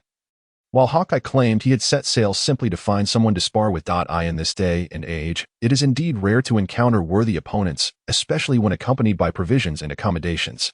I hope to linger a while longer and engage in a few more sparring sessions with Weibel. With Geer's assistance in enhancing my abilities, Weibel's combat prowess and weaponry have undergone a significant transformation, making it quite challenging for Mihawk to prevail, which only intensifies his yearning for combat, compelling him to seek out duels daily. Geer privately reflects on the audacity of these future luminaries, their thick skins allowing them to indulge in leisure while justifying their behavior with eloquence. However, the ever-pragmatic Captain Geer, known for his unwillingness to suffer losses, has agreed to Hawkeye's request under certain conditions. Mihawk must labor like a dragon during his time aboard, taking the opportunity to train with Moria, the swordsman, and impart some fundamental swordsmanship to the two young ones. Mihawk hesitates momentarily before ultimately acquiescing. Thus, another freeloader joins Geer's ship. Alas, the burdens of captaincy weigh heavily upon me, as I find myself playing both father and mother. Fretting over this motley crew, Captain Geer, who works tirelessly for his hard-earned gains, cannot help but vent his frustrations. With the future world's premier swordsman, Hawkeye Mihawk, providing swordsmanship instruction, and the former Marine Admiral, the most formidable candidate. Currently leading the Revolutionary Army, Monkey D. Dragon, offering guidance in martial arts, alongside my own unparalleled expertise in the development of devil fruit abilities. What a remarkable configuration and treatment. Surely, this is an opportunity to soar. Back to the mahjong table. Mihawk squints his eyes, mimicking Geer's serious demeanor as he shuffles the tiles, yet after an extended effort, finds nothing of interest, flipping them over only to discover they are not to his liking. Casually discarding them. Little chicken. Heh, ha ha. I win. Mihawk's hand freezes mid-air, his expression darkening as he clutches the tile of 1.y. Is there a chance for a reversal? Surely not. The future world's greatest swordsman resorting to tricks in a game of mahjong? In the face of Moria's relentless mockery, Mihawk ultimately concedes, reluctantly releasing his grip, the sound of the tile clattering on the table echoing as the esteemed swordsman, Hawkeye my hawk, slumps in his chair like a deflated balloon. Heh. I may not be able to best you in battle, but watch as I dominate you in mahjong. A pure hand, single tile, truly skilled. One might almost believe your hawk. I could see my tiles. Hehehe. Moria, swathed in bandages, slams his hand on the table, revealing his winning hand, his entire body tightly wrapped like a mummy, with only his pair of horns and facial features visible, lending him a rather terrifying appearance. This is the result of their intense training sessions, as the two have recently become fierce rivals, one seeking verbal dominance at the mahjong table, while the other harbors vengeful intentions during practice. Hehehe. At last, seizing the opportunity to vent his frustrations, Moria bursts into raucous laughter, his grin genuine yet marred by pain as the movement aggravates his facial injuries. Lower the sails. De Dong's biceps bulge as he pulls the rope to slowly lower the sails. While Xiao Bei calmly steers the ship, the duo working in perfect harmony to stabilize the vessel as it docks. Haha. Thank you, my dear brother Geer, for bringing us back. Let us stay a while longer, so I may extend my hospitality. Despite this venture yielding no profit, Morson's face radiates joy upon returning to his hometown, while De Dong and Xiao Bei join in the invitation. Indeed, Captain Geer, we are grateful for your care during this time. Please consider visiting our village. Morsan, my good brother, and dear friends De Dong and Xiao Bei, let us dispense with pleasantries. You have not only assisted us in navigating the seas, but have also taught us the ways of managing the sails, for which I owe you my sincere thanks. After a round of courteous exchanges, Geer continues, our business in the East Sea has nearly concluded, and it is time for us to depart, as lingering too long may not be prudent. However, having spent considerable time aboard, I intend to rest here for a few days before setting sail back to the Grand Line. Geer had initially contemplated visiting Windmill Village to see if any rewards might be gleaned. But upon reflection, he realized that without the presence of red-haired Shanks, Ace, or Luffy, there would likely be nothing of worth to find. It would be more practical to hasten back to the Grand Line to confront pirates, particularly those possessing devil fruit abilities. Throughout this journey, he had encountered numerous pirates, yet they were all minor nuisances, swiftly dispatched by the violent crew aboard his ship. The total bounty amounted to a mere 20 million berries. A trivial sum for Geer, who spent money as if it were water. It was simply uninspiring. Geer did not yearn for formidable adversaries. With the strength of his current crew, they could easily dominate in the New World, making it unlikely to encounter challenging pirates in the East Sea. What Geer desires most are talented individuals, devil fruits, and, subsequently, capable fighters and riches. By the way, Morsan, is there a person named Jesus Burgess in your village? I wonder if you know him. Upon hearing this, Morsan paused, curiosity evident in his expression. Of course, I know him. We grew up in the same village. How could I not? But I am curious, how do you know about Jesus Burgess? Oh, I heard someone mention in the tavern in Logtown that Jesus Burgess is the most skilled sharpshooter in the East Sea. Since I happened to be in the area, I thought I might seize the opportunity to witness his prowess. Geer fabricated a reason without so much as a flutter of his eyelids. Logtown, you say? That rascal certainly enjoys gallivanting about. As for the East Sea's premier sharpshooter, that might just be a misunderstanding. Morsan replied, his tone tinged with embarrassment, subtly indicating that Geer's expectations might be overly optimistic. Taha. That guy is sharpshooter. He must be boasting again, though he was quite adept with a slingshot as a child. To claim he is the best in the East Sea is quite the stretch. Captain Geer, you must have been misled. Unlike the subtlety of the merchant Morsan, the blunt De Dong spoke without reservation. Like father, like son. Geer mused silently, speculating that Jesus Burgess might have shared a similar disposition to Usopp in his youth, merely a boastful weakling. However, that should not be the case. He appeared quite steady and reliable in the original story. Undeterred, Geer pressed on. Ha. Never mind. I'm here now. If the opportunity arises, please do introduce me to him. Even if he is merely a figment of rumor, it would still be worthwhile. Very well, since you have requested it. An introduction is but a small matter. I shall take care of it, though I cannot guarantee he will be in the village, Xiao Bei chimed in. Captain Geer, you might not be aware, but Jesus Burgess is notorious for his wandering ways. Often setting sail for weeks or even months at a time, disappearing for a year or more, leaving no trace behind. Geer felt disheartened. So this Jesus Burgess was quite the wanderer. No wonder he ended up abandoning his wife and children to join the red-haired pirates.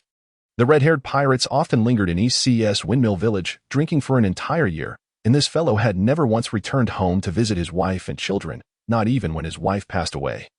Nor did he consider how his young son would survive alone. Truly a strong contender for the title of the most despicable man in One Piece. Jesus Burgess, your reputation is tarnished, my friend. As Geer pondered, his desire to recruit Jesus Burgess waned significantly. However, he reasoned that if he could rescue a poor girl by bringing this scoundrel away, it would still count as a good deed. Alas, poor Usopp, while others were smothered in the cradle, Geer's approach was even more ruthless, snuffing out the very essence of life before it could even begin. My friend, do not feel too pressured. Whether we encounter him is left to fate. With Geer's words, Morsan nodded in agreement that a few villagers stood vigilantly on a distant hillside, watching as Geer and his crew disembarked. Their anxiety heightened when they spotted the two particularly conspicuous giants among the group. The leading middle-aged man urgently instructed a young man, likely urging him to return to the village and alert everyone to prepare for any potential threat. Dragon and Hawkeye wished to remain aboard to continue their studies and training. Geer left some instant noodles and pre-prepared meals for the two before disembarking with the others. How satisfying it feels to be on solid ground. Geer stretched, inhaling the earthy scent of the air. Gazing at the familiar slope before him, the very spot where Usopp had ambushed 8,000 subordinates. Hey, Uncle Rely! Uncle Rely! It's us! With a single shout from Mozong, several villagers who were already prepared to flee found their courage renewed and paused to observe. As the distance between the two parties closed, the keenest-eyed young man among them turned to the leader with delight, saying, "Village Chief Lily, it's Brother Mozong and the duo of Dadong and Xiaobei." Upon hearing this, the village chief and the others finally breathed a sigh of relief. They had faith in Mozang's character. The people he brought back should not be ill-intentioned, with this thought in mind. Village Chief Lily took the initiative to approach them. When the group met, pleasantries were exchanged, and along the way, Mozang introduced the members of Geer's party to the chief and the villagers. Lily and Geer shook hands amicably, though Lily's gaze involuntarily scrutinized the imposing figures of Weibel and Molia, having lived in this tranquil and harmonious village by the Eastern Sea. He had never encountered such towering and formidable individuals before. Could they truly be human? The more he looked, the more astonished he became, and his eyes held a newfound respect for Geer, for Mozong had mentioned that this young man was the captain of the ship. The title captain implied that this youth commanded the two seemingly perilous giants. Unaware of the village chief's rich inner thoughts, Geer leisurely admired the picturesque scenery of Zilliba Village. This quaint village, perched by the Eastern Sea, evoked the charm of a medieval fishing hamlet intertwined with a pastoral farmstead. A gentle breeze caressed his face, carrying the fragrant scent of fresh grass that invigorated the spirit. Cattle and sheep grazed nearby, and small houses with tiled roofs were scattered across the verdant landscape. In the distance, a few chimneys released wisps of smoke, creating a scene reminiscent of a serene painting. Tranquil and comforting. It was no wonder that many yearned for a pastoral life, desiring to languish in lush grass, doing nothing and thinking of nothing, merely watching the clouds drift by.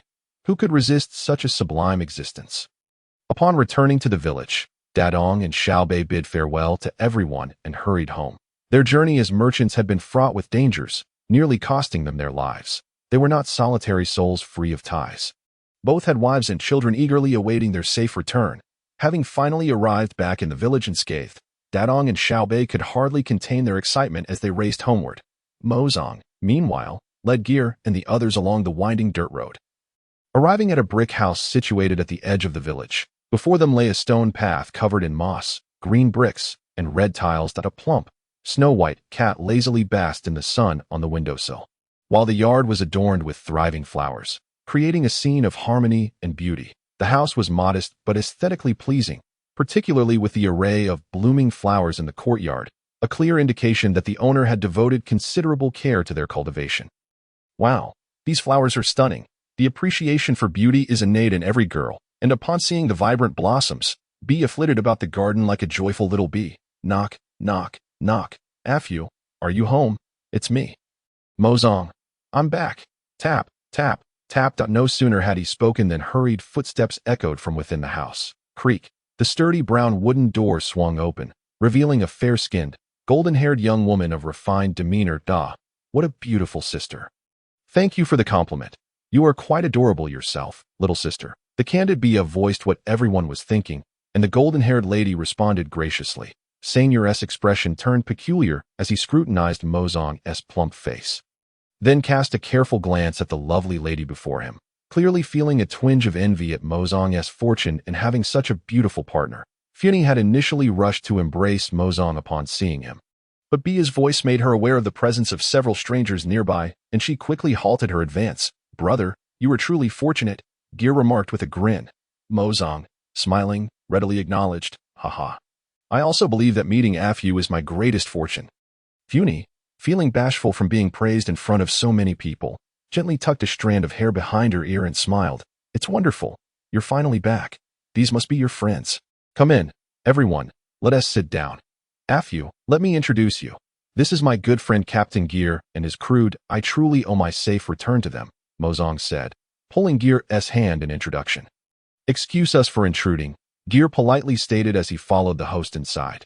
Due to the small doorway, Weibel and Molia had to remain outside, enjoying snacks. The living room was compact, perhaps a mere dozen square meters. Yet it was impeccably tidy. Flowers adorned the windowsill, dining table, and bookshelves filled with literature, creating a warm ambience. The hostess promptly entered the kitchen and soon emerged with a pot of freshly brewed tea.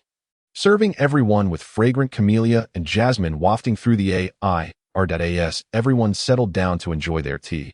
Mozong excitedly recounted his maritime adventures from start to finish, for men returning home must report their journeys. Funi sat quietly nearby, listening intently to his tale, her expressions shifting from joy to concern as she dutifully refilled his cup, perfectly embodying the role of an attentive listener, her interest encouraging Mozong to elaborate further. When he recounted the mutiny aboard the ship that nearly thwarted his return, Funi anxiously grasped his hand, feeling the warmth radiate from it. Mozong, sensing a warmth in his heart, gently patted her hand in reassurance, saying, "It's all right, don't worry. See, I'm back safe and sound. We lost the ship and cargo, which means starting over, a bit troublesome, but don't fret. Afu. I will soon rise again." Funi nodded, having always held unwavering faith in Mozong's words. "By the way, Afu, how have you been feeling lately? The illness is still the same. After so many years, I've grown accustomed to it's nothing to worry about." Funi replied lightly, shaking her head. Having grown up together, Mozong had unconditionally cared for her, and now he sought renowned doctors to treat her illness, which deeply touched Funi. Their mutual affection had even led to their engagement. "Rest assured, I will find a renowned doctor to cure you swiftly. Then I won't have to be away at sea so often and can stay to accompany you more. No, I hope that once I recover, I can sail with you. I want to see the world beyond. All right, as long as I'm with you, I'll go anywhere. As long as you're not worried about being burdened by this medicinal pot." He teased. "Don't say such things about yourself, Afu." Mozong. In the depth of their feelings, the two fell silent, gazing into each other's eyes. The romance they shared left those nearby feeling somewhat stuffed from the metaphorical dog food. Ajin awkwardly turned to gaze out the window, suddenly envious of Weibel and Molia, who remained outside sharing snacks, wishing to escape but feeling trapped. Geer, meanwhile, fixated on Funi, not out of any improper thoughts about Mozong's fiancée or being captivated by her beauty, but rather because he found her strikingly reminiscent of Lady Kaya from the original story, both in appearance and demeanor. Coupled with her frail, delicate aura, she was not merely similar, she was virtually identical. Although Lady Kaya's parents had never appeared in the original narrative, through the contextual clues of time, place, and character traits, Geer surmised that this young couple was likely her biological parents. Kaya's father had amassed an extraordinary fortune through legitimate trade in this small corner of the Eastern Sea, a feat that suggested he was no ordinary individual. Through their recent interactions, Mozong, the portly merchant, had demonstrated remarkable qualities in both character and business acumen, which even Geer, with his discerning eye, found commendable in Geer's future plans. Aside from enhancing his strength and expanding his influence to establish a stronghold, an essential component involved leveraging the system's marketplace goods and various factions for trade to amass vast resources and wealth. Thus, possessing skilled commercial talent to manage and realize these ambitions was indispensable. Previously, Geer had extended an invitation to Mozong, which had been politely declined, not wishing to resort to force. Captain Geer instead turned his attention to a certain green-haired fellow who should still be on Subordinate archipelago. Now, understanding the true reason behind Mozong's refusal, Geer felt certain that Mozong was destined to become part of his plans. Far away on the distant Subordinate island number 47, Hachu, on the dock, a young man laboriously carrying goods in an effort to earn a living suddenly let out a sneeze. The diligent overseer, noticing someone lost in thought, immediately shouted in anger, "Hey, you over there, the green-haired lad, what are you daydreaming about? Stop dawdling. If you can't handle it, get the hell out." "I apologize," the young man replied without lifting his head, casually wiping his nose on the fabric of his shoulder, sniffling before resuming his task of hauling the cargo. "Surely, Stella is thinking of me. Stella, please wait a little longer. I will earn enough money to rescue you soon." With this thought in mind, he felt an invigorating surge of strength. Even the weight on his back seemed to lighten considerably, and his steps quickened naturally. "Stella, your prayers have been answered. It must be that the divine sees our plight and wishes for our reunion." The man's heart swelled with fervor, but before he could revel in this newfound hope, he was abruptly kicked to the ground by the overseer from behind. "Damn you," the overseer spat disdainfully, hurling a glob of phlegm onto his pant leg. "You dropped 3 out of 5 bags and didn't even notice the difference? I've been chasing you and shouting for ages, and you keep running faster. Are you deaf, or just trying to mess with me?" The man scrambled to his feet, the fall causing his forehead to strike the ground, and blood began to trickle down his handsome face, slowly pooling and dripping from his chin that he clenched his fists, the fury in his eyes threatening to erupt like an impending volcano. A number of onlookers had already paused their work, gathering nearby, all wearing expressions of disdain towards the diligent overseer. "What are you all staring at? Get back to work." The overseer, noticing the increasing crowd of laborers, felt a twinge of fear. If a riot were to break out, he shuddered to think of the consequences for these lowly workers and himself. The overseer raised his whip, ready to strike and instill fear, but as he caught sight of the man's predatory glare, his arm froze mid-air, instinctively taking a few steps back. After a lengthy pause, the overseer mustered a shaky bravado and shouted at the man, "What's the matter? You want to fight back? Think carefully.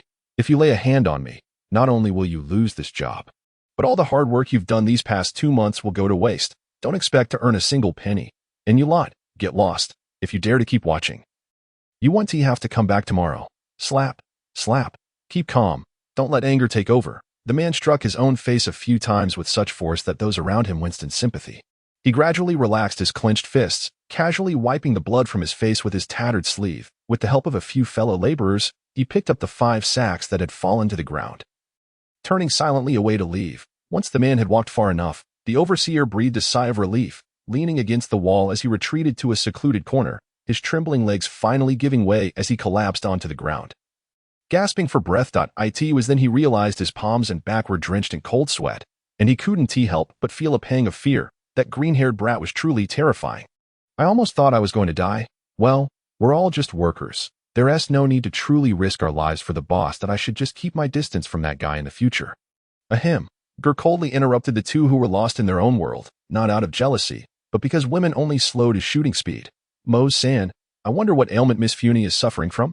Perhaps I could be of assistance." Mo-san turned to the noticeably cheerful Geer, internally scoffing. "Are you being polite? Why do I get the feeling you seem quite pleased?" However, knowing Geer's character, Mo-san discerned there was no malice in his words. So he replied, Funi has been frail since childhood, and even a minor cold or cough can escalate into a serious illness for her.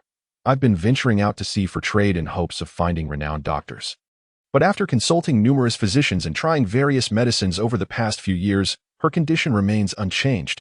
Geer pondered, deducing from the symptoms that it might be a special constitution with a naturally weak immune system.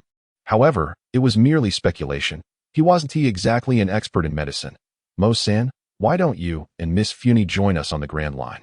We actually have another companion waiting for us at the entrance of the Twin Cape." Ignoring the puzzled expressions on the couple's faces, Geer took a sip of tea, leisurely continuing, "Oh, I forgot to mention that this companion of mine is an excellent doctor, with medical skills that should conservatively rank among the top 3 in the world. I believe he might have a way to treat Miss Funi's ailment." "You call being in the top 3 not bad?" Mo-san and Funi were left speechless with shock. The others in the room were equally astonished. Akin and Senor were surprised to learn there were other companions, while Fight and Bia, who had met Kalokas, were taken aback that the seemingly unreliable old man was actually a world-class doctor. Mo-san and Funi, who had been struggling to seek treatment, were also filled with joy after their initial astonishment. "Well, if it really comes down to it, we can always visit the Magnet Drum Kingdom, known as the world's medical capital, to seek treatment. There's an even more remarkable old lady there, and since we'll be passing by, it's not a bad idea. After all, there are always more solutions than difficulties. Right?" Geer was keen on luring them onto his ship, and was particularly worried about Funi's illness. In the original timeline, this couple had managed to live happily until their daughter was around 10 years old, eventually meeting their end either by accident or possibly at the hands of the cunning crocodile. He couldn't quite remember, but it seemed it wasn't due to disease if Kalokas couldn't fix it. There was still Kareha from the Magnet Drum Kingdom. If all else fails, obtaining a Zoan-type devil fruit to enhance her constitution would also be a viable solution. I personally hope you can come help me. With your business acumen, it would be a shame to waste your talents in the East Blue. Join us to experience a broader world. Let us showcase your abilities on a grander stage. Of course, if you decline, I won't hold it against you. The choice is yours to make. Geer spread his arms wide, painting a grand vision. Mo-san and Funi exchanged glances, each recognizing the answer in the other's eyes. One wished to cure his fiancée's ailment, while the other did not want to be a burden for a lifetime. At that moment, they shared a smile and nodded in agreement. Mo-san had already entertained the notion of joining. As a shrewd businessman, how could he fail to see that Geer was a highly promising investment, especially with the treasures Geer had casually produced, each one exuding immense commercial potential. Following Captain Geer undoubtedly promised heights he could not currently aspire to, offering a view of a different landscape. Initially, he hesitated because of his fiancée, but now realizing he could have both, he no longer hesitated. Grasping Funi's hand tightly, he stood up and excitedly addressed Geer. No need to deliberate. We've made our decision. Thank you for your invitation, and we entrust Funi's treatment to you. Captain Geer, though still addressed as Captain Geer, the significance of the title had shifted dramatically. Ha ha ha. Geer felt a wave of elation, wanting to shout, I, Brother Mo, am like a fish in water. Great prospects await. He wished to deliver an impromptu performance of his eagerness for talent, but his skills were lacking. So he could only dumbly smile and clap Mo-san on the shoulder like a fool. Yay, Brother Mo-san and Sister Afi will be traveling with us too. The affable Bia immediately took Funi's hand, quickly bonding with her. A week later, in the early morning, the sky was adorned with crimson clouds, and the fiery sun slowly rose above the horizon, casting a shimmering golden glow across the sea. Dazzling and resplendent. Caw, caw.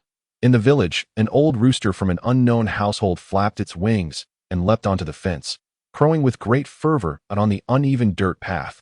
Weibel and Moria walked at the forefront of the procession, each carrying several pots of varying sizes. Dadong and Xiaobei followed closely behind, having learned that Mo had eloped with his partner and had come specifically to bid farewell. For these kind-hearted, loyal, and industrious sailor brothers, Geer welcomed their presence aboard with open arms. However, both Dadong and Xiaobei had families to care for, and thus graciously declined Captain Geer's generous offer. Today marked the day of departure, and everyone was assisting Mo-san and Funi with their move. A long line of people carried box after box of books towards the port. Mo-san himself struggled under the weight of a large bundle of luggage, panting heavily from the exertion due to his lack of fitness. Funi followed closely behind, cradling a snow-white cat. Though she longed to help, she was rebuffed by the masculine Mo-san. With a lightness in her step, Funi had always yearned to venture out to sea and explore the world beyond. Yet, frail and ailing since childhood, she felt akin to a canary confined within a cage, limited to experiencing the wonders of the world through news and books. Thus, aside from reading, her greatest joy was listening to Mo-san recount his adventures upon returning from his voyages. Stubby, you must be excited too, she murmured, gently stroking the chubby feline in her arms. Xiaobai lazily stretched its paw to scratch its whiskers, responding with a soft meow. At last, the opportunity to set sail and witness the world with her own eyes was at hand. Funi had been bubbling with excitement for days, eagerly anticipating the arrival of their departure day. Once aboard the ship, as they carefully placed the pots of flowers, Moria called out to Geer, who was intently fishing nearby. Captain, we all set? This is the last batch. The flowers and books represented all that the couple possessed at present. Very well. Then let us prepare to depart, Geer replied, his gaze fixed on the buoy bobbing on the water, not bothering to turn around. Wait, everyone hold on. At Geer's sudden command, Mo-san paused. Lifting the box, he almost sat down, wary of making a noise that could disturb the captain. Senior anxiously scanned the surroundings for any sign of danger. Funi quickly covered Staubai's mouth, the cat squirming uncomfortably in her embrace, unaware of the commotion. Was there an impending threat? Dragon and Mihawk, who had been chatting idly nearby, noticed Geer's sudden seriousness and ceased their conversation. Focusing their haki to sense their surroundings, finding no discernible danger. They could not help but feel astonished at Geer's mastery of observation hockey. Mihawk gripped the hilt of his sword, his expression grave. Oh? Is this the legendary foresight? Truly, Geer was remarkable. Dragon also straightened his demeanor slightly. In an instant, all combat-ready members aboard the ship assumed a vigilant stance. Shuh. Geer motioned for silence, pointing at the quivering buoy on the water. Whispering, "We've got a bite." The crew nearly fainted. "Hey, you idiot. Can you not speak normally? Stop with the theatrics." If it weren't for Dragon's firm grip, Mihawk would have lunged at Geer in frustration. Funi and Imo Sang exchanged glances, silently communicating their shared thoughts. "It seems our captain may not be the most reliable. Should we reconsider our choice? Perhaps there's still time to backtrack." Imo Sang awkwardly scratched his head. "Let's go," Geer shouted, yanking hard on the fishing rod, reeling in a massive fish nearly 5 meters in length, thanks to the exceptional rod and its guaranteed catch attribute. The fish, having been pulled from the water, thrashed vigorously on the deck. "Captain, this fish looks so peculiar. It has 2 enormous pincers," Bia exclaimed in astonishment. Despite the size difference, Xiaobai was intrigued and leapt from Funi's arms, waddling closer to inspect the strange creature. Its excessive bulk slowed its reactions, nearly resulting in a painful encounter with the flailing pincers, but fortunately, Jean was quick enough to scoop it up just in time. At that moment, everyone could see that Geer had caught a bizarre tuna adorned with 2 massive claws. "What is this?" Fight hurriedly dashed back to retrieve a book, flipping to a page and comparing the illustrations with the peculiar fish. Incredulity etched across his face. "Captain Geer, this fish is called a dragonclaw tuna, an extremely rare species and one of the finest delicacies. It is said that each part of its flesh boasts a unique and exquisite flavor. The fortunate individual who has tasted dragonclaw tuna described it as tasting like the concentrated essence of 100 lobsters, combined with the rich sweetness of tuna. Records indicate that no one has caught a dragonclaw tuna in nearly a decade. This species is rumored to inhabit depths of over 10,000 meters in frigid waters, growing slowly and requiring 2 to 3 decades to reach lengths of 2 to 3 meters and develop claws akin to lobsters. The larger the fish, the more delectable it is, considering the size of this specimen. It has likely been growing for at least 50 or 60 years. Truly a rare find. If auctioned, it could fetch over 100 million berries." The crew, aside from the numerically inclined Imo Sang, could only wipe the corners of their mouths, nearly salivating at the thought. How curious, how could such a fish be caught so close to shore? Is there an error in this book? Fight pondered, scratching his head in confusion. "Captain, you are incredible. To catch a legendary fish," Jean earnestly praised. "Ha ha ha. It seems my inability to catch fish was not due to lack of skill, but rather inferior equipment." Geer chuckled, looking at the enigmatic black and gold fishing rod in his hand with newfound admiration. Super carbon fiber fishing rod. Exceptional grade, ignores user skill level, guarantees a catch, with a chance to reel, in ultra-rare species. Can also be used as a weapon. Truly, a fishing rod worth 100 million berries. Geer mused. Whoosh, ding, a black, bat-shaped dart suddenly shot forth, embedding itself in the deck beside the large fish. Astonishingly, despite the size of the target and the close range, it had missed. Oddly enough, no one mocked Moria for his aim, as they all witnessed the thrashing fish come to an abrupt halt the moment the dart struck, aside from its gills still moving. The creature lay motionless on the deck as though lifeless. Moria's black dart had not missed. It had accurately pinned down the shadow of the great fish. Hee. This fish must have known we were setting sail today and swam all this way to celebrate with us. We cannot let its good intentions go to waste. "Captain," Moria jested, pleased with his marksmanship, attributing the eagerness of his companions to Fight's enthusiastic description. "Haha. Indeed, we are not in want of money. Such a rare delicacy is certainly meant for us to enjoy." Geer declared with pride that in 2 lifetimes. Today was a moment of triumph in the realm of fishing. But he then turned to Fight with a smile. "Chef, it's all yours. To have the chance to prepare such a rare delicacy was a long-held dream for Uncle Fight, who beamed with delight, his chest puffed out in assurance. "Rest assured, Captain, it is a tremendous honor to handle such legendary ingredients. I will ensure that not a single part goes to waste." What a wonderful start to the day. It seems today is destined to be a good one.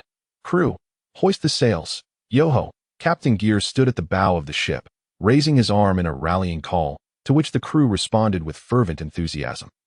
The sea breeze filled the sails, propelling the wooden vessel toward the vast, boundless ocean. Initially, Geer's primary purpose in visiting Zilabu village was merely to escort someone. However, he was also intent on undermining the red-haired individual. Mozong had diligently sought information, but regrettably, that individual had vanished yet again, leaving Geer to accept the randomness of fate. His satisfaction lay in Mozang's companionship on this journey as the ship drew closer to the entrance of the Grand Line after a month at sea. The number of pirates they encountered increased significantly. After all, Roger's execution in the East Blue, coupled with his final words, had ignited the era of piracy that first took root in these waters. Having been born in a peaceful nation, Geer instinctively held a disdain for the piratical profession, recognizing that 9.9 out of every 10 pirates were ruthless marauders. Thus, aside from a fledgling pirate crew that had not yet committed any heinous acts and was dissuaded by Geer, the rest met an untimely end. Those unfortunate souls experienced firsthand the perils of the sea, kneeling in tears as they disbanded their crew, vowing to return home and tend to their fields in earnest. True pirates embark on their journeys not for frivolous games, but rather to seize wealth through violent means. The reality of wealth acquisition is not through creation, but through transfer, and pirates are merely villains engaging in this unscrupulous practice. Geer declared, "To hell with the dreams of piracy." During this time, his crew members, Weibel and Moria, were tirelessly occupied. Akin, too, exhibited remarkable growth and strength, now capable of single-handedly defeating pirates with bounties around 10 million. A figure that was not inflated, as those exceeding this amount typically possessed genuine prowess. Geer was unfazed by Akin's progress. His natural talent, combined with the guidance of 2 esteemed mentors and the quality provisions aboard, along with daily combat experiences against pirates, made his ascendance inevitable. However, Geer was disheartened to find that among the numerous pirate crews they encountered, not a single one possessed any ability users. Recently, rumors circulated among the underworld of the East Blue. A formidable group of monsters was ruthlessly exterminating pirates. Having already wiped out several notorious crews with bounties surpassing 10 million, employing brutal methods that left no survivors, the pirates were gripped by fear. And it was reported that the assailants sailed on a 3-masted ship devoid of any insignia or flag, which the underworld had dubbed the Grim Reaper. Geer inadvertently contributed significantly to the notorious reputation of the weakest pirates in the East Blue. The sole glimmer of hope was that, based on the times and locations of encounters with the Grim Reaper, it could be inferred that the assailants were preparing to leave the East Blue for the Grand Line. Consequently, some pirates opted to retreat from the vicinity of the Grand Line entrance, while others continued their course toward Mount Levis, albeit with strict orders to their subordinates. Upon sighting a 3-masted ship without flags, they were to report immediately and change course to distance themselves. Of course, there were those who remained obstinate. With such paltry treasure, how dare they call themselves pirates? After plundering the spoils from a pirate ship, Geer reclined leisurely on the grand sofa of the upper deck, a spot that should rightfully belong to the pirate captain. Gazing at the pirate flag fluttering atop the mast, he pondered its insignia, a skull clutching 2 swords. How grotesque! This particular pirate crew had aggressively pursued them, forcing Geer, alongside Moria and Akin, to retaliate, an act that could be justified as self-defense in any era. Weibel remained aboard, still too young to grasp the concept of feigned combat. A single blow from him would shatter the enemy's morale even if they did not face total annihilation, thwarting Geer's intention to train his crew. Thus, Akin took the lead against any encountered pirates, with Moria providing support. Under Geer's suggestion, Moria's creativity flourished, and his mastery over his powers advanced significantly. He could now exchange positions with multiple shadow marks, achieving a teleportation effect akin to the Flying Thunder God technique within short distances. After leaving a mark in Akin's shadow, he joined Geer to fish leisurely on the lower deck. Akin's opponent was the captain of the Twin Sword Pirates, Fideli, a dual-wielding swordsman with a bounty of 14 million berries. Fideli stood 3 meters tall, his imposing physique and fierce countenance accentuated by a deep scar running through his left eyeat. This moment, regret consumed him as he surveyed the fallen members of his crew. He wished to strike himself for provoking this group. His mind felt utterly clouded. How despicable, sending a mere child to exhaust my strength. He fumed, challenging Akin. If you dare, come down and face me. I can take you all on if need be. I am Fideli, the Twin Sword Master. He threw his head back, disdain evident in his gaze directed at Moria, employing a tactic of provocation to elicit a response that might grant him a chance to fight one-on-one. The prospect of facing both opponents simultaneously or having one lurking for a surprise attack rendered victory impossible. Moria, however, remained unfazed, regarding him with an expression of detached amusement to him. It was evident that among the three, Moria was the strongest and, judging by his earlier display, possessed formidable abilities, an unsettling prospect. Geer and Akin appeared to be mere apprentices accompanying him for training. The thought of being treated as a mere stepping stone by a pirate with a bounty over 10 million ignited a fury within Fideli, tightening his grip on his twin blades. Though he attempted to reassure himself that a solo fight still held potential, mere seconds of locking eyes with Moria made it clear that his chances of survival were slim. Geer tapped his cigarette against the armrest of the sofa, wary of Fideli relinquishing his fight, and cheerfully remarked, "So, you are the twin sword master, are you? Here's a chance. Defeat that child before you, and we shall allow you to leave unharmed. What say you?" "Really?" Fideli inquired, skepticism etched on his face, betraying no sign of elation or despair. "Indeed," Geer affirmed confidently. Even with Geer's assurance, Fideli turned to the imposing figure beside him. You needn't doubt. He is our captain, his words are law. And I shall abide by them." "Ha. It appears you have underestimated me. How infuriating. I have sailed the seas for over a decade. Do you think me a fool?" Fideli's eyes blazed with rage as he glared at Akin. His teeth clenched. "How laughable. I am a pirate. How could I naively believe you would grant me mercy? You fear I might abandon the fight and spoil your fun." Geer was somewhat taken aback. He had expected Fideli to grasp at the thread of hope like a drowning man clutching a lifeline. To his surprise, this captain had some wit about him. "Indeed, you are quite perceptive," Geer commended with applause. "However, you think I would lose to a mere child? What a joke. I am a fearsome pirate of the East Blue. Even if I must perish today, I will ensure you pay dearly for your arrogance." Regardless of his past misdeeds, Fideli's choice to forego survival in favor of preserving his dignity as a warrior earned Geer's respect, and he ceased his taunts. Akin remained silent, gripping two daggers he had scavenged. Poised like a predator ready to strike, his demeanor cold and resolute. This unwavering stance only intensified Fideli's fury. "You insolent brat. Die."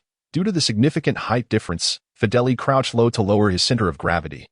Charging forward with a lunge, his blades trailing behind him, he closed the gap with several powerful strides, crossing his twin swords to deliver a vicious downward strike, aiming to cleave the young challenger in half. Clang! Akin raised his dagger to block, the two daggers clashing violently with the twin swords, and the two of them were momentarily locked in a stalemate. What the hell? How is this possible? Feeling the force transmitted through the weapons, Fideli was taken aback. He had never imagined that this seemingly frail little brat could withstand his attack head-on. Before he could react, in the next moment, Akin twisted his wrist, skillfully dissipating the downward pressure of the twin swords. Fideli, losing his leverage, stumbled backward, caught off guard. Seizing the opportunity, Akin swiftly bent down, raising his right dagger while simultaneously switching his left dagger to a proper grip and thrusting it forward. So fast, the dagger, now mere inches away, gleamed with a chilling brilliance that Fideli's eyes widened in alarm. Drawing upon his battle-hardened experience, he reacted instinctively, leaning back just in time to evade the dagger aimed at his throat. Whoosh! The sharp dagger grazed past, neatly shaving off Fideli's beloved goat beard. "Damn it! You bastard!" Fideli's exclamation was cut short as a sharp pain in his abdomen rendered his words stuck in his throat. He swung his swords desperately, forcing Akin back before retreating a few steps to create some distance, finally allowing himself a moment to catch his breath. It hurts like hell. "You little bastard. I swear I will chop off your head." Fideli, a man who had risen above a band of desperate rogues to become the captain of a pirate ship, did not flinch at the bleeding wound on his right side. Instead, it ignited a ferocity within him, making him even more savage, like a shark that had tasted blood. "Oh, what is this?" Seeing Fideli suddenly bite down on a knife, Hegel thought that the three-sword style was about to make its debut decades early. Causing him to sit up a bit straighter, Fideli freed his right hand, pulled his belt up several inches to cover his wound, then yanked it fiercely to staunch the bleeding in a brutishly simple manner. Quite capable, aren't you, little brat? I acknowledge your strength, but now, I shall earnestly attempt to kill you. If you could truly do that, you wouldn't be blabbering," Akin scoffed, and with that, he charged at Fideli once more. Truly, there was not a shred of courtesy. This was precisely why he despised reckless little brats. Fideli met him head-on, wielding his twin swords. In the blink of an eye, the two exchanged blows dozens of times. Akin, as swift as lightning, moved with remarkable agility, his relentless assault forcing Fideli into a defensive position. What vexed him further was that every time he contemplated abandoning defense to trade injuries, Akin would swiftly create distance, denying him any opportunity. Aw, damn it. All you do is dodge around like a pesky fly. Come face me head on, you damned brat. Fideli's body bore an increasing number of wounds, and his irritation grew. He cursed under his breath, realizing that if this continued, he would be worn down to nothing. No. If this drags on, I will truly capsize. His opponent was injured. Logically, he should merely exhaust Akin's stamina slowly. However, Akin glanced at the observing Hegel and immediately shook his head. No, I cannot keep the captain waiting too long. I must finish this quickly. Clang. In the blink of an eye, the two were once again engaged in a flurry of attacks and defenses that in his impatience. Fideli opened his center, revealing a clear vulnerability. Akin reacted swiftly, twisting his dagger in hand to a proper grip, crouching slightly before launching himself like a sharp arrow aimed directly at Fideli's heart. It's over. Clang. The dagger struck precisely at Fideli's left chest, but failed to penetrate his heart, instead halted by some hard object concealed beneath his clothing. Oh no. Realizing something was amiss, Akin attempted to withdraw.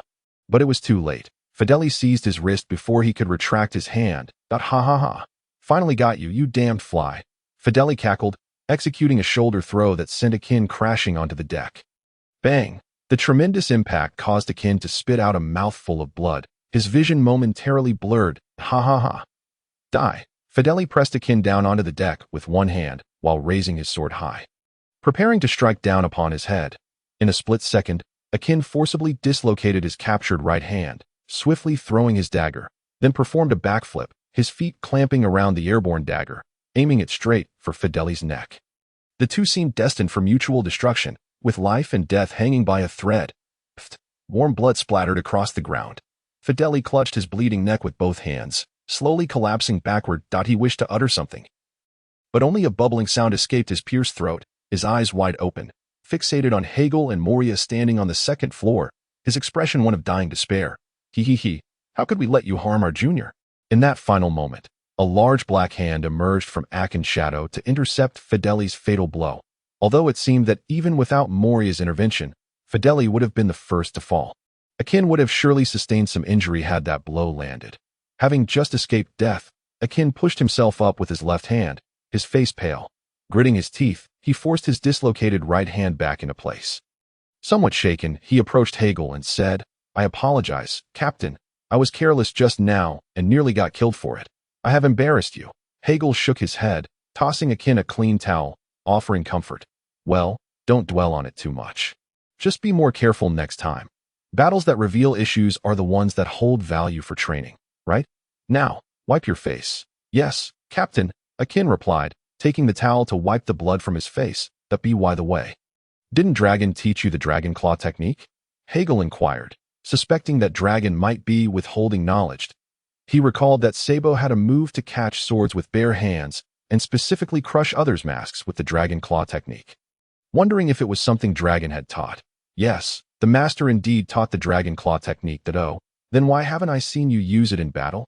Akin, now looking somewhat embarrassed, replied, Captain, I haven't even learned the armed color hockey yet. I can't just block blades with my bare hands, can I? Well, that makes some sense. It turned out that the dragon claw technique also required the armed color hockey.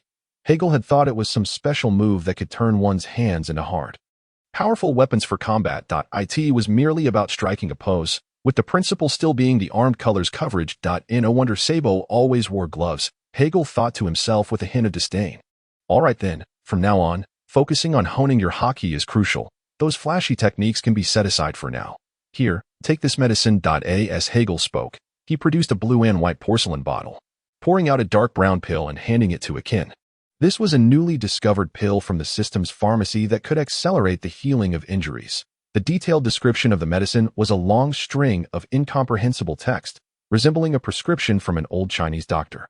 So Hegel simply named it Little Recovery Pill. The effect wasn't extraordinary. It merely shortened recovery time to some extent. Hegel had experimented and found that an injury that would typically take 3 days to heal could be resolved in a day with the Little Recovery Pill. Its effectiveness was average, but it was cheap. Only 500,000 berries for one. while the big recovery pill, which worked twice as effectively, cost 1,000,000 berries each. Hegel was mainly concerned for Akin, had it been another adult suffering an injury. He might have been less inclined to offer such a remedy. Akin, puzzled by the pill, asked what it was for, and Hegel explained, "Taking this will speed up your healing. Captain, I'm fine. This little injury will heal in a couple of days. There's no need to waste such a precious pill. It's just a couple of million berries each. Precious my foot, as if I can't afford it. If I tell you to take it, you take it. If you argue again, I'll kick you." Akin, not daring to defy, reluctantly swallowed the pill with a reluctant expression. "Oh, it's sweet, strawberry-flavored, quite tasty." Ajin was somewhat taken aback by the unexpectedly pleasant taste of the pitch-black pill. And after consuming it, he felt a warm current coursing through his limbs, bringing an immense sense of comfort. However, the price of this single bite, amounting to tens of millions of berries, was rather exorbitant. Gradually, color returned to Ajin's face, and he felt deeply moved. It was clear that his eagerness to impress the captain had led to his blunder, yet Captain Gel not only refrained from reproach but also gifted him such a precious medicine. The captain truly was a person of both strength and kindness. Noticing Ajin's revitalized spirit after taking the pill, Moria couldn't help but express his envy, saying, "Captain, you play favorites. When I fought that scoundrel Doflamingo and got injured, I received no such treatment. Haha, my bad. I didn't think of it at the time. Next time for sure. Besides, what harm could Doflamingo possibly inflict on you, old Imo?" That's true," Moria replied, gazing at the corpse on the ground. Lamenting that it was not a devil fruit user, Gel disdainfully tossed the pirate captain's head into his spatial storage, intending to sell it later. After all, it was worth over 10 million berries. One does not truly appreciate the value of money until they are responsible for it. Gel was certainly unwilling to simply feed over 10 million berries to the fish. Having a spatial system was indeed convenient. Such items could be stored without worry of decay or contamination with other belongings. Old Imo, check the cabin for any remaining stragglers. If there are none, let us sink the ship. It's time for us to return. As you command, Captain, Moria affirmed, and as he spoke, the shadow beneath him rapidly expanded like a balloon, then burst into countless fragments, each transforming gradually into black bats. Chirp, chirp, chirp. Moria snapped his fingers, and the bats immediately flapped their wings. Eagerly darting into the cabin, Gel frowned and inquired, "Old Imo, is all this flair because you haven't mastered observation hockey yet? It seems I'll need to give you some extra training when we return." Moria wore an awkward expression. He had boasted that he could master both armament and observation hockey in just a week, yet 2 months had passed and he had only grasped the basics of armament hockey. As for observation hockey, it remained to be developed, prompting him to hastily explain, "No need for extra practice, Captain. I believe in a balanced approach, progressing steadily. Look, I've already learned armament hockey, and I'm on the verge of mastering observation hockey. It's merely a test of my newly developed devil fruit ability. Well, as long as you're not anxious, I just wanted to inform you that during your card game with Dragon and Myhawk today, they both secretly utilized observation hockey. Moria, damn these scoundrels. No wonder their card skills improved so dramatically. They've been cheating me. How despicable. Boss, please, I urge you to train me rigorously.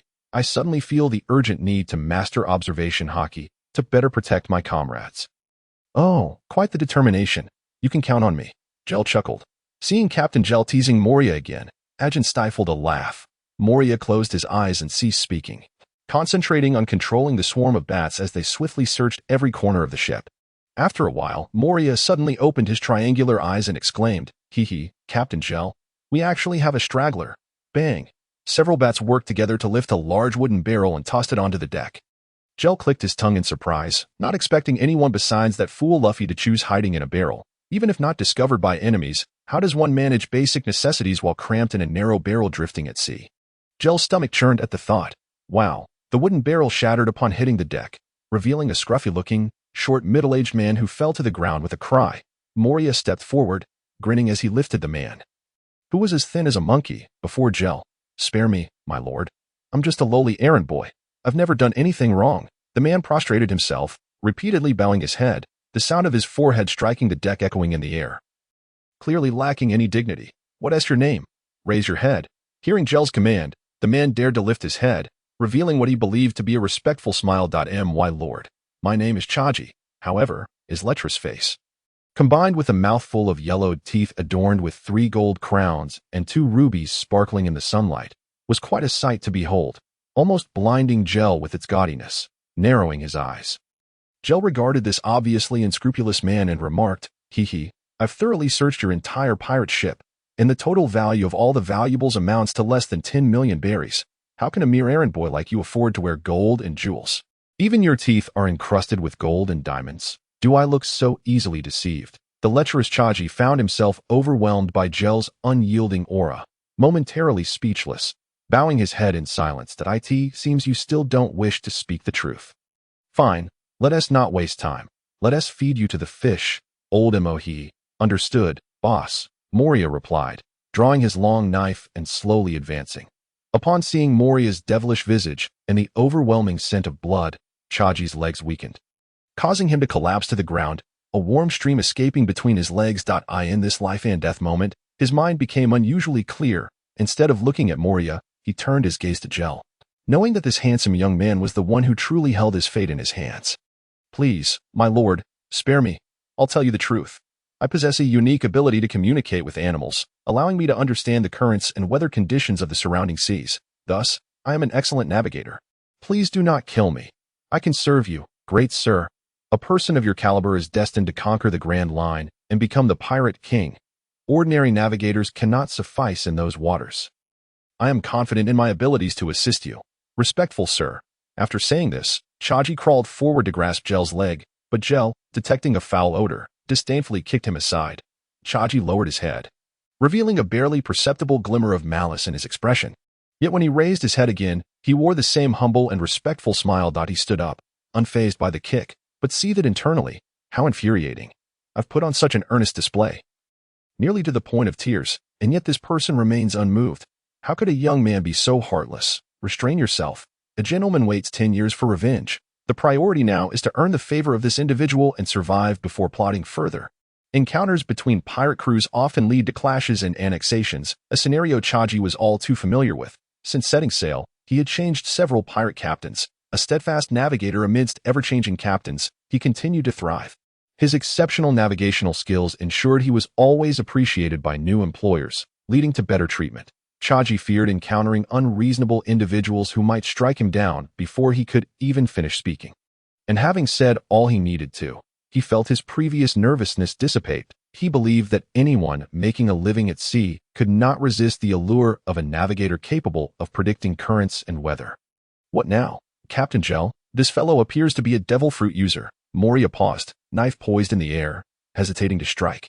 Geer had specifically instructed them to keep an eye out for devil fruit users, as they could prove useful. Geer stroked his chin in contemplation. Listening to the voices of all things? He mused, then shook his head in denial. If such a lecherous figure possessed the ability to listen to the voices of all things, even Roger's coffin would struggle to contain him. Geer formed a hypothesis in his mind. Forget it. It doesn't matter. Keeping such a lowly individual aboard will only invite trouble, even if he possesses talent. He lacks virtue. It's better to eliminate him early to avoid digging my own grave. Clarifying his thoughts, Geer stood up and waved his hand, declaring, "Dispose of him." "Thank you." Chaji began to express his gratitude. Suddenly doubting his hearing, he stared at Geer with wide eyes, disbelief washing over him as his once respectful demeanor morphed into a menacing glare. "You!" Snap. Without further ado, Moria, having received the command, swiftly brought down his sword, severing the dog's head with a clean and precise strike, the blade still gleaming. His skill in swordsmanship has evidently advanced at an astonishing pace, likely due to his training sessions with Mihawk. As anticipated, a blue orb of light materialized above the corpse, prompting Geer, who hadn't encountered a devil fruit user in a long time, to approach with excitement. Ding. Unknown devil fruit detected. Automatic analysis in progress. Analysis complete. Paramecia type. Whisper fruit. Indeed, it was this fruit, which had long dominated the rankings of the most useless fruits. Please select extraction or decomposition. Extraction. Ding. Extraction successful. Extracted ability. Animal friend, the ability to understand the voices of animals, excluding humans. However, one cannot read their thoughts, and communication requires the creature's willingness. Method of use. Oral ingestion. Geer suddenly felt a pang of sympathy for the next user of the whisper fruit. Who knows what would remain once this fruit was extracted? Perhaps a Zoan-type mythical beast resembling a duck? He collected the marbles and gold and silver jewelry into the system, glancing at the embedded gold teeth and gemstones. Too disgusting. He couldn't bear to take them. So he decided to let it go. A waste is a waste. After completing these tasks, Gel finally called out to the two, "Let us go, Oldemo. Akin, it's time to head back for a meal." 2 days later, near the entrance of the Grand Line at the East China Sea, Senior had already stowed the sails early, while Mosen tightly gripped the helm. Although they were seasoned sailors, neither had ventured into the Grand Line before. They had only heard tales of ships propelled by currents toward mountainous peaks, but had yet to experience it firsthand. Turn slightly to the right, about 15 degrees. We are about to enter the current zone. Everyone, hold on tight, Akin shouted from the lookout. Soon, the vessel surged into the turbulent waters, its speed soaring. Wow, so fast, it feels so refreshing. Sister Afu, come take a look, Bia exclaimed, tugging Fu and I out of the cabin. Fu and I gazed at the towering peaks, momentarily at a loss for words, before finally exclaiming, what a high mountain. Are we sailing uphill? This is truly marvelous. I must document this breathtaking scenery. With that, Fu and I retrieved a green camera, a gift from Gel, capable of producing instant photographs. She adored this present, as it allowed her to enhance her sailing diary with exquisite illustrations. Click, click. She began with a few close-ups of the Leviathan Mountain, followed by various selfies of the two girls and candid shots of the crew on deck. In the photographs, Weibel was, as ever, engrossed in his iron work, while the others busily attended to the ship, anxious to avoid any mishaps. Captain Gel stood at the bow, gazing at the lofty peaks. Presenting a strikingly aloof silhouette, Dragon and Myhawk trailed a couple of paces behind, flanking Gel, and no one could have predicted that years later, this photograph's unexpected leakage would nearly send the 5 elders of the world government tumbling to the ground in shock. Are we leaving? Gel, with his back turned, hands clasped behind him, appeared to be speaking to himself, though in reality, his observation hockey had already detected Dragon and Myhawk's presence at the bow. Dragon pulled at his hood and replied first. Yes, Mr. Gel. I intend to scout the seas and search for like-minded companions. I have already written down Akin's training regimen and handed it to him. Dragon had officially taken Akin as his disciple. Recognizing his exceptional talent and character while also seeking to maintain a closer bond with Gel. Teaching a disciple required commitment, hence his mention. Myhawk then spoke. I would like to express my gratitude to Captain Gel for your generous hospitality during this time. I have come to bid you farewell. I shall continue my travels and seek battles with formidable opponents, and I will surely return to challenge Weibel. Although Weibel was not a swordsman, it was evident that Myhawk had noted him down for future encounters. Having informed Gel in advance to facilitate their future duels. Haha, no problem, Gel nodded, smiling in response that the two noticed Gel rummaging around. He unexpectedly produced a bottle of liquor and 3 small cups. Pouring the drinks, he continued, with your strength, there is no part of this sea you cannot reach. I need not remind you to be cautious. The real concern lies with those unfortunate souls who will cross paths with you. Both Dragon and Myhawk smirked, their faces adorned with a potent confidence. Come, my brothers, all good things must come to an end. Let us raise a glass to your journey, and may we meet again on the Grand Line. Cheers. The 3 clinked their cups and drank heartily. As they sipped, Dragon and Myhawk quickly discerned that this was no ordinary liquor. Upon finishing, their eyes widened. The drink exuded a unique, rich aroma, with a lingering aftertaste that was exquisite. Compared to this, the beverages they had previously consumed felt akin to swill. Gel observed the rapture on their faces and quietly chuckled. The unique flavor of this liquor had already captivated countless admirers. And with the system's enhancements, Gel himself was pleasantly astonished by its delightful taste. Quickly, he stowed the bottle away, not out of stinginess, as this most expensive Mount liquor was priced at 1 million berries. While it was not prohibitively expensive, he feared that if the two indulged too much, they might hesitate to leave. Noticing Gel's actions, Dragon and Myhawk smacked their lips, internally grumbling about Gel's stinginess. I wish for another glass. Such fine liquor is a rarity. Both were somewhat aloof and proud, exchanging glances, torn between their desire to drink more and their reluctance to ask openly, resorting instead to stealthily savor the lingering aroma from their empty cups. Under the intense gaze of the two men, Gel sighed, his heart softening as he brought out the liquor once more. After filling their cups again, he handed the remaining half-bottle to Dragon, wishing to avoid their lingering thoughts. Enjoy in moderation, Dragon. You were destined for great things and should not indulge like I do. Upon hearing this, Monkey D. Dragon's expression turned serious. Thank you for your reminder, Mr. Gel. He then passed the bottle to Myhawk. And as for the contents of their cups, He downed them without hesitation. Such treasures of essence must not be wasted. Myhawk, puzzled, thought, what does this mean? You uphold your principles, yet I am merely a pleasure seeker. Gel exchanged glances with Dragon, who understood immediately and added with a smile. Myhawk and I have been enjoying each other's company and have decided to travel together for the time being. For mutual support along the journey. Seeing Myhawk remain silent and not refute this, Gel felt the air grow tense. Despite his own aspirations, he had never dared to hope he could successfully recruit Hawkeyes. After all, Myhawk was a lone wolf. However, witnessing the camaraderie between him and Dragon, Gel could only marvel at the undeniable allure of the monkey family's charisma. While Myhawk had not explicitly stated his intention to join the Revolutionary Army, merely traveling together was already a significant step. With time, it was certain that Dragon would win him over. Myhawk was a simple swordsman. In his youth, he had indiscriminately battled both pirates and the Navy to hone his skills, ultimately achieving the title of the world's strongest swordsman. Once he had no rivals left, he found himself bored and sought to cultivate an opponent to defeat him. Such a stance, unattached and unafraid of enemies, was indeed well suited for the grand cause of overthrowing the world government. Far more so than merely becoming a member of the 7 warlords of the sea.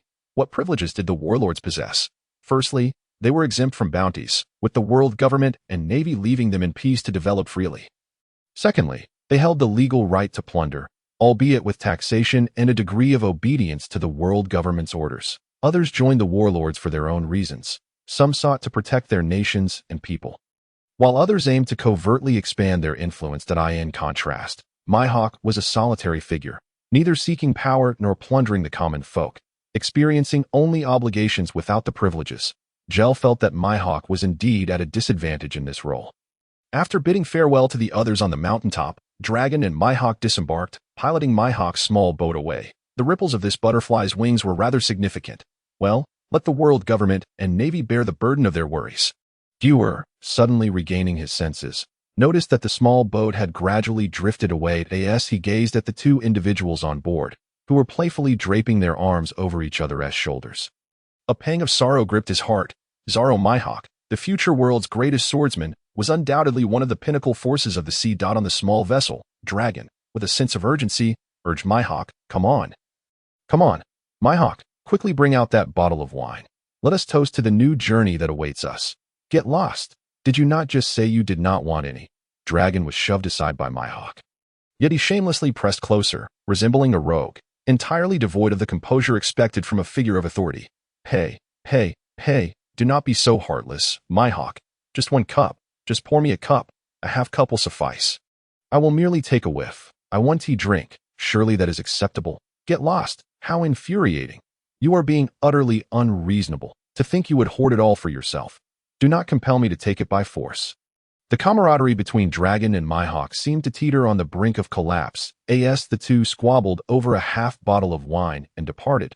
Geer was celebrating with the crew aboard the ship, reveling in the impending adventure into the Grand Line. With a case containing 12 bottles of Moutai, Geer ensured that Dragon and Myhawk had ventured far enough before generously presenting the remaining 11 bottles for the crew to share. If this scene were to fall under Dorag's gaze, Geer was at a loss for how to deceive him. But as soon as the cap was popped open, the rich aroma of the wine wafted through the air, awakening the dormant cravings of the seasoned drinkers. What a delightful fragrance! Captain, what kind of wine is this? Uncle Fit was the first to approach, unable to suppress his curiosity as he swallowed hard. Mo-san and Sei, who also enjoyed a good drink, were drawn in by the enticing scent, their mouths watering in anticipation. This is a famous wine from my hometown. Do take a sip, but remember not to drink too hastily. Geer wasted no time, handing out a bottle to each person. Cough, cough, cough. Fit, upon eagerly gulping down a hearty sip, immediately began to cough, clearly having disregarded Geer's earlier warning.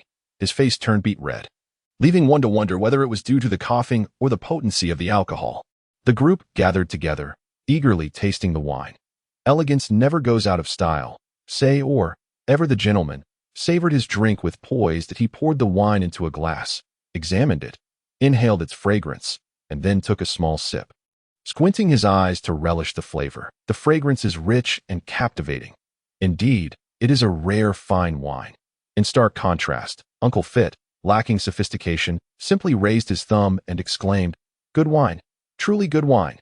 This wine must not be cheap. Captain, Mosén remarked, taking a delicate sip before inquiring. Being a businessman himself, he had dabbled in the trade of alcoholic beverages and could tell from a single taste that this wine held considerable value. Geer, intrigued, asked Mosén, "My dear brother, if this wine were to be sold, what do you think would be an appropriate price per bottle based on your experience?" Mosén rubbed his chin thoughtfully before responding, "Captain, you have truly stumped me. This wine is undoubtedly the best I have ever tasted, far surpassing any premium wines I have encountered previously. If we were to offer it exclusively, controlling its market flow and adopting a high-end luxury approach, I believe a single bottle could fetch over 1 billion, perhaps even several billion berries. After all, the wealthy nobility possess ample funds, and they delight in purchasing items that are out of reach for the masses to showcase their status. Conversely, if we were to adopt a low-profit, high-volume strategy, pricing it at around 10 to 20 million berries per bottle, its quality would enable swift market penetration and dominance. Moreover, since alcohol is a consumable, as long as there is profit, it can yield continuous revenue. So, what is the actual cost of a bottle of this wine, Captain? Mosén could not suppress his curiosity, his heart brimming with anticipation. Geer, with a playful grin, raised a finger and shook it teasingly. 10 million berries. Mosén's face lit up with joy. With a price of 10 million, selling it at 20 million would yield 100% profit. You know, when profits reach 10, some begin to stir. When they hit 50, others dare to take risks. And when they achieve 100, some are bold enough to trample upon all laws of the land. Not quite, Geer chuckled, shaking his head. Is it 100 million berries then? Mosén, regaining his composure, mused that at a cost of 100 million, they could still auction off a limited quantity and make a decent profit. What? 100 million? Nearby, Fit and Say, or, who had been listening to the conversation, nearly spat out their wine in shock. Realizing that each sip could cost hundreds of thousands of berries, they quickly covered their mouths with their hands. Geer, no longer playing coy, laughed heartily. It is 1 million berries, and there is no limit. Nanny. The crowd erupted in exclamations. When profits soar past 300, capitalists fear nothing, not even the gallows. Just 1 million berries. Is this for real? Mosén was astounded, as this profit exceeded 1,000. Of course, it is true. The crew had long since grown accustomed to Geer's occasional displays of generosity. However, no one had ever contemplated the business potential of such treasures. The realization that these items could easily yield immeasurable wealth left everyone momentarily speechless. The ship had now entered a downhill slope, accelerating to a new pace, on the brink of entering the Grand Line.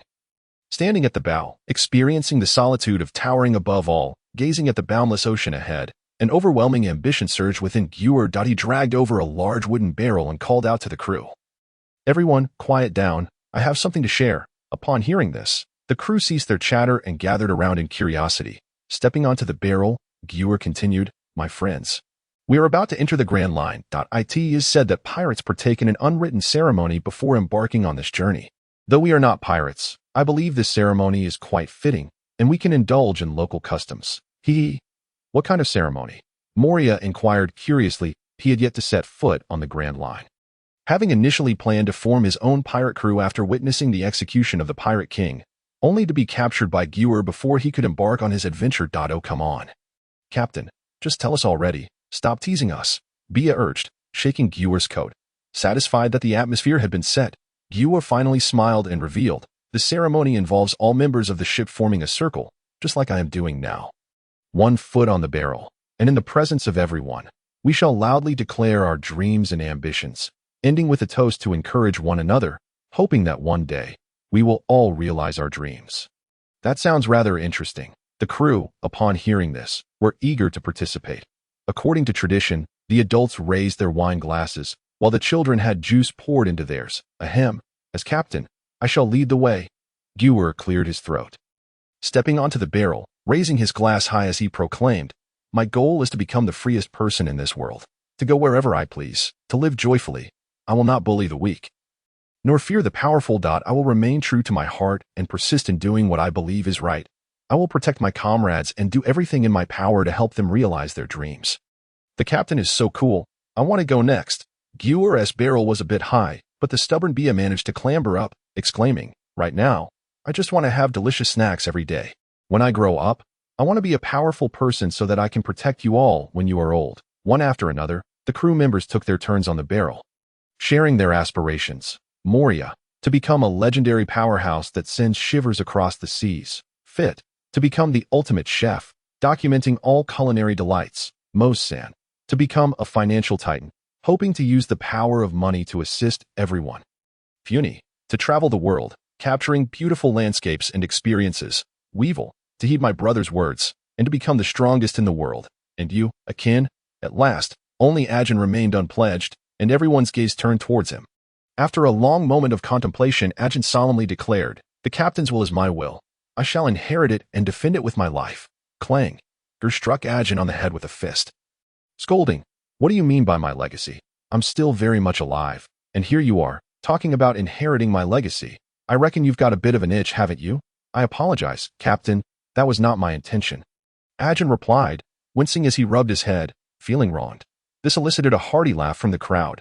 "Come, door dreams into this splendid day. Let us raise a toast. Cheers," say, or chimed in. What about me? Has everyone forgotten me? I haven't had my say yet, well. I have no grand ambitions. I just wish to live a simple life, the entrance of the Grand Line. Twin Cape. Geer scanned the surroundings with excitement. Not finding the familiar figure, he placed his thumb and index finger to his lips and let out a sharp whistle. Peep. The sound resonated, quickly met with a response. Woof woof. Hey, something's approaching. Ajin tiptoed, peering over the ship's railing towards the source of the sound. Bia blinked her large eyes and boasted, "My friends are coming." Ajin, don't get scared. Impossible. Absolutely impossible. I will not be frightened. Ajin confidently retorted. Having recently undergone rigorous training in the crucible of blood, fire, life, and death, Ajin had not only seen a rapid enhancement in his abilities, but had also matured into a more composed and dependable individual. Under the bright sun, he firmly believed that nothing could intimidate him. Woof woof. Air. Over here. This way. Bia waved her hands energetically from the front. Resembling a traffic officer directing vehicles, and air raced towards the ship. Nearly colliding with the hull when they abruptly halted, their enormous heads poking over the ship's edge, affectionately nuzzling Geer's hand. Even with their newfound courage, they dared not truly crash into the vessel. Bia joined them, cuddling the adorably daft dog heads while calling out to her companions. Ajin, hurry over. What are you dawdling for? I'm coming, Ajin replied calmly, stepping forward while feeling secretly proud. Is this all? Bia underestimates me. I am a man who has faced life and death. How could I be frightened by mere dog heads? Whoosh! Suddenly, a massive column of water shot up from the sea, soaring into the sky. Resembling an enormous fountain, under the radiant sun, the mist refracted the light, creating a beautiful rainbow in the air. What is that? Ajin exclaimed, startled by the sudden eruption of water, instinctively retreating a couple of steps. Wow, how beautiful! Funi rushed out from the cabin, camera in hand, eager to capture the moment before the water column dissipated, snapping a shot of it along with the rainbow. Geer grabbed Bia, shielding her with his coat from the falling seawater. Hee, hold on tight. A big fellow is coming. Moria, who had begun to awaken his observation haki, cheerfully warned everyone. Suddenly, a massive shadow loomed directly beneath the ship, gradually growing larger. What is that? Mozang quickly wrapped his right arm around a nearby post while clutching Funi tightly with his left. Crash! The shadow finally emerged from the depths, causing the ship to sway as it was hoisted entirely out of the water, carried on the back of a monstrous creature. This gigantic creature was none other than Labu. The island whale? Wow, what on earth is that? It's enormous, Ajin exclaimed nervously, drawing his dagger in preparation for battle. Yet, upon seeing the 100-meter-long beast below, he found himself at a loss as to how to proceed. Don't be afraid, Ajin. This is Labu. We are being lifted. Wow, Labu is amazing. Bia shouted excitedly. And air were also lifted above the surface, happily clapping their front flippers, clearly having become well acquainted with Labu during their time together. No longer fearing being eaten, Sea Dog slid smoothly off Labu's back, diving into the water as if enjoying a slide with great glee. Geer's expression twitched. If the ship were to slip off in such a manner, it would surely lead to disaster. He quickly called out, Labu, stop playing and put us down. Labu. The whale responded with a couple of calls, obediently diving down and gently placing the ship back on the ocean's surface. Allowing everyone to breathe a collective sigh of relief, when Labu resurfaced, those who had not encountered him before finally realized that the creature they had just interacted with was a gigantic whale. Everyone, this is Labu, our companion, Geer introduced his crew. What do you think? Isn't it incredibly cool, Labu? The whale trumpeted in response, clearly pleased with Geer's praise, and began causing a ruckus again. The crew nodded in agreement. With such a size, how could Labu not be cool? You little rascal, you finally returned. Why were you gone for so long? Kuroko's remarked, having climbed aboard the ship unbeknownst to anyone, wringing out the seawater from his clothes. Oh, quite a few new faces here. Did you manage to charm them onto the ship? Ha. What do you mean charm? Surely they were drawn in by my irresistible charisma, Geer chuckled, stepping forward to hand Kuroko's a bottle of liquor. What? Trying to silence me with gifts. Kuroko's wasn't one to be polite, taking the bottle and immediately taking a swig. Wow, this is exquisite. You seem to have struck it rich. I've never tasted such fine liquor. Geer remained silent, calmly stating. Roger left the execution platform with a smile. Upon hearing this, Kuroko's momentarily fell silent, quietly taking a couple more sips of his drink before finally chuckling. What a pity. What good is being the Pirate King? Even Pirate King Roger didn't get to enjoy such fine liquor. You have no idea how much that fellow loved to drink. I tried to get him to cut back for his health. But he wouldn't listen, and I was merely trying to save his life. He acted as if I were trying to take it. Can you imagine how infuriating that was? The old man reminisced. Grumbling to at his age, he showed no self-awareness, and I had to keep an eye on him constantly. If only he had tasted this drink while alive, it would have surely led to his downfall. That old rascal might have lived a year or two less. Ha. After finishing his jest, Kuroko's burst into laughter, with Geer joining in merrily. Yet, amidst their laughter, Kuroko's discreetly turned his head to wipe away a tear. Thank you for the drink, Captain Geer. No need for formality among comrades. Just let me know whenever you wish for more, and I shall oblige. Geer clapped Kuroko's on the shoulder, smiling. Upon hearing this, Kuroko's immediately brightened, cheerfully responding, Well, Captain Geer, since you insist, I'll take another bottle. Geer inwardly scoffed, and you dare criticize others. Can't even recognize a polite expression. It seems you're the one utterly lacking in self-awareness. After concluding their conversation, Geer turned to address the crew. Everyone, this is our skilled ship doctor, Uncle Kuroko's. Hello everyone. I am Kuroko's, the lighthouse keeper of Twin Cape, 49 years old, with a passion for sunbathing and reading the news. My blood type is, and my zodiac sign is. I hope to have your kind support in the future. Kuroko's delivered an elaborate self-introduction, nearly divulging the color of his underwear for the day. Mozong gazed at Kuroko's with great excitement, eager to meet the miraculous Dr. Geer had spoken of, his heart racing. Yet out of politeness, he refrained from immediately asking Kuroko's to attend to his beloved's ailments. After everyone exchanged greetings, Geer finally spoke up. Uncle Kuroko's, this beautiful lady aboard our ship has been frail and frequently ill since childhood. Would you kindly take a look? Let us see if your reputation is merely for show. Kuroko's mouth twitched, an urge to deliver a well-deserved punch to Geer rising within him. If you lack the ability to converse, you need not speak at all. Meanwhile, Mozong cast a grateful glance at Geer, relieved that the captain had not forgotten his promise. Very well. It seems you are the one unwell, young lady. Come, allow me to examine you, Kuroko's said as he opened a well-worn leather case, revealing an array of neatly arranged medical instruments, his tools of the trade. He retrieved a stethoscope from the box and began to check Funi. Mozong, nervously wringing her hands, longed to inquire about the results but restrained herself from speaking out. Point one need not fear the cheerful physician, but rather dread the silent one. Noticing Kuroko's lack of a troubled expression, Geer began to jest. No need to feel pressured, Uncle Kuroko's. Just do your best. If it proves impossible to cure, simply let us know. We could always venture to the Kingdom of Magnet, where I've heard that Melduo's medical skills are exceptional. She will surely have a remedy. Men, particularly older ones, dread being deemed incapable, and Kuroko's immediately bristled at Geer's words. How could such a trivial ailment possibly challenge me? Moreover, while I concede that the old woman possesses commendable skills, it does not necessarily mean she surpasses mine, Kuroko's emphatically asserted. All right. Your medical prowess is unrivaled. I was merely jesting. No need to take it so seriously, Geer flattered, as Mozong anxiously interjected, Doctor, how is Funi's condition? Rest assured, she merely has a naturally weak constitution and insufficient vitality. It is not a grave issue.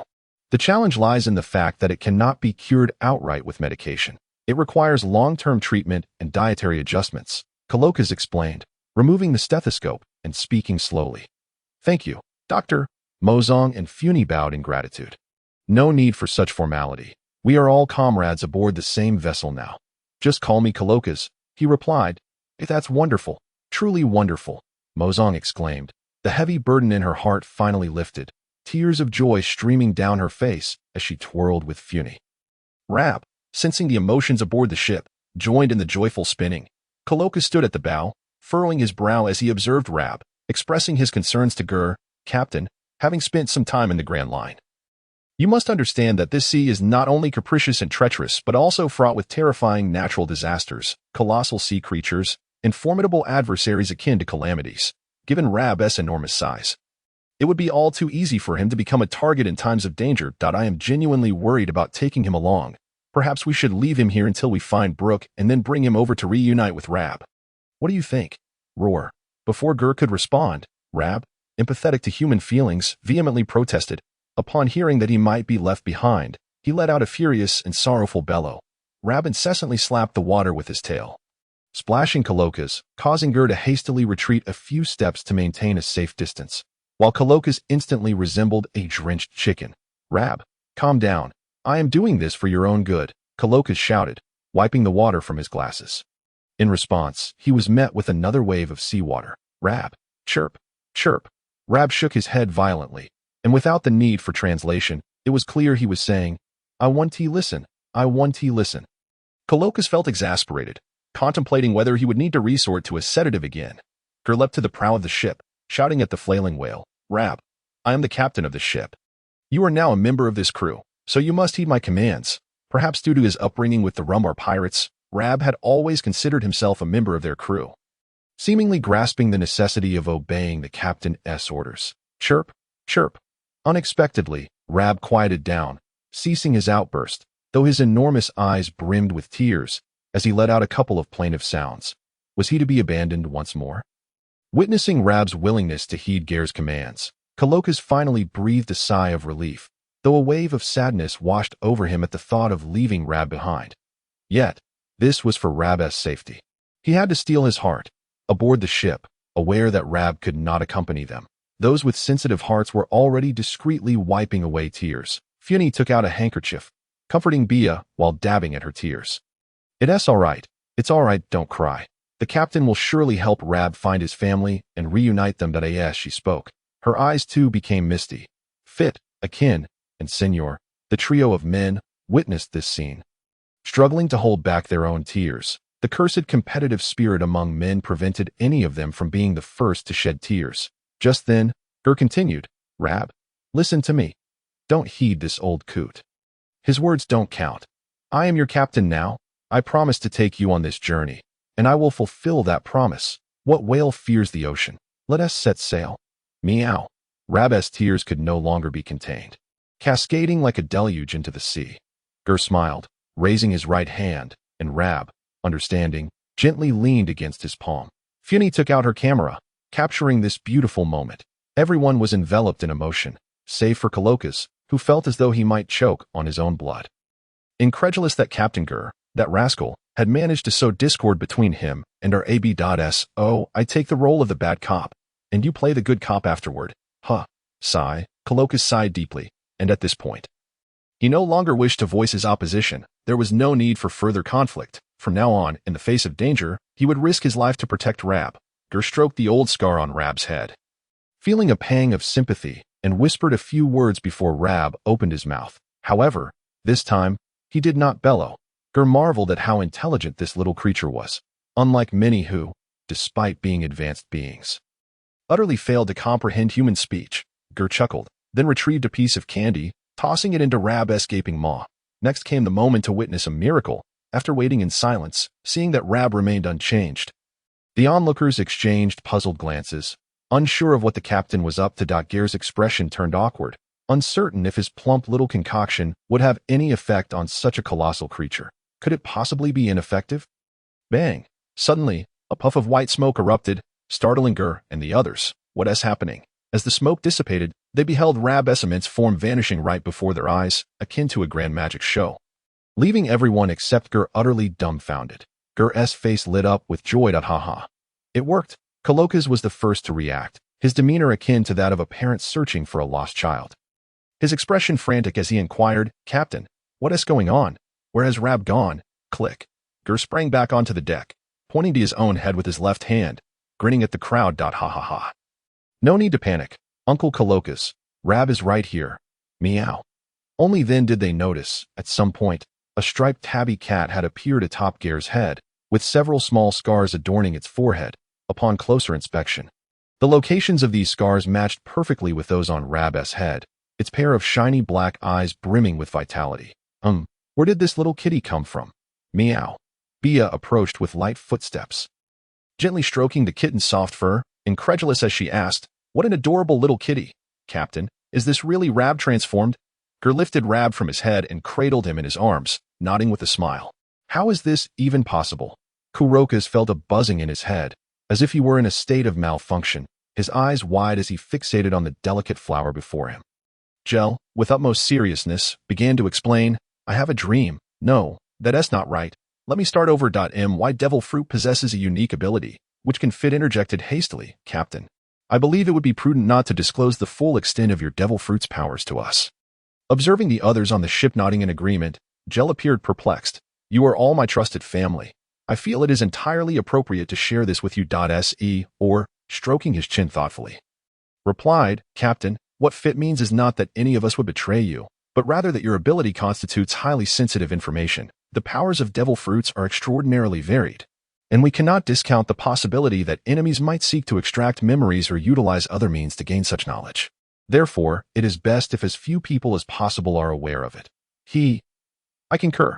After all, Captain, your ability is surely terrifying, and if word were to get out, we might find ourselves pursued by the entire world. Yet, I can't help but think it would be quite entertaining. Gel grasped their intent and waved his hand dismissively, jokingly stating, "That's about right. So remember to keep my secret. Otherwise, not only might I be hunted and assassinated, but I could also end up being captured for dissection and study. What? Is it really that dangerous? No, Captain, I don't want anything to happen to you. Please, don't say such things. I'm afraid I'll worry about speaking in my sleep." Bia exclaimed, shaking her head vigorously as if to cast away the memory of the day's conversation. All right. I won't scare you any longer. Since you have all spoken thus, I shall simply use my abilities without explanation from now on. Just consider it a magic trick, Gel said nonchalantly, gently stroking Labu in his arms. Now Labu could freely transform between a whale and two other forms, and soon he would join us on our adventures aboard the ship. This was truly splendid. Colochus was the most exhilarated by this outcome, relieved that Labu would no longer be left alone at Twin Cape. Tears streamed down his face as he exclaimed, "Hooray! I knew the captain would find a way." As a devoted fan of Gel, Bia seized the opportunity to sing the captain's praises once more. Colochus took a moment to calm his racing heart, patting his chest as he advised, "However, Captain, it would be wise to refrain from mentioning such secrets in the future. I fear my heart may not withstand it. Your ability could pose a greater threat to the world government than any notorious pirate." Gel smiled humbly. "It's not quite as exaggerated as that. You needn't worry too much. That I have heard that the world government scientific division has long been researching artificial devil fruits, and they have made significant progress. Furthermore, according to my covert intelligence, over a century ago, a power user emerged at sea whose devil fruit ability allowed him to extract the powers of other users from their corpses after slaying them. So, given the modesty of my own abilities, they may not even take notice of me. There is no need for you all to frighten yourselves. Is that true? Certainly, it must be true. When have I ever disseminated false information?" Gel half lied, and the effect was palpable. The group visibly relaxed, for when one compares, Gel's abilities seemed rather inconsequential in light of the two scenarios he presented. Meow. A renowned expert has discovered that petting can alleviate tense emotions, with their fears allayed. The crew gathered around to curiously observe the little flower cradled in Gel's arms. Women are naturally drawn to adorable creatures, and Bia and Funi had already begun to fawn over Labu. Meow. The previously brought on board plump, white cat felt a sudden wave of jealousy. Xiaobai scurried to its owner's feet, rubbing against them with a display of affection. Unfortunately, it was destined to play a secondary role today, as Labu clearly overshadowed it with his charm. Woof woof, the two dogs at the bow, Ada and Aer, cast envious glances at Labu, who had suddenly become the group's beloved pet. Colochus removed his glasses and rubbed his eyes, gazing affectionately at the crowd surrounding the small creature, his eyes brimming with warmth. "Colochus, Gel called his name several times before Kurokas snapped out of his reverie, feeling slightly embarrassed as he responded. "What is it, Captain?" Gel, cradling Labu, moved through the throng and approached Kurokas. "Meow." Labu leaped onto Kurokas' shoulder, nuzzling against his wrinkled face. "Labu, it's really you. How wonderful, how wonderful!" Kurokas exclaimed excitedly, lifting Labu to gaze into its familiar black eyes.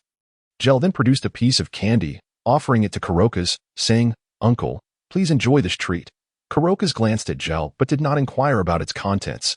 He accepted the candy and tossed it into his mouth. Sweet. It tastes a bit different from ordinary candy, melting instantly. I wish I could savor it longer, but it's gone already. Initially apprehensive about whether Gel might transform him into a creature, enabling a reunion with Labu. Kurokas furrowed his brow and, after a moment's contemplation, felt no change in his body. A look of confusion crossed his face. Just as he was about to ask, Labu meowed, causing Kurokas' eyes to widen in astonishment. "Is that you speaking, Labu?" "Meow." "No. Labu, I should be the one to apologize. I'm so sorry. I was just thinking about leaving you here alone. You must have felt so lonely and scared." "Boo-hoo." Kurokas could no longer contain his emotions, and he and Labu embraced, weeping together. Gel had given Kurokas the treat derived from the whisper fruit, animal companion. Having accomplished his task, Captain Gel smiled and stepped away, allowing this pair, though not biologically related, yet closer than kin, to share their heartfelt conversation. He tied a duh and air back at the bow, and the ship set sail once more. The first half of the Grand Line is known as Paradise, while the latter half is referred to as the New World. Here, the magnetic fields, celestial phenomena, ocean currents, and airflows are all chaotic, making it challenging even to ascertain one's location, let alone seek out islands in the vast sea. Thus, navigation relies on recording pointers and permanent pointers to guide the way. As they entered the first half of the Grand Line, 7 distinct routes branched out from Reverse Mountain, and at the outset, one could choose any of them. However, once a route was selected, it could not be changed midway. One could only continue along the islands of that path until they converged at the Sabaody archipelago. Naturally, Gel chose the route he was most familiar with, as it led to the fabled golden land of Shandora, which he yearned for. Their first stop, Whiskey Peak, with fair winds and bright sunshine. The sailboat surged forward, appearing from above like a sharp blade slicing through the azure satin of the sea. Sea beasts pulling the ship instantly alleviated much of the labor, allowing the crew to enjoy leisure as they engaged in play, exercise, or reading, each immersed in their preferred activities. Scratch. The sound of a pen gliding across paper filled the air. Funi sat serenely to one side, her pen dancing across the pages, leaving behind delicate characters in its wake. Gently tucking a golden lock of hair behind her ear, she continued to meticulously document the sights and experiences of their voyage. As she wrote about the touching tale of the whale Labu, she instinctively reached out with her left hand to stroke the little flower, quietly observing her from the table. "Meow," Labu purred contentedly. Xiaobai, curled up on its owner's lap, merely twitched its ears in response to Labu's sound before drifting back into slumber.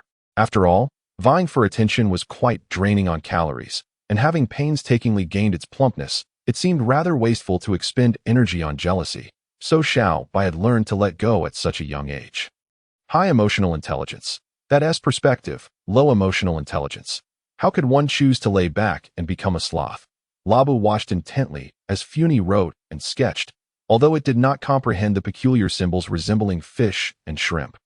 It was utterly fascinated by her creativity. However, every page of Funi's journal is adorned with exquisite photographs she has taken. Labu gazes with keen interest at the images of himself, along with the familiar Kurokas, Captain Gel, and the rest of the crew. Funi writes in silence, her face lighting up with a smile whenever she reaches an amusing passage. Suddenly, a soft, feather-like flake drifts down onto her notebook, successfully capturing her attention. What is this? Snow. As she observes the flake melting and leaving a damp spot on the paper, Funi and Labu look up to the sky. The sun still hangs high, yet more and more snowflakes begin to cascade down.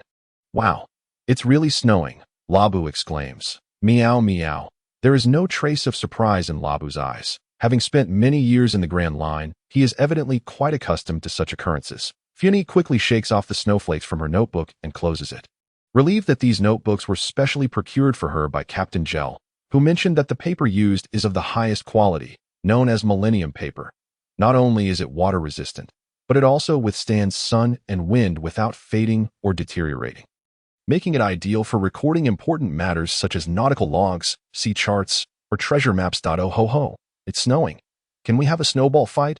A cheerful voice calls out, and soon a wild girl is seen running amok on the deck. Akin sets down his dumbbells and reaches out to catch a snowflake, curiously licking it, only to be disappointed by its lack of flavor. This is his first encounter with snow in the sweltering heat of summer.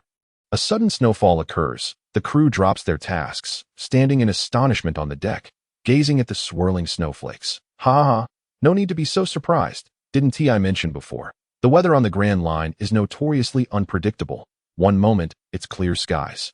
The next, it could be thunder and lightning, torrential rain that you'll get used to it soon enough. Karolkas chuckles, lifting the newspaper that had been shielding his head and standing up from the rocking chair, which has long been commandeered by him, an indulgence he believes he deserves for his age. Gel, with no choice but to spend extravagantly, 10,000 berries, has ordered 10 more chairs, arranging them in a row on the deck. Crack! Just as Karolkas finishes speaking, a bolt of lightning streaks across the sky, swiftly followed by an ominous cloud that obscures the sun, plunging the scene into darkness. A fierce wind arises, and the waves grow tumultuous, with raindrops as large as eggs beginning to bombard the deck. The crew scrambles to secure the items scattered across the deck. Gel, somewhat exasperated, muses that Karolkas must have some sort of charm. Fortunately, the sails on Gel's ship are primarily to block the sun, as Ada and Aer handle the sailing, meaning there's no need for anyone to risk the storm to stow away the sails. The crew retreats to the cabin, where Chef Fight has just brought out several sample dishes, and everyone eagerly vies to be adjudged. In stark contrast to the pitch-black chaos outside, the brightly lit dining area, filled with steaming delicious food, feels particularly cozy. Storms eventually pass, and darkness is destined to be broken by dawn. Gel surveys the disarray on the deck, contemplating that upon reaching Water 7, he must construct a resounding ship. Otherwise, in the face of such winds and waves, even the most noble fish would be forced to kneel. Yay! He finally arrived at the first stop on the Grand Line, Moria exclaims as he sets down his telescope, his voice brimming with barely contained excitement. From a distance, Gel spots an inconspicuous little town on the island, with several mountains resembling cacti rising behind it. He vividly recalls the orderly arrangement of what looked like cactus spines on the hills from the original story. Upon closer inspection, one would realize they are densely packed tombstones. Although the number of tombstones on the hill is not as numerous as it will be in 20 years, it has already begun to take shape. Reflecting on the information he has about this island, Gel feels there is nothing particularly alarming. This area should not yet serve as an outpost for the Baroque works, and is likely still inhabited by several pirate hunters. After all, as the first stop on this route, many old coins would likely be lurking around, waiting for newcomers to deliver their goods. But what does that have to do with him? His crew is not composed of pirates, nor do they have bounties. All right, everyone, prepare to disembark, Captain Gel declares with a sweeping gesture. In the center of Whiskey Peak's town lies a bar, which, despite being the peak business hours, is peculiarly shut tight, with a sign indicating it is temporarily closed. Creak, ding ding. A hurriedly dressed server pushes open the bar's old wooden door, causing the copper bell meant to signal customers to emit a bright chime. Inside the dimly lit bar, a dozen fierce eyes turn towards the newcomer, akin to a pack of beasts in the shadows, their pupils glowing ominously green. The air is thick with the scent of alcohol and women's perfume, mixed with the unmistakable stench of blood. The room, despite its gloom, reveals several bloody corpses sprawled across the floor, individuals he recognizes as the new pirate crew that landed yesterday, rumored to have gained some notoriety in the West Blue, with their captain boasting a bounty of 10 million berries. The server, under the watchful gaze of the wolves, feels a chill run down his spine, swallowing hard and hesitating to speak. Aegon, is there something you need? A hoarse voice breaks the tension. The server, named Aegon, snaps back to reality. Recalling he has urgent news to relay, he hurriedly addresses the thin, elderly man who inquires, Mayor, another ship is preparing to dock. Upon hearing this, the mayor acts without hesitation, commanding the burly men surrounding him, cut off the heads of these two bountied fools, bury the bodies in the back mountain, and everyone else, clean up this place quickly. Remember to eliminate the scent. Also instruct the women and elders to prepare to welcome our new friends alongside the main force. With the mayor's orders given, the crowd springs into action, their faces alight with anticipation, accustomed to the recent surge in business that has made them thrive, thanks to the infamous Pirate King, whose execution has sparked demand. The combined bounty of the captain and first mate of this pirate crew amounts to 16 million berries, and with the treasure aboard, this venture could yield at least 20 million berries. Each member stands to gain a significant share. Aegon, envious of the combatants, realizes he is merely a peripheral member, lacking both strength and courage, relegated to supporting roles and running errands, thus receiving no share of the bounty, though he does manage to receive some food relief. If Gel were present, he would surely voice, "Extras are human too." The mayor approaches Aegon, illuminated by the better light near the door, revealing himself as a small, thin old man in his 50s, about 5'6". With a gaunt frame, a chilling scar on his forehead, and a benign smile gracing his face, he reaches into Aegon's chest pocket, extracting a white handkerchief to wipe his hands, before nonchalantly shoving the blood-stained cloth back into Aegon's pocket. Thinking to himself how oblivious this lad is for making him do it himself. Observing Aegon's pale complexion, the mayor solemnly advises, "Aegon, to survive here, you must adapt to blood and slaughter and learn to embrace them. In my youth, I was as timid as you. The sight of blood would send me into a faint, leaving me without appetite for days. But one day, a band of ruthless pirates raided our town. No. Back then, we were merely a small village. A young man, engaged in disposing of the corpses, interjects, "You witnessed your closest one slaughtered before your eyes. To conquer your fear of blood, you made a cut on your forehead, allowing blood to flow into your eyes. Your vision turned crimson, obscuring the sight of blood, and in that moment of fury, you charged at the pirates, slaying them all in a frenzy, drenched in their blood without even realizing it. You were just 15 then, and your greatest regret in life is not having overcome your fear sooner to save your loved ones." The young man spoke in one breath, without the slightest pause, clearly able to recite the tale from memory. Mayor, I implore you, please refrain from continuing. We have heard your story countless times since childhood. Our ears have become calloused from it. Indeed, Mayor, we acknowledge the merit of your tale. However, every time a newcomer appears, you recount it yet again, and we inevitably grow weary of hearing it. You lot are a bunch of scoundrels. How many times must I tell you this is the truth? Not a mere story. All right. Mayor, please do not be upset. It is indeed true, but that fellow Aegon is nothing but a coward. No matter how much you say to him, it is all in vain. The crowd erupted in laughter. "I apologize, Mayor," Aegon said, lowering his head in shame, feeling that his own weakness had subjected the mayor to ridicule. Amidst the chatter, a towering figure, a 3-meter giant, seized his axe and swiftly severed the heads of 2 valuable pirates with a clean stroke. He deliberately tossed one head at Aegon's feet. Upon seeing the lifeless, grotesque visage of the pirate, the timid Aegon screamed in terror and lost his footing, collapsing onto the ground. The laughter within the room grew even more raucous. "How can someone in our line of work be as cowardly as you, Aegon? Why not drop your trousers and let us see if you possess any manhood? Perhaps we've mistaken you for a maiden?" The surrounding crowd joined in the jeering, their voices filled with merciless mockery. The mayor stood quietly by, refraining from immediately intervening, pondering that perhaps enduring this ridicule might ignite some courage within Aegon to rise in defiance. Unfortunately, after a considerable wait, seeing Aegon still bowed and submissive, the mayor frowned and bellowed, "Enough of this nonsense. Get back to work at once." Only then did the crowd cease their taunting and harassment of Aegon. The mayor sighed in disappointment. Having lived most of his life, he understood all too well that in this world, the weak are treated like ants, subject to the whims of others wherever they go. Hanyu, upon hearing the mayor call his name, the most robust man instinctively shrank his neck and turned to respond. "Mayor, what is it you need?" The mayor, with a serious expression, inquired, "Are you aware that the Navy responsible for exchanging bounty money always finds various excuses to shortchange us?" "Of course, I know, Mayor. Those scoundrels in the Navy, I truly wish to slay them.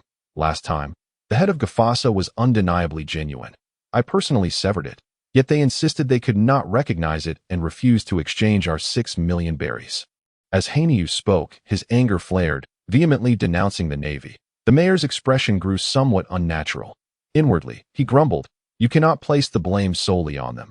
It was your cruelty that rendered that pirate's head unrecognizable.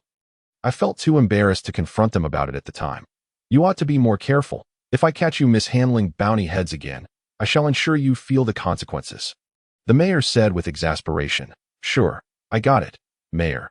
Hainiu replied dismissively, seeking an opportunity to slip away with a few subordinates, eager to revel in some merriment after a hefty haul, uninterested in listening to an old man ramble. Whiskey Peak, one of the 7 routes of the Grand Line, serves as the primary stop for pirates venturing this way. Thus, the island is frequently besieged by pirate incursions and attacks. Over time, the local populace has developed a rugged character. In this survival of the fittest environment, only the strong endure while the meek have been eliminated. The island is resource poor, with Whiskey Peak barren of any trees or grass, rendering agricultural endeavors futile. Consequently, hunting pirates for bounties has become the mainstay of the town's economy. Almost every inhabitant of the town has turned into a bounty hunter, from the elderly to children as young as 5 or 6. Playing their parts in the relentless pursuit of pirates to secure a meager meal, those unable to fight take on roles of reception and distraction, lulling the pirates into complacency before they are ultimately incapacitated by beer laced with cunning and technology, only to be dispatched in their sleep by those tasked with combat. Only a select few exceptionally powerful crews, like those recently emerging from the 4 seas with bounties exceeding 20 million berries, are treated with respect, avoiding unnecessary confrontation. This has led to discontent among the younger generation, who believe that whether the bounty is 20 million or 2 billion, all should be claimed. Fortunately, the mayor's long-standing reputation has managed to suppress their arrogance. As for the more ordinary pirate crews, they have essentially become prey, and the unrealistic dreams of piracy have been eternally buried on this island. As they neared the shore, Gel clapped his hands and announced, "Everyone, we shall remain on this island for 2 to 3 days while the record pointer documents the magnetic field of the next island before we can depart for our next destination." The record pointer system is quite commendable, ensuring that pirates must dutifully sign in at each island, preventing any cheating or shortcuts. However, with the advent of permanent pointers, well, let us forget that. For now, let us organize into groups and assign tasks. Once we arrive on the island, we shall operate freely within our groups and reconvene at the port in 2 days. Hooray! I can already smell the scent of adventure. Captain, I want to be in the same group as Aegon." Bia exclaimed, raising her hand. Aegon nodded in agreement, having always thought they were the only 2 peers aboard. "You all can enjoy yourselves. I will remain on the ship to ensure everything is in order." Colokas said, engrossed in his book and not bothering to look up. He had traversed the entire Grand Line and found little novelty left. Moreover, he had more pressing matters to attend to: the study of medicine. Indeed, Captain Gel had thoughtfully provided Colokas with a plethora of books, including the Yellow Emperor's Classic of Medicine, the Classic of Acupuncture, the Pulse Classic, Compendium of Materia Medica, and Treatise on Cold Damage and Miscellaneous Diseases. Colokas was forcibly ushered into a world of knowledge, unexpectedly revisiting the days of apprenticeship, diligently immersing himself in the miraculous essence of traditional Chinese medicine, embodying the adage of lifelong learning. Since arriving in this world, Gel has placed great emphasis on cultural dissemination, determined to elevate Chinese culture. This old man will inevitably find himself diagnosing patients through the traditional methods of observation, inquiry, and palpation, reminiscent of the renowned Rome Mama's needle techniques. "Lab, come accompany me for a stroll. At your tender age, you cannot be cooped up like this old fellow," Gel suggested. "Meow," Lab replied, leaping onto Gel's shoulder. Gel glanced in the mirror, a satisfied smile gracing his face. The black suit jacket draped over his back like a naval justice cloak, and a small flower perched on his shoulder. Captain Gel chuckled, patting Lab's head. "Our duo eclipses even Rob Lucci and the White Dove in charm." Meow. Colokas and Weibel remained on board, one studying medicine and the other continuing to train in martial arts, not needing to operate dual major accounts just after leaving the novice village. Colokas, having joined Roger's crew as a doctor when he fell ill, was not a dedicated combatant, and thus his prowess had often been underestimated, having suffered the misfortune of appearing too early. After all, SNTA ship S doctor, a humble figure with the lowest bounty, yet constantly engaging in the fiercest battles, Colokas also possessed a fiery temper.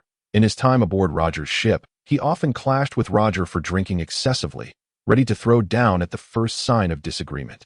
Moreover, having survived countless battles, such as the Battle of Edver. Isn't it remarkable that one can remain intact and retire successfully? What? You ask about the well-formed buggy. He possesses the split fruit, impervious to cuts. Along with the protection of Conqueror's hockey, can anyone else compare?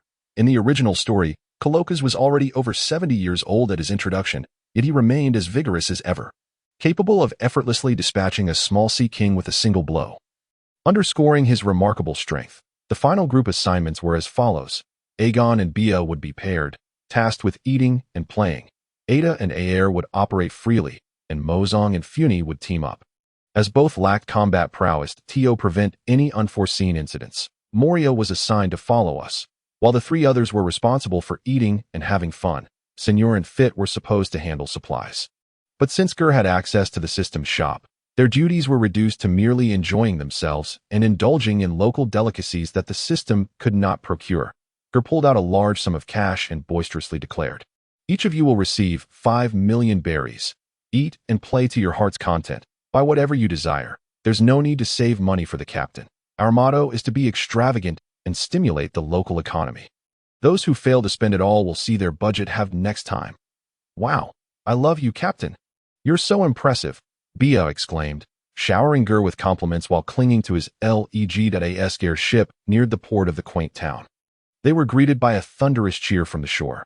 "Look at all those people. Are they welcoming us? The folks of the Grand Line are so warm-hearted," Bia marveled, standing atop a small stool. The group turned to see a throng of townsfolk gathered by the harbor. Upon disembarking, Geer and his companions were met with enthusiastic reception. Over 100 individuals lined the path, with elderly folks and children waving colorful flags, while young and charming girls offered floral wreaths to adorn each arriving guest. Though Geer was aware that these individuals might not have the purest intentions, he could not deny that the display was quite impressive. Pirates, often despised and scorned, were unaccustomed to such treatment, and it was only natural for them to feel a sense of inflated pride in this moment, following the adage that one should not strike a smiling face. Even the most ruthless pirates found it difficult to resort to pillaging under these circumstances. Geer nodded in affirmation, especially as he reached the back of the procession and noticed several mature and alluring women waving their floral handkerchiefs. Clad in kipeos that accentuated their voluptuous figures, their high slits piqued the imagination, and every gesture radiated allure. Geer recognized these were the lost souls in need of salvation. My, this handsome young man seems both wealthy and charming. Would you care for a deeper conversation with an older sister? A blonde beauty in a striking red cheapao playfully draped her arm over Geer's, teasing him with a radiant smile. Feeling the soft touch on his arm, Geer scoffed internally. "Is this your test for the crew? What kind of crew could withstand such a trial? Captain, how did you get hurt? You're bleeding from your nose," Bia exclaimed, her concern evident. Geer awkwardly wiped the blood from his nose. "Oh, children know nothing. The captain is fine. It's probably just a result of eating too many lychees lately. Oh dear, ladies, he's a precious young master. Look at how flustered you've made him," Geer said, preparing to converse with a few lovely ladies. At that moment, an oblivious old man approached, interrupting the gathering. "Hello, everyone. I am the mayor of this town. Welcome." "Oh, hello, Mayor. There's no need for such fanfare. We are just here to wander about. Please, allow us some space." Geer waved dismissively, preoccupied with the beautiful women surrounding him. "Excuse me, but may I inquire where you fine pirates hail from?" the mayor pressed, noticing the family-like gathering with 2 children, his instincts sensing trouble. If not for Moria's imposing presence, he might not have bothered to question them at all. "Rest assured, we are not pirates. We mean no harm," Bia replied politely. "Indeed, as you can see, we are adventurers, not pirates," Geer added with a smile. "What? Not pirates?" The mayor's enthusiasm instantly evaporated, and the townsfolk around them mirrored his disapproval. Even the 2 girls who had been holding Geer's arms withdrew in displeasure. Old man. We're not the pillaging type. It seems you're the ones unhappy." "Yes, this island does not welcome anyone but pirates. For your safety, I suggest you remain on your ship and refrain from wandering about. The recording compass will only take a day to calibrate for the next island's magnetic field. You should depart tomorrow," the mayor concluded, dismissing Geer and his companions as he turned to address the crowd. "Disperse. Go back to your business. How infuriating. All that effort for nothing." "Mayor, We deserve compensation for our hard work welcoming you, singing and dancing for over an hour, protested a resident. Yes, we've been at it for quite some time.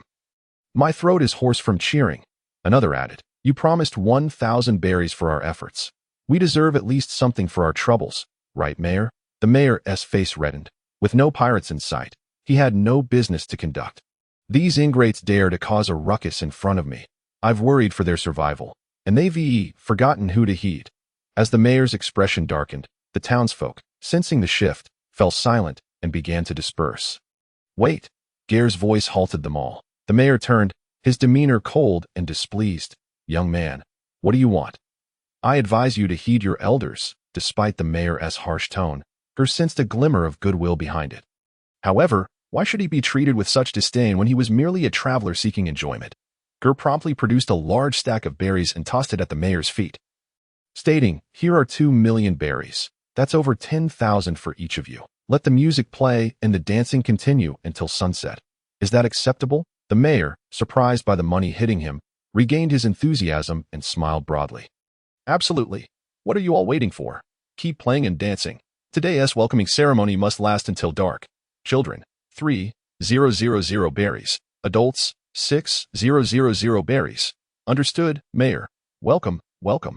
A warm welcome. Over 100 voices erupted in cheer, thrilled at the prospect of a lucrative day, while inwardly lamenting the mayor's greed as they realized he had pocketed more than half the sum.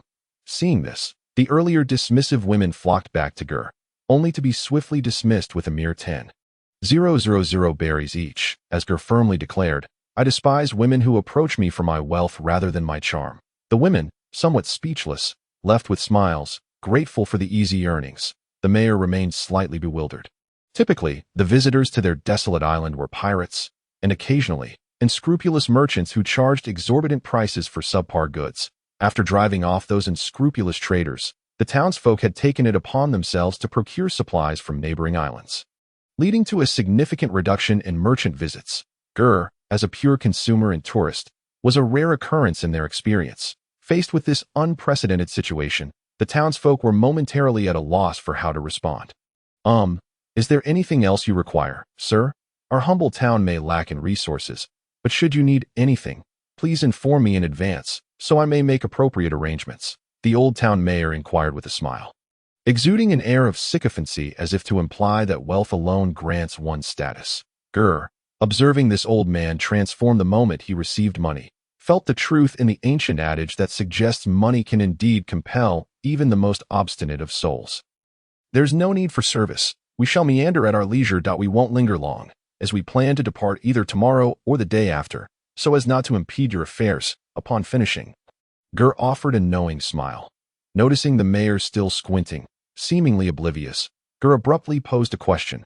"By the way, I have a matter I wish to discuss with you, Mayor." "Discuss? Just present your inquiry, my lord. I assure you, I shall speak candidly and exhaustively," the mayor replied, rubbing his palms together and leaning in attentively. "If there's no need for such formality, I am Geer. You may simply call me by my name. I assume your town hosts quite a number of bounty hunters, given the warm reception you afford to pirates." The smile on the old man's face faltered, and a jolt ran through him, causing several bystanders to wear uneasy expressions. This young man was not as easily deceived as he appeared. It seemed he was shrewdly feigning ignorance. The mayor, suppressing a slight change in his expression, opened his eyes just enough to reveal a piercing gaze, emanating an involuntary aura of menace as he calmly responded, "Might I inquire what you mean by that, Captain Geer?" Surprised by the old man's heightened vigilance, Geer realized that this seemingly decrepit figure possessed unexpected strength, likely of swordsman caliber. Maintaining his jovial demeanor, Geer laughed heartily. "Oh, there's no need for alarm. While we are not bounty hunters, as you might surmise, you are aware that in the vastness of the sea, there are invariably some foolish pirates who present themselves uninvited. Thus, we occasionally assume the role of bounty hunters. That I merely wish to inquire where one might exchange bounty rewards in your vicinity. I need to convert some rather useless pirate heads into delightful belly, nothing more." The mayor nodded, finding Geer's explanation plausible. "I see. This matter is not overly complicated. On the opposite side of this island lies a naval outpost, easily reached by traversing the Whiskey Peaks. There, one can exchange the remains of wanted pirates." Geer speculated internally, realizing that they must frequently lure and kill pirates to redeem bounties, and the Navy had conveniently established the exchange point nearby. Might I ask which pirate crew you have dealt with that requires a bounty exchange? If the amount does not exceed 20 million belly, we can purchase the heads at a discounted rate of 60%. Provided they are in recognizable condition, you need not trouble yourself to make the trip. The old miserly mayor, rubbing his palms together, saw Geer's expression of skepticism and patiently elaborated. You see, Captain Geer, the Navy often concocts various excuses to diminish payouts. They too wish to partake in the bounty. Generally, securing 60 to 70% of the bounty is considered fortunate. Should you refuse, they might claim they cannot verify the identity or make you wait for an entire year. Only releasing the funds once it is confirmed that the pirate crew is no longer at large. We are left with no choice but to pay to alleviate these nuisances, with a portion of the bounty serving as a bribe for these leeches. Therefore, accepting it 60% merely allows you a meager token of goodwill. Geer exclaimed, Goodness, this has evolved into a well-established industry. Purchasing at 60% of the original price, the layers of graft are astonishing. Securing even 60% is quite commendable, such a fair price indeed. However, your available funds of 20 million belly are rather insufficient to accommodate my needs. Thank you for the information, but I shall decline for now. I have witnessed how the Navy conducts bounty exchanges and wish to experience it firsthand. If possible, I would appreciate your assistance in arranging a guide for tomorrow. Geer added, producing 20,000 belly to hire a guide. Ha ha ha, certainly. No trouble at all. You are exceedingly courteous, Captain Geer. It is but a trivial matter, as long as you do not mind the inconvenience. The old mayor swiftly accepted the 20,000 belly, turning to the crowd to call out, Aegon, Aegon, come here for a moment. Soon, a young man, of similar height to Geer but with a somewhat lanky build, hurried over, casting timid glances at Geer and his companions. The mayor, unbothered by Geer's presence, skillfully counted out 10 notes of 1,000 belly each from a stack. Pocketing the remainder, he then handed the money to the young man named Aegon and instructed, for the next few days, you shall serve as Captain Geer's guide. Tomorrow, take him to the naval base for the bounty exchange. The surrounding residents, still cheering in welcome, cast envious glances, lamenting why such a fortunate task did not fall to them. The mayor's favoritism was evident, bestowing such an opportunity upon that useless Aegon. Hush, keep your voices down. Have you not heard that Aegon is actually the cousin of the mayor's aunt's son? Of course, he will receive preferential treatment. Where did you hear such nonsense? That connection is far-fetched. I heard Aegon is the son of the mayor's first love's brother, who tragically perished at the hands of pirates while protecting the young mayor. Left as an orphan at 2, Aegon would have perished from starvation had the mayor not taken him under his wing.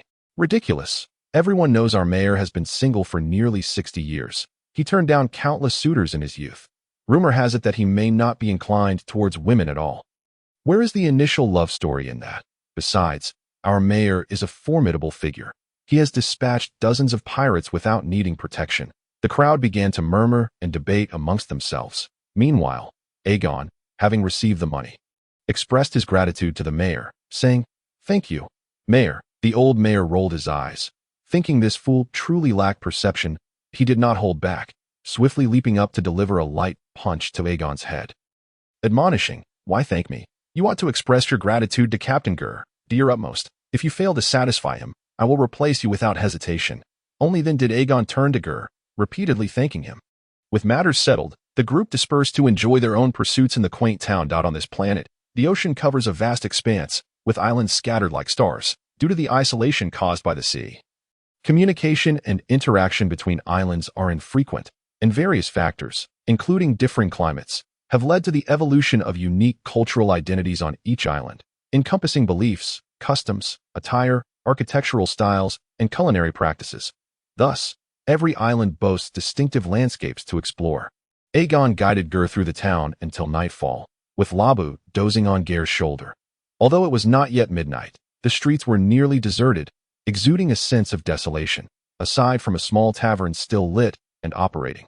Most shops had closed for the evening, prompting Geer to prepare for rest at the inn. Aegon, let us call it a day. I shall return to the inn. You should also rest early. Just take me to the naval base tomorrow morning. Of course, Lord Geer, Aegon replied with utmost respect. Throughout the day, he had been on edge, fearing he might inadvertently displease his employer. Having secured this job, he could not afford to jeopardize it. But Geer's amiable nature made him easy to please. Upon realizing he had completed his tasks for the day, Aegon felt a weight lift from his shoulders, his tense expression relaxing slightly. Suddenly, Geer recalled something and produced another stack of belly, stating, there's one more thing. Please take this. Tomorrow, arrange for a horse-drawn carriage with a compartment in the back to transport my belongings. Certainly, Captain Geer Aegon did not inquire further. He believed it was quite ordinary for a wealthy young gentleman like Geer to call for a carriage when traveling a long distance. He took the money and counted it, totaling 100,000 Bailey. Lord Geer, I can drive myself. Renting a carriage for just 20,000 Bailey is more than sufficient, he stated, promptly returning the remaining 80,000 Bailey to Geer. Geer, slightly taken aback, had not anticipated the existence of honest individuals on this island. It was truly a rarity. He then chuckled. Keep the rest of the Bailey as a tip for your service today. Unexpectedly, Aegon did not exhibit any signs of delight.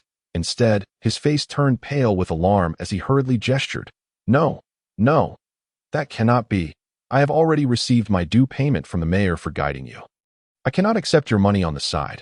Absolutely not. Seeing that Aegon was resolute in his refusal, Geer decided not to press the matter further. He casually purchased a roasted chicken and 2 cans of beer from the system store, handing them to Aegon, saying, Here, take these for your supper. Aegon, astonished by Geer seemingly conjuring food out of thin air, rubbed his eyes vigorously. Doubting his own vision, he had accompanied Geer throughout the day as shopping and had not seen him purchase these items. Moreover, the mouth-watering aroma was unmistakably something he could assert with absolute certainty that such delicacies were not available for sale in the town. Just as Aegon was about to refuse, he heard Geer's discontented voice. Take it. If you dare to refuse again, I shall have the mayor send someone more obedient tomorrow. I wouldn't dare. Thank you, Lord Geer. Ultimately, Aegon succumbed to Geer's imposing presence, extending his hands to accept the bag, repeatedly expressing his gratitude before turning to leave. Watching the frail figure vanish around the street corner, Geer smiled and entered the inn, feeling somewhat weary after a day of wandering, pondering whether any special services were available. Aegon, clutching the roasted chicken wrapped in butter paper, jogged along, unable to resist stopping several times to inhale the tantalizing aroma. How delightful! This roasted chicken is simply irresistible. He had never tasted anything so delectable in his life. Reaching a secluded corner, Aegon carefully unwrapped the butter paper. A more intense, charred fragrance of roasted meat immediately filled his nostrils. He closed his eyes and inhaled deeply, revealing a look of sheer enjoyment on his face. However, even as his mouth watered, he restrained himself from indulging immediately. Producing a newspaper, Aegon cautiously tore off the chicken head, feet, and backside, wrapping them in the paper and tucking them away in his pocket. He then re-wrapped the roasted chicken, hoisting the bag and hastily making his way toward the mayor's residence. I said no. Just as Aegon reached the door and was about to knock, he heard the mayor's furious voice booming from within, his hand frozen midair. But mayor, why not? These individuals are far easier to manage than those vicious pirate crews, and they are operating separately, posing no risk whatsoever. This is practically a gift. They are not pirates, nor are they wanted criminals. Why should we target them? Mayor, do you have any idea how much that group spent today while shopping around town? Aegon recognized the familiar voice of the ruffian, Hainyo, and quickly withdrew his hand, stealthily hiding to listen. Inside, the mayor sat at the head of the table, flanked by over 20 burly men. The hulking figure of Hainyo stood at the front of the right side, animatedly pacing, his foot propped on a chair, slamming his palm onto the table as he spoke with fervor. Everyone, I have discreetly investigated, and in just half a day, they have spent nearly 10 million Bailey. Even those 2 teenagers casually spent several million. Just imagine how wealthy one must be to afford such extravagance. Indeed, it is quite enviable. Whispers of envy rippled through the crowd. The old mayor maintained a stern expression, tapping his finger on the table, quietly retorting, So what? What of it? Hainyo, growing increasingly agitated, could not comprehend why the usually astute mayor was so slow to respond today. His emotions flared further as he shouted, What do you mean, so what? Mayor, have you lost your senses? This is clearly a golden opportunity. Hainyo, mind your tone. Do not provoke me to eliminate you right here. A middle-aged man with a prominent scar running across his face stood up from the left side, slamming his sword sheath onto the table as he bellowed. What is wrong with that? What did I say that was incorrect? Taima, you are not the mayor. What gives you the right to lecture me? Don't you think I fear you?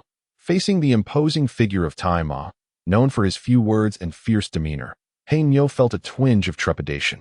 However, unwilling to lose face in front of the others, he mustered the courage to retort. The old mayor raised a hand, signaling for Tai Ma to sit down. Mayor, I believe Nyo has a point. Isn't their captain seeking a bounty? They have committed murder. Even if they're not pirates, they are certainly no good. If we do not act, we would be foolish to miss such a prime opportunity. Yes, we are merely ensuring our survival, even if we mistakenly target a group or two.